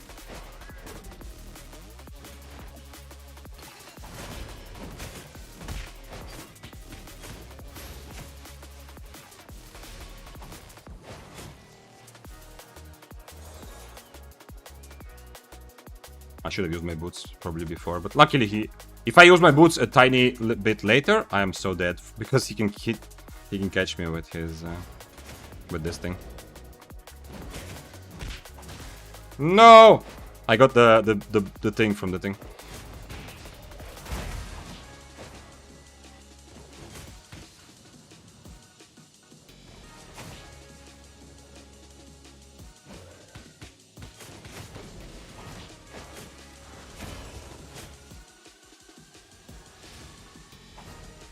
Now I can Inferno, but if he catches up, I'm dead probably, but we'll see. If he catches up with boots, I'm probably dead. Because he's gonna have everything on cooldown. We'll see though.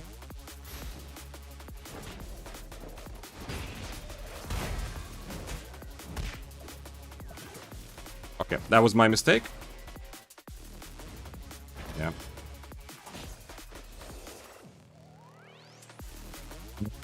No! Cool fight, man. This reminds me of so many fights I've seen, but I have not really fought this. He has Mistwalker, so... I'm probably dead. I shouldn't have gone back towards him.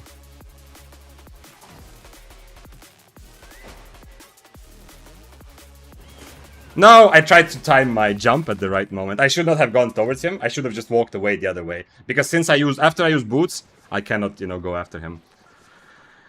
Oh, it's a gamble, though. Every E is a gamble, because if he dodges it, I just have to run away again. Nice, good fight, good fight. But this is a very, very proper 1v1 fight, like, matchup that I've seen so many times. Back to more of the same. I think Fists are in a good position. Because I can also take 1v1 fights, yeah? He's also angry, even though he won. This is... Okay, it's whatever, yeah, but usually when you win, I would suggest to have even more class, yeah? But still. Like, when you lose, at least you have the excuse of being emotional from the loss. Wait, I was up... I had Undead Cape as well, right? Yeah. I'm gonna go... What other cape can I go? I don't feel like going Undead, honestly. I mean, it's gonna be useful in the middle of a bunch of people, yeah. I have to get used to using it now. Hey Vic, is the W2 for spears useful for mobility? I was thinking to try it on Pike. I have not used it. They buffed it and I tried it, but I didn't like it. I used it on Heron just to try, but I didn't really like it. It's okay, but I don't know. I also don't know enough about Pike, because Pike has only been played one way. Like, successful people that have played Pike, from what I've seen, is pretty much just Q2ing from far, then boots in close, E, Impaler. And if you are against like a bow or something in Corrupted, then instead of Impaler, the Deflected Spin, yeah? Pure Mist better. I mean, this fight without Pure Mist, it's really not happening, yeah? Especially since he's on Mistwalker jacket, which is the best counter for Fists of Avalon. If I don't have Pure Mist, I cannot take this fight. The helmet is the only thing. I mean, the helmet is not bad, but I don't have any more, so let's buy a different helmet. Maybe go for Cultist this time. Maybe go for full Kite now. Let's try a Kite build. And that means no Pure Mist, yeah, this time. That means going like this. Poison Potions, and I do still buy Undead Cape, yeah. Okay, nice. Avalonian Cape could be okay as well. That's going in a different direction. But I bought tier 8 helmet, like not bought, but I'm using the Cowl of Purity for a gigaton of damage. So let's just go for kiting from fun. Let's try like that. Let's see. That's interesting that we got such a long 1v1 fight though. That doesn't usually happen. Okay, it started by me ratting the first fight that they had, but still. After that, you know, this whole time, nobody was interrupting us. We go and triple kick default. A bunch of cooldown reduction, energetic sprint. Cloth shoes, any cloth shoes, 4-3. Wait, what? 4-3 costs so much? Oh, it's because I have fists here. Yeah. Let's go like this. And I will have soup. I had soup last time also. I could have maybe used it, but I'm not sure. If I was on Invis, then I can soup and go Invis, but I wasn't playing on Inferno, as you saw.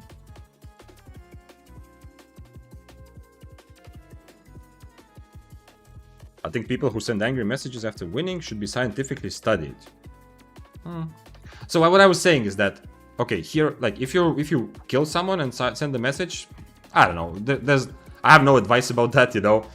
To me, I am very careful. If I kill someone, I don't even want to send GG first, because I feel like it's... writing anything to someone who might not want to talk to you in a situation where you just took their items, for me seems like a bit disgraceful. Yeah, for me, I don't usually do that. Yeah, unless it's really like, yeah, unless I really feel like, holy shit, such a good fight, thank you for giving me the fight. But if you die, if you lose, I understand the emotion. It's okay. I give like more. I mean, I don't usually write, but sometimes when I die, I will write something like, can you can I try to make it kind of convenient, like not convenient, but polite, but I do ask something like, can I ask, like, why did you help the Bloodletter, you know, against me, for example, you know, when the Bloodletter is so much more expensive. Forgot overcharge. Damn, man, boo, you're right. Okay, well, we have 5 minutes without overcharge, then we're gonna get it. But, one thing I've said many times, if you do die and then start sending, doesn't matter how you die, whatever happens, if you die and start sending, like, angry messages, you are, the only thing you're doing is making your enemy so much happier, yeah? They are gonna be so satisfied by the fact that, like, I know that because sometimes I kill someone and I don't feel particularly good about it. Let's go, overcharged prowling. Let's go. I don't feel good about it, and then they start sending like shit, like messages to me, and I instantly feel like, holy shit, man! I'm so happy that I, you know, I'm so happy that I killed you. You know, it gives me so much extra satisfaction. He's on tether, interestingly enough.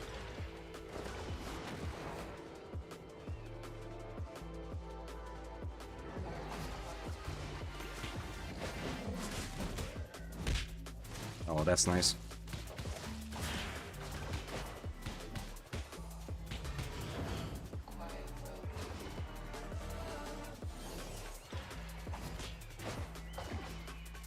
Does he have second potion? He doesn't, okay. But if he has 5 stacks, I'm probably dead, right? I don't know, we'll see. I don't have enough HP, I took too much damage here.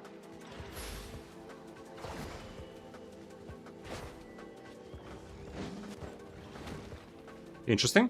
He didn't want to transform to not die, but he ended up not killing me because of that.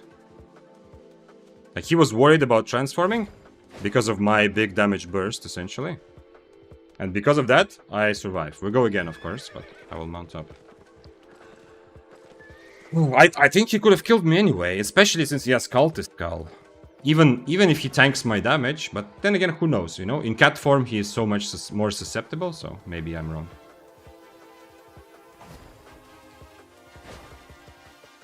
Now, not having Snapper makes it much more difficult. Obviously, Overcharge would also be nice to have, but...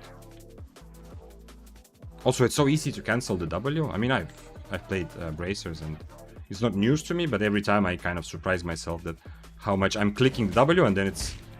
I don't know, this time I actually didn't cancel it, but one time against the Carving, I cancelled my W by accident. Jacob says, yeah, I mean, I'm terrible at Albion, so most of my messages are, dang, I really like how you played, thanks for fighting and helping me learn. Yeah, that's, like, if you lose, I think you have more leeway to write whatever you want. But obviously not, still don't be toxic, but yeah, like, writing like that, yeah, for sure. El Chico says, I love the new one-hand frost. I think it's one of the strongest weapons to play in the way the mists are set up right now. But I also think El Chico, and we talked with this with Sagox as well earlier, I think it's bugged right now. Like Sagox also said, it's 100% bugged after playing it for the whole day. Like the E just hits all the time right now. The whole idea that you can get out of the pizza to not get the second part of the damage and the root seems to not be working. Maybe some spells work against it, but a lot of spells don't. Like I had also situations where I was in one hand frost E, I instantly blinked out of it, and like on the other side of the screen I still got frozen. Even though the whole idea is that if you stay in it, you should get or not frozen but rooted. Yeah. I lost to this build a week ago. Undergo made a video using it, and I've seen it a lot since. Which build? Which build? There was no weird build here right now on the screen, like a new build. All of these were very common builds, right? The carving, the frost, my fists, the guy who I just the prowling. All of these are well-known, long-term, well-known regular builds. Or is there something else I missed? Somebody else you meant? I'm gonna get Snapper just so I can take a fight against the Prowling. The Prowling a week ago. This Prowling was dominating and destroying all mists for I don't know how many months, but it was a while ago, yeah? It got nerfed significantly enough where it's not played that much anymore. Also, Demon Boots were nerfed, yeah, which was a big part of the Prowling. Because usually Prowling didn't, like, before with Demon Boots being super OP, the Prowling didn't really use Tether as much. After that, Tether became a default option, like he had Tether right now. But I could maybe... another Prowler. I could maybe just fight and brawl him better, yeah? If I had Snapper and Overcharge. Maybe I wouldn't have to. Then his Tether is not that strong, yeah? First week Panther came out, Mists were insufferable. Yeah. Panther had several periods of time where it was oppressively good. And was played so much that you just kept running from one Panther to the other. QC Broly on YouTube says, "Sup Vic, like your content, keep doing good work." Thank you, sir. That is good. Good energy. And then you also say, I noticed Prowl... Oh, wait, no. Oh, what you mean new mists? That was your question. So, mists were changed so that... Can I fight 2 Bloodletters? Probably, right? And the Cursed Skull. Not with these spells, but who knows.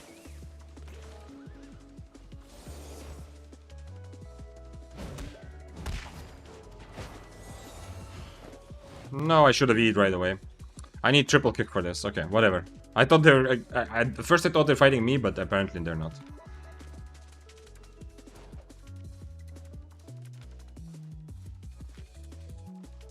Next time I have E, if I get close to him, I can maybe, you know... I'm combat with the other guy, okay. Man, this is a bold guy for tier 6. I guess he knows that I can never hit my E, that's why he's being so bold.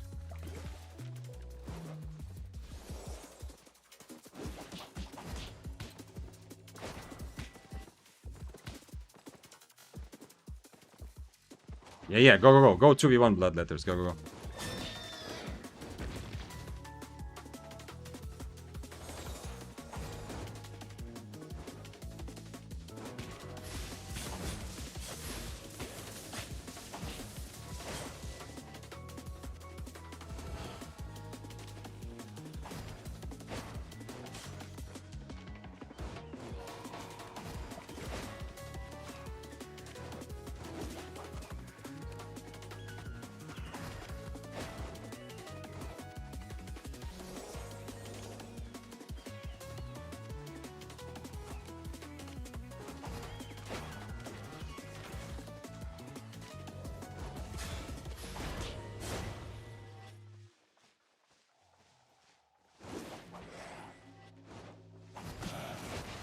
I don't think it was a good idea to 2v1 the Bloodletters, I'm gonna be honest.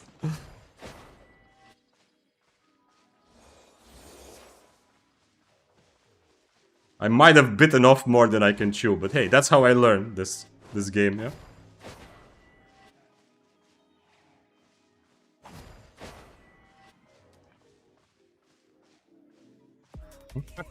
Okay. Nice. I mean, they did the proper bloodletter thing that one of them keeps me in combat the whole time, and the other one goes to regen, then the first one comes back, you know? That's how they need to play it, so definitely props for that. Hitting my E's is a bit of a struggle, but of course, with bloodletters I can't really E because they have 3 spells to dodge it, at least 2, yeah? The first one, the Q is maybe not that strong for it,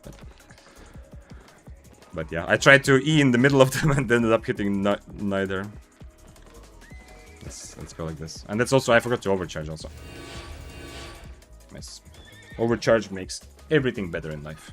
Almost. Okay. This is good stress. This is very good stress testing for the build. Because, you know, to be able to dance in between several enemies, that's the whole point of how to choose a mid-tier build right now, kind of. That's a 4.1. Wait, is the Wisp is going... Oh, it's going here. The Turbulent is going this way.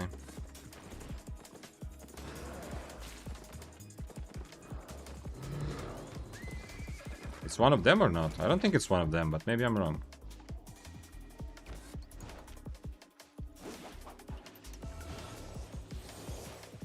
I'm on Invis now, which means that if they 2v1 me... Like, Inferno is really good against Stalker Jacket. Otherwise, Invis would be better. I can't catch a Bloodletter, right? No way.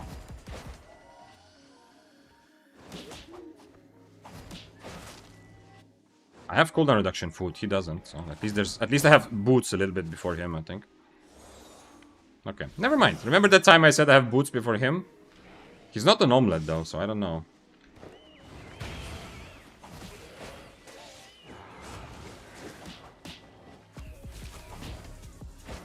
He's gonna go for the exit anyway.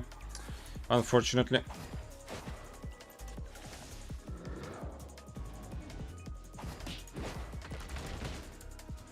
Wait, he's not going for the exit. Never mind, he's going for the exit. Okay. All of this is just practicing muscle memory, so it's worth it. Oh shit, who is that? I don't think I can practice my muscle memory about against that though. Okay, I feel like fists are not going to be high tier, and the reason I say this is not because I played it for half an hour and didn't kill anyone, or did I kill someone? Yeah, okay. Anyway, just a rat. Not because of that. Okay. What I want to say is that since mobility is getting so much more popular, and specifically frost steps are everywhere, fists are gonna have a bit of a problem that too many people will dodge the E. So I feel like battle bracers will rise a bit higher up as a good, cheap, low IP option to constantly take advantage of the fact that there's so much kind of money on the table, you know, waiting to happen, and to get away from a bunch of rats, whatever happens. So I feel like battle bracers, the stocks are rising. Fists of Avalon were already strong before, and they remain strong, but I don't think they are among the best weapons. Because every Frost Staff, every Bloodletter, and a lot of other weapons that we will play will be able to... Not for free, but it's a bit easier to dodge the E's, yeah? We'll see. Maybe I'm wrong about this, but I currently feel like the E is way too slow for these sorts of fights that happen. I'm not saying that Fist, like, I obviously can still fight the Frost, yeah, especially with counter, yeah, but that's a good example. I need to fight the Frost, for example, I need to change my W, but then I cannot get away from all the Bloodletters and curses and whatever.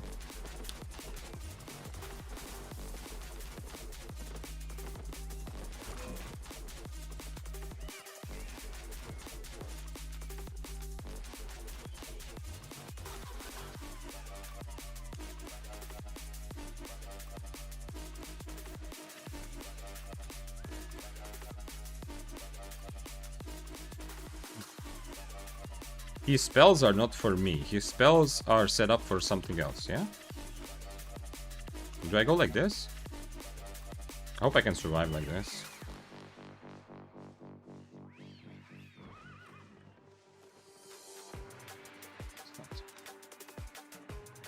He did dismount though.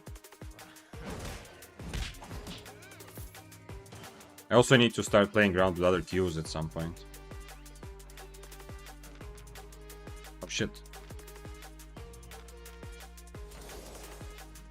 have the worst spells for this. I'm not gonna catch anything.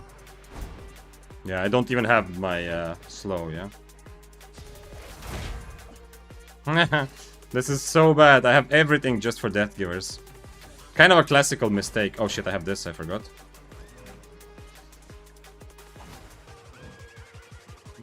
He's just gonna mount. Wait, oh, he's not on Frost Shot. Holy shit! I should be running after him.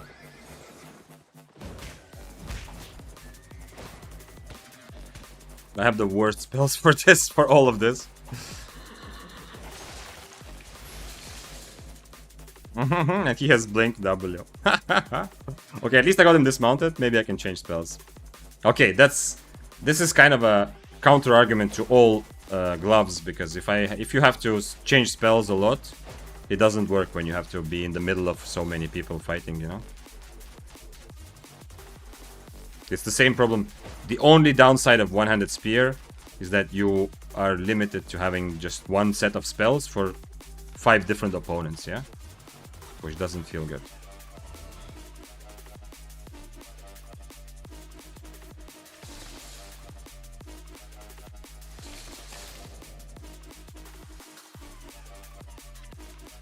That's the bow.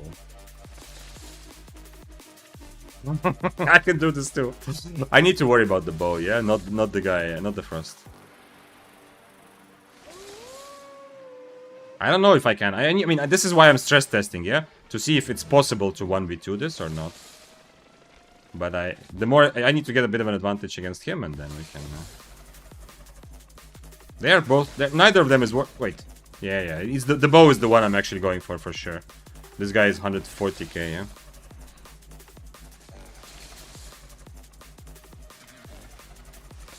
He could blink away and run away. I don't think I will catch him, but then again, who knows? Guys, I have the double-bladed. Yo, I have become the double-bladed. This is exactly a couple times when I decided, okay, I'm gonna fight this 8.4, and then they fight me with only helmet, you know? This is exactly feels like that.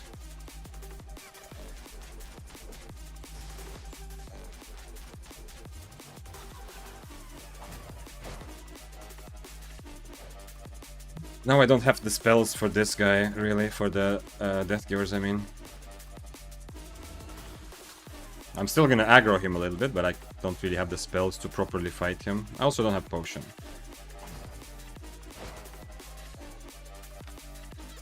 Yay! Money! Money. 4.1 Leering Cane. Yeah, don't go Leering Cane for low IPM. This guy had a chance to fight me earlier. He decided not to. I'm not sure why. I guess my spells were too strong against him. He decided.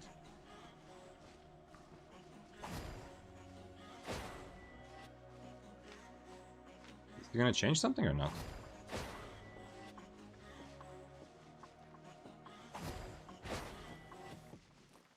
I'm never bootsing into you, brother. Oh no, I used my poison. I guess it's this. I think this is the biggest thing that he decides not to fight me. Because he might have bad experiences when people change to force field, yeah, to push him back. Because all of his spells were just to do giga damage close, yeah? He didn't even care to go for Shadow Edge. He just went for Chain Slash and Thunder Armor, so he just wants to be on top, and if someone doesn't... He only wants to kill, like, essentially he's gonna kill people who don't realize this, which also happens to me sometimes, yeah, but still. Someone who is gonna kite him, he doesn't want to fight.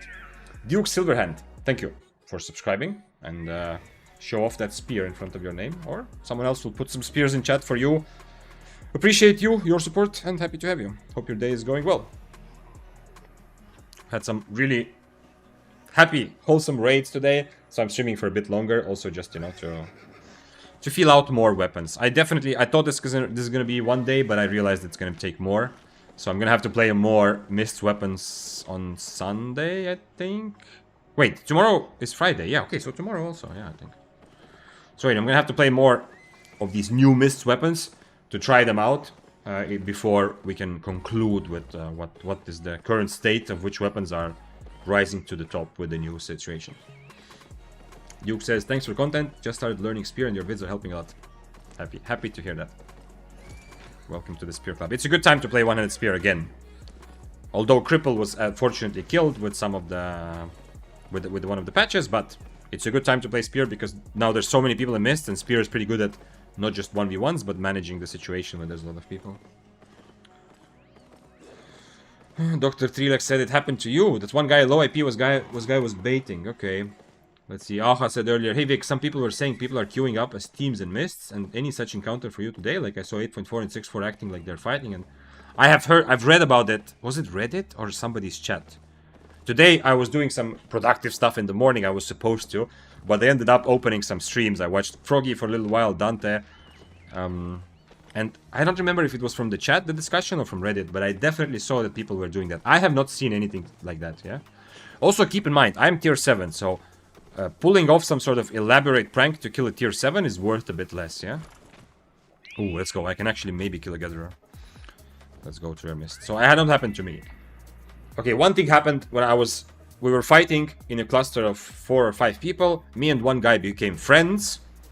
As in, we were fighting together. We didn't actually say anything, but we were killing everyone else together. And then, I got attacked by 8.4. And I was doing damage. I was tier 7, but I was fighting back because I was expecting my higher tier friend to come and kill him. Or try to fight together. And it turns out they were friends. But they did not kill me. My original friend I think they were speaking Turkish, but anyway. They didn't kill me, and later I asked him, like, what the fuck? Why didn't you kill the 8.4? He said it's my friend, and, you know, I know him in real life, something along those lines, it seemed. But that was not that they went together to try to bait people. That's just two people who met in the Mist. Anything else that is even resembling teaming, I don't think I've seen, no. Really haven't. But if it's a, like, widespread problem, that's interesting. I don't even have any ideas how to solve this, yeah? Because... I mean, yes, you can go back to Mists being more empty, of course. Then you can also have a situation where no one is fighting anyone. But there isn't like a clear solution because the community, while Albion does seem to me like it's growing, it's still not a huge community, yeah? So inevitably, there's going to be, like, you are going to run into people you know all the time. So I don't even know. I don't know how to avoid that. Maybe that's just one extra reason not to play 8.3, 8.4, because if I was playing 8.3, I would definitely feel absolutely like shit if I died to that sort of bait, yeah? But on tier 7, like, my whole day is just me running around, accepting my death and seeing if I get lucky here or there, like with a good fight or just a good rat. Either is fine. Yeah, so on tier 7, it wouldn't bother me, and I'm not probably their target anyway. Okay. There was a wisp, like a turbulent here recently, but I don't know where it went. Peshek said, meta? What is that? Meta cause you're always on triple kit. Yes. Also less high tiers that you can't kill. What is the khafaha and the beginning of your sentence? What word was that supposed to be? Triple kick works well for this sort of Mist situation that we're in, yeah. But I do... Maybe if I become better with fists, I play them more. I don't think... like, right now, because I know from Spear's perspective, I know that if I'm playing Spear and Daybreaker, if my enemy is on triple kick, the Fists of Avalon, it's a free kill for me, yeah. That's why, following the same logic, not just against Spear Daybreaker, obviously I'm changing to Devastating Combo, but also Carving, you know, also other brawling, like Death Givers. I'm gonna consider primarily to try to fight with Devastating Combo. Swapping from triple kick is suicide. Yeah, but like that Carving that I fought for a very long time, if I'm on triple kick, that fight, I cannot fight him, yeah? I mean, the only way I can maybe fight him on triple kick is just throw poison, try to hit my E, and then force field away, and that's it, yeah? And then just triple kick and run, I don't know. It's free kill for you as a triple kick or... As a Daybreaker Duke. If I am playing Daybreaker, if I see that my enemy Fists of Avalon is on triple kick, that's kind of, that feels like a... Okay, free kill is a wrong way, because triple kick means that they have a chance to run away, yeah? But if a Fists of Avalon 1v1s me on triple kick when I'm on Daybreaker, I stop thinking about maybe I will lose this fight and die. The only thing I think about is... How can I make sure I catch him, yeah? Once he inevitably starts dying, yeah?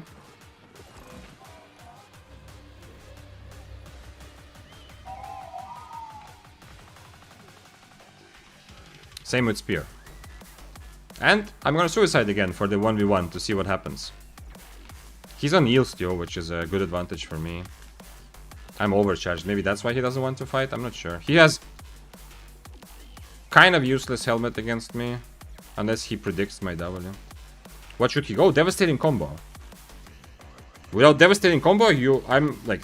Fists of Avalon, they don't really threaten to kill Daybreaker. Like, what are you gonna do? Just try to kite around? I guess it can happen, but it's gonna happen one time out of 50, yeah? You don't have the damage to. Like, Daybreaker is just stay on... Even if the Daybreaker eats all of your spells, he's just gonna stay on top of you and kill you. Just do, like, use Impalers. And, E, potentially. Just Q, hit you, Impaler, and maybe some E's, and just you don't have the damage to kill a Daybreaker. To just brawl, yeah? Like, with triple kick, you have to somehow start weirdly kiting, but Daybreaker will just turn around and go the other way. Or, Daybreaker is also a very good weapon to catch kiters, yeah? Like, if you're on triple kick, the enemy has so much time, yeah? Like, on a Daybreaker, if I mess up my Impalers, you hit your E, I still have so much time because you're gonna do so little damage. Devastating combo is significant for the damage. However, on triple kick you are safer, yeah? So if you're playing fists against Daybreaker, you are 2 tiers higher. I mean, if you really want to make sure you don't die, yeah, sure, go in triple kick, but... I mean, it's still risky because Daybreaker can catch you. I guess it's good against rats at least, but... And even one-handed spear is a bit more trickier because you brawl worse. But even with one-handed spear, if I'm spear against Fists of Avalon, I feel like it's not an amazing matchup. But if I see enemy on triple kick, I'm gonna commit to it much more willingly. Hello, sir. Can I have this coffer, please? Triple kick is good with Hellfire Hands. Okay, wait, that's what Feshek wanted to say. He wanted to say Hellfire Hands because triple kick. Ah, okay, I see. Because then I don't have to swap around. That's interesting, but I don't think Hellfire Hands are gonna become more popular in Mist now than they were before. Brim says, Vic, what are your thoughts on Assassin Hood CD ability? Getting 15 sec worth of cooldown on each slot sounds too good on paper. I barely see it in the game. That's a very general, like, the question is a bit too general. Like, there are some builds that use it in solo PvP, but you don't get 15-second worth of cooldown, do you? There's some builds that really want to just do 2 rounds of... The whole build is just 2 rounds of spells really quickly. I don't understand. Why do you say 15 seconds? For 2.75 seconds, you get 8... Your cooldown rate is much higher, yeah? So you're gonna get like 2 seconds worth of cooldowns, yeah? Or something like that. Isn't Brawler Gloves the one? Yeah, Brawler Gloves goes Assassin Hood, yeah. Brawler Gloves Assassin Hood makes kind of sense. I mean, makes sense. And there's something else also. Some other one-shots are not terrible also with Assassin Hood. But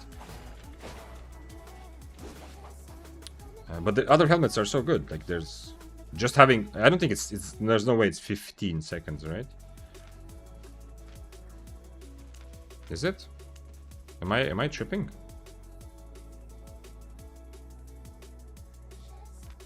Why am... Oh wait, this I was looking at... that's okay, let's look at higher tier. No, okay, it's the same.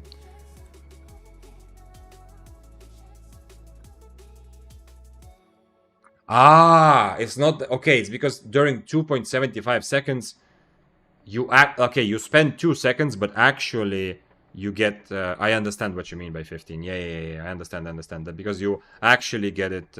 like, you get stuff faster. We have to try that, actually, so that next time I can know the exact calculation. Of course, yeah, because that's... Okay, yeah, I used to use it on Spirit Hunter, but I was way back in the day, yeah? Okay, have to do the calculations a bit. Yeah, I understand. The longer the spell CD, the more cooldown you get. Yep. Wait, no, that doesn't make sense, Fisher. Why would that make sense? Am I... How many hours? It's 8.5 hours. Maybe we need to discuss this when I am more fresh in my approach to the logic of the game. Okay, my head hurts if I think about it too hard, because it's been a while, but I understand the logic. Yeah, okay. Did you try Q4 for catching? It's less damage, but you can catch a lot. No, I have to try it. Yeah. It's maybe better than swapping to counter. Will be to swap to that. Maybe I will just run around with it. I want to try it anyway, so maybe just run around with it. I can at least kind of use it on mobs also.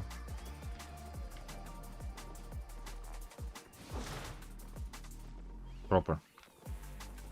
4-0 Daybreaker. Actually, not that expensive. Okay, but still, the answer is still, like, even without the exact calculations, the answer is that other helmets are really good. Like, there's much more valuable things that you can get from a helmet, like being able to purge your enemies, crucial defensive, having extra mobility, low cooldown, extra damage. This one allows me to play from far and do a lot more damage from far while also interrupting, so it's not that cooldown reduction is useless, but you're kind of putting all your eggs in one basket, you know? Like, let's say you waste a round of spells, and then your enemy is kiting you, and how are you going to use your helmet now?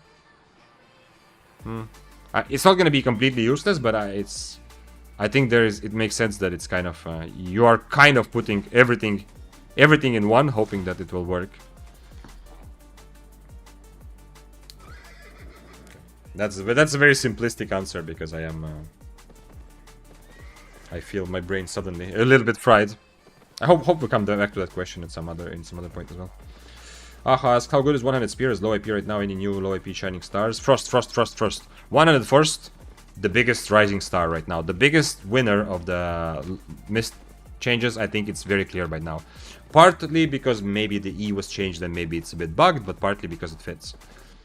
Chill Howl is good. Spears, 100 Spear is also good. Well, I still have to figure out some other... Like, we still have to experience together today and tomorrow some of the other weapons that are being played. It's constant 15 to 16 sec to each slot over 2.75. I used that for speed clearing camps, for 200 fire, for rapid double E and skedaddle. Yes, okay. I do... It does make sense that it affects all item slots equally, regardless of the cooldown, because it's the same with refreshing sprint, yeah?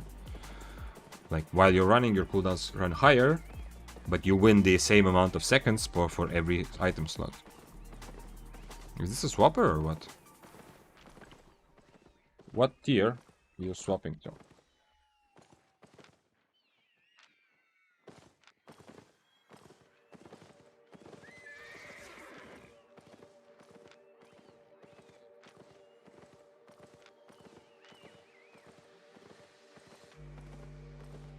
Show me, I'll fight. Come on.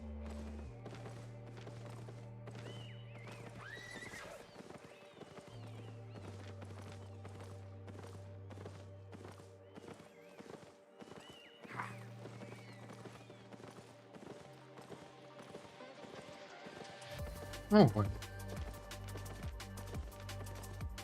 Might be a good fight, you know? Like, maybe he thinks that I'm not gonna fight because he's tier 8, but... I would.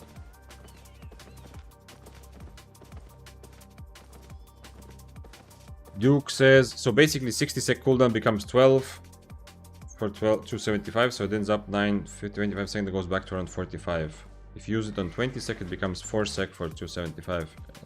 No, Duke, I don't think that's how it works. What Brim's... sorry, you don't see YouTube chat, so you don't see the Brim idea, Brim's messages, but I feel like it has to be like refreshing sprint, yeah? It has to affect all slots equally, I think. I think the numbers you see, what you see here, that it becomes like 6, yes, it's showing you like, if you were able to channel your Assassin Hood forever, how many seconds would it take for this spell to be ready again? But the actual amount of time you gain is the same for all slots, regardless of the cooldown, I think. I think I've thought about this before. This is said we need to talk about it again with a fresh head. But thanks for following, by the way, Dragon. That's the name. That's not me pronouncing it weirdly. And Brim made a point in YouTube chat to say that cooldown rate is extra mobility, Assassin Hood plus Royal Boots, unmatched mobility. Okay. Kind of interesting, but I don't know. What if you get cancelled? Now you have over 30-second cooldown helmet, which does nothing. I am curious. I am very like happily open to innovating some of the parts of solo PP. I am still. It does not invite me at all to use it because of all like these reasons. I feel like. Well, I'm not saying that you only can use Purge, but as an example, a lot of other helmets can be like multifunctional in different situations. And this one, you're putting all your eggs in one basket, yeah? If you're trying to... I mean, that's actually not the worst, yeah. Plus, of course, yeah, it can be interrupted and you're leaving something else on the table. But it can be... Like, it does seem like it could be, like you say, it could be a bit worth it. Although having, like, double royal boots doesn't really... Like, that's not necessary for anything, yeah? There's almost no there's no fight where you need quickly to have royal boots again, as your random example, yeah, with the boots. Because you actually need to win the fight, yeah? If you're worried about mobility, unless you're just full-on running away, you kind of need to actually win the fight, yeah?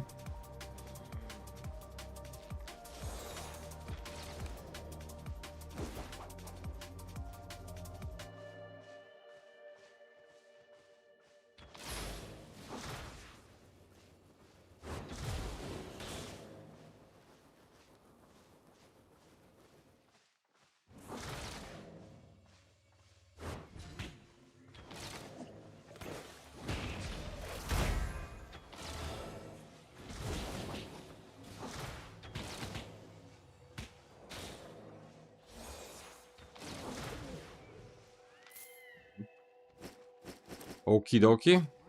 I don't think he understood the... I was kind of lucky to be on this on Q4, because I don't think he knows what it does, yeah? Because he let me hit it. He wasn't trying to dodge this.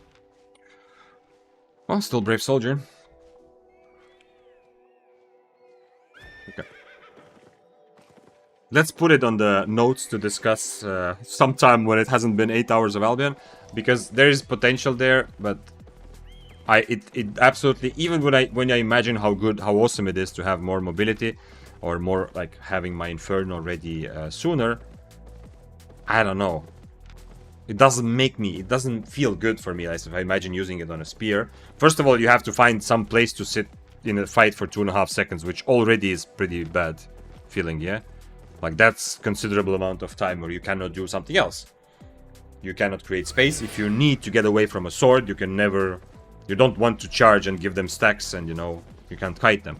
If you need to catch someone while I'm charging Assassin Hood, at least then there is some remedy that maybe if I'm catching a Frost, the Assassin Hood will actually, even though I'm standing still, will give me enough time for my boots to be ready to catch the Frost. But actually, with like, I feel like I want helmets to actually help me win the fight more. Like, win the brawl part as well. But I also understand not all helmets do that, so... Interesting.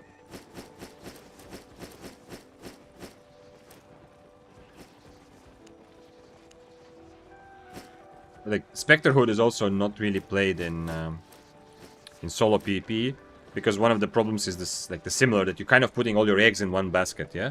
If your enemy is playing around your mercenary jacket, having another one quickly, it's not terrible, there is some value, but you can get more different types of value from another helmet, yeah?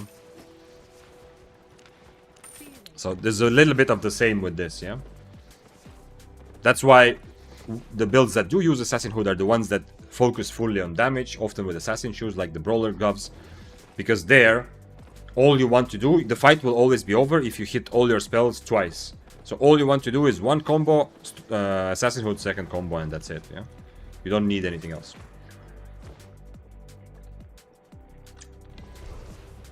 You don't want a long fight. So you want to speed up your second rotation.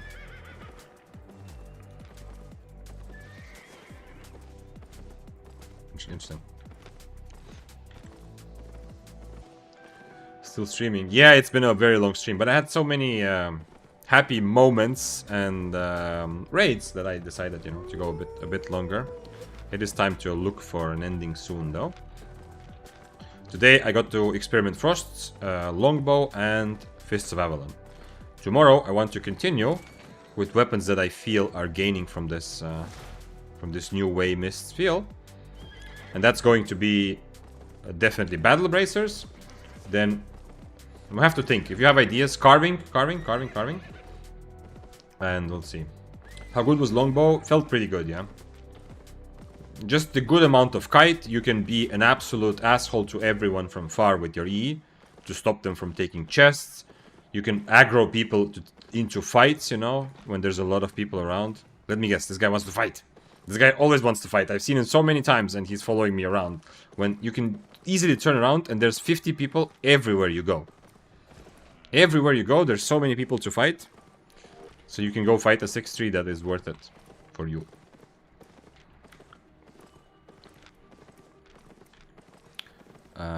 But Longbow felt pretty good. But ultimately, I still think playing Badon or Sky Strider is on average going to be stronger and better. But those are much more expensive. And to play Mists right now, you kind of need to constantly die. I'm not saying you have to go in and die on purpose, but you have to accept and you have to play in a way where you are risking. Because, well, it's kind of inevitable because there's so many people that unless you're only trying to rat, then you're constantly, any fight, you are like, it's a bit of a lottery. Are you going to be ratted or are you going to be the one ratting? Who's going to survive? Because of that, in general, all cheaper items are like got buffed by this in Mists. For Mists, playing non-artifact items is a bit better. Playing lower IP is a bit better. I saw her build soldier helmet, assassin jacket, and plate. Yes, and plate boots. Yeah, exactly. That's what I was playing. Assassin jacket is super strong, obviously, in a situation where you have to play in between many people. So that kind of makes logical sense for anyone who's trying to kite at all. And even if you're not trying to kite, assassin jacket is good because you have still Inferno if you decide you need it for a specific fight. Okay. But the Mist experience has honestly been much more balanced now. Much less 50 people in every situation. Damn, he's gonna have 2 healing potions. Guess what? 100 Frost. The strongest weapon in the Mist right now.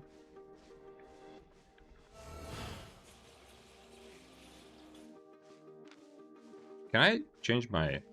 I probably shouldn't, yeah.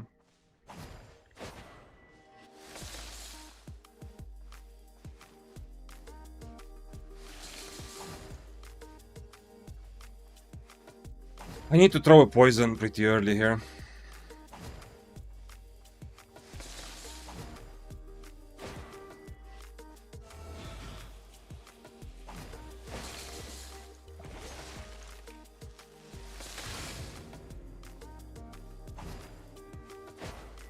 What? Why did he go in this?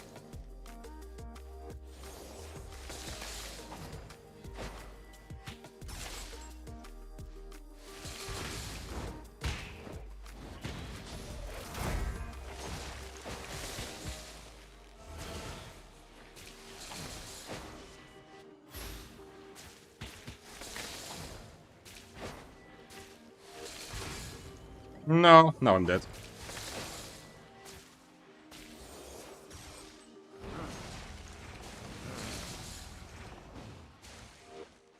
Okay, never mind. Maybe I'm not dead. But he's gonna have Blink very quickly. Okay. At least my cape also worked. Affected this fight, yeah? He got 2 6-2 healing potions and I got this. I cannot remove his boots, I just realized. Not that I was trying to, but that's a good thing to realize. I need to start, like, the fight started kind of well, but I need to get the poison very early, because otherwise, what's the point? Are you gonna actually dismount me, you think? What's the point? I would fight you maybe again. Okay. I mean, there's some point, because if there's someone else, you know, I will die at least. Okay, we'll try again. I missed 2 counters out of 3. That made it so difficult. Hello, sir. What do you want? Do you want to fight me? On a dash. Yeah, Fists of Avalon are annoying because the daggers will have a dash, the Frost Staff will have a W blink. There's a lot happening. He went Invis, I think, yeah? To try to bait me in.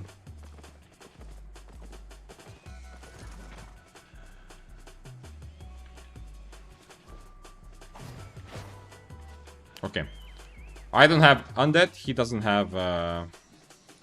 Wait, is he fighting someone else? No, never mind.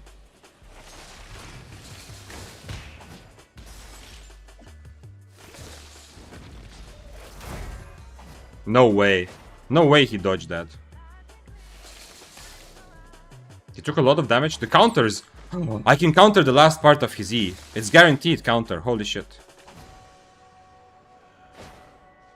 I just need to wait so I can use another poison in this fight, and then I think I'm good.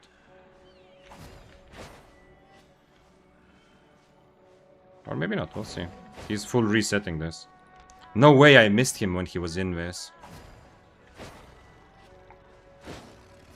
Maybe I eat a bit too late, yeah. I should have waited. At least he knows how the fight goes now. My cape will be ready before his. But his cape is much more impactful for this. Didn't you counter his Q? No, I countered the second part of his E. The new thing they added for that.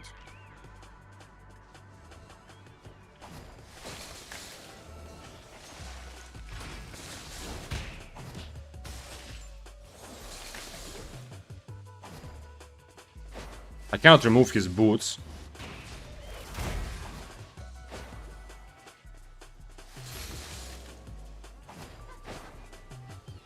I should have countered there. Okay, I actually found the counter to first, you know? Because the second part will always trigger my counter. He drank a potion, so he won't have his second one.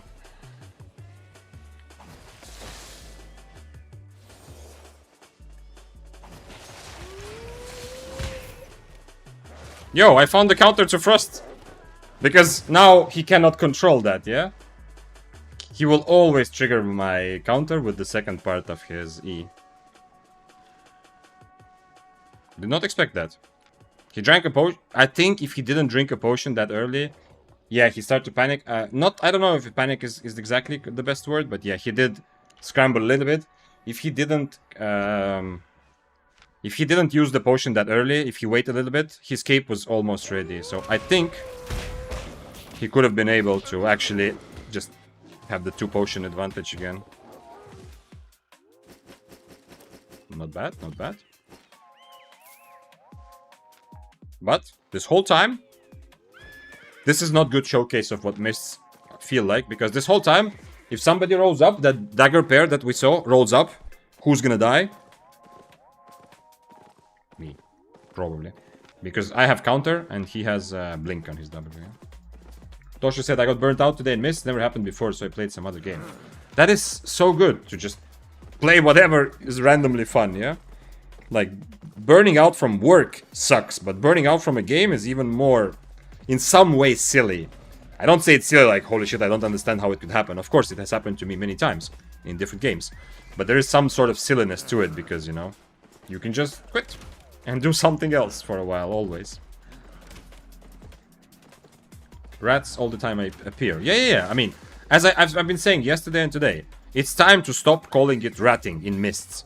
Because it's not even ratting anymore, it's just the game. The whole game is just attacking everyone, having fun, in a kind of trying to embrace the unpredictable situation. It's not about playing 1v1s. That's just... We will see in which direction the whole Mist thing develops, but currently, I say rats just so we know what we're talking about, but I actually don't even think, like, I don't think any negative connotation to people who attacked me now after the update. I don't have any bad feelings like, fuck, why are you doing this? Why are you messing up my fight? Nada. It's absolutely, this is the game right now. I don't even think it's rats anymore. Free for all, exactly. That's how I feel about it. Thanks for following, Mr. Simi. Mr. Simi says, okay, let's call them third party. Yeah, exactly. Third party is already, it's the same thing. But you also have to keep in mind there's going to be fourth party and fifth party, you know. But yeah, exactly. Now, I know long-term there are problems with setting up a game like this, yeah? Long-term, part of me, part of most of us who are competitive PvP, like about PvP, long-term part of us is gonna long for that feeling. We're gonna feel like, okay, this is nice, but I actually want to be like challenged in a proper 1v1 fight now, yeah? We'll see how it develops. Maybe some people go to play Corrupted, maybe Mist will be changed, maybe the meta will change, but So I'm not saying that I want this to be the only way you can PvP, you know, but this is the reality of this week for sure. Oh, spear on assassin shoes, interesting. And this guy, 4.1 nature. Wapapapapapapa. This I don't want to fight, but I guess I will. He says Hunterhood, at least. At least that part is kind of weird. And also, Respot. This guy has full specs in everything, and he's playing Mists with Respot. Something is wrong there. Something doesn't make sense. I should also be ready to swap to this if I decide to brawl more, actually. The move speed can be nice to run away from someone or to kite them around. Against dual swords, I do kind of want to just swap to force field and just never let him get close, essentially. And just full kite him. I don't know if that's an option, but I do kind of want to try. If he dismounts, I'm fighting him. I don't like it, but I'm fighting him, yeah.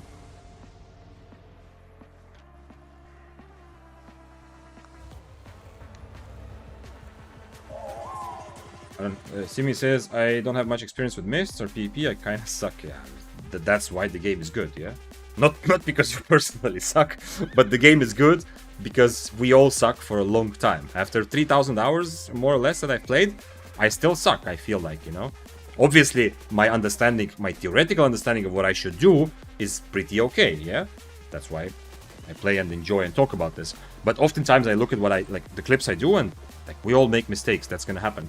That's why, the reason I said that's why the game is fun, because if it was a game where you could play for a couple of weeks and not suck, it would be like, who would play this, yeah? You would play this for a couple of weeks, maybe, and that's it, yeah? It's a boring game. But the fact that it's so complex makes it interesting, and that the fact that it's complex makes it so that everyone sucks, essentially. At least to some extent. Respot works more favorable when combining with Merc Jacket, Giant. You better not overlap them. Yes, but buy Healing Potion. Especially with Smuggler's Cape. Only redeemable fact... I mean, in solo PP, yeah. If you're with the healer, of course, no Gig Pot, yeah? And Healing Pot is redundant, yeah? So you buy either res if you want defensive or something offensive, yeah. But for solo PP, res pot is... It's very situational. When you... It only works if you specifically want this, not just for defensives, but specifically against some CC, yeah? But those situations don't really happen in solo PvP. Like, if you've seen Goldstein video, that's like the only... Of all the situations I can think of, that's like almost the only situation where Respot kind of makes sense, yeah? If you've seen like Goldstein ratting double-bladed specifically, yeah? Even against Bloodletters, it doesn't make that much sense, but okay, whatever. But double-bladeds, because the double-bladeds that he's ratting, the enemy is just trying to run away, yeah? He's not taking like actual 1v1, proper 1v1 fights, yeah? So the enemy is just trying to run away, and in that situation, the way that double-bladed will run away is it's gonna stun you, yeah? So essentially, the biggest thing you need is to not get stunned by W for too long, so you can keep going. But Respot in general... Meh. Meh. I guess one small benefit, which I tried the Respot for a while on West. One small benefit is that at least you can use it as a bait. Because if you use Gigpot, everyone, the person you're fighting, obviously sees, okay, Gigpot time, I'm gonna not do my big burst, I'm gonna kite around. What happened to me a couple times when I used Respot as like a trial on Spear, for example, I won, there's also in one of my videos, there's a clip, but I won a fight where the guy didn't understand that I Respotted, so he just kept hitting me.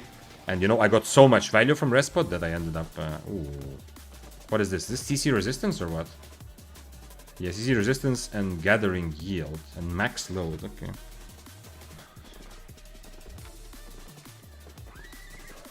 Do you stream every day? Well, I'm kind of moving to that, yeah. I would say it's probably better to say like 4 to 5 days a week. I'm taking... I have been moving more and more my life towards streaming. Like what started like as a...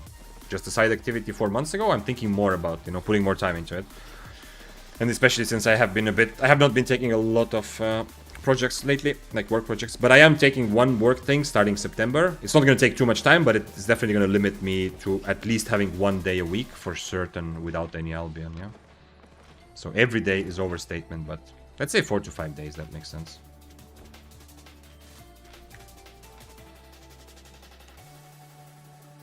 Is that him? Okay, let's fight.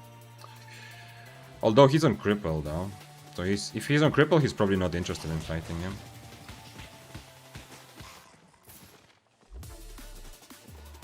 I have IP advantage, I can dismount him, it's okay.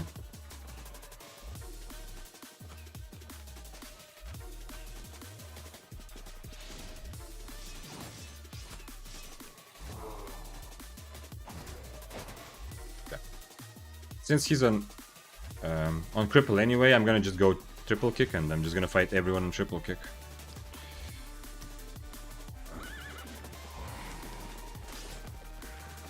I don't think I can 1v2 these guys. I don't know. Maybe I'll try, we'll see. On triple kick I have the kite, if I need it. Vic, is Bulgaria near your country? I know someone who speaks exactly like you. Well, depending on where you're from, Tosha, yeah? If you're from a different continent, 100% Bulgaria is near my country. If you're from Europe, not really. I mean, Bulgaria is, I think, technically Eastern Europe, and so am I, but it is not super close. I don't know how far it is. If I had to guess, I would say something like a bit over 1,000 kilometers, probably. Something like that. Maybe closer, actually. But yeah. It's not really in the same region if you start dissecting Europe into smaller pieces. But it's also not super far. Double says I'm at 1,500 hours and I'm terrible. Well, that's, as I said, that's what makes the game fun, yeah?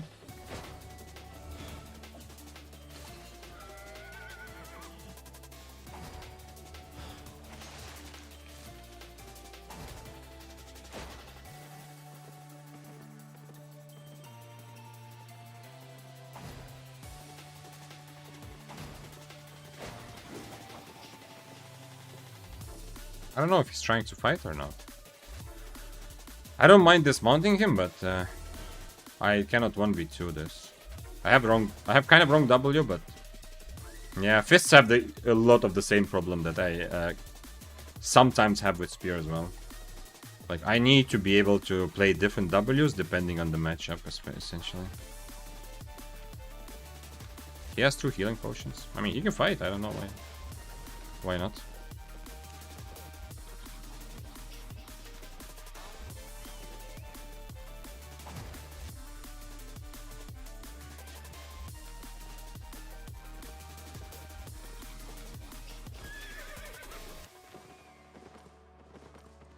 Could have simply asked what country you're from. That's true, yeah. That's a very interesting way to ask where I'm from. Is Bulgaria anywhere near you? Interesting, yeah. Waste says 1,000 kilometers for me is my country and ocean. Well, can I go 200? I'm not sure. I think if I go in a straight line from my country. Like, if I'm in the center of my country, I think 200 kilometers is the absolute max I could go and still be in the same country. I'm not sure. It's pretty, like, my country is very small, both in terms of population, especially in terms of population, but also in terms of area. So yeah, 1,000 kilometers, you're still it's still a country and ocean. That is like Australia or something. If you mentioned ocean specifically, although who knows, yeah. 200 kilometers doesn't even get me out of my province. Holy shit. Okay, so you are actually from Australia? It has to be. It has to be like Australia or Canada, right? Especially province. I don't think... I'm not familiar with all the municipality things, but US doesn't have provinces. South Africa. What? South Africa doesn't seem that big. Really? 1,000 kilometers? South Africa never on... Like, I don't even know. I have to look at the map. In my head, that's I know it's not a small country, but yeah, but it's not like when you say that you can go 1,000 kilometers and you're still in the same country.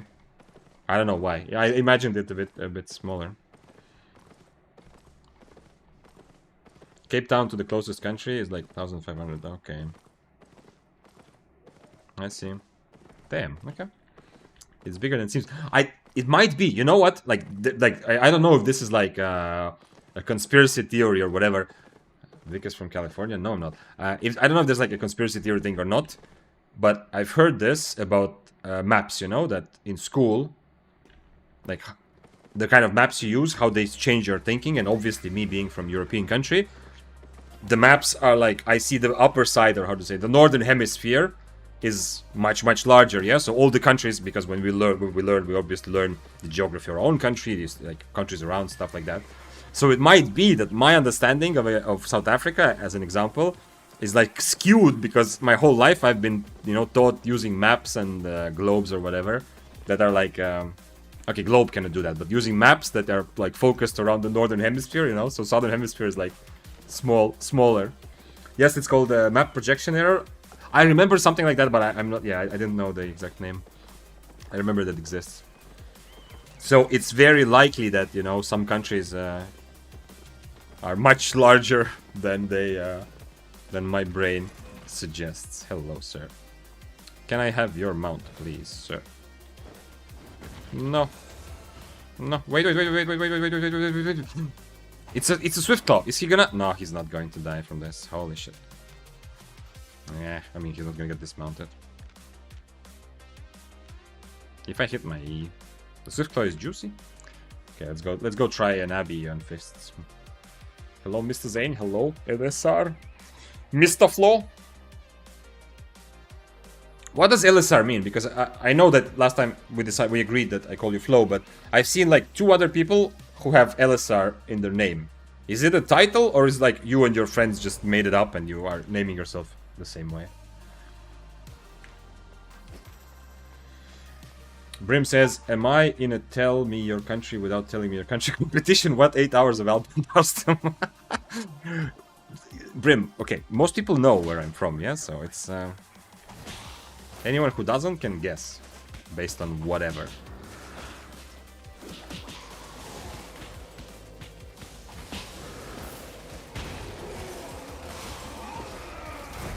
No! Nickname for Aragorn from Lord of the Rings. Oh.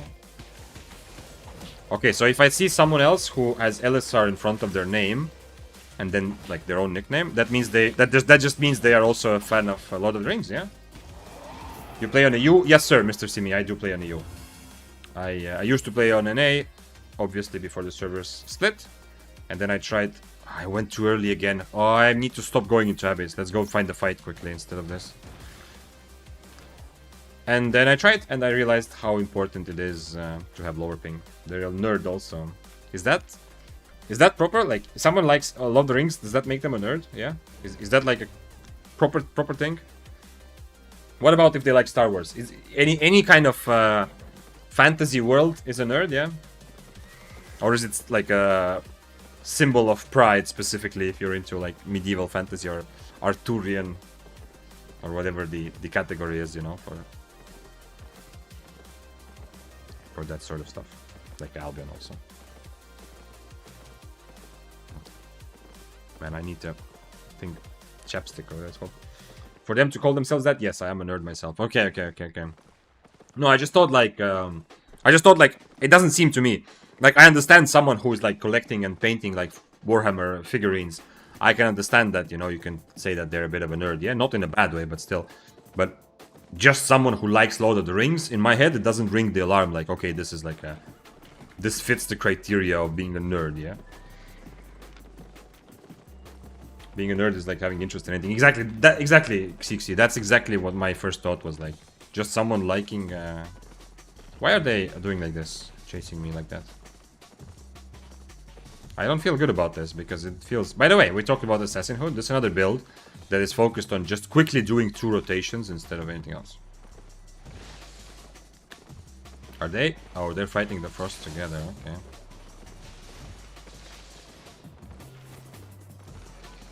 There's a Kingmaker there. Okay, this guy is actually doing a good job there. The Frost is doing also... Everyone is doing a good job.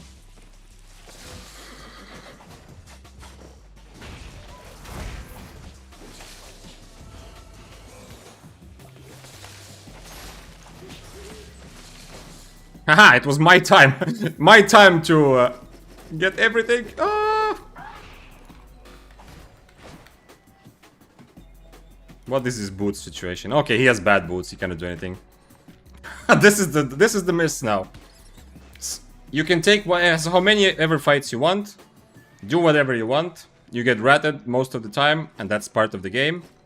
And then suddenly, this is the second time today, I just randomly happen to be in a good place, and I just get money for nothing, yeah? Bye, have a beautiful day. 5.5 million richer.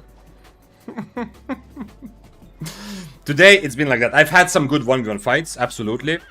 But at the end of the day, a lot of it has come down to RNG, yeah? It has definitely felt like I get... when I start... It kind of makes sense, yeah? If I start the fight, the likelihood of me being alive at the end is pretty low. But it's fun. And then, sometimes, randomly, I'm just going about living my life. And I come across a situation like this. But why did the Frost dismount me? Was the Frost genuinely afraid of dying? Because you saw, the Frost clearly dismounted me there in the end. Kind of expecting that I go for the other guy, but you know, I hit one spell on the other guy and that's fine, that's it. GG. I'm not sure. Anyway, money. This is... It's fun not because I got money, but all these 10 times I got into a fight and just died, it's still fun, yeah. But I can see that this is not gonna be fun for very long. That was a full 6-3 set that survived, by the way. I don't need these things. And I almost... That was also my last overcharge time. Yo, 5 mil easy money. Absolutely, 5.5 mil, no problem. Yo, where is our prediction? Manage prediction. Start prediction. Last time, everything trashed. Literally, everything trashed. Okay, you have 2 minutes to predict what is gonna trash from my overcharge. And then we will wait for a time out. So you can get points, channel points if you want. You can earn them. By the way, thanks for following. I missed that a couple minutes ago. It was Minch and Abo Losh. Let's see what I missed also in chat. Rasper says, hi, is one-handed lance still strong? Yes, it's called spear in English. I'm not saying this as like, you know, condescendingly, but just so you know. I know what you mean, lance, yeah? Because in some other... It can also be called a lance in some other languages, yeah? Or lance in French. But yeah, it is not just still strong, but it is even much stronger now after the latest patch because it's good for the kind of myths that are happening right now. Aha says, I don't like the term nerd used for them. They are called geeks. Nerds are more academic. Holy shit, that's the difference. I know, I've heard that. I've seen the rap battle between nerd and geek on YouTube, like a joke. But I've never thought that there's a difference. I don't know. Doppel says, fuck, I guess I'm a nerd since I'm painting my Warhammer right now. Okay, I mean, sorry, but as I said, the word nerd doesn't carry any negative connotation. But if you're legit painting your Warhammer army right now, surely this is not a surprise to you, yeah? Like, you wear the title nerd with pride, yeah? That is not just liking a series or like a book or a movie, yeah? That's not just being a fan of Lord of the Rings. That's like, you know, proper fantasy interest. Nerd. Let's see, let's look at the amazing kills. So they weren't trying. I thought these guys were trying to bait me in. Now I'm being a little bit, how to say, paranoid because of the fact that people said that people are, you know, teaming to bait people in. Because this and the other dagger, they were moving in such unison, I was a bit worried, but yeah. Respect. This guy risking 6-3 for almost no reason, but you see once again Frost Staff. Always Frost Staff. What are the new mists? Mists are feel completely different after the Tuesday's patch because they they reduced the amount of mist instances, games if you will, created, so that in every mist there's a lot more people. So the mists right now are like a free-for-all deathmatch. People are running around attacking everybody. There's constantly people, there's constantly things happening, yeah? That was Epic Rap Battle. Well, it was Rhett and Link, I think, the Nerd and Geek, yeah? It wasn't like Epic Rap Battles of History, not that channel, but it was Rhett and Link. I used to watch the Mythical Morning, which was like I don't know how to call it. It's definitely not a podcast. It's like just like a fun talk show. Whatever, doesn't matter. Anyway, it's a thing I used to do. I haven't watched for a while. But those same guys who did the good Mythical Morning, they also did this Geek versus Nerd battle.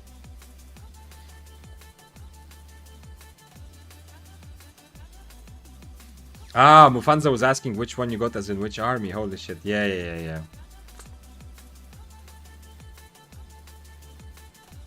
Okay. Do we have the points in? Is the 2 minutes over? Okay, there's not... nobody believes in 0 or 3 or 5. Which is kind of weird, because it's such a good chance to predict when no one else is predicting, yeah? It's like an easy money maker. You guys still need to learn how to game the system and abuse the prediction.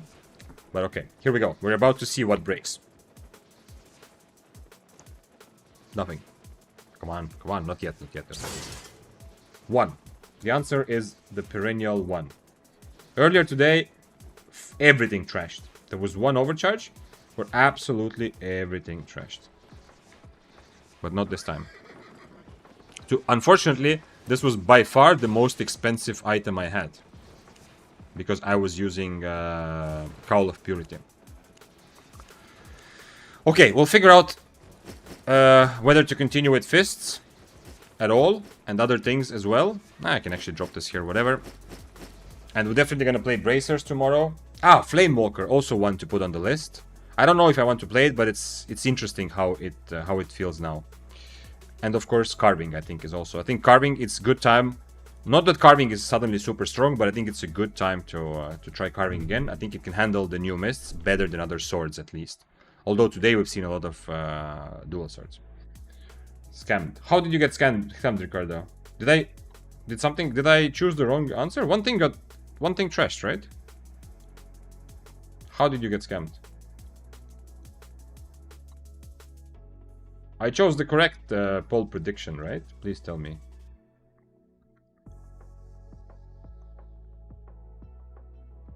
Or you were talking about something else. I bet 600, they got 700 back. What a scam. Oh, yeah. Well, the thing is, I don't make the odds, yeah? The odds happen purely on what other people put in. So if you got the correct answer, you get only all the points that were put on other questions or other answers. So the best way to use... Oh, I see, you meant low return, I see. The best way to use the prediction is to first put like 100 or 200 points and then see what others are doing, yeah? And only put more when you feel like the odds are good, at least. Or you can wait until the end of the poll and see if there's some options which have lower amount of points put on them, then put your points there because it's just a better deal no matter, even if it's a bad, unlikely option. Let's decide who to raid today, because even though I would like to keep going, by the way, thank you, everyone who's here. I appreciate my experience with Albion and with Albion with gaming is so much more fun because of streaming, yeah. However, I need to go to sleep at some point, otherwise tomorrow we won't be able to continue. Only 9 hours. Only 9 hours, sure. Only. It doesn't feel like only. Wasted says Nino. We can go for that, but how long has she been? It's 6.5 hours. Let's keep her as an option, but let's see if there is anyone else that has not streamed for the whole day, because very often, not very often, but sometimes we raid someone and they have to go to sleep anyway soon. So if there's someone who started recently, I think that's a better choice. But it probably does have to be someone with noble drops, yeah? Or like these special drops. Okay, we have 5 hours on Scribble. That's also long. Maybe we just go for it, yeah. I don't see anything else. Eugene would be a good choice, but we just raided him yesterday, so... Not twice in a row. There's also Megs. I don't know. Let's see how... Unless she just started? Okay, she's also 5.5 hours. There's also somebody called Yuno-san. I don't even know who that is. I hope it's not like bad for me to say this, yeah?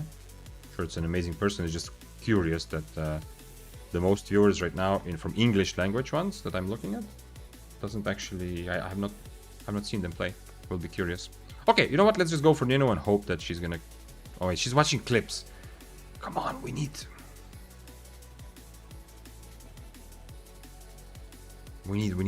something. Good night, my boy. Thank you, Wasted.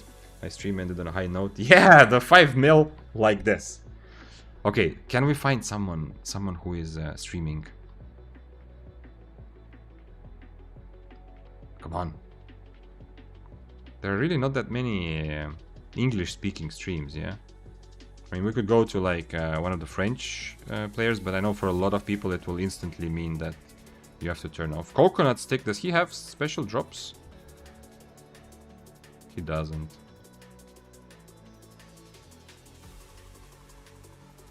Raiding should be much simpler because someone should just tell me the answer. Oh, Dante is streaming. Yo. I mean, I do not like constantly raiding the same people, but man, Dante is gonna give a lot of interesting. And he just started. Yo, I think it's a better choice. I kind of feel bad because I would like to raid Nino also a couple more times for sure. But I think we'll find a better. Hopefully, we'll find a better time when her stream is not ending. Okay, we need to figure out. Okay, I need to add emotes for raid. We'll do that later. But if you're here and you're staying for the raid to get some points, then if you stay to watch Dante, awesome. Ask him difficult questions because he's a man who can answer a lot of good questions, especially spear related. But secondly, put some spears in chat. Yeah, let's do that together. I'm also gonna do that.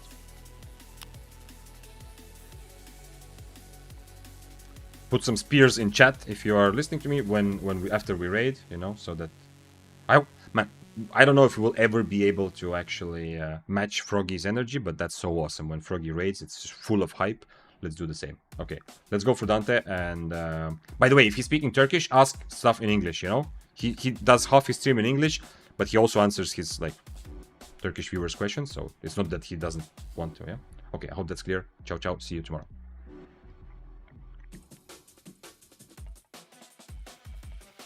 And as always, special goodbye